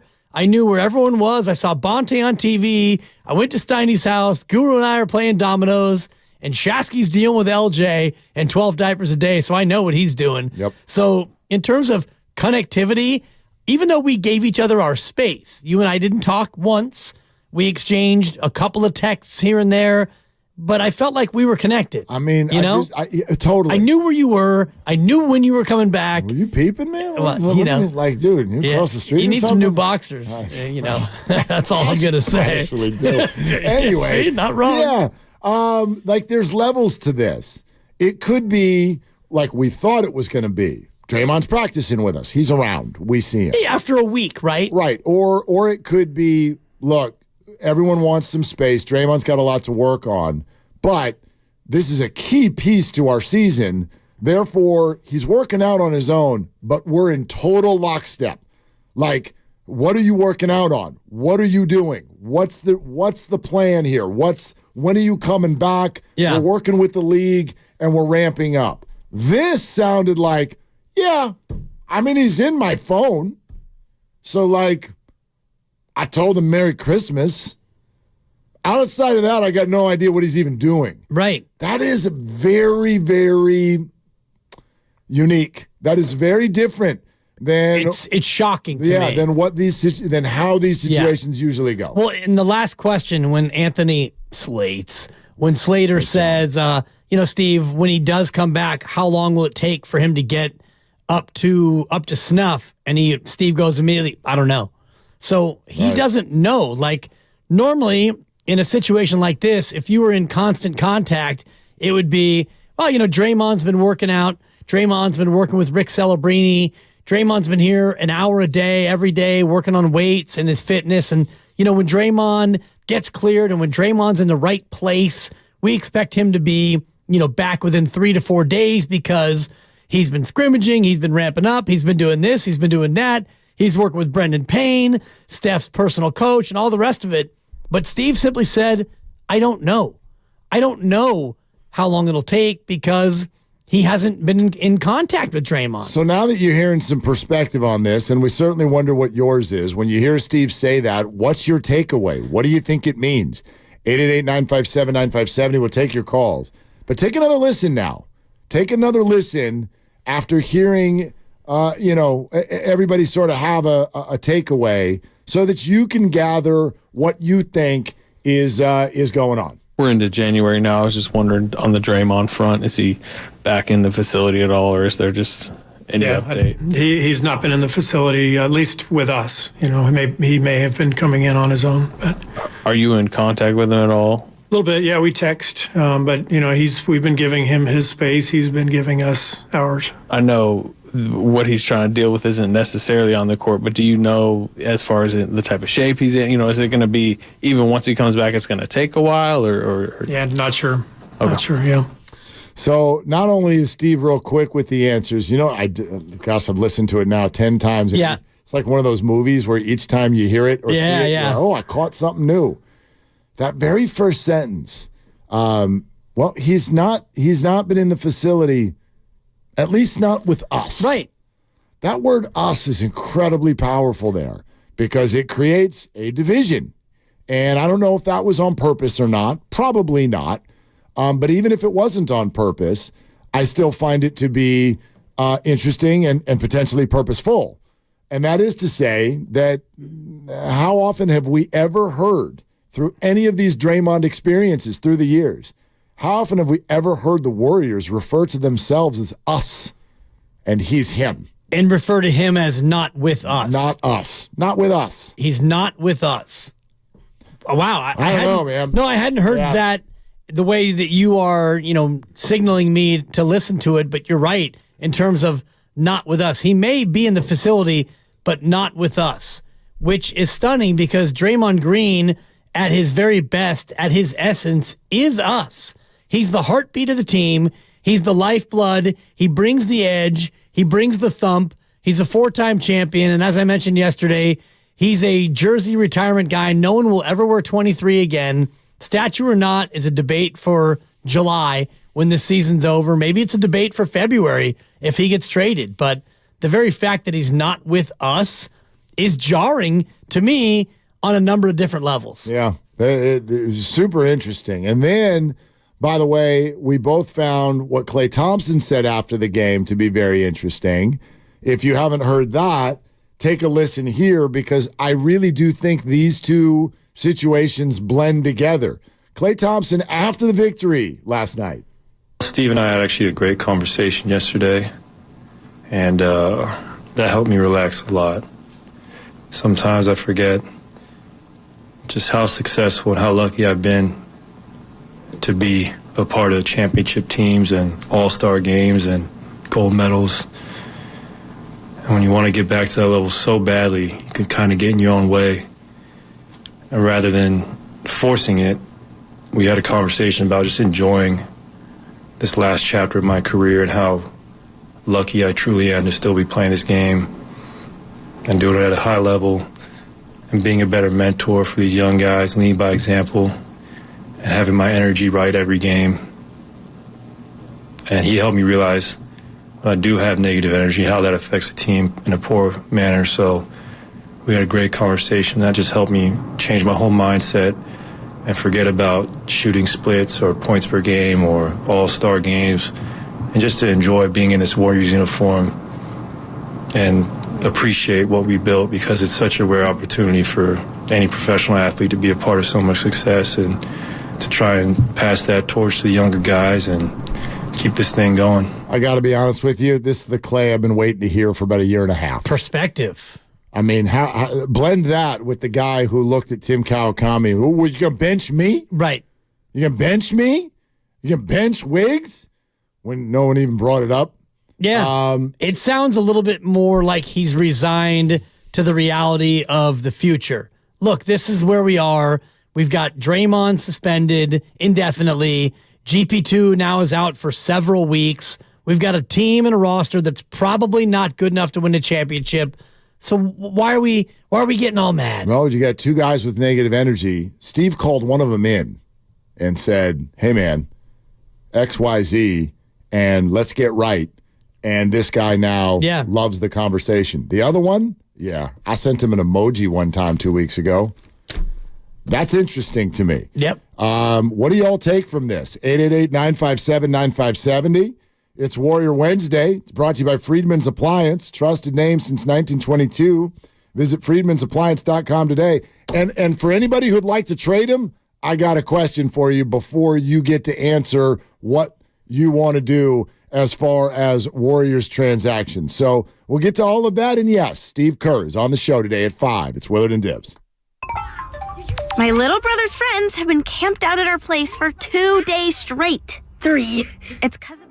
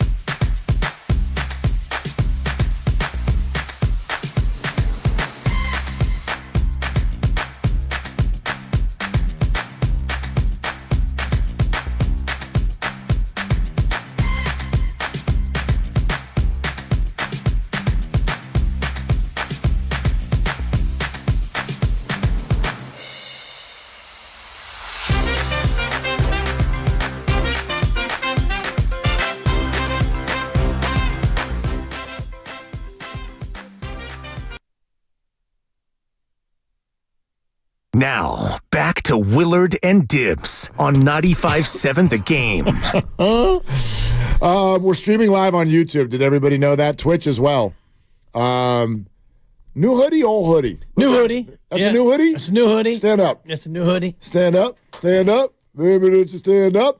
Oh, yeah, look good on you. That's a good one, thank I like you. you get Yeah. your stitching. Yeah. Yeah, look at Dib's new hoodie. Yeah, I think it's Lucky Brand. Yeah. Which yesterday was J. Crew. Today we're going Lucky Brand. Look at you. I got a marine layer that may debut tomorrow. Wow, marine layer is my jam. Yeah. Marine yeah. layer is my jam. All right. Yeah. Good Supper for you. took care of me. Supper knows what she's Yeah. doing. The Supper women, clause. Women know how to shop. Yes. And I had a funny exchange actually with my daughter because on Christmas Eve and by the way, if people are going to sign up to look at your hoodie, you need to fix your camera got bumped. Yeah, there. I know. Yeah, so Yeah, I we're gotcha. looking at your headsets. Oh, yeah. Yeah, which are hot. Yeah, look at those Totally. things. They're on. Anyway, Christmas Eve, go over to the lovely Christie's and kind of like, I give my gifts to her daughters and she gives gifts to my kids. And, you wait a few hours, everybody get comfortable with it. My daughter declares, actually, it was the next day, we go see the family. And what did Christy get you guys? What did Christy get you guys? Oh, she got this, that, the other. Okay. And then she turns to me and she goes, "Hey, Dad." Uh-oh. Christy's better at shopping for us than you are shopping for her. Like, yeah. And actually, my niece stepped in for me. She's like, "That's because she's a woman." I'm like, exactly. Exactly. Yeah. It's supposed to go that way. Let's go along party lines here. I'm supposed to stink at this. Low bar, cross the bar. Totally. That's what we're doing over here as dudes. Especially when, you're in your spot where you got the 3 to shop for and, the 2 boys are probably pretty easy. Oh, God. And then they're all easy, actually. When you know someone really well, they're easy to shop for. But your daughter is 14, if I'm not mistaken. Correct. And so her tastes are very refined, and I don't know if Dad is necessarily dialed in with exactly what she considers to be fashionable. The difference is, if you got a daughter, y'all know this, the daughter's just going to give you a list. They make these like Google Sheet presentations now with links, what's on sale. All you got to do is be able to open a laptop. I can shop for the girl. Difference is Christy can go off. She can go off list and hit home runs. I'm like, we're keeping it on the list. So there's not a lot of surprises with that. But anyway. I went 1 for 4 with the misses because she gave me some ideas. Speaking of slates. Well, totally. There was a wrong size. There was that's just hideous. And then there was wrong size is fine. Wrong size. She's like, "Why did you think that I was a?" And I was like, "I don't know." Yeah. And then I went off the board, and she's like, "This is just ugly." And I was like, "Honey, I'm wrong trying size." it. By the way, I shouldn't say wrong. Wrong size is only okay if you go in the correct direction. Do not buy I went too small. Do not buy your size 4 a size 8. Be like, "Merry Christmas." Yeah. Be like, that's the end of you.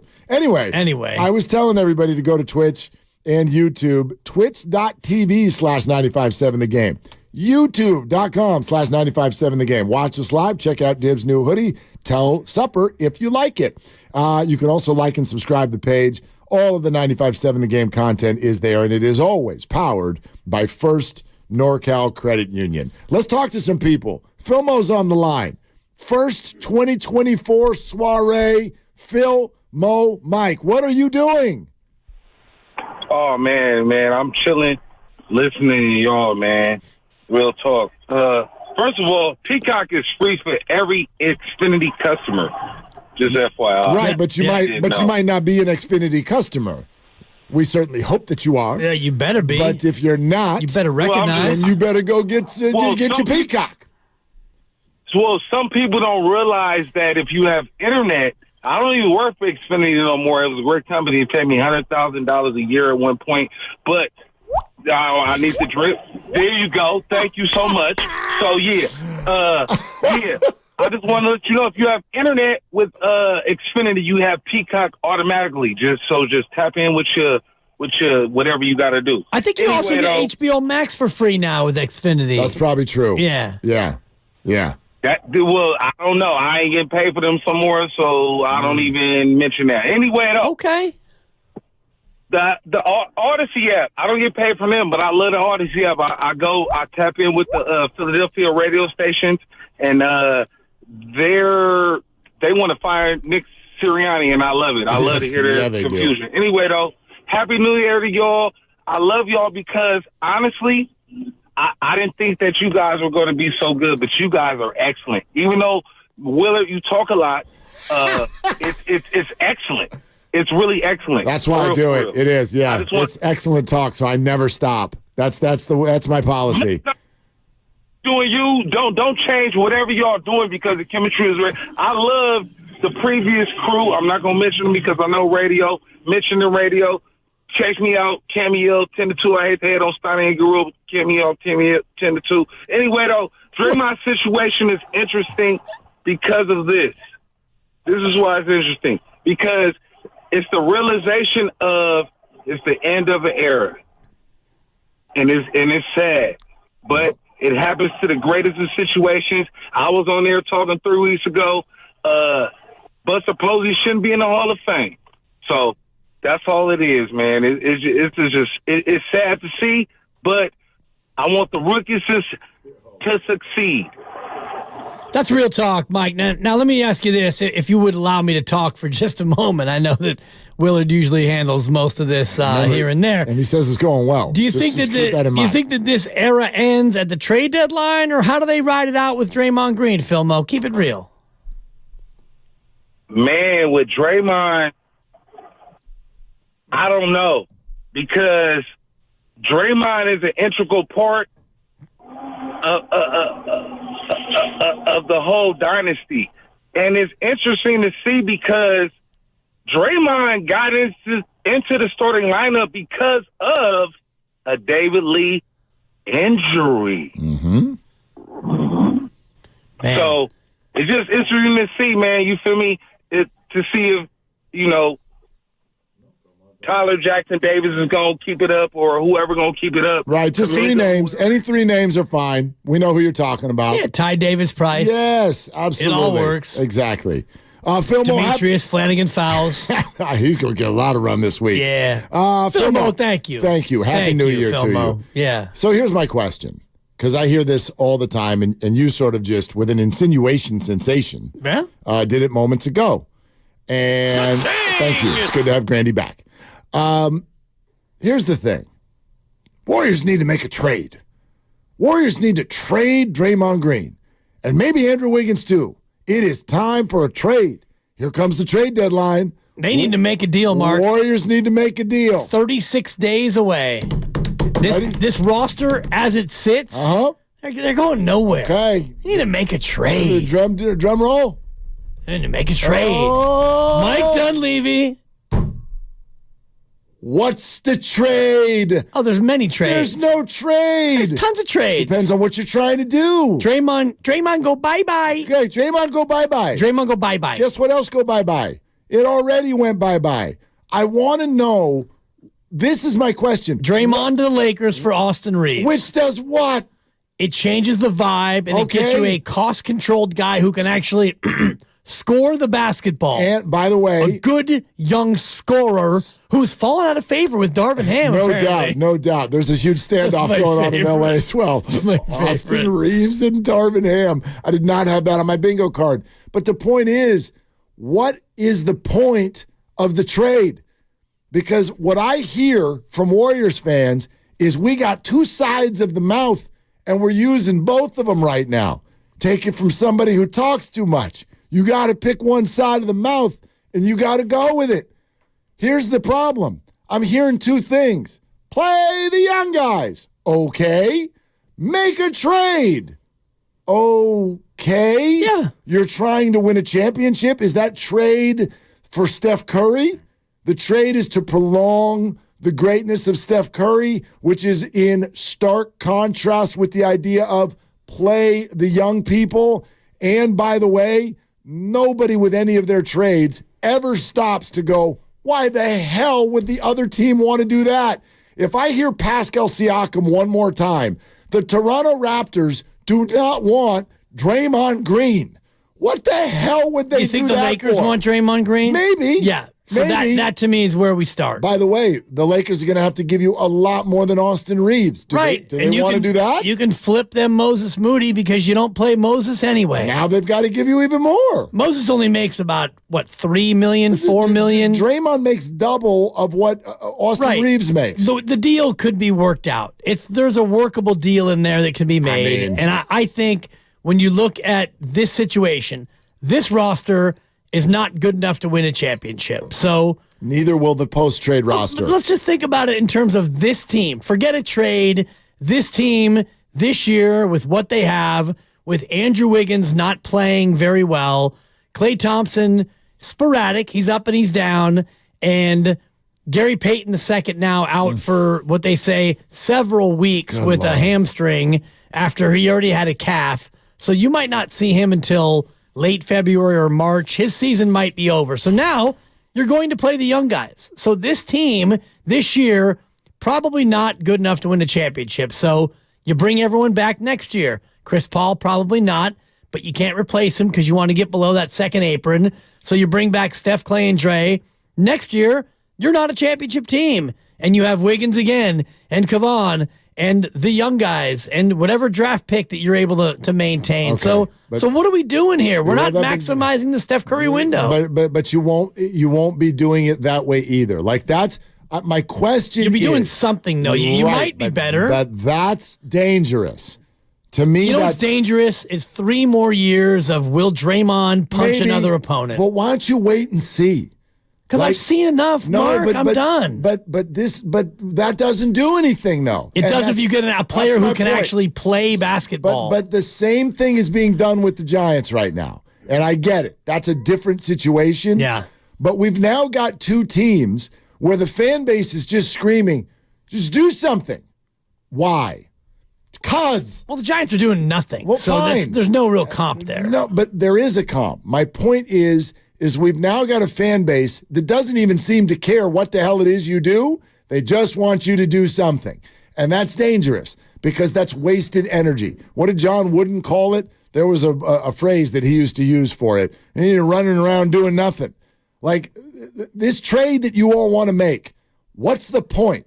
I'm totally open to it. The point is to get a 24-year-old guy who can actually play and score, who's going to be available. Because Draymond Green is not available. Just because Bill Simmons said he's available, by the way, does not mean he's available. No, but everything's hypothetical. Sure. All these trade scenarios, but we can Pascal Siakam ourselves for the next 36 days. He's available. He's just not available for what the Warriors have. OG Anunoby was available. But they didn't offer up the package to acquire him. You can get Pascal Siakam. Understand that Kuminga's gone. And Siakam's in a contract year. Yes. So he's going to walk. You can get him. You just have to give up all the people that you actually want to see play right now.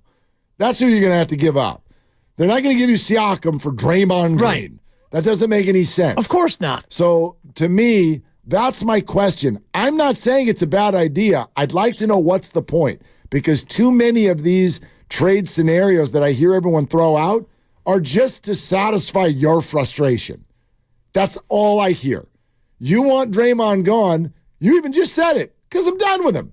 Well, I've been done. Right. I've been done for a long time. So the other team's on the phone and go, why do you want to give us Draymond? Because we're done with him. Well, we don't want him.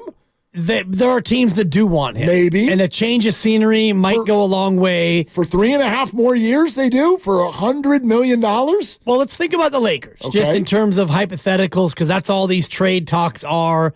They're all hypothetical. So LeBron James is not going to retire at the end of this year. He's going to play at least 1 more year. I would bet he plays 2 more years after this year. His son, you know that. Exactly. Yeah. I made that call 5 years ago. I was the first one in America to make that call, and I stand behind it. You can go ahead and Google that. You can check my Twitter timeline. You can whop me all the way into tomorrow. Keep whopping him. Exactly. He will be the first NBA player to ever play alongside his son. He's 39 going on 29. So does he want to play with Draymond Green? Maybe. I would bet that he does. Probably. Draymond is the exact kind of player that LeBron would want to play with. Somebody who can be as tough and as gritty as he is and do all the grimy things that a 40 and 41-year-old LeBron doesn't want to do. Listen, I am all wide open and listening, all ears. if somebody has something productive to offer. But all I hear is trade Draymond Green, I'm done with him. Well, that's not productive and not realistic, by the way. Now, the Lakers thing you're talking about, is that realistic? Maybe. Yeah. I mean, Bill Simmons said it on a podcast. It's a hell of a lot more complex than that, and I am no expert in terms of where the Lakers are with their relationship with Austin Reeves, who makes half of what Draymond makes. So I have no idea what the Lakers are thinking on this. But that's all I'm saying, is it sounds to me like too many of you are lined up, and it's not even just Draymond. It'll be Wiggins. Sure. Some of you are saying Clay. And I think that that's important here, because you're picking all the people that you're just upset with. Yeah. Well, that's not a good reason to make a trade. Well, Clay is untradeable, in my opinion, at $42 million a year. I disagree, because that's an expiring contract. That actually has value on the open market. But only for a team that's looking to shed their own contracts, and you're probably not going to get, so you trade Clay, you're not going to get two really good $20 million players in return. No. You're trading your expiring $42 million contract for somebody else's. Not necessarily expiring. They might want to get rid of their contract. Right, but somebody they don't want anymore. Who are those $40 million players that are disgruntled, not gruntled? You're talking about Russell Westbrook. What's Julius or Randle James make? Harden. What's Julius Randle make? Probably 30, I would guess. That feels like a team and a player. And I'm not even talking about fit with the Warriors. Right. I'm just talking about players who it feels like them and their team ain't really vibing anymore. That's who you would get. That's who you get, somebody like that. Right. He's making 23.7 base. His cap hit is 26. Is that it? Yeah. That's kind of wild. Well, and it goes up. He signed a 4-year, $117 million deal, and this is, I think this is year one of that deal. No, it's year 2. I'm looking at it's year 2. He's making 28. Yeah, he's 28.2. All right, there you go. Draymond Green for Julius Randle. Let's do that. Yeah, that's something that they would do for sure. New York. I don't know. I don't think. I mean, neither do I. But that's what we're all throwing around. Trade him to Toronto. Trade him to who wants? He's just, the Lakers want Draymond Green. You don't know that. Of all the teams out there, I would think the Lakers would be the most covetous of Draymond Green. I don't disagree with your concept, but simply because LeBron and Draymond are friends does not mean that the Lakers best friends. Does not mean that the Lakers think that acquiring him gives them a competitive advantage. I don't know that, and I don't know that they've got anyone that they want to deal. So that's kind of what I'm getting at. We gotta get to a point of productivity, and I even mean that in terms of who are you acquiring? Who are you acquiring that is going to make you better? And is your goal to make you better now or to make you better down the road? But it's now. And that's what everybody's talked about, is maximizing Steph Curry's window. So why are we yelling play the young people on the other side of our face? Because that's not going to maximize anybody's current window. Well, I don't know who's yelling about that Everybody in terms of is. people who really want to win this year. And again, you can look at this roster, and if you play the young people or don't play the young people, this is not a championship roster. And we sit here on January 3rd, and you're a 500 team. You've been in and around 500 most of the year. You've beaten some good teams. You've lost to some bad teams. You've lost to some good teams. You've beaten some bad teams. You are mediocre. You smell like a 9 seed. So, yeah, you get in the play-in, and maybe the chef gets hot, and you win a game, and you wind up as the 8, and then you go to Denver, and you lose in 5, or Minnesota beats you in 5, and it's adios, muchachos, and where are we? We played the young guys, and we run it back next year, and here comes Draymond, and, next time he does anything wrong, he's out for 40 games. By the way, that's true for whoever acquires him, too. Yeah, but that's their problem. Yeah, but they don't want that problem. That's what I'm getting at. Is there a team? Maybe. But when we just spit that into the clouds, trade Draymond. What are we talking about? Who wants to do that? There is no line around the corner. The phone's not ringing by people who are who we'd really like? We would like the guy who is not even talking to you and does not show up at the facility and is one technical away from banishment. Boy, we'd love to pay $89 million remaining on that deal. That sounds awesome. Can we please line up all of our good young talent to send him to you so that you could send us that guy? Cool idea. Who's doing this? A team that wants to win. I mean, a team that wants to win. The Warriors don't want to win?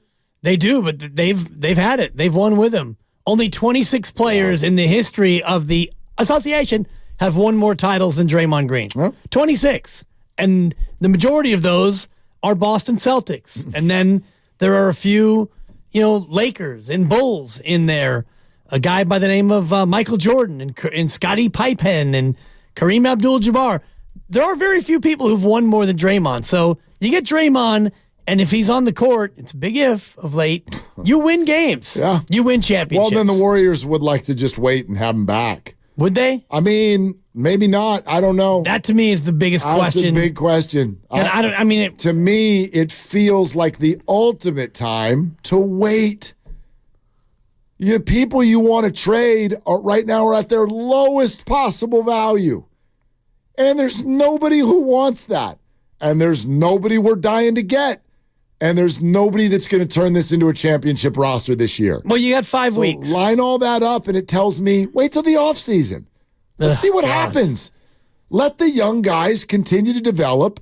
Let's see if they can get a flow. Let's find out if he's going to come back and play. Is he going to play well? This does not, I know everyone's frustration and where it is.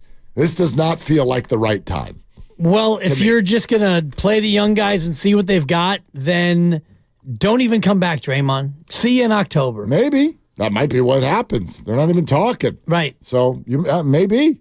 We're presented by Fremont Bank, full-service banking, no compromise. We'd love to hear your calls on this. Oh, and we'd really like, especially with him coming on in 2 hours, let's talk about Steve Kerr, because the holidays brought a lot of criticism on social media of Steve Kerr.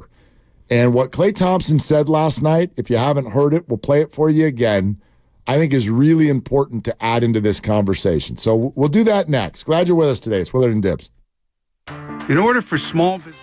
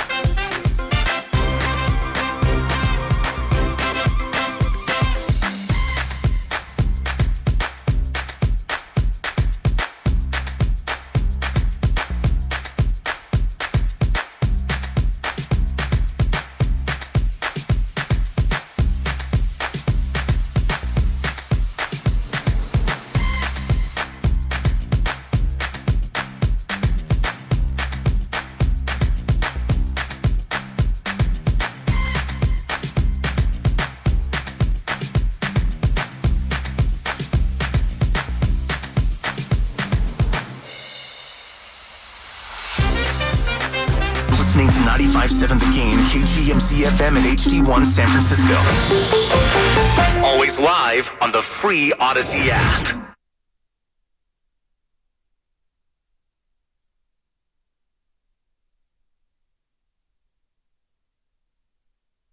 Dub Nation, it's Draymond Green. My head coach Steve Kerr joins Willard and Dibbs today, right here on 95.7 The Game. My head coach. That's interesting because he did not refer to you as being a part of us. Draymond, go bye-bye. Yeah. Maybe. 36 days away. It's wild. Trade deadline. It's wild, man. All roads lead back to Draymond. I mean, he is content gold. Nice win last night. Great win. Nice win. Yeah, against the fighting Banqueros. Covered plus the over. Good little Orlando team. Spunky little Orlando team. Yep. Kevon Looney said, you could forget about Dre. Don't forget about Kevon. Clay guarded him.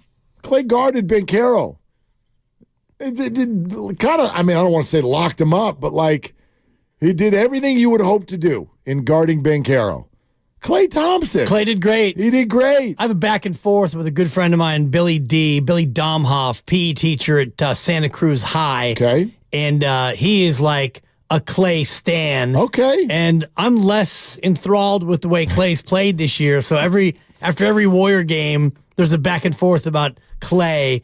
And, you know, he's hitting me with like 700-word manifestos about how it's, you know, the offense. They're not getting him the ball in the right spots. And that's why he's forcing things. And probably some truth to it. Yeah. There's probably some truth to it. And Billy D is very smart, very good basketball player, knows the game inside and out, former coach, yada, yada, yada. But he comes across a little bit of a Clay stan. Well, Billy D. Listen, we've all got our peeps, right? We've all got our peoples. I don't even want to talk about it when Brock Purdy has a bad game. I just take a week off. Yeah. I take a week off. I'm like, I'm not coming in. Brock. That was good. Thank you. That was good. It's a little bit of a segue, a little hybrid.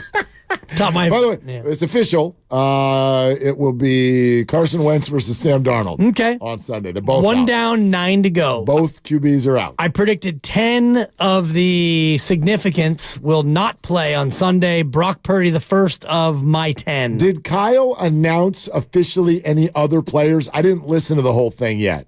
I know that he announced that Brock is out. Did he announce officially anyone else that we know of? I haven't seen. I will double check. Okay, yeah. Thanks, Grandy. Appreciate that. But, yeah, no Brock, no Stafford, and probably no fancy play calls by either of these teams because they may say each other in 2.5 weeks. So we'll see. It's Warrior Wednesday brought to you by Freeman's Appliance. Trusted name since 1922. Visit freemansappliance.com today. Steve Kerr in less than 2 hours. So, interesting few weeks for Steve Kerr. And we'd love to hear what you all are thinking right now because just by dipping the toe in the water of social media, you know, everybody talking about, oh, I'm done with Draymond. Are you done with Steve too? Because it sounds that way when I listen to a lot of you. A lot of you have reached a boiling point with regard to he won't play the young people. I can't figure out his rotations. Kuminga's having press conferences where he's shrugging his shoulders. Nothing I can do about playing time. That's not up to me. And it gets everybody riled up. And I understand the dynamic when you coach great players and win, that a lot of people will say, well, you know, like Phil Jackson, you had great players. Yeah. So that's why you won. And when you don't have great players, what is it really that you're doing that's so great? I would like to point out what Klay Thompson said again last night and take another listen, because to me, it was cool to hear Klay talk about it, but I hope everybody's mind also went to, oh, that's coaching. This is coaching, okay? Steve Kerr went to a future Hall of Famer and said, your negative energy is hurting us, and you need to stop. And then listen to the way the future Hall of Famer reacted. Steve and I had actually a great conversation yesterday, and that helped me relax a lot. Sometimes I forget just how successful and how lucky I've been to be a part of championship teams and all-star games and gold medals. And when you want to get back to that level so badly, you could kind of get in your own way. And rather than forcing it, we had a conversation about just enjoying this last chapter of my career and how lucky I truly am to still be playing this game and doing it at a high level and being a better mentor for these young guys, leading by example, and having my energy right every game. And he helped me realize when I do have negative energy, how that affects the team in a poor manner. So we had a great conversation. That just helped me change my whole mindset and forget about shooting splits or points per game or all-star games, and just to enjoy being in this Warriors uniform and appreciate what we built, because it's such a rare opportunity for any professional athlete to be a part of so much success, and to try and pass that torch to the younger guys and keep this thing going. I credit Clay for reacting that way. I credit Steve for having the conversation. Quite frankly, to a degree, it's the conversation many have accused him of not being willing to have. Looking Klay Thompson in the eye and going, dude, not really loving what we're seeing right here. This needs to be different. And so Steve's not perfect, and he'll be the first one to say that. And I get the frustration with some of the playing time and the minutes, and it's confusing. I get all of that. But by the same token, I do sometimes look at these controversial Kerr topics, and I want to ask people, what is it you would have them do? You know what I mean? What is it you would like Steve Kerr to have done differently? Well, play the young people. Okay. You know, and I love that as an overarching umbrella statement, play the young people. Because, does he love the young people, though? And we know that I don't love the young people, Grandy. We've been over this, and yourself. I don't love the young people. Yourself included, unfortunately. But Steve is playing the young people. Podziemski is young and very young. TJD, relative to the rest of the team, is young. And Kuminga is young. Now, Moses Moody's a separate question, and we'll ask him today at 5 o'clock about Moses' role. And there's a Moody question every time he comes on. Well, and it's unfortunately right now, Moody he plays well when he's in there, and he doesn't play well when he's not in there, Mark. Back to you. As to the Clay question, this is a conversation that needed to have. And maybe it had happened before, but just hearing Clay speak like that, it sounds like it was a real casual sit-down of Steve basically saying, and we'll ask Steve today at 5, Steve, what was the message? Because it sounds like the message was, Clay, don't worry about it. You're a made man. Everything's going to work out. Just play and have fun, Clay. You got a boat. You live in Tiburon. You're making $40+ million a year to run around and hoist a leather object at a metal rim. Well, what do you have to worry about? And be a teammate. Be like no matter what it is, you're a made man, but also don't lose the moment. That's kind of what I got out of it. Life is fleeting. I mean, this could all be over. But also, realize that there is a team here, there are other people here, and they've got their goals. So when Clay admits, I'm sitting out here thinking about shooting splits, good Lord, we've got a game to go win. And other people are trying to develop, and this team has goals, and we're trying to get them done, whatever they may be. You can't be over here searching for this, that, and the other. And we know this. We've watched it. I remember the show we did where it got real energetic for a minute, because I'm like, why does Clay always seem so mad? I always loved Warrior basketball because of the label that we used, which was that they played with love. They played with joy. And look at the big three right now. You got Clay with negative energy. You got Draymond, who's not even allowed on the floor anymore. And Steph, I think we all would agree, looks more frustrated than we've seen him in a long time, if ever. So that joy, it's not there right now. Right. And that is a real loss. So if this conversation was a step in that direction, I think that's huge. I think Clay and Steve both deserve big props for allowing that to happen. But even if we go to your statement, which I know many are making, he won't play the young people. Well, that's not even really a subject until, at minimum, this year. I mean, they won a title 2 seasons ago and made the second round last year. You're not going to turn that over to the young players. And this year, he has no choice but to play the young people. You got Draymond suspended. You got GP2 out again. And the rest of the roster, other than Wiggins and Looney and Steph and Clay, they are young people, and Chris Paul, obviously. So you're running out of bodies to avoid playing the young people. Dario Saric didn't play last night, so you have no choice but to play the young people. And the whole myth about he doesn't like to play the young people, to me, is just that, a myth. But I wonder why so many fans, Mark, are so down on Steve Kerr. And it's something we can explore on the other side, because Steve Kerr is one of the 2 or 3 best coaches in the history of the Bay Area, yet many fans want to run him out. Exactly. I don't get it. Well, and you just said, like, okay, if Steph, Clay, and Draymond are made people, isn't Steve? Yeah. I mean, yeah, Bill Walsh and Bochy and Steve. Yeah. 888-957-9570. We'd love to take your calls. Rich, you'll be first up. Don't miss the kickoff show Sunday. Larry Krueger, O'Neal, 2 hours before the start of the game that is between people in Niners jerseys versus people in Rams jerseys. Hilton Santa Clara is the spot. Great food, really good drinks, best pregame show in the Bay Area. It's presented by Habas Law. You've been wronged. Habas Law will fight to make it right. Call 1-800-INJURED or visit habaslaw.com. Your call's next. It's Willard and Dibs. Hey, San Francisco. Looking for new ways to save? Verizon has your family covered. Get $800 in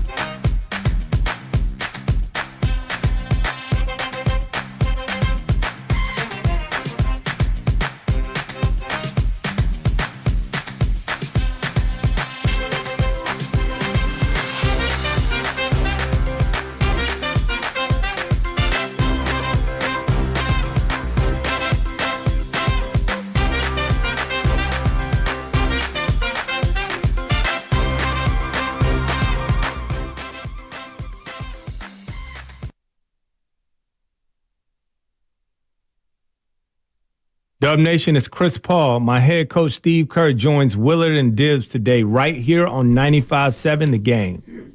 Yeah, he does. That's at 5 o'clock. And you didn't want him to be a Warriors. Oh, because it's been just a rousing success, hasn't it been? I mean, if you want to rank... Like, he's fine. If you want to rank the years of Golden State Warriors... He's fine. He might be number 3? Steph? Depends. How are you ranking them? Well, basing it on what? Based on who's had the best year, who's playing the best. Steph is 1, and then we could spend the next 3.5 hours debating who's 2 through 7. The importance, the excitement level surrounding him. I mean, Pods is up there. Pajemski. He's been great. Pajemski. It's easier to say who it's not. There's touch and go with Kuminga. There are certain nights where you're really excited about where he's going. Then there are other nights where he reminds you how raw he still is. He's fine. I got no issues. I'm not excited about it. Thrilled. Not going to be a Warrior next year. So if this whole thing, if you've all decided, it's not a championship team, so we're just kind of either making trades or figuring it out. If that's what this year is, I don't mean this to sound disrespectful, but who cares? So Chris can be here and help not turn the ball over in fourth quarters and then get his option declined next year and either retire or go play for Cincinnati. You know what I mean? But what is this year then? Like, what do you mean? We're 33 games in, and they're 16 and 17. Draymond suspended indefinitely, and this is the roster we have. So there's two things that are going to happen. Either they ride with this team through the end of the year, or they do something dramatic ahead of the trade deadline. Either way, either course they take, what is this season? Is this season just a year of mediocrity and we'll try again next year? I mean, where are we 33 games in is my question. I always look, as you know, I've coined the phrase Super Bowl or try again. Yeah. Like the 49ers are in a situation where if the next month doesn't go well, they try again. You just try again. You run it back for sure. The Warriors are in a transitional phase. And that's why I'm not all hot and bothered about making a trade, because I don't know necessarily what that's even going to do. Now, if you want to acquire future young talent and start to push it in that direction, okay, I'm listening. I don't think Steph's listening, and that's the problem. And that's what many Warrior fans are not acknowledging right now, which is that the Warriors have to pick a direction and neither of them are good. And that's why people are so unsatisfied. Play the young people. Steph doesn't want that. Like, that's what I mean. There's so many Warriors fans that in the same point, you got to play the young people. Yeah, and you got to maximize the rest of Steph's career. Exactly. Sorry. Those two things cannot coexist. You got to pick a route. And neither one of them is likely going to be very fruitful right now. So you got to pick. If you want to make a trade and you want to make it about a now trade, I'm going to count me among those who will be surprised if the Warriors can pull something off in the next 5 weeks that accelerates their path back into playoff depth. It depends on the course you take, because if you do decide that you want to win now and you want to offload some future pieces, then you make that move ahead of the deadline. It's dramatic, and you trade a couple of the young guys and a pick, and you bring in somebody who is a ready-made vet, maybe expiring, a Pascal Siakam, for example, and you go for it. To me, the question comes down to simply this one question. Forget the Draymond piece for just a moment, and forget the Andrew Wiggins on-again, off-again career that has been beguiling, to say the least. To me, it comes down to just one question. Do you believe in Jonathan Kuminga? Because you've already picked up his option, which means at the end of this year, if you're a believer, if you believe, Mark, in Jonathan Kuminga, if you believe he's the real deal, if you believe... I still don't know what that means. That means 4 years and $117 million is what it means. It means Jordan Poole. It means you give him the Jordan Poole contract. I don't mind Jonathan on the team, but if you're focusing on Jonathan, no. I'm not prepared to say that that's going to be his future. Well, then it comes down to just one question to me. Do you believe in Jonathan Kuminga? Because at the end of this year, you've already picked up his fourth-year option, which is great. you're not going to have him go into that fourth year and play in the final year of a walk year. You might. You don't normally do that. You don't normally do that. So I believe. Are you going to give him the? Are you going to Jordan Poole him? I believe he's a piece. I don't believe he's the piece. If that's what you're asking me, that's what I believe with regard to Jonathan Kuminga. So at the end of this year, you offer him a 4-year, $70 million deal. I mean, what? I don't know about that. I don't know. To me, that's the question, though, because if you really believe in Jonathan Kuminga that he can be 18-9 at some point in his immediate future, then you don't trade him. But if you don't think he can be that guy, then he's a movable asset. Of course he is, and that's one of the reasons. Like, I need more information before I would offer any kind of a contract. But that's why so much of this conversation, in my opinion, is at odds with itself, with where people go with this. Like, think about it this way. What no one brings up in these situations is finances. And that's really what this is all about. The path to maximizing the rest of Steph Curry's career probably does not have anything to do with this year's standings. It's not about this year, because this year, I don't really see the path to where Steph's going to actually get a ring. And that's the only thing he cares about. He doesn't care about making the first round, second round. The path, if you really wanted to reboot around Steph with more youth, but like youth that's ready to contribute at a high level right away. I mean, this is the painful thing about it. It's not about trading Draymond Green. That contract's got 3 more years after this one. The financial reboot that would allow the Warriors to go out on the open market and actually bring in younger, immediately effective basketball players is to ride this year out, keep getting information, keep tallying your scorebook with where every player stands, and at the end of the year, Klay Thompson and Chris Paul can be gone for $73 million. Yeah. That's how you can go get people who could help Steph Curry right now. Not by taking these people that nobody wants out on the trade market and thinking that you're going to find something there as if it's like, we got to do this right now. You don't have to do it right now. You don't have to do it right now. You can do it in the offseason. But shedding $73 million is not enough to allow you to really go out there and get an impact player. You can get a mid-market kind of player. You can get I don't know about that. You can get a mid-level guy. You can't shed 73 and then go out and spend $40 million a year on a guy. Well, it's not dollar for dollar because they're so far over the tax. I get that. But there are also other things that then maybe you could do in the offseason. Then let's have a Wiggins conversation. What about that contract? Right? There's all kinds of things. And then you can reassess. Does Draymond get suspended again? Did he come back and play well and be the nice soldier? There's information that needs to be gathered with the rest of this year that is very important. So I don't just call it, it's a lost season. I don't know how it's going to go. Maybe they'll come back and be amazing a month from now. But it doesn't look like a championship year. But that also doesn't call for some sort of a snap reaction to fix it when the fix is not out there. Well, I don't think the fix is out there in the offseason. I honestly don't know that. I don't think that the fix is out there in terms of what you have under contract. What's the free agent market next year?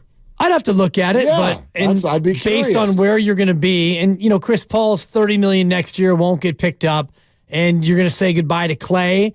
Apparently, in this scenario, I'm saying again, you're gathering. That's the path to go get people, not dangle Draymond Green who doesn't even play basketball. Dangle, and you package Kuminga too because you're probably not sold on whether or not he can be a star. Maybe Kuminga, you find out that he is the guy, and you want to give him Jordan Poole money, and you wind up having him here. You want some names? The next 6 years. You want some names? And sure. I have no idea. By the way, if y'all want Siakam, that's when you can get Siakam.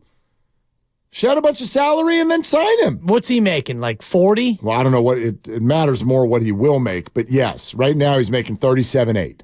Okay. And he's a 28-year-old.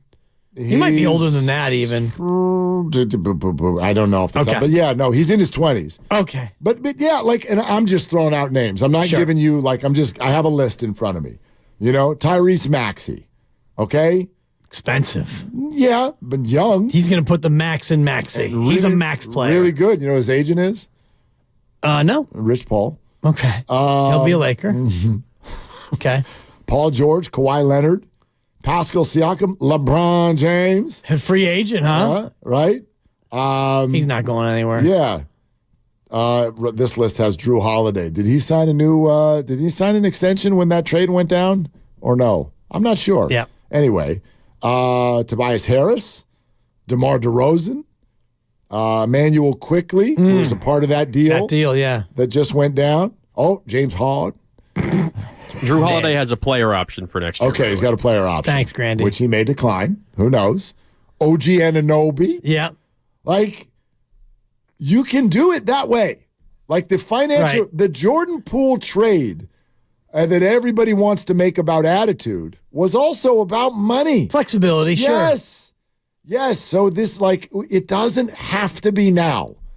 If your whole thought is, like, I'd like to maybe move on from the big three, but also maximize Steph, that doesn't I'm just saying now, it doesn't have to be now. Right, but now, to me, would be easier and better than trying to roll the dice in the offseason in a bidding war where you're already trying to contain costs after so many years of spending wildly over the luxury tax and into the second apron.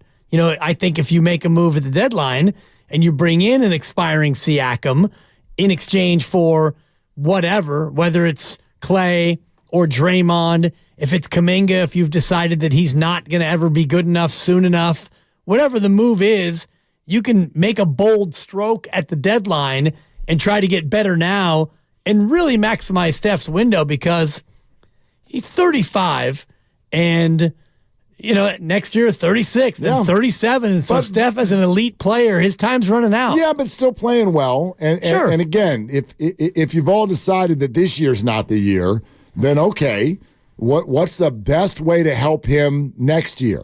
And I don't think freaking out and putting Draymond on the market at his absolute lowest moment does a damn thing for you other than satisfy your frustration. Depends what you get back. Yeah, but I mean, It always depends on what you get back. boy, I'd be shocked if you got something great back for Draymond. Only Green right now. 98 professional athletes in the big three sports have won more titles than Draymond Green. Yeah, that's a cool resume. It's a great stat. It's got nothing to do with right now. It has to do with him being a winning player. And if you're a winning team, He's not even a player right now, you let alone a winning player. take a guy looking for a change of scenery, go play with your big brother down in L.A., which he's always, LeBron.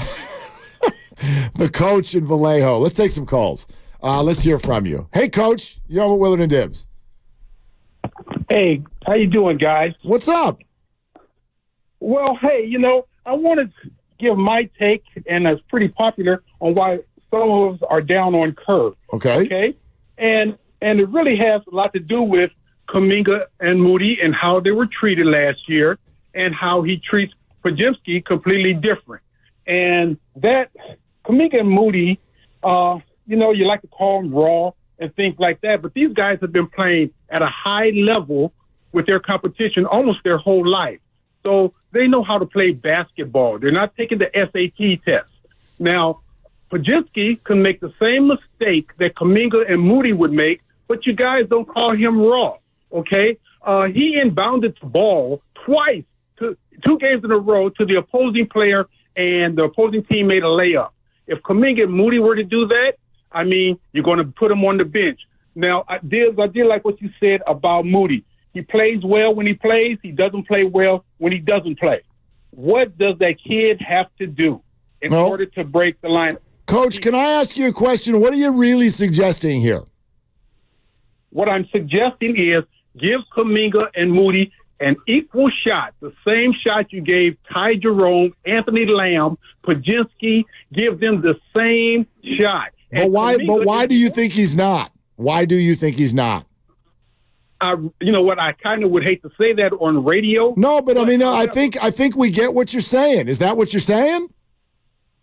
I think it is, and I hate to be this way because I'm not that type of person. Yeah. But Kuminga is the only guy that has a chance of being a star. Okay.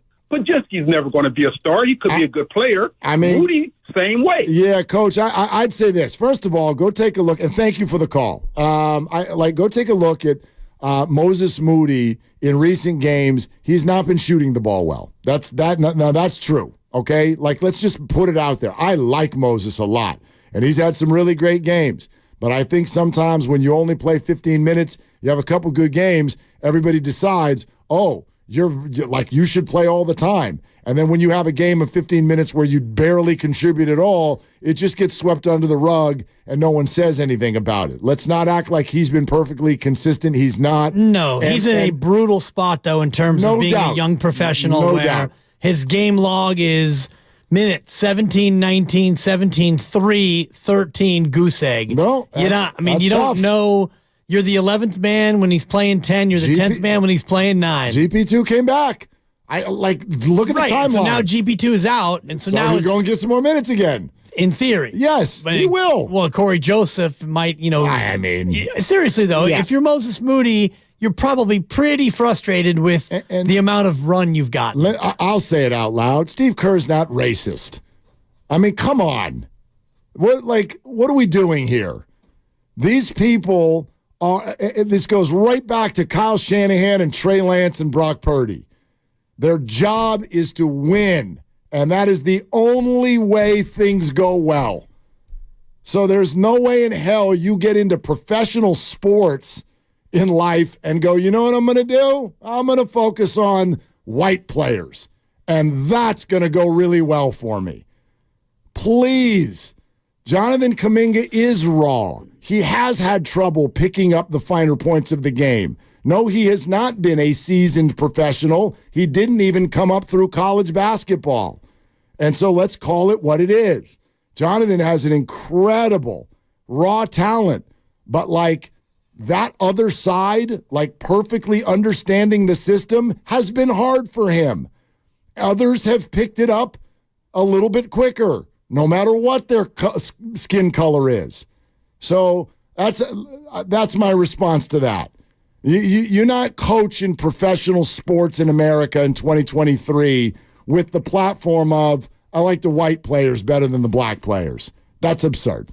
They'd be playing 2-on-5.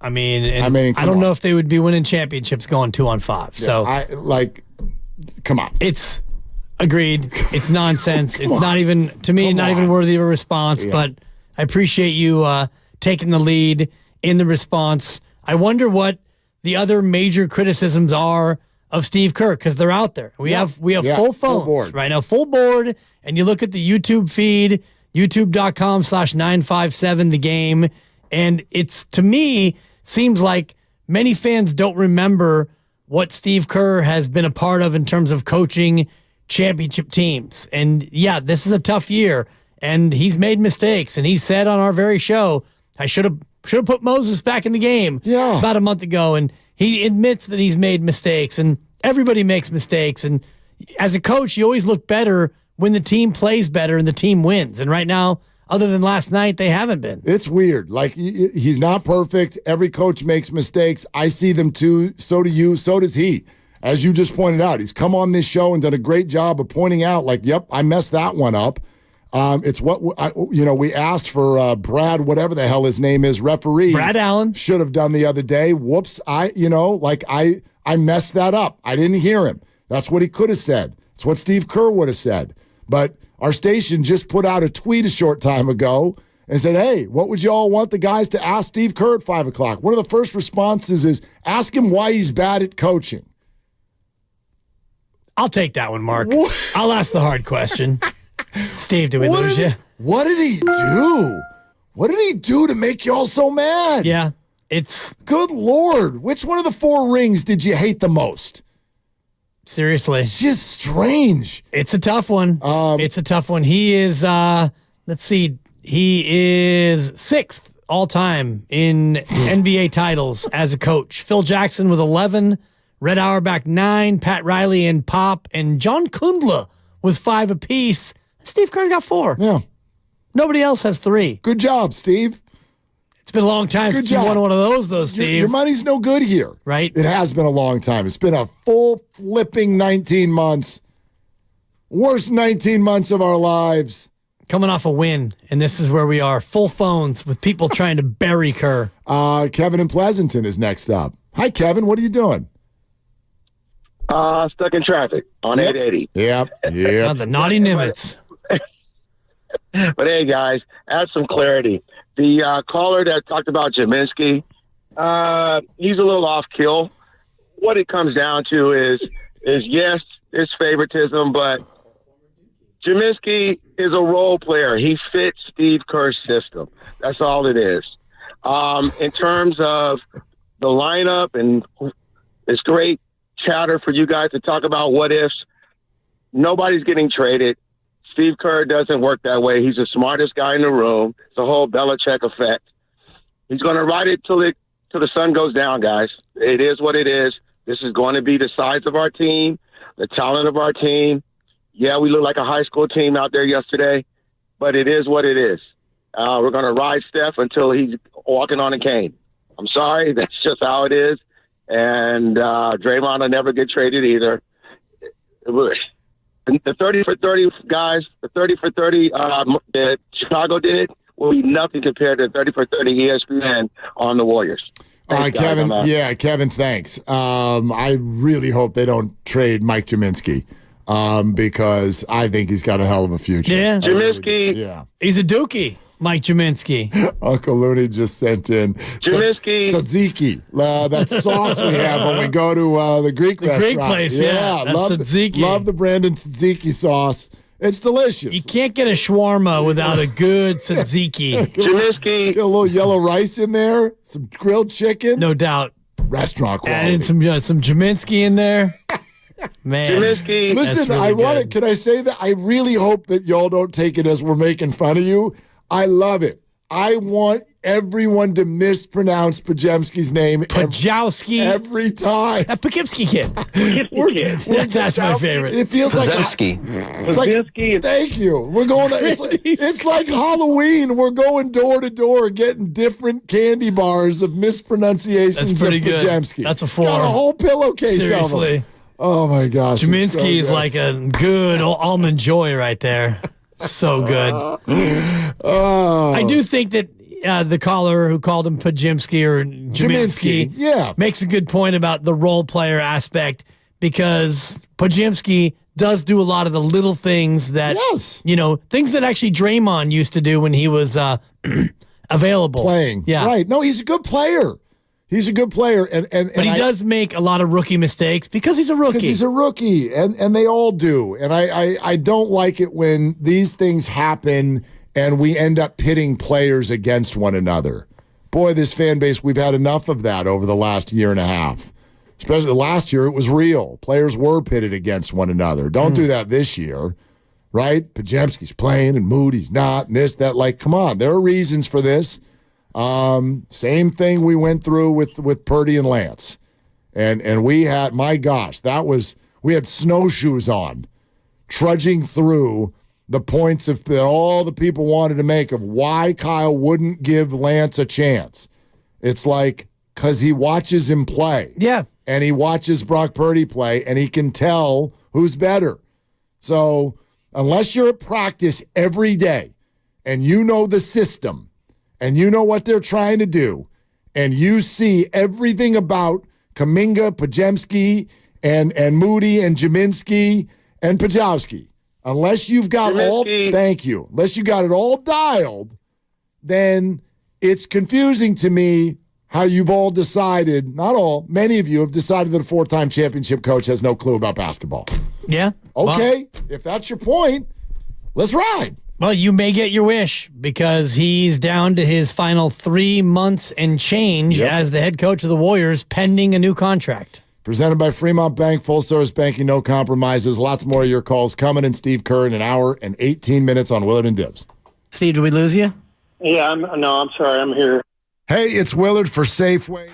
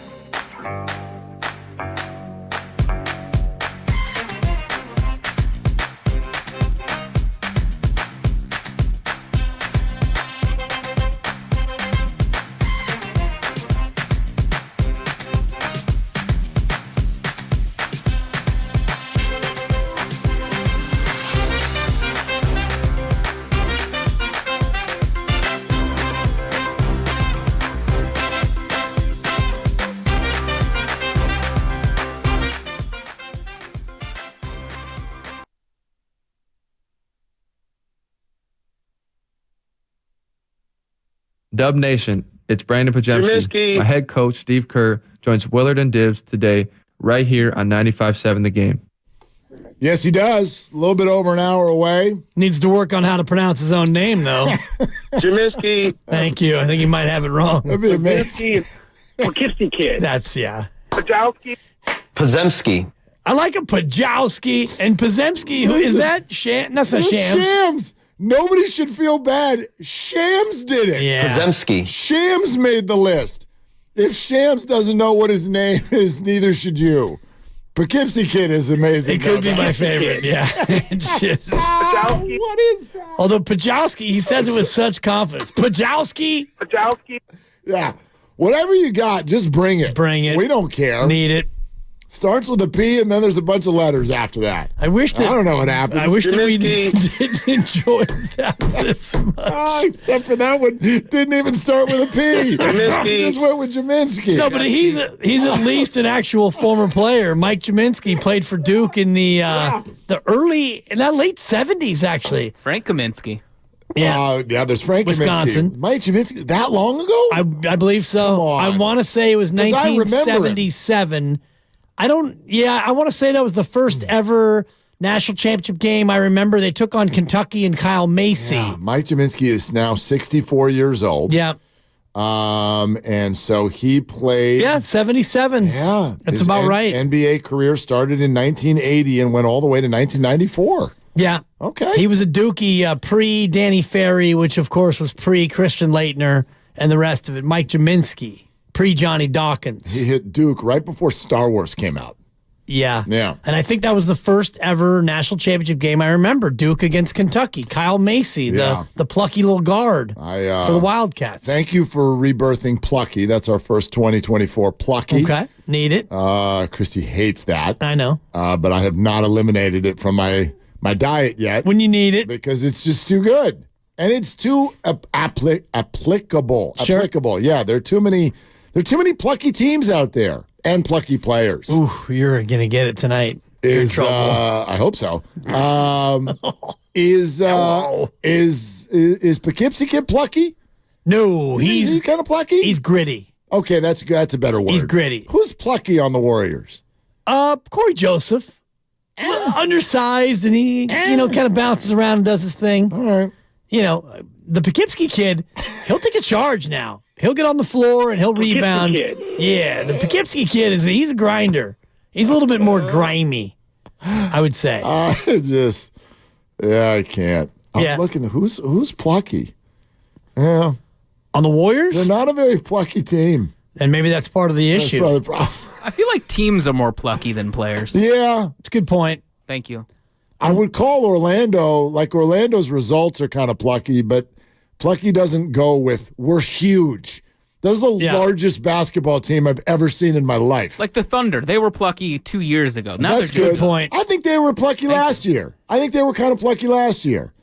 You know what I mean? They messed around a little bit. They beat you. Yeah. They run a lot. They got the Kings were plucky last year. Oh, they're so plucky. Yeah. Yeah. And I don't think that a Warrior team can be plucky when their defensive rating is the worst in franchise history. That's not plucky. The worst, Mark, in franchise history. Defensive rating of 116.2. Good Lord. It's never been that bad. Last year was 114.4. This is the worst defense by rating in the history of the franchise. That is... it's not good, Mark. Well, you could ask Steve about that one, too. Let's go to Vince in the city.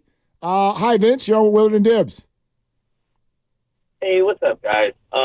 Earlier you were talking about salary cap and the luxury tax or whatever, and it made me think, is this going to be the end of the era of the big three coming up, since all teams are going to be feeling it? I think lately, or in the last 10 years, you could say there's been teams that had to have a high payroll with a big three that was at the top. And then the luxury tax was such a big deal that teams were still stacking their second unit with damn near stars. I mean, look at the Warriors roster in the first 3 years, or the first three finals runs. We had guys on the bench who should have been starters with other franchises. That was the first thing. The other thing is, as far as money goes, well, we have big money contracts going to guys. Mainly it's Andrew Wiggins, who's not really on the floor anymore. I feel like it's a waste of money in a player. It's all tied up. And maybe moving off of that player or some of those players in a package might help the situation, but you're then going to be trading a win less now for winning less even later. And I just think right now the roster is not assembled in a way to win. There's too many overlapping positions, it seems like. Yeah, I mean, Vince, there's some good points there. What you make me think of, and thanks for calling, is just to kind of go back again to the trading of Jordan Poole and sort of highlight what I think is the under-discussed part of that, which was the financial side. And the Warriors made that move for the obvious reasons, and then also for the reasons of probably trying to keep the big three together. If there was any hope of re-signing Clay, you needed Jordan Poole off the roster, especially with the new salary cap structure, the new CBA coming in. You're not going to have 5 guys making north of $30 million on the floor. And at that time, the Warriors no doubt thought that Klay Thompson might be. He might be a $30 million a year player. Yeah. So, maybe we should be looking at this. I know it's cold-hearted, but maybe we should be looking at this a little bit more like it is, which is that the Warriors have 2 humongous expiring contracts at the end of this year. Right. Chris Paul and Klay Thompson. One of which they're going to let expire. Almost assuredly, Chris Paul's contract will come off the books, but the Klay Thompson one is the interesting piece because I just was looking at Spotrac, Mark, as I like to call it. Next year, the estimated luxury tax threshold is going to be $172 million. Right now, with Chris Paul inked for 30 for next year, they're at 174. So you take Chris's off, you're at 144, which leaves you $28 million for Klay Thompson. If Klay would play for 28 and you bring everybody else back, you're at that 172 going into next year with Steph and Klay, Wiggins and Draymond, GP2 and a player option, Kavan, Moses, Kuminga, Pods, TJD, and the rest of the fellas. So that's if Klay Thompson will take $28 million and he'll stay. So even if you get Chris Paul's 30 off the books, you got to pay Klay something, and it's going to put you still in that threshold of over the tax unless Klay takes a humongous cut, which I don't think he'll do. By the way, as we're talking Warriors most of the day, a reminder that Anthony Slater, who got into the conversation with Steve Kerr last night, was on the Morning Roast today. So make sure you subscribe to Willard and Dibs on the free Odyssey app, wherever you find your favorite podcast. And while you're there, you can check out that conversation. Subscribe to The Roast and Steiny and Goo as well. Steve Kerr in just over an hour. Doc Pandy is 5 minutes away. We'll check in on GP2, Ambry Thomas, Eric Armstead, Christian McCaffrey, who will not play this weekend. That has been confirmed as well. That's to surprise no one, but Brock Purdy and Christian McCaffrey, the only 2 that have been confirmed as out for the 49ers in this game against the Rams this weekend. But we'll keep going with you at 888-957-9570. Jose in Mountain View next up. Hi, Jose. What are you doing? I'm just driving. Yeah, I hear you. It's one of those things where I try to stay positive. I appreciate the 4 championships, but all good things come to an end. And I see that Coach Kerr is trying to do the best he can with the pieces he has, and there's just no magic formula, right? So I'm thinking the 2 teams that come to mind for rebuilds to contend and be consistent, I think, is the 2 approaches I think right now is the most successful ones, the Miami Heat, with how they've been able to incorporate pieces here and there with trades, and keeping some valuable players that have talent and skill. And then the other one's the all-out approach that OKC Thunder have made. And, damn, they look really good, right? So can we do either one of those 2? I don't think so. I think we went all in with the big 3, and now we're stuck. So unless we can make a trade for someone like a Tyler Hero to replace someone like a Klay Thompson, I don't see us doing much of anything. So we should just appreciate Steph for where he is and where he's at, ride it out with the guys that we have now, like you mentioned, to get to that 170-something cap mark, and then let's embrace the future for what it is. It's a big unknown. Yeah, I mean, That's all I look, got, guys. yeah, Thanks, Jose. thank you so much. And drive safe. Look, I mean, this is part of the deal, and I think that maybe 4 championships in an unbelievable window has made people think that you can almost rebuild on the fly. Maybe that's 2 timelines. 2 timelines. Let's go. It's an extension of Not that hard. Well, as it turns out, yeah, it kind of is. Well, when you blow the number 2 overall pick and then you have your young 2-guard, combo guard in waiting get popped in the face and stop becoming a productive player, then yeah, it becomes almost impossible. But you know the way I look at it. There's 0 give up. Because I don't even know why you would. So, like, I'm not going to – I refuse to sit here and be like, this year's over. Why would you do that? I have no idea what's going to happen next. But if you ask me this, what's more likely? What am I going to hang on to even harder? The idea that this year could go somewhere special, or the idea that Steph Curry might still have one more special year in his career? I definitely think that's the more likely one. So in other words, I believe right now in this moment more in Steph Curry at age 36 or 37 than I do this year, because I think that the Warriors, depending on what they do, might have an opportunity to build around him, get a little bit more youth, but like youth that's going to contribute right away. I think that there's more of a chance to do that in the offseason going forward than there is here in this month of January and February.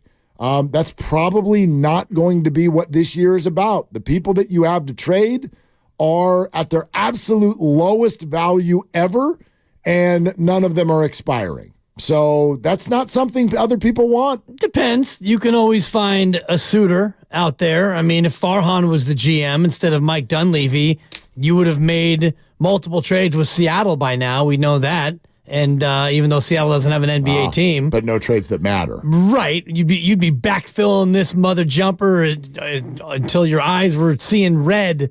But I do think that there are moves to make. It's a question of whether or not Mike Dunleavy in his first year is going to be given the license or wants to have the license to do something bold. Not done with this at all. You're listening to 95.7 The Game, KGMZ FM at HD1 San Francisco, always live on the free Odyssey app. Twitch and YouTube, powered by First NorCal Credit Union, the smart choice for low auto loan rates and super simple online application process. So we'll continue with your calls, but we're going to take this call first. He goes by the name of Doc Pandia. It's time for Cleared to Play. Going to take you inside the tent, get you updated on the latest injuries in the Bay, and proud to partner with UCSF Health on this segment. Associate Professor of Orthopedic Surgery, Dr. Nirav Pandya. Doc, Happy New Year. Hope the holidays were great. No, good. Happy New Year to you both, and hopefully you had a good holidays as well, too. It's been a couple weeks since we talked, so I'm looking forward to it. Absolutely. Everything was fantastic, everything except for watching GP2 limp off the floor again. What did you see on that one?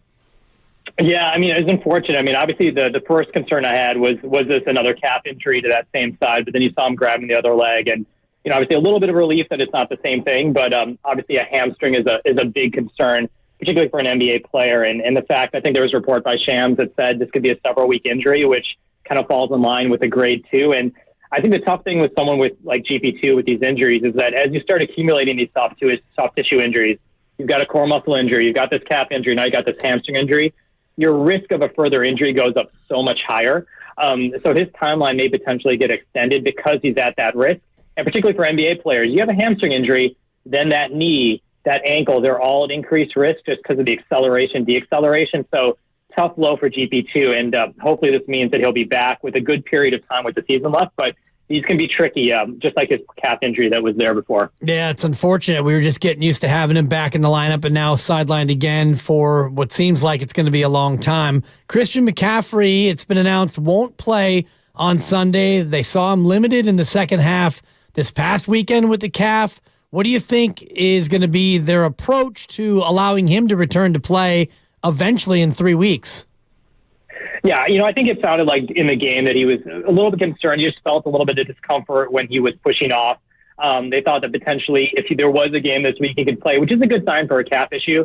In general, when you worry about more severe calf issues, you're looking for a couple weeks. But the fact that he's got 20 days now to recover is huge. I mean, even for a grade 2 calf injury, sometimes you can be back in 2 to 3 weeks. So the fact that it sounds minor, he's going to get rest is really key. And if you look at his injury history over time, right when he gets to this point in time in terms of his touches is when you start seeing sometimes those injuries creep up. So the fact that they clinched the number 1 seed, now he's got 20 days off, could be huge in terms of keeping him healthy, where typically in other seasons when he was with the Panthers, he started to break down. So really good news that they got that number 1 seed, and looks like they caught this injury early on, so he wouldn't have to push the next week, get injured further against the Rams. Now he's got time to heal up and be ready, particularly as an explosive athlete. Doc, surgery's coming for Ambry Thomas, who has a broken hand. Can he be ready by January 20th? I think absolutely. I think there was even a thought that said that I think Shanahan said that if he had surgery, he could potentially even play within the same week. And it really goes down to, where that fracture is and how they're fixing it. So if you're putting screws inside there, and obviously none of us have seen the x-rays, but sometimes you can get screws inside there that's nice and stable. You can cover up the incision, and individuals can go back and play pretty quickly, particularly at the position like corner. You can put clubs on, you can put different wraps on. So the fact that he kind of delayed his surgery, he played, he's getting it now, a very positive sign, and the hope is that he's ready to go for the playoffs, and all indications based on what they're saying that he should be ready to go. It's just probably a lucky break, and the position he plays allows him to do that. Brock Purdy won't play on Sunday. He'll be resting, but there's a lot of fear among 49er fans about possible rust, not only for Brock Purdy, but for all the 49ers. Where does the medical world weigh in terms of the body's ability to rest versus the body's inability to shake off rust? Yeah, I think the rest is so much more powerful. I mean, there's scattered data that says that, there's some rust. I think the Indianapolis Colts have had issues. I think Peter King said that yesterday in terms of rust. But I think in general, if you're still doing kind of practice at high intensity, high speed, you can limit some of that rust because your body's going to be used to moving rapidly. You can simulate game situations, but you're not having people run into you constantly in practice. And having the ability to have 3 weeks of soft tissue rest, particularly for their explosive athletes, the CMC, the Debo, Trent Williams, who's been dealing with stuff, is tremendous. So that fact that you can have longer time, prevent that impact that you get, and still simulate at game speed in practice without stressing from contact is tremendous. So absolutely, any physician, barring some sort of bizarre injury, would take that rest over this concept of rust, which can be alleviated through the way you practice during the week. Doc, come on with us. We're going to drive to Santa Clara tomorrow with a big old thing of bubble wrap, and we're putting them around all of them. Absolutely. Keep them healthy. No contact even when they're in the house. No falls during the week. Absolutely. Yeah. If I've heard of anyone who's in this game against the Rams this weekend, I'm going to be furious. Doc, great stuff. Again, Happy New Year, and we'll talk to you again next week. All right. Take care, guys. You too. All right. There it is. Doc Pandia, and the proceeding was sponsored by UCSF Health. No Brock, no Christian, but the news also kind of behind the scenes really good. Like, I loved seeing that Christian directly said, he's like, if we needed this game Sunday, I'd be out there. Right. And I think that if they needed the game last weekend, and if they weren't ahead by a couple of scores, you would have continued to see him. Yeah. But you didn't need him. And the other piece of good news that came from that, Elijah Mitchell looked like the Elijah Mitchell of old. He looked quick to the hole. He looked strong through the line of scrimmage. He looked explosive carrying the football. He had himself his best game of the year. And so forget this Sunday, even if I don't even know if you'll play Elijah Mitchell. If you want to risk it, maybe you give J.P. Mason all the carries. But knowing that you've got Mitchell as a second running back come playoff time is huge news. 888-957-9570. Steve Kerr is going to join us in 53 minutes.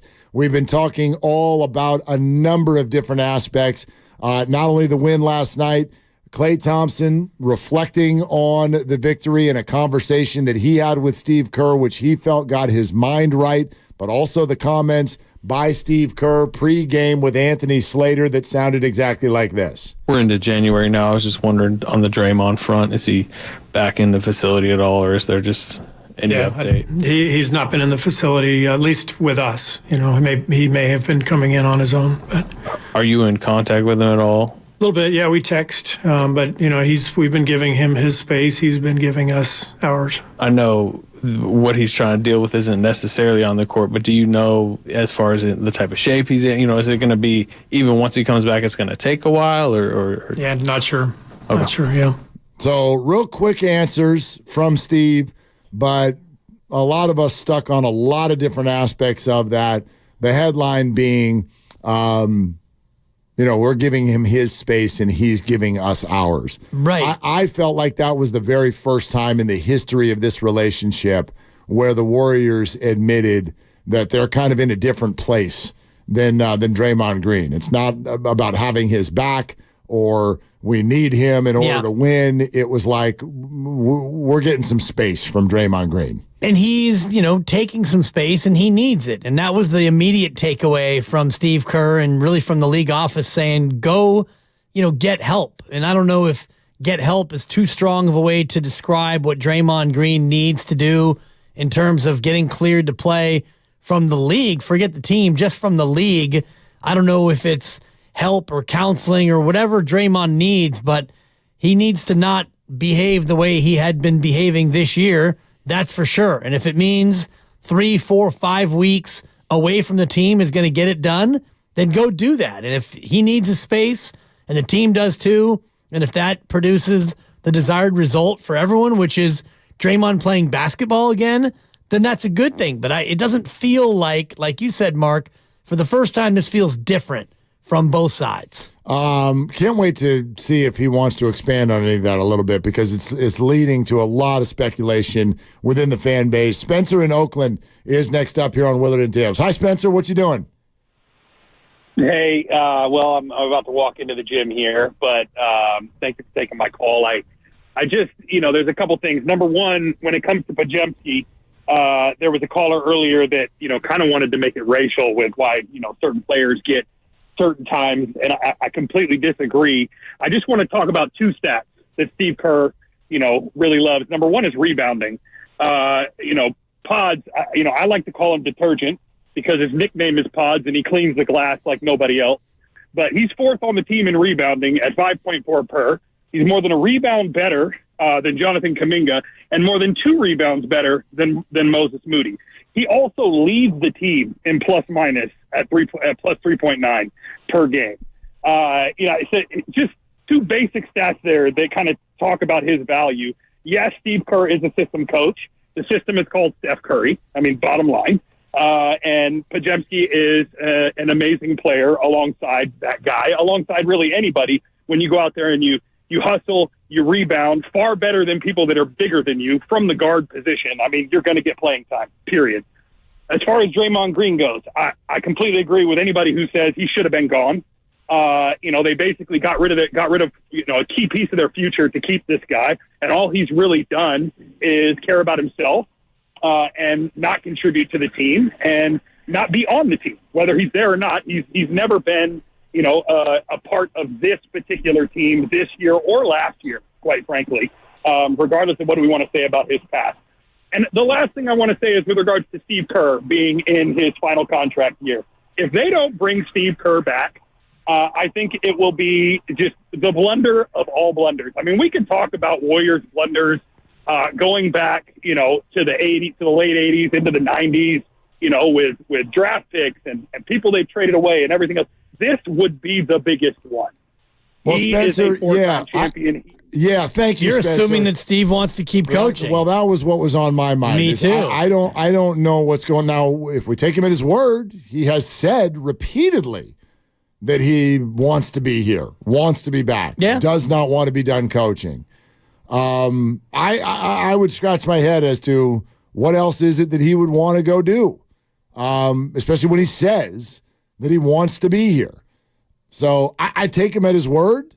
And so I feel at this point it's still a little bit different than the Bob Myers situation, but calendars flipped and time's a wasting. Agreed. And, season ends in mid-April. If you don't make the playoffs, and like you said, time's a waste. And speaking of which, Steve Kerr coming up at the top of the hour. I can't wait. 48 minutes away. Your phone calls until then. Relaxing days, stunning sunsets. Winter is magical in Bodega Bay. Come experience it all at the Inn at the Tides.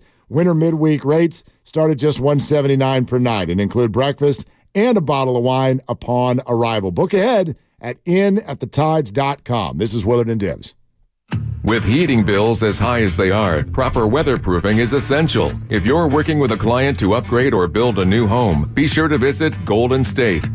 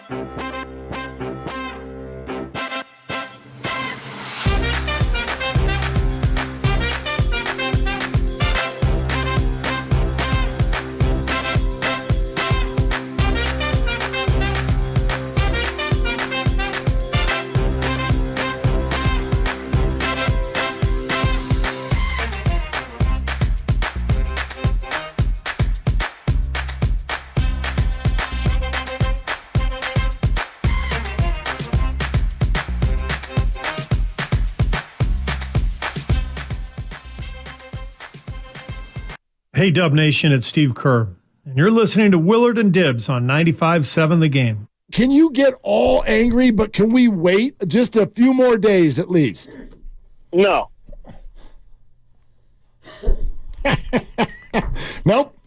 Now. No. No. Got to get mad. Well, and that's fine. You can get mad all you want. That my message today kind of is that I do wonder why now, when it comes to the point that so many are making.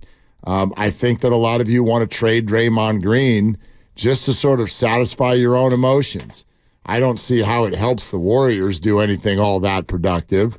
I don't think there's a team that's lining up around the block with young assets, young players who they're going to give you for Draymond Green for $89 million over another 3.5 years when we don't even know exactly when he's going to play basketball again. And if the idea is not about young assets and it's more about people who are going to help you win right now, I'm sorry. Like, I'm looking around the whole landscape of the NBA. I don't see it. I don't see this player or players out there who are available and ready to go on their way to the Golden State Warriors who are going to come blend with Steph Curry within the next 2 months and make them a factor when we get to April. I think that the idea is to wait, and I know that that's painful, but kick the can down the road.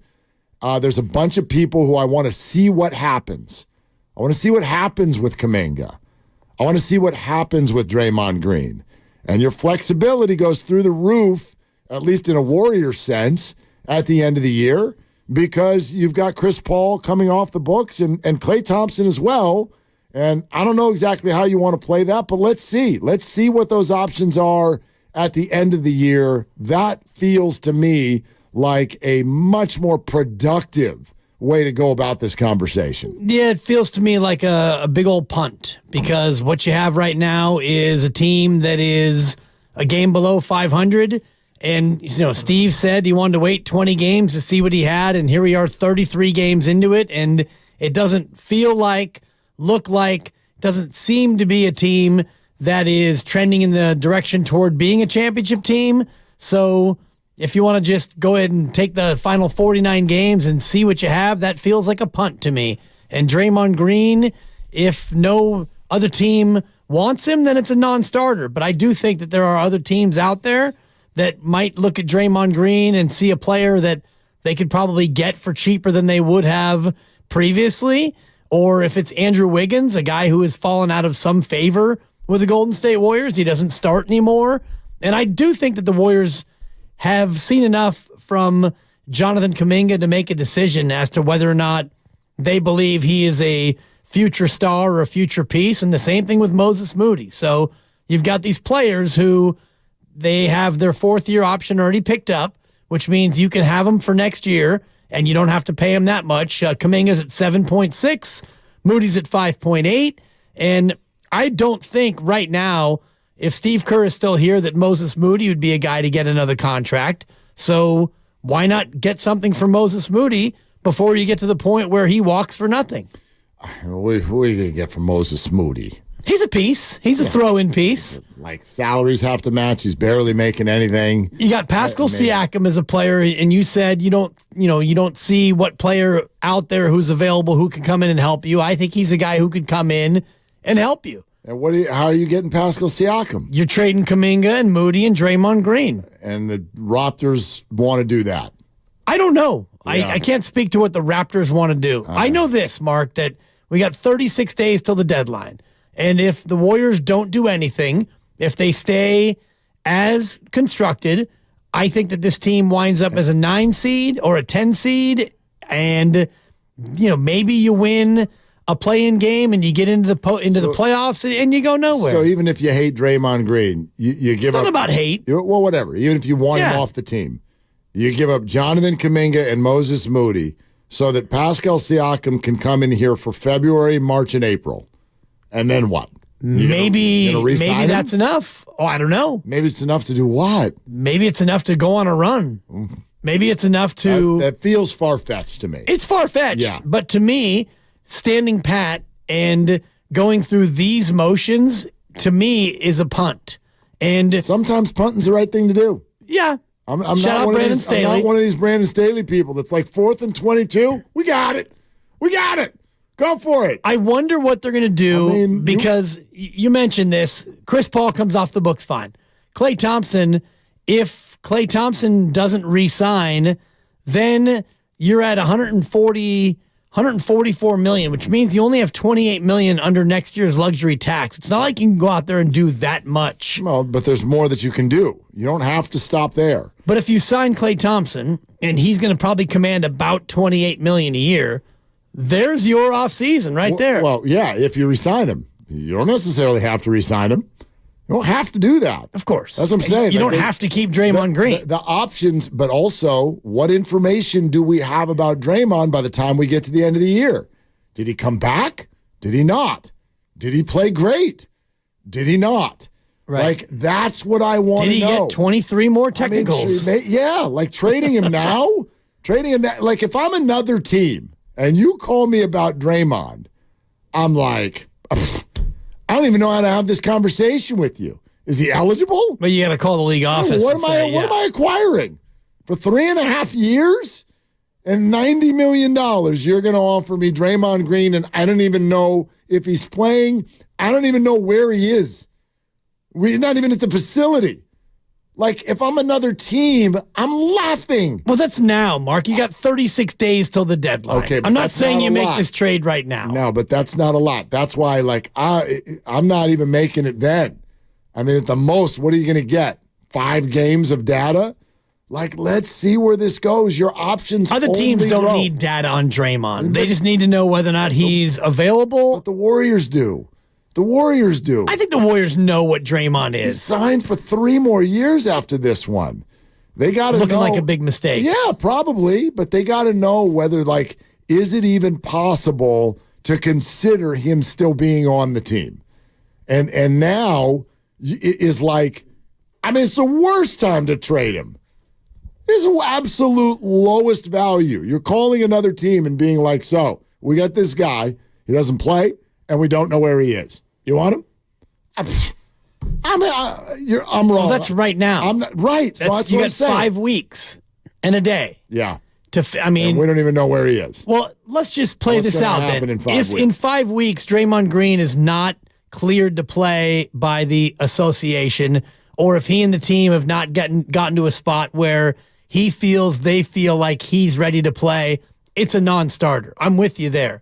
You're not going to have him not play in the next 5 weeks and then be able to trade him with his status still unknown. If I'm another team, there is a very low limit in terms of how much I can be convinced otherwise in the next 5 weeks. You come back, play 6 games, and now I want you? Oh, definitely. You're still one flagrant foul away from being suspended for the rest of the year, and I want you on my playoff team?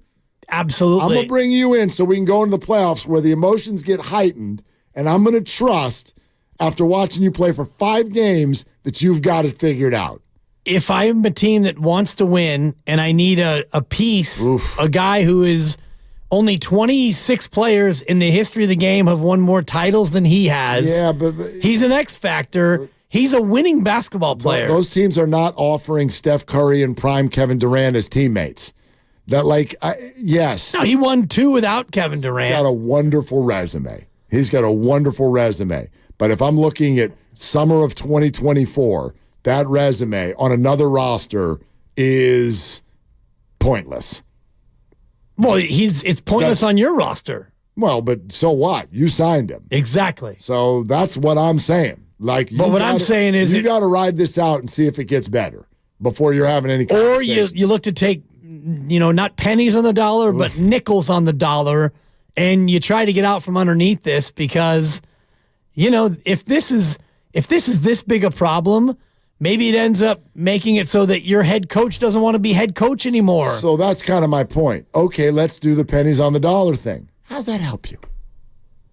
Other than satisfying your frustration with Draymond. You at least get a player who plays. What if Draymond doesn't want to play anymore for this team? Well, we don't know. Yeah, they're playing pretty much the same without him.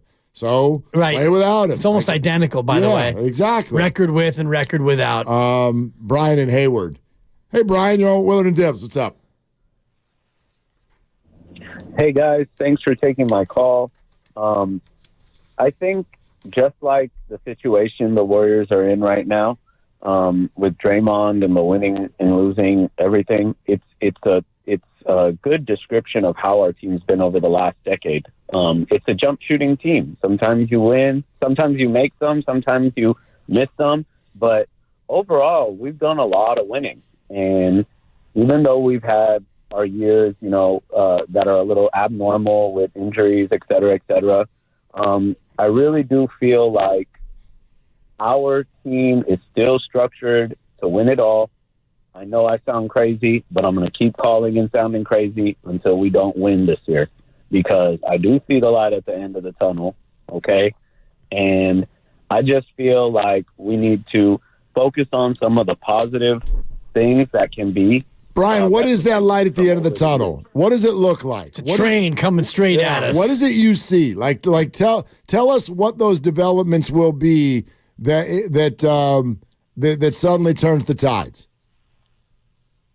So, kind of going back to what I said originally, jump shooting team, when we don't make shots, we have a really low likelihood of winning.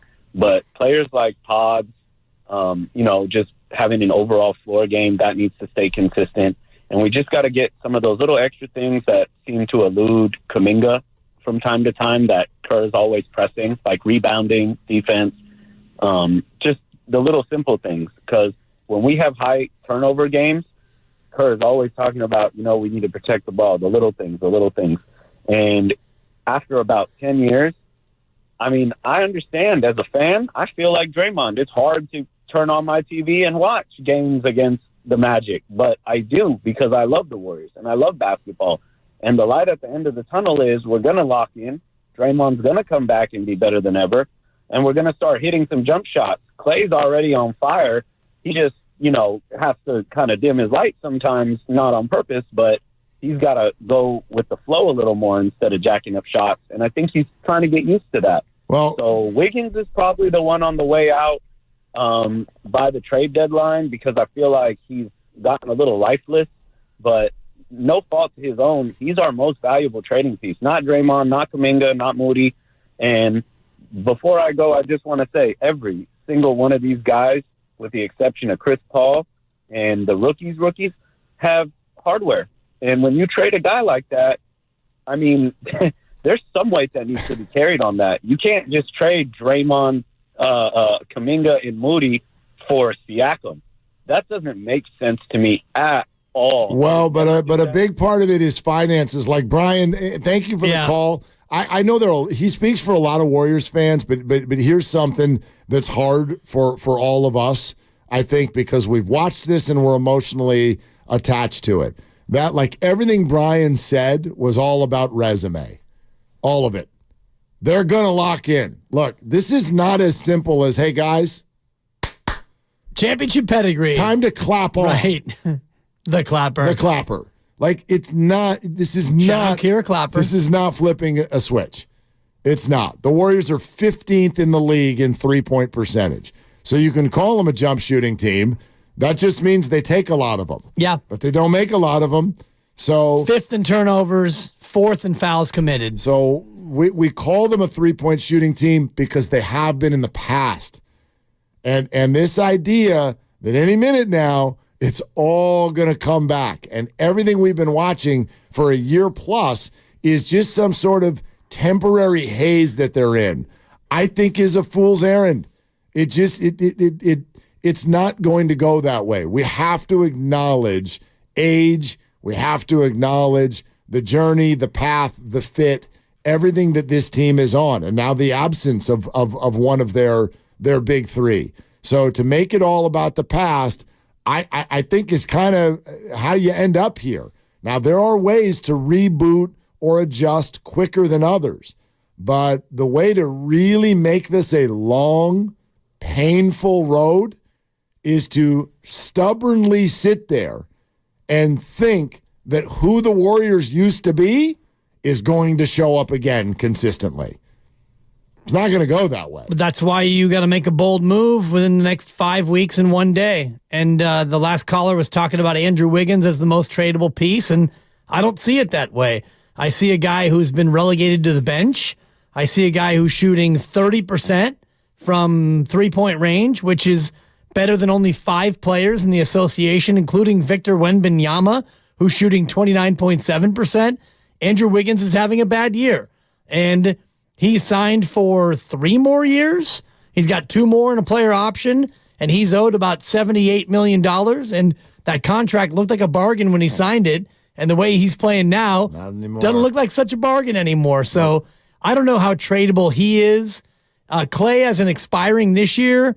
Seems like he's pretty tradable. But what team wants to take on a 42-year-old who is shooting 42% from the floor? And Draymond Green is suspended. So really, there are no moves. And I was advocating make a move, make a bold move. And that's really the only way you're going to get better. But the reality is you're probably just going to have to grin and bear it and ride this out. And 39 and 43 is on the table and an 11 seed. And I don't think that your pick next year is protected. So you might lose your first-round pick. And then you're just going to run it back. Yeah, I mean, I just think that it's kind of a mental exercise for all of us. Like, you can think that this Warrior team is not good enough. That doesn't automatically mean the right thing to do is to make a trade. We'll just make a big trade, and then what? You're going to save this season? All of a sudden, it's going to go right into the other direction. They're going to dominate the West. Because you traded Draymond and Kuminga and Moody for Pascal Siakam, or you traded Draymond for Austin Reeves in a piece, and now you're going to wreck this league? Like, come on. I'm talking about organizational health. That's what I'm rooting for. I'm not rooting for, God, we got to freak out and see if we can save this year. What, so that you could double down and make it even worse? I thought we were trying to maximize the Steph Curry window. Yeah, the Steph Curry window. Organizational health is not maximizing the Steph window. Absolutely it is. Steph Curry's window does not close at the end of this year. No, it closes at the end of 2026. I already told you that I'm more confident in the Warriors next year than I am this year, because next year there is a path for them to do some things. The things that so many of you want them to do right now, like, I love that take. It's my favorite take when everyone's, make a trade. What trade? What trade? I've given you 2. You just, and I would argue that the other team does not want to do those trades. Well, there's been a big falling out in L.A. between Darvin Ham and Austin Reeves. I've heard it's and you very know that. Controversial. Scandalous. These 2 players, they just don't like each other. If you say make a trade, you're kind of, it's a tell. It's a tell. If that's what you've been on social media doing for the last 2 weeks, it's a tell that you're just mad. Not mad. You're mad. I'm not mean you. No, not mad. I think fans are just frustrated. Yes, the same word. Fans want something to change because fans want Draymond gone. Fans want this team to get better because Draymond's not playing. Not going to fix it. To have a guy who actually plays versus a guy who doesn't play. And what's that do for you in the future? Austin Reeves is signed for multiple years at a bargain. Opinion. Lakers, that's like $15 million a year. Lakers disagree. If they thought it was a bargain, they'd keep him. Well, he and Darvin Ham aren't getting along. Malcontent. Apparently. So we'll trade our malcontent for their malcontent. How about that? And then and who wins? I would argue nobody. Nobody's going. Addition by subtraction. We were the 9 seed, and now we're the 8. Great. Trade Draymond to Washington and get Poole back. That's what you do, Mark. That's what you do. That'd be a fun soap opera. Big Smooth. Hey, Big Smooth, what are you doing?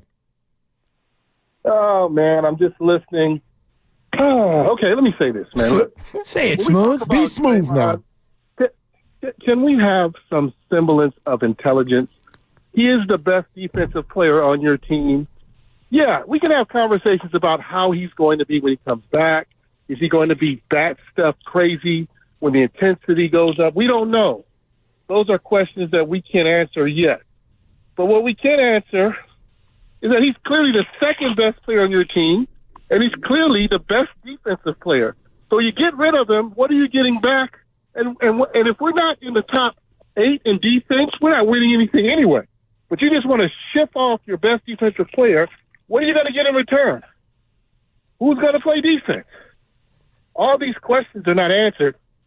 People are mad at Draymond, but you've yet to answer how are we going to replace him defensively? Because nobody's even talked about that. So I just want to know what your thoughts on that is. I largely agree with you, Big Smooth, although I still make it even less about this year and the standings. Can they rally? Could something great happen? Could they find their way into the second round and then take your chances? I actually don't think that that's completely out of the realm of possibility. I don't think it's likely, but I don't think it's a pipe dream either. But if I'm Steph Curry, my answer to that would be, so what? So what? I don't want to go second round. Like, I want to know. But he doesn't want to go 11 seed? No, but he wants to know with the remainder of his career, what can we do to have a real shot? I don't mind talking about trading Draymond Green, but someone's got to give us something over make a trade.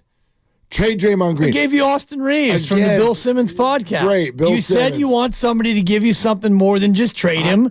That's a something. Okay, there's one. But my point is, I'm not hearing that for the last 3 weeks. It's just they got to trade Draymond. You're acting from emotion. We have no evidence that any team out there wants him at all. And I would also ask, if that's what you want to do, explain why that helps. Like, what's the point? Are you trying to win this year? Are you trying to win next year? Are you trying to build stability around the remainder of Steph Curry? Because my sense is the answer for most people, if they're honest, is no, they're just ticked and they want him gone. Well, that's not productive. Well, you're trying to fix a mistake that was made, and the mistake was 4 years and $100 million because Draymond Green, since then, has played 15 games, and your words, and I think your words are accurate, he's one flagrant foul or flagrant action away from possibly being suspended for longer than indefinitely, which the only thing longer than an indefinite suspension is being banned from the league. I'm not saying that he'd be banned from the league, but this suspension that is indefinite has already cost him 10 games and counting. It's probably going to cost him 10 more. And so you gave a guy 4 years and $100 million, and this is your ROI, your return on investment? Terrible. 15 games. So right the mistake, right your wrongs, and find a team that will take on this nightmare of a contract. So right your mistake. Fix it. By getting rid of it at its absolute lowest value possible. Does it get any higher? Potentially. Maybe it doesn't. Maybe it doesn't. Well, actually, I don't think that it can get any lower. I have a friend who bought stock in Allbirds. I don't know if you know what Allbirds are. Yeah, the shoes. Sure. Good friend of mine, somebody very close to me. I won't name their name. You may or may not know them. This individual bought Allbirds stock a couple of years ago, and it looked like a good buy. It was a company on the rise. People love their shoes. That stock now is worth pennies, and you could sell that stock, or you could hold on to it and hope that Allbirds is going to bounce back. What does selling it do? It gets rid of it. It gets it off of your portfolio. And you get pennies on the dollar, which is where the Draymond stock is right now. Yeah, or you can hold on to it, and you know what? Cross my fingers that Draymond won't flagranize again. I mean, the pennies on the dollar thing is completely unattractive to me. I don't know how is that productive. How does the stock get any better? I don't know, but it's not going to get any worse. Yeah, but you could be done with it, and you could at least get something that actually plays basketball. We're presented by Fremont Bank, full service banking, no compromises. Let's see. We got Jay and Joe and Nickel and Dime. Oh, Nickel and Dime is actually on the phone. I love Nickel and Dime. And then Steve Kerr in 18 minutes on Willard and Dibs. My little.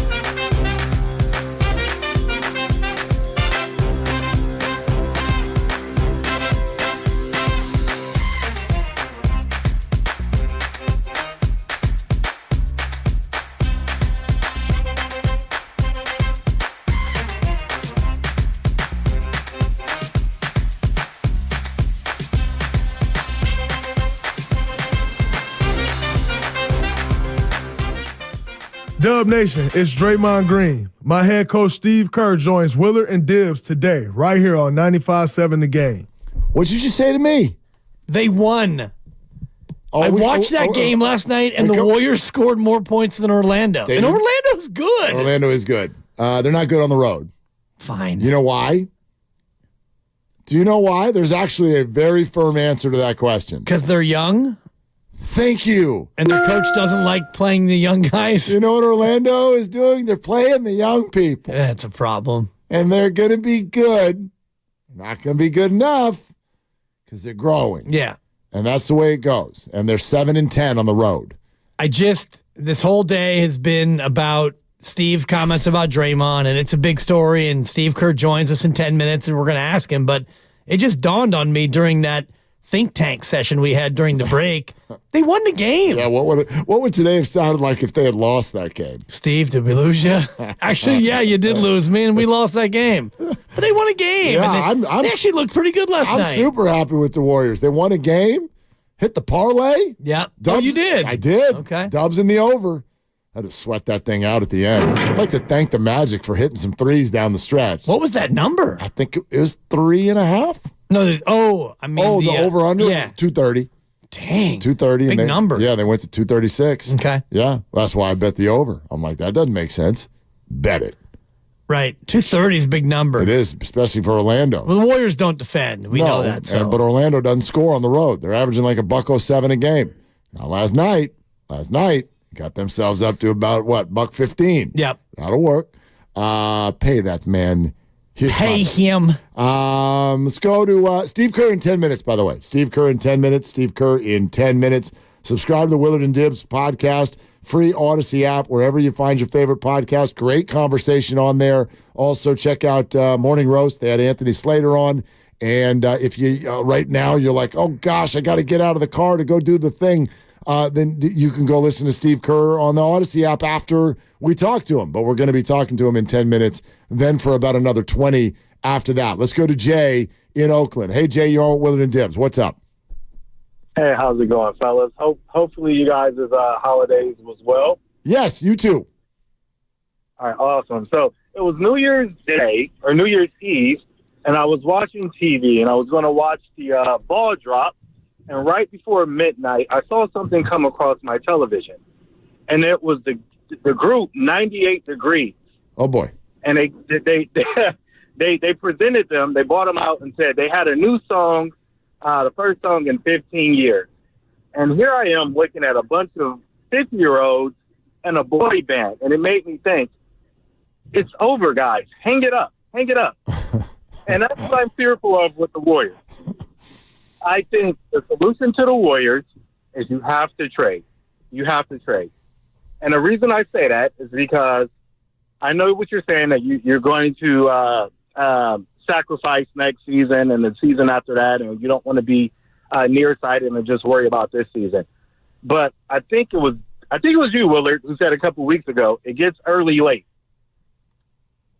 Next year, their chances is going to be even lesser than they are this year, because next year they're going to be a year older, a year slower, and the competition is only getting more athletic and more younger. But, Jay, what if I jump in there and say you can't say what they're going to be next year because you don't know who's on the team yet? Well, I'm just saying, if you're talking about Steph Curry and you're talking about Draymond, right, let's just not even include Clay. Again, these guys are in their mid-30s, and again, they're going to be a year older, a year slower. And if they can't do it this year, what makes you think they're going to do it next year? All right, so let's hold on, Jay. This is really interesting. If that's the thought process, okay, and I'm not going to disagree with it. If that's the thought process, what would stop you from trading Steph? You said what would? I think that would be on the table. If that's okay with Steph. Okay, thank you for backing up your point, because everything you just said. If that's what you think, if it's truly, truly in cement and over, and these guys are only going to be a year older next year, then we got to apply that to number 30 also. And based on your thought process, that's the guy who I would trade if that's what I thought. And I used the whole analogy with 98 degrees. It probably was a poor analogy. That was a great one. I'm trying to say it. No, Nick Lachey, Jessica Simpson. I remember that relationship. Oh my God! I know. They sound horrible. Yeah, well. But I guess my thing is, I would only say the whole mantra of run it back will apply to a team like 2-3 years ago, the Oklahoma City Thunder.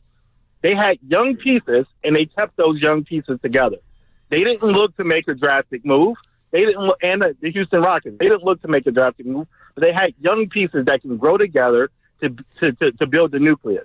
And I think with the Warriors, if you're saying run it back, at some point it's just going to be an old, modeling, middle 30-year-old team that can't really keep up with the youngsters. Well, you might already be that. Yeah, and Jay, and that's where they are, Jay. I would argue that at no point today have I said run it back. And I know that that's what some of you hear because that's the way sports radio works. Right. I have not said that at any point. What I have said is you're not going to fix this now. Like for those of you... And I don't think you'll fix it in the offseason. Maybe you won't. Is my point. Maybe you won't, but I'll take my $73 million in chances that I've got more flexibility to do something in the offseason. Plus, I've got way more information. This idea, I'm mad at Draymond, trade him, and while we're at it, find the missing piece that's going to come in, ignite this roster, and take us to the Western Conference Finals. I'm sorry. That's a movie. That's more ridiculous than Mr. Irrelevant being in the MVP race. Well, the $73 million that you think you're going to get, you only have about 28 of it because you're already going to be over. So you're going to find a guy to replace Chris Paul and Klay Thompson for $28 million. Not necessarily. And it's probably Klay Thompson who's going to command about $28 million. But there are more moves that can be made along with that. You don't have your draft pick next year unless you land in the lottery and it's a top 4 pick. So you're not going to have an infusion of young talent. But let's talk about Wiggins then. Again, I'm not only activated by the accessing of financial flexibility. I would like the information that will come with the second half of this year. I just don't know what more information you need in terms of Andrew Wiggins, for example, and Draymond Green. I mean, these are known commodities. Andrew Wiggins is exactly who we thought he was. There is fresh commentary from Bob Myers on everything going on with the Golden State Warriors. And you got some fresh Bob? We got fresh Bob. And so if you're driving around listening to us right now, if there's a phone call coming in, if there's somebody in the backseat talking to you, I would like you to say, hold please. Hold please. Because Steve Kerr is on with us in 3 minutes. And it is our belief here at 95.7 The Game that you are going to want to listen very closely to what we are about to play for you from Bob Myers on the state of the Golden State Warriors. Look, they don't know what they are. Without him, he's the fulcrum. And Draymond Green is such a good defensive player and has been such a great leader. That's been tested lately. And there's a void. I mean, that's the truth. There's a void without him. 6-4, I don't think that's real. I think that's a little bit of a mirage. I don't think they think they're onto something without Draymond Green. He's good enough to make any team a good defensive team.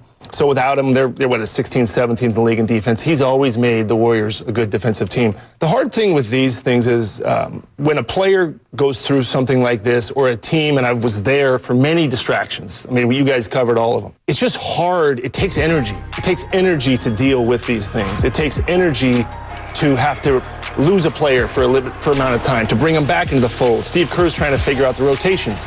And when Draymond gets back, that kind of all starts over again. Steph has had to try to figure out the reliance of Curry on Draymond is something we all know and know well. So and then he loses him and says, okay, I got to figure out how to play with CP, which CP is great at it. But it's something that has caused, in many ways, a period of time where it's just a great amount of uncertainty. And now they got to come back when he comes back, when that is, and figure it out again. And it's just exhausting. That's the hard part of it. A lot of time left. They've been in a ton of games, 25 clutch games. I don't know if that's good or bad.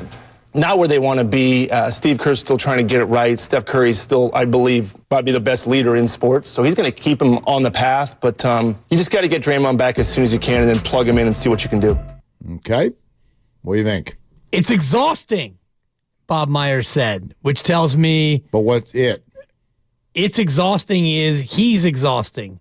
It's exhausting is the distractions and the constant push and pull of... Draymond Green and what happened with Jordan Poole and Draymond suspensions and Draymond's in and Draymond's out and Steph adjusting to playing with him, playing without him, playing with CP, injuries and the rigmarole of an NBA season.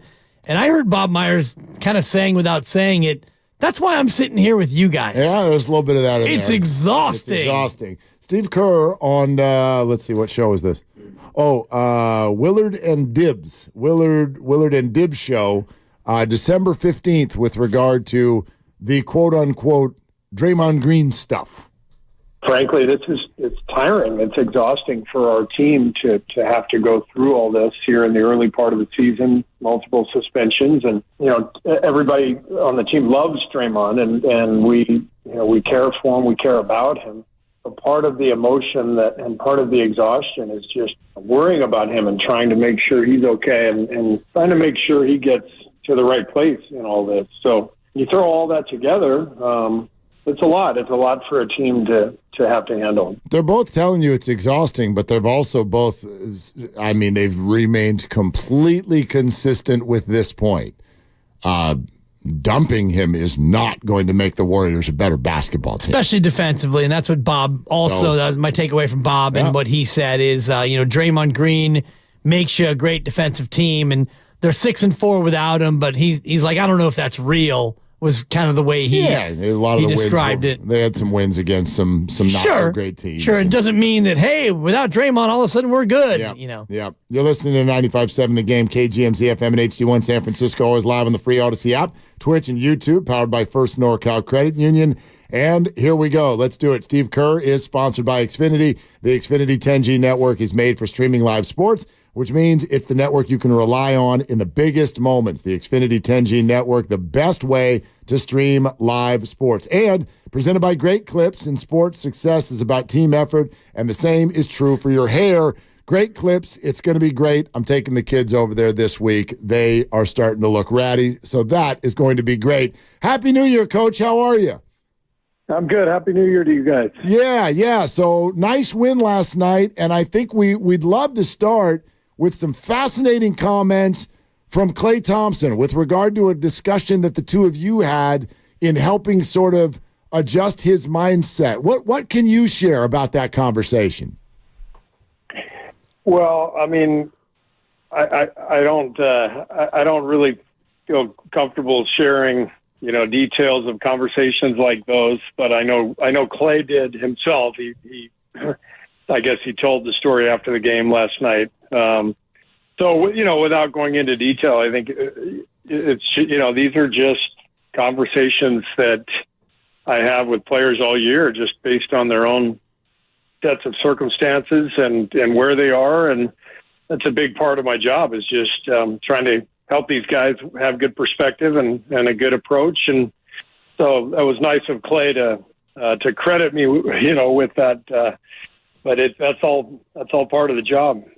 Did you see Klay apply what you were trying to impart in that conversation? And how did you think that Klay played on the heels of you having that conversation with him?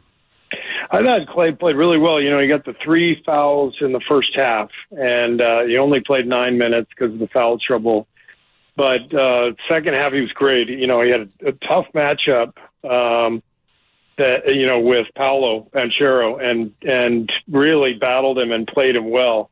that whole second half and hit some big shots. I thought he made the key play of the game on the save underneath out of bounds. I think Trace came over and blocked a shot. The ball was going out of bounds, and Clay saved it, and we got 2 at the other end. That was a momentum changer. So I thought Clay was fantastic. Coach, I'm mindful that at least Dibbs and I don't think we've spoken directly to you since right after you guys beat Boston. Your signature win, and then we headed into the holidays, and in that moment, things were really on an uptick, and then you finished off a 5-game win streak, but then there was the dip that started on Christmas Day. So what's your assessment of the overall play since then, since that game against Boston? Well, we obviously we went to Denver, lost on Christmas Day, in what was a really good battle. I mean, we fought, and I thought we had a real chance, and that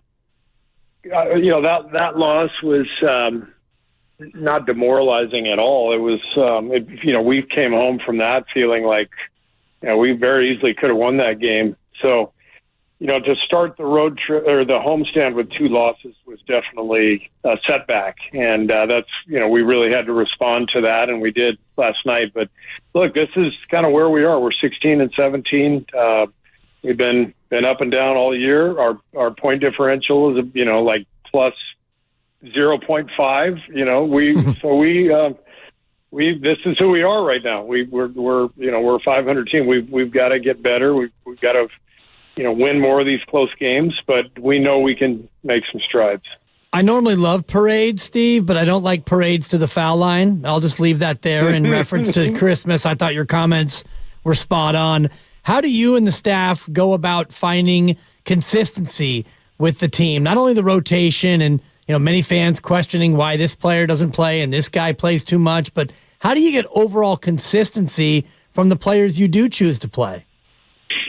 Well, it is difficult because we've got 13 guys who all have a case to be in the rotation, and the reality is you can only play 9, maybe 10. So every single night there's going to be 3 or 4 guys who get left out, and it's not an easy way to play, and it's not an easy way to coach. So generally, you want to give every player the opportunity to really separate himself from the pack and get consistent minutes. And we just haven't had that happen or haven't had that luxury based on the suspensions, the injuries, guys in and out. And the biggest thing is everyone's just got to stay ready and when their chance comes, make the most of it. And, that's what I tell our guys all the time. Steve Kerr with us, Willard and Dibbs, as he is every single week on 95.7 The Game, and a big win, 121-115 over Orlando last night. And in that game, 19-6 for Jonathan Kuminga. It feels like maybe there is some more consistency than there's been in the past, and obviously he's getting much more of a chance.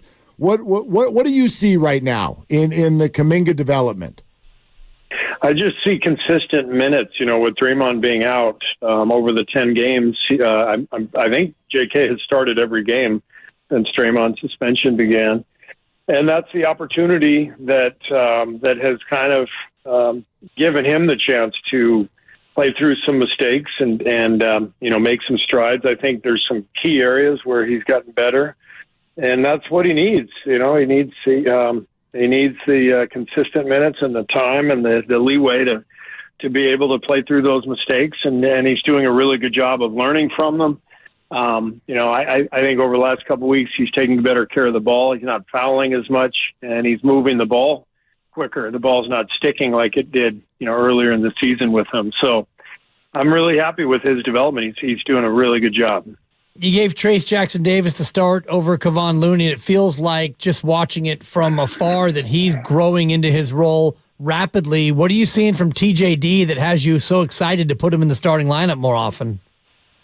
Well, he's a pretty talented young guy, but he's experienced because of the 4 years in college. So we knew right away, first day of training camp, basically, that this guy had a fundamental foundation underneath his game, and that he was going to be playable right away. And, he's different from our other bigs, different from Draymond, different from Loon.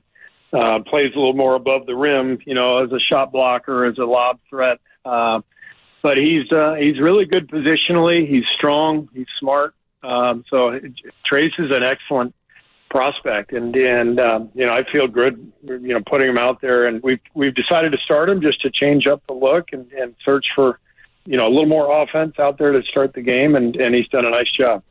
Coach, this will be no surprise to you. The pregame comments about Draymond Green getting some space from you guys and you guys getting some space from him have led to a lot of commentary and questions with the Warrior fan base and our listeners today.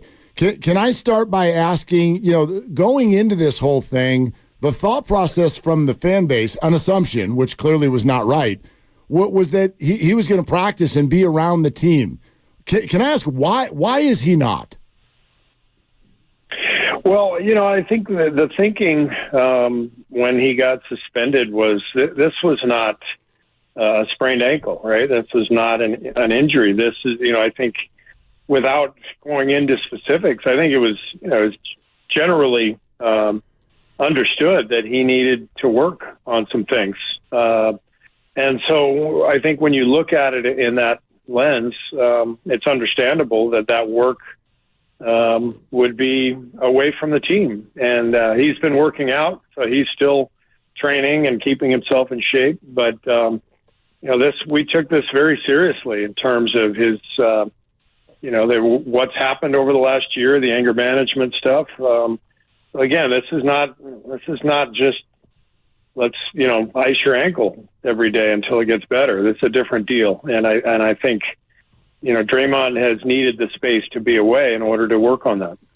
You mentioned yesterday in your pregame comments that there hasn't been a ton of back and forth conversation with Draymond. Have you gotten a sense as to where he is in his treatment or in his process, shall we say, as it pertains to when he might be able to come back and start resuming some activity with the team? Well, he's in good spirits. We've been texting, and he's doing great. The league has to decide when they're going to lift the suspension, and I don't know when that will be. Frankly, for me, I've got enough to think about and worry about each day, preparing game plans, getting ready for the next opponent.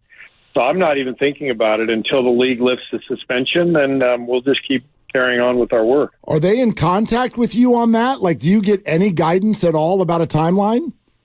Mike Dunleavy is kind of handling that, and they're going through their process and protocol with Draymond and with Mike. So they're dealing with that.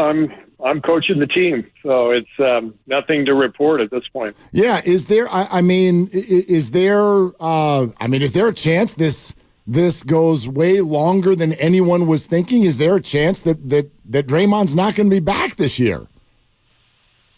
I don't know that there was ever any timeline given. When someone is suspended indefinitely, that just means they're suspended indefinitely. There was never a time frame given, and so we're just going along with the process. And as I said, I'm busy with the team, and Draymond's working on his stuff, and the league will work with us, and we'll see where it all goes. Has this changed the organizational feelings about Draymond Green in any way? I know there's disappointment and frustration in the frequency of incidents, but in a more general global sense, has this changed or soured the relationship between the two at all? No. We have so much history. Draymond and I, this is 10 years for us since we've been together. And as far as the organization, with Joe Lacob and Draymond have been together 12 years now. We've been through so much together, ups and downs, and we love Draymond, and it's a great relationship. Obviously, what's happened over the last year, it has been disappointing, and we are really counting on Draymond, to make some strides with this stuff, and we're confident that he will be able to, and that he'll be able to come back and and play at a high level. Steve Kerr with us on Willard and Dibs. Coach, I'm mindful of a couple of things that you've said to us, even in recent weeks. I can remember at the start of the year, you really like this roster. You've also said even today, right now this is who we are. And Mike Dunleavy said that by about mid-January it would be time to start assessing things. Do you still feel the same way about the roster, and what is the potential openness to adjustments in the next 5 weeks? Yeah, I do still feel the same way, and I think we are going to be better. I think what's been tricky is just between the suspensions and then some of the struggles early on for Wiggs and Clay. We just haven't hit our stride. We haven't had that couple of weeks where everybody kind of started playing well together and found a rhythm and found rotations and so it's been a mixed bag for sure. But I still believe I think that both Clay and Wiggs have played way better here the last couple of weeks. I think it's in us to be a really good team. I believe that, and that's. My job as coach is to keep us moving forward through all the choppy waters and get to that point where we can hit our stride and play our best. How do you help Wiggs continue to get over those struggles? Maybe get back in the starting lineup and get back to the place where he was, Steve, about a year and a half ago, where he was a 34, 35-minute a night guy and a real impactful player, as opposed to kind of been relegated to being a seventh man. Well, I think you've seen strides here the last couple of weeks. He's really playing well. He's shooting the ball much better. He's more aggressive. He looks more athletic, more bouncy to me. So I think he's on the right track, and I think his minutes are going to go up. Coach, we probably should have jumped this at the beginning. Would love an update on Gary Payton II. Well, we won't have an update until tomorrow. I know he has been getting imaging today. I haven't heard anything yet, so we'll have an update tomorrow. But it's not looking like something that's going to be a matter of days. I mean, it's going to be longer than that. And unfortunately for Gary, I mean, 2 games, he gets back from that long layoff for the calf, and 2 games later he gets injured again. So I feel terrible for Gary. Coach, it's interesting to hear you talk about sort of the disruptions you've experienced and how that's affected your play. So what do you think about this? Do you guys feel like you know kind of what your identity is right now? Well, if you look at the numbers, we're over the last 10 games, we're third in the league in offense. So we're trending in a really good direction in that regard. Unfortunately, we're 25th in defense. Before that, we were sort of middle of the pack in both areas. And when you add all that together, you've got our record, right? So, I mean, the Bill Parcells line, you are what your record says you are. So we're seeing all this, and we're examining everything. We watch the tape every day, but we're looking at the numbers, and what we're really searching for is two-way lineups, the best two-way lineups we can find, and that's not an easy thing. I mean, the best teams in the league are top 5 in offense and defense, or at least top 10, and that's what we were for almost a decade, here. So that's the challenge right now is finding lineups that can be really good at both ends, and we haven't been able to find that yet. What do you do defensively now without GP2 and Draymond still suspended? Is Moses Moody a player that now gets an increased role as a guy who potentially can help you as a two-way player? He's always a possibility, and right now he's out of the mix because of the way that we've decided to go with the rotations and certain combinations we're looking at. That's the biggest thing for us is we see patterns on tape and analytically, like certain combinations we want to try to get to and certain combinations we want to avoid. And so when you try certain lineups, it leaves certain people out, and then maybe you try something different. So we understand we've been searching, and that's what you have to do. when you're 500. You've got to search. You've got to find something that clicks. And so, unfortunately for Moses right now, we're looking at some other combinations, but I know him well. He's an unbelievable young guy. He's got great character, great work ethic, and he'll find his way back into the rotation soon.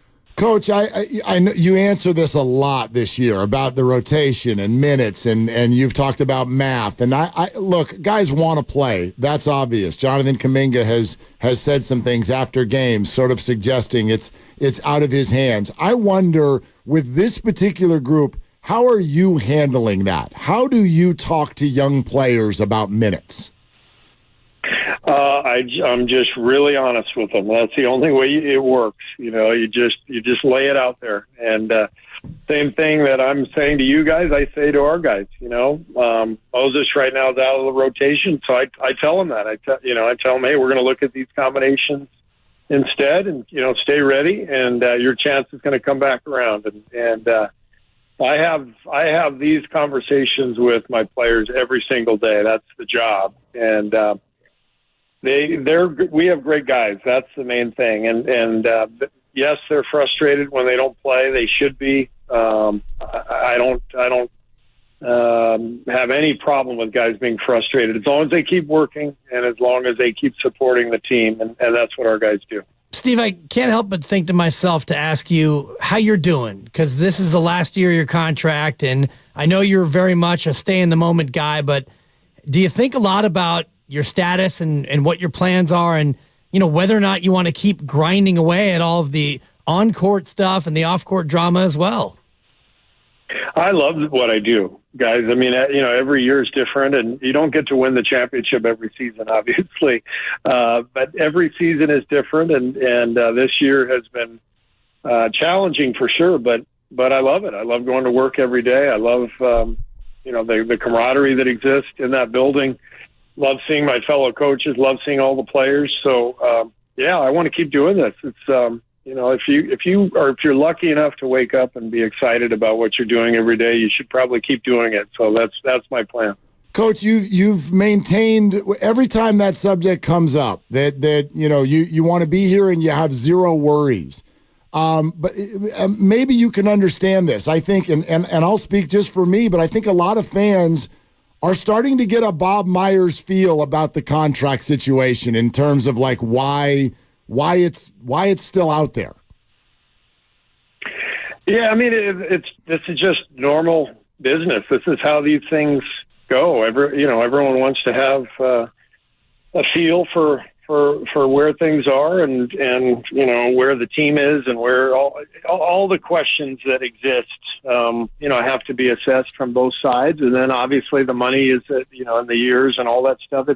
It's all just normal business stuff. So as I said, I'm not alarmed at all. This is more about just finding common ground and getting it done. And then I'm confident that'll happen. Steve, I know Joe Lacob a little bit. You want me to make a call on your behalf? I'm good. I talked to Joe today. We had a great conversation, and we're lucky here. We when you think about what this organization has done over the last 15 years since Joe bought the team, it's incredible. It's amazing, and the resources he provides for this team and for our organization. The quality of people he's brought in, pretty incredible. So this is a great place to work, great place to live, and we're everybody with the Warriors. We all know how lucky we are. Coach, is there kind of a mental thing about getting back above 500? I know that all the games matter, but another opportunity over these next few days to kind of get back above 500. How much does that matter to the guys right now? Yeah, I mean, we briefly got to that point the other day, and then flip back below. It'd be nice to get back above 500, but regardless, it's really about the consistency of our play and hitting our markers. The areas where we've got to improve. Transition defense has not been great this year. That's something we've been harping on. Defending without fouling, you guys hear that all the time. The one thing we have been doing a great job is taking care of the ball. over the last 10, we're averaging 13 turnovers a game, which is, top 10 in the league. So we're making some strides, but we got to put it all together. And because almost every game that we play goes down to the wire. I think we've played more close games than any team in the league. So we got to win more games in the margins with the detailed stuff, and that's what we're harping on. All right. Well, Coach, congrats on the win last night, and go get them against Denver tomorrow night. And thanks as always. We'll talk to you next week. You got it. All right. Thanks, guys. Thanks, Coach. All right. There it is. Steve Kerr right here on Willard and Dibs on 95.7 The Game. Okay? Yeah. What stood out? It stood out that I'm glad that he was so forthright in his answers about Draymond, and we can put to bed the idea of them trading Draymond. And, I mean, you and I had a good back and forth in terms of... Can we? We can.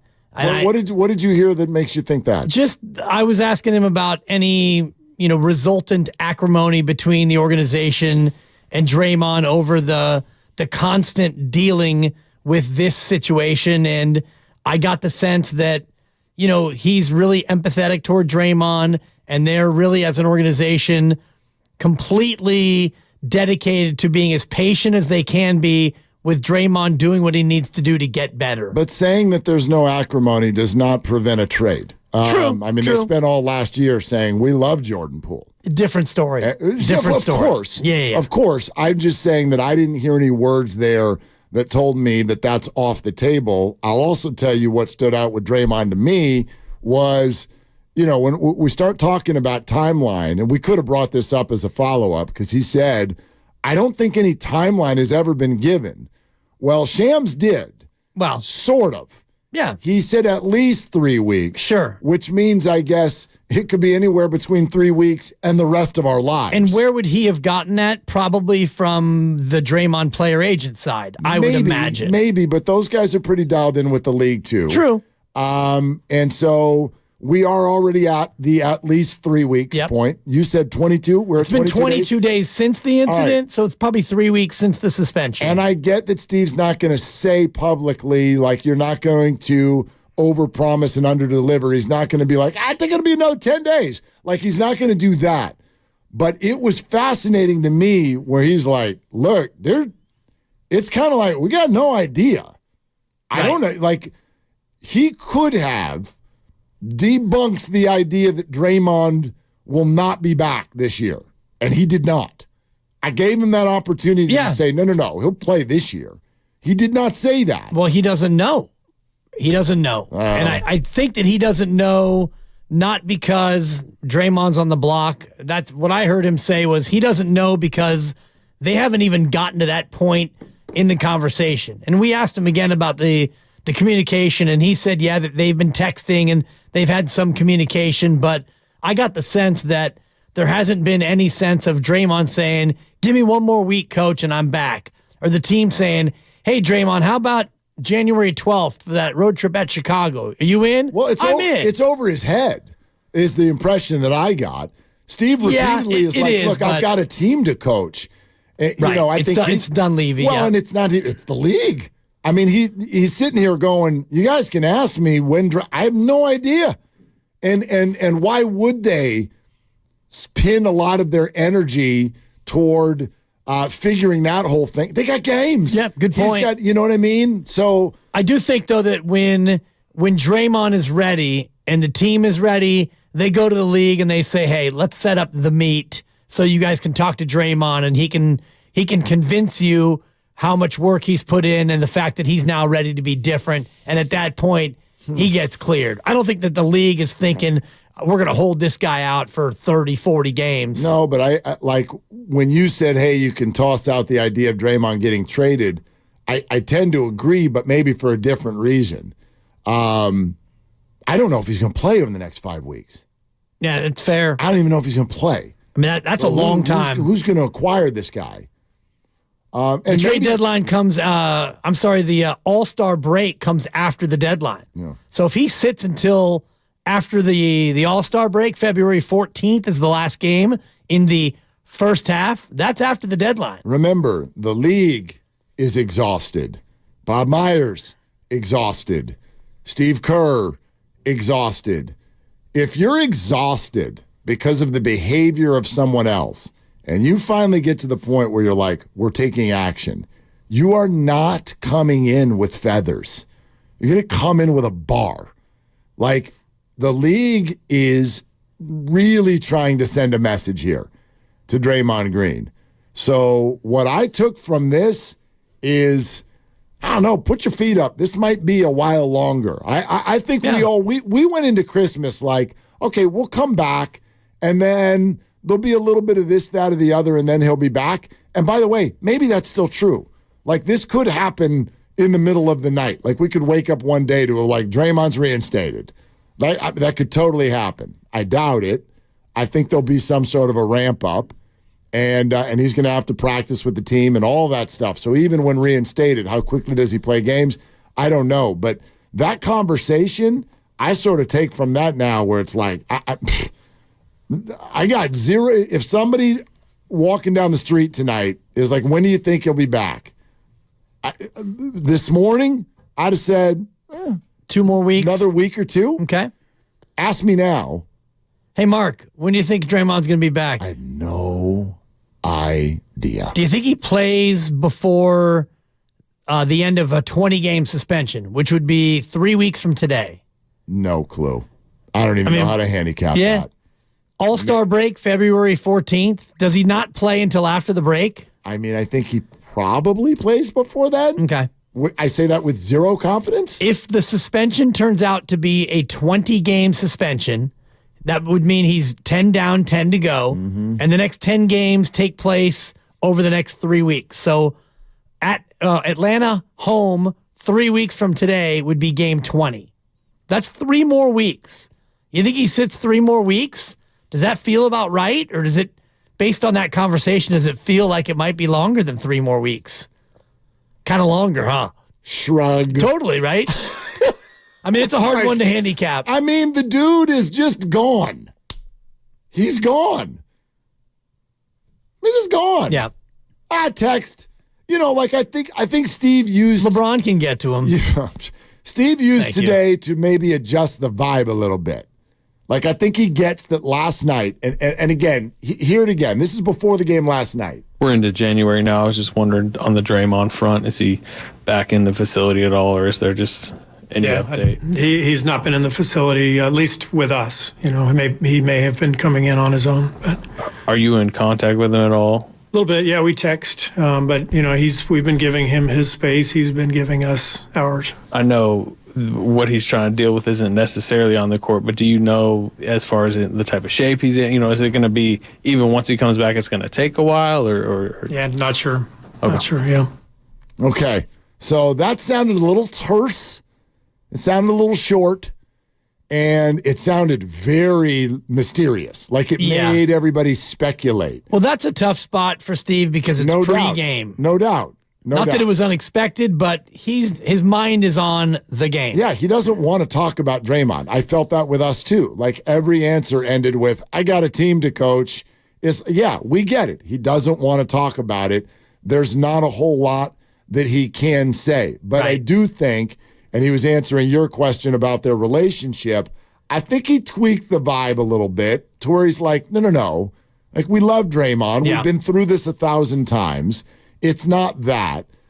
Here's a stretch of both of us going back and forth with Steve with regard to all things Draymond Green. You mentioned yesterday in your pregame comments that there hasn't been a ton of back and forth conversation with Draymond. Have you gotten a sense as to where he is in his treatment or in his process, shall we say, as it pertains to when he might be able to come back and start resuming some activity with the team?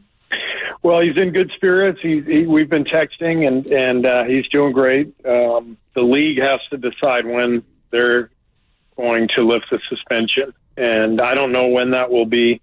You know, frankly, for me, I've got enough to think about and worry about each day, preparing game plans, getting ready for the next opponent. So I'm not even thinking about it until the league lifts the suspension, and we'll just keep carrying on with our work. Are they in contact with you on that? Like, do you get any guidance at all about a timeline? Mike Dunleavy is kind of handling that, and you know, they're going through their process, and protocol with Draymond and with Mike. So they're dealing with that. I'm coaching the team, so it's nothing to report at this point. Yeah, is there? Is there a chance this goes way longer than anyone was thinking? Is there a chance that Draymond's not going to be back this year? I mean, I don't know that there was ever any timeline given. When someone is suspended indefinitely, that just means they're suspended indefinitely. There was never a time frame given, and so we're just going along with the process. And as I said, I'm busy with the team, and Draymond's working on his stuff, and the league will work with us, and we'll see where it all goes. Like last night, I think it led to a lot of speculation of, boy, it sounds like there's something there between the two sides, right? Like neither one of them wants to talk to the other one. He's not here, and we need space, and he needs space. Today, I felt like it was a little different. When he said to you, "Oh, he's in good spirits." Yeah. So a little bit of a lighter feel, but what Steve essentially said through all those answers was, look, guys, this ain't my job. Draymond left. Right. He is suspended. That's the league's issue. They talked to Mike Dunleavy about it. We've got basketball games. I coach the games. I keep in touch with Draymond. But anything else going on with him, it kind of made me feel like he's like, it's over my head. Right.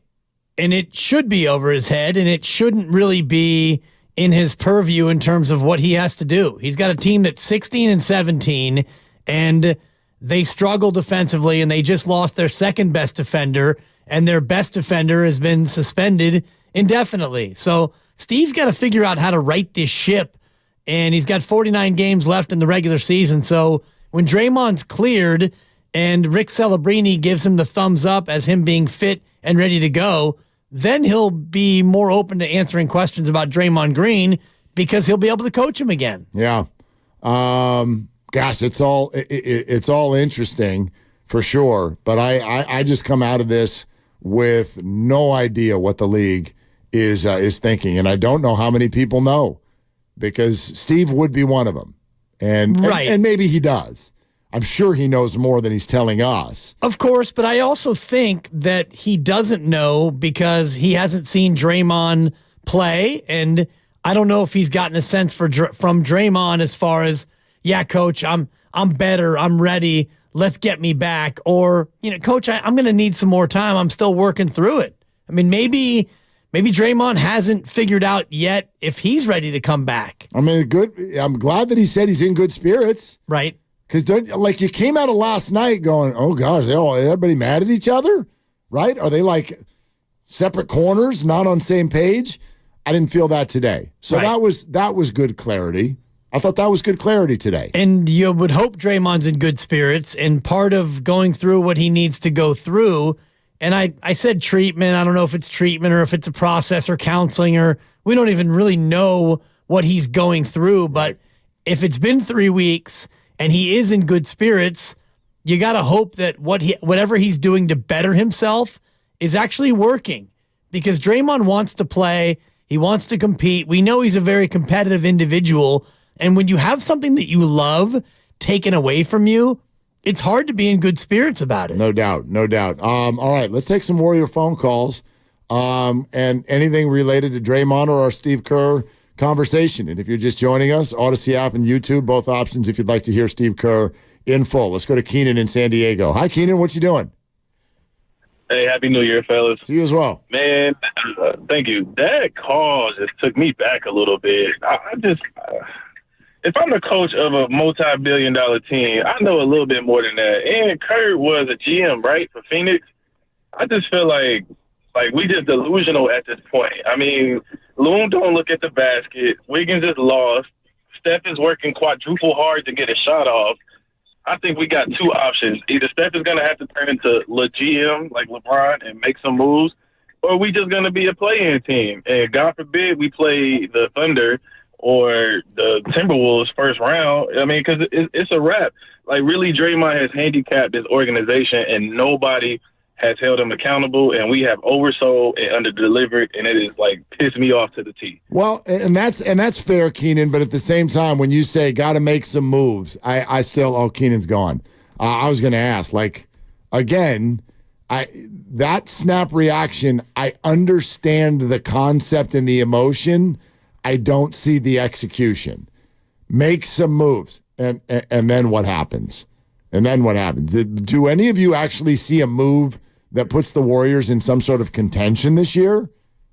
I don't. Steve thinks that they are in contention, and he's pointing to metrics and how many close games they've played. And he's right. If you look early in the year and some of those games that they kicked away, games that they maybe shouldn't have lost, they could be 2 or 3 games further up in the standings, and we might feel different about them if they were, instead of 16 and 17, if they are 19 and 14, all of a sudden now you're a 6 seed. Yeah, but he's in it. Of course. He's in the every minute, every day, but every game. He watches it a lot more and a lot more closely than we do. And he's going to side toward things could be better as opposed to the fans, which is things are really worse. Right, but he can dial into this is who we are now. And that doesn't mean that's who we're going to be. But also, by the same token, never forget last year when all year it was, we're a contender, we're a contender, we're a contender, and then the Lakers beat him, and they're like, this wasn't a championship team. Yeah. So they may also know that. But this year, I'll give the Warriors this. God knows where this is going. I mean, like, Draymond Green's not playing. Andrew Wiggins is on the bench. Klay Thompson is having retrospective conversations. Chris Paul's a beloved Warriors. Who knows where this is going to go? Exactly. It could look very different in a month. It really could. I don't mean like, now they're playing like the 1 seed. But it legitimately could look very different in a month. Yes, and you could make a trade that's not a blockbuster. You could make a trade that is significant without involving Jonathan Kuminga. And I think ideally, if you were able to package Wiggins and Moody, who doesn't really play, and for whatever reason, Steve Kerr and I asked him about Moody, and he applauded the young man for his professionalism, and he talked about combinations that don't seem to suit Moses Moody. Moody's a guy who I think could be playing and would be playing for a lot of different teams, but maybe he's not beloved here by this coaching staff. And if that's the case, what if you could trade Wiggins and Moody? Forget Draymond and Klay and Steph. You keep all them, but you get something for Wiggins and Moody and, make something happen at the deadline. It's probably on the table, although if you want to trade a guy, benching him does not heighten his value. 888-957-9570. We'll get to more of your calls. Plus, the Pro Bowl announcement is out. How many 49ers and which ones?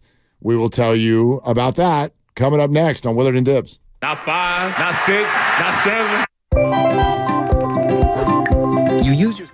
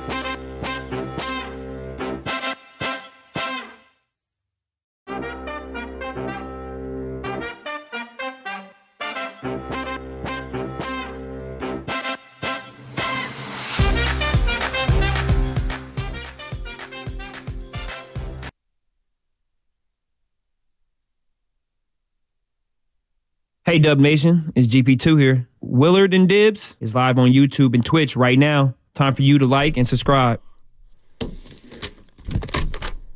21? 21 of them? 21. 21 49ers got recognized for the Pro Bowl? 21. 21. Now, that's savage is what that is. 12 of them are alternates. Now, thank you, Grandy. The plaque for the alternates is down. No, I'm not going to finish that line. But anyway. I was an alternate as an all-star, and sometimes you get the call. Third alternate as a 13-year-old all-star. I think I did that once, too. I think I got in as an alternate one time. Yeah, one time. I made it as a 12-year-old, and then as a 13-year-old, I was an alternate. How do you remember this stuff? Because it was 147 years old. How do you remember what happened when you were 12? We played Novato American, and Mike Deaserville had trouble getting out of the first inning. They put up a 6 spot. Single elimination. We got beat 21-2. I popped out with the bases loaded. I remember 2 Little League games. One where I hit my only home run, shout out Dwayne Kuiper, of my career.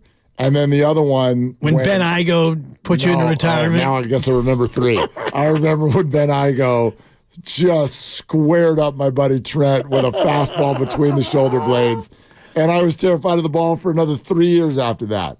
No, the other game I remember is when, who's your favorite closer of all time? Give me your favorite closer. Oh, it's Goose Gossage. Okay. He's kind of a crazy person now, but anyway, still. Is he? Yeah, he's kind of wild. But anyway, yeah. Well, I went full on Goose Gossage. Best team in the league.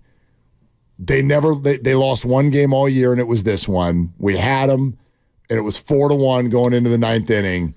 And my buddy went out there pitching, and he hit the wall. And 1 run is in, and 2 runs are in, and the bases are loaded with nobody out. And his dad is the manager, and he goes, "You're gassed." And so, Mark, get in there. And he did a great job because he handed me the ball, and he goes, "No expectations. I'm giving you a complete bleep burger right now. Wow. There's nothing you can do with this, so go have fun." Ball 1, ball 2, ball 3. 3-0 is the count. God. Bases are loaded, nobody out, and we're only up by a run. 9 straight strikes. 9 straight? 9 straight strikes. Punchies? They carried me off the field. No chance. And that was the end of my sporting life. It was all downhill from there. The sporting life. That Mark Ibanez? Oh, yeah. Son of Ibanez. Anyway, here are the 9 Pro Bowlers for the San Francisco 49ers. Let's see. Defensive lineman, Nick Bosa. Sit him on Sunday. And Javon Hargrave. Sit him. Javon Hargrave. Fullback, Kyle Juice. Tight end, George Kittle. Sit him. Running back, Christian McCaffrey. Already sitting. Quarterback, Brock Purdy. Oh, eat it. Anyway. He's the MVP. The almost MVP. Cornerback, Charvarius Ward. Mooney. Linebacker, Fred Horner. He'll get some DPOY votes. And left tackle, Trent Williams. Oh, he's sitting. In addition, as alternates, Brandon Ayuk, Eric Armstead, Aaron Banks, Jake Brendel, Oren Burks, Dre Greenlaw, Diamador Lenore, Colton McKivitz, Tabor Pepper, Debo Samuel, Mitch Wishnowski, and midseason acquisition Chase Young, also known as the entire roster. I mean, what are we doing, Mark? What are we doing? Telling you the Niners are pretty good. Yes. And, shout out Tabor Pepper, the long snapper. Boy, it was some great snaps this year. Tabor's really been, most of his snaps have been long. They've been great. Oren Burks, I got ridiculed at the 49ers Summit because we talked about. Oh, I remember that. Oh, who's your breakout player this year? Yeah. I said Oren Burks. I thought it was a genius take. No, you guys all looked at me like I was crazy. No, I was surprised. Yeah. I didn't torch you. He's a, I was just like, oh, look. Now he's a Pro Bowler. I thought it was a little bit of a let me show you who I've heard of. You know what I mean? Like you wanted bold. To come up, it was ballsy. Everyone else, I'm Fred Warner. He's my breakout player. No, who's going to see him coming? Thanks, guys. I think I said Jair Brown. I'm not sure if you said Jair Brown. I think I said Jair Brown. I did. And look at him now. Maybe Hufanga's torn ACL is my fault. Jeez. Oof. And is Jair Brown going to be healthy enough to go this Sunday? I know that he's getting better. Yeah, I don't know if they want him to be. But anyway. You know who's on the line? Look at this. Drew Down. He's absolutely one of our best listeners out there. What's up, Drew? What are you doing? Hey, what's going on, Willard? What's up, Diz? I'm just looking at this chat. You would have swore that the Warriors lost last night, but last time I checked, they actually won the game. So I would have hated to imagine what the conversation would have been had they lost yesterday. But I just want to kind of temper some. I don't know what fans are thinking, like that we're supposed to be a championship favorite. I think Kurt said it best about 5-6 years ago, where he said this isn't real basketball. Like, you don't go to the finals every single year. You're not the top seed every single year. It's delusion. I mean, I think the expectations were always to be, hey, find a way to get into the playoffs. We got Curry, and let's get a puncher's chance to win a round, maybe 2, and see what happens. Injuries happen. You never know what could happen. Are we the favorites? Are we likely going to be there? Probably not. But what's the point of being a fan if you don't got any faith and just enjoy the journey? So I don't know. I don't understand the delusion of the fan base, and there's this magic trade out there that some team is going to give us their all-star player for players that we feel are underperforming and not playing well. Drew, that's not going to happen. Yes, listen, sir. my experience, I love what you're saying, but real quick, duck, because there are a bunch of people, especially all of your friends on YouTube, who are about to throw something at you. Because that, for whatever reason, and I don't get it, Drew, I love what you just said. Why can't fans let's do this. Let's do the 2023-2024 season. Let's find out. Let's see what happens. Let's allow things to unfold. Let's be surprised. I don't understand sometimes why we need, and I think part of it is sports media. We need this final take. I've got Sharpie, and here you need to trade Draymond Green. Okay, for what? For what? For a guy who can actually play basketball. Yeah, but you know what? What are you going to get? You know what? Drew's right. Let's just play, and darn it, right. Let's hope to be the 10 seed, and then we'll see you at the play-in. Let's just go ahead and punt the year and be 41-41. Drew, what? Drew, do you have anything to say? Come on, Drew. You're better than that. Say something All to I this can man. say is that I've been here for the Bobby Serras. I've been here for the Eric Dampiers, the Brian Cardinals, for these bad teams. I remember in 2008 how we were so juiced to get into playoffs. I mean, it's like, am I saying, do I want to be a 10 seed? Of course not. I'd love for us to be a 2, 3, 4 seed, but that might not be realistic. We got some young players who are playing well. I love Kuminga, Paz, TJD. Curry's a killer. I mean, if Curry and Clay and if these guys don't play well, then we probably won't make it anywhere. But to me, I don't get the negative and the hate watching of a team that you supposedly root for and supposedly you love. I love this team. I've been a fan since the 90s. I've been there for the bad times, the good times, and I'll be there when it's not great. But let's see where this thing goes before we all, before we just quit on the team and say, oh, we can't do it. Well, we're not going to beat this team, so we might as well not even play. That's a loser talk, and I don't know. Maybe that's how you fan, but that's not how I fan. So I'm here for the ride. I hope the best happens, and I appreciate the call. And you guys have a great night. And Dibs, I wish you a Happy New Year in a couple weeks, brother. Drew, you watch your mouth. Drew, you know better. That's such insider knowledge. I love that. You got 4 days, people. You got 4 days to wish people a Happy New Year. You get to January 8th, and if you say Happy New Year to me, I might have to knock the taste out your mouth. Hang on, I'm putting it in my calendar for January 9th. January 7th is all. You get a week. January 9th is next Tuesday. And people always say, oh, but if I don't see you, then the first time I see you, I get to say Happy New Year. Right. So if I don't see you until April 19th, and you say Happy New Year, then you're a clown. And you've already done it, Willard, so don't even try to troll me with that. I'm not biting it. I'm not buying it. Wish Dibs. Oh, it came out as Dib. You're plural. Wish Dibs Happy New Year. Dibs. January 9th. Danny Dibley. I'm going to do it for 3 p.m. I'm going to set the calendar notification. Alert at time of event and ad. Okay, Larry David said today was the last day. Yeah, I think Larry's a little aggressive. Okay. I give you a week. I think you're a little aggressive. I think when you get to... So if I don't see somebody like the lovely Christy, I may not see her until February 19th. Keep this up. You'll never see her again. I'm showing up to the Super Bowl half in the bag to ridicule your kids and anyone else's kids. I'm actually bringing my kid this year because you owe me babysitting. It's a drop-off. That's not happening. It's a drop-off. No. I'm not giving you the address. We're going to go to an undisclosed location. Hey, great interaction, everybody. I'm sure we're going to be all over this. Oh gosh, Christy's on the chat. She just said Happy New Year. And she said, yes, bring the baby. Christy, no, the baby's not invited. Anyway, you want to do it on board. Yeah, you want to do it again tomorrow? I do. This was fun. It was. All right, let's do it again tomorrow. Here's what's coming up in the game, which, by the way, is brought to you by Fremont Bank. Full service banking, no compromise.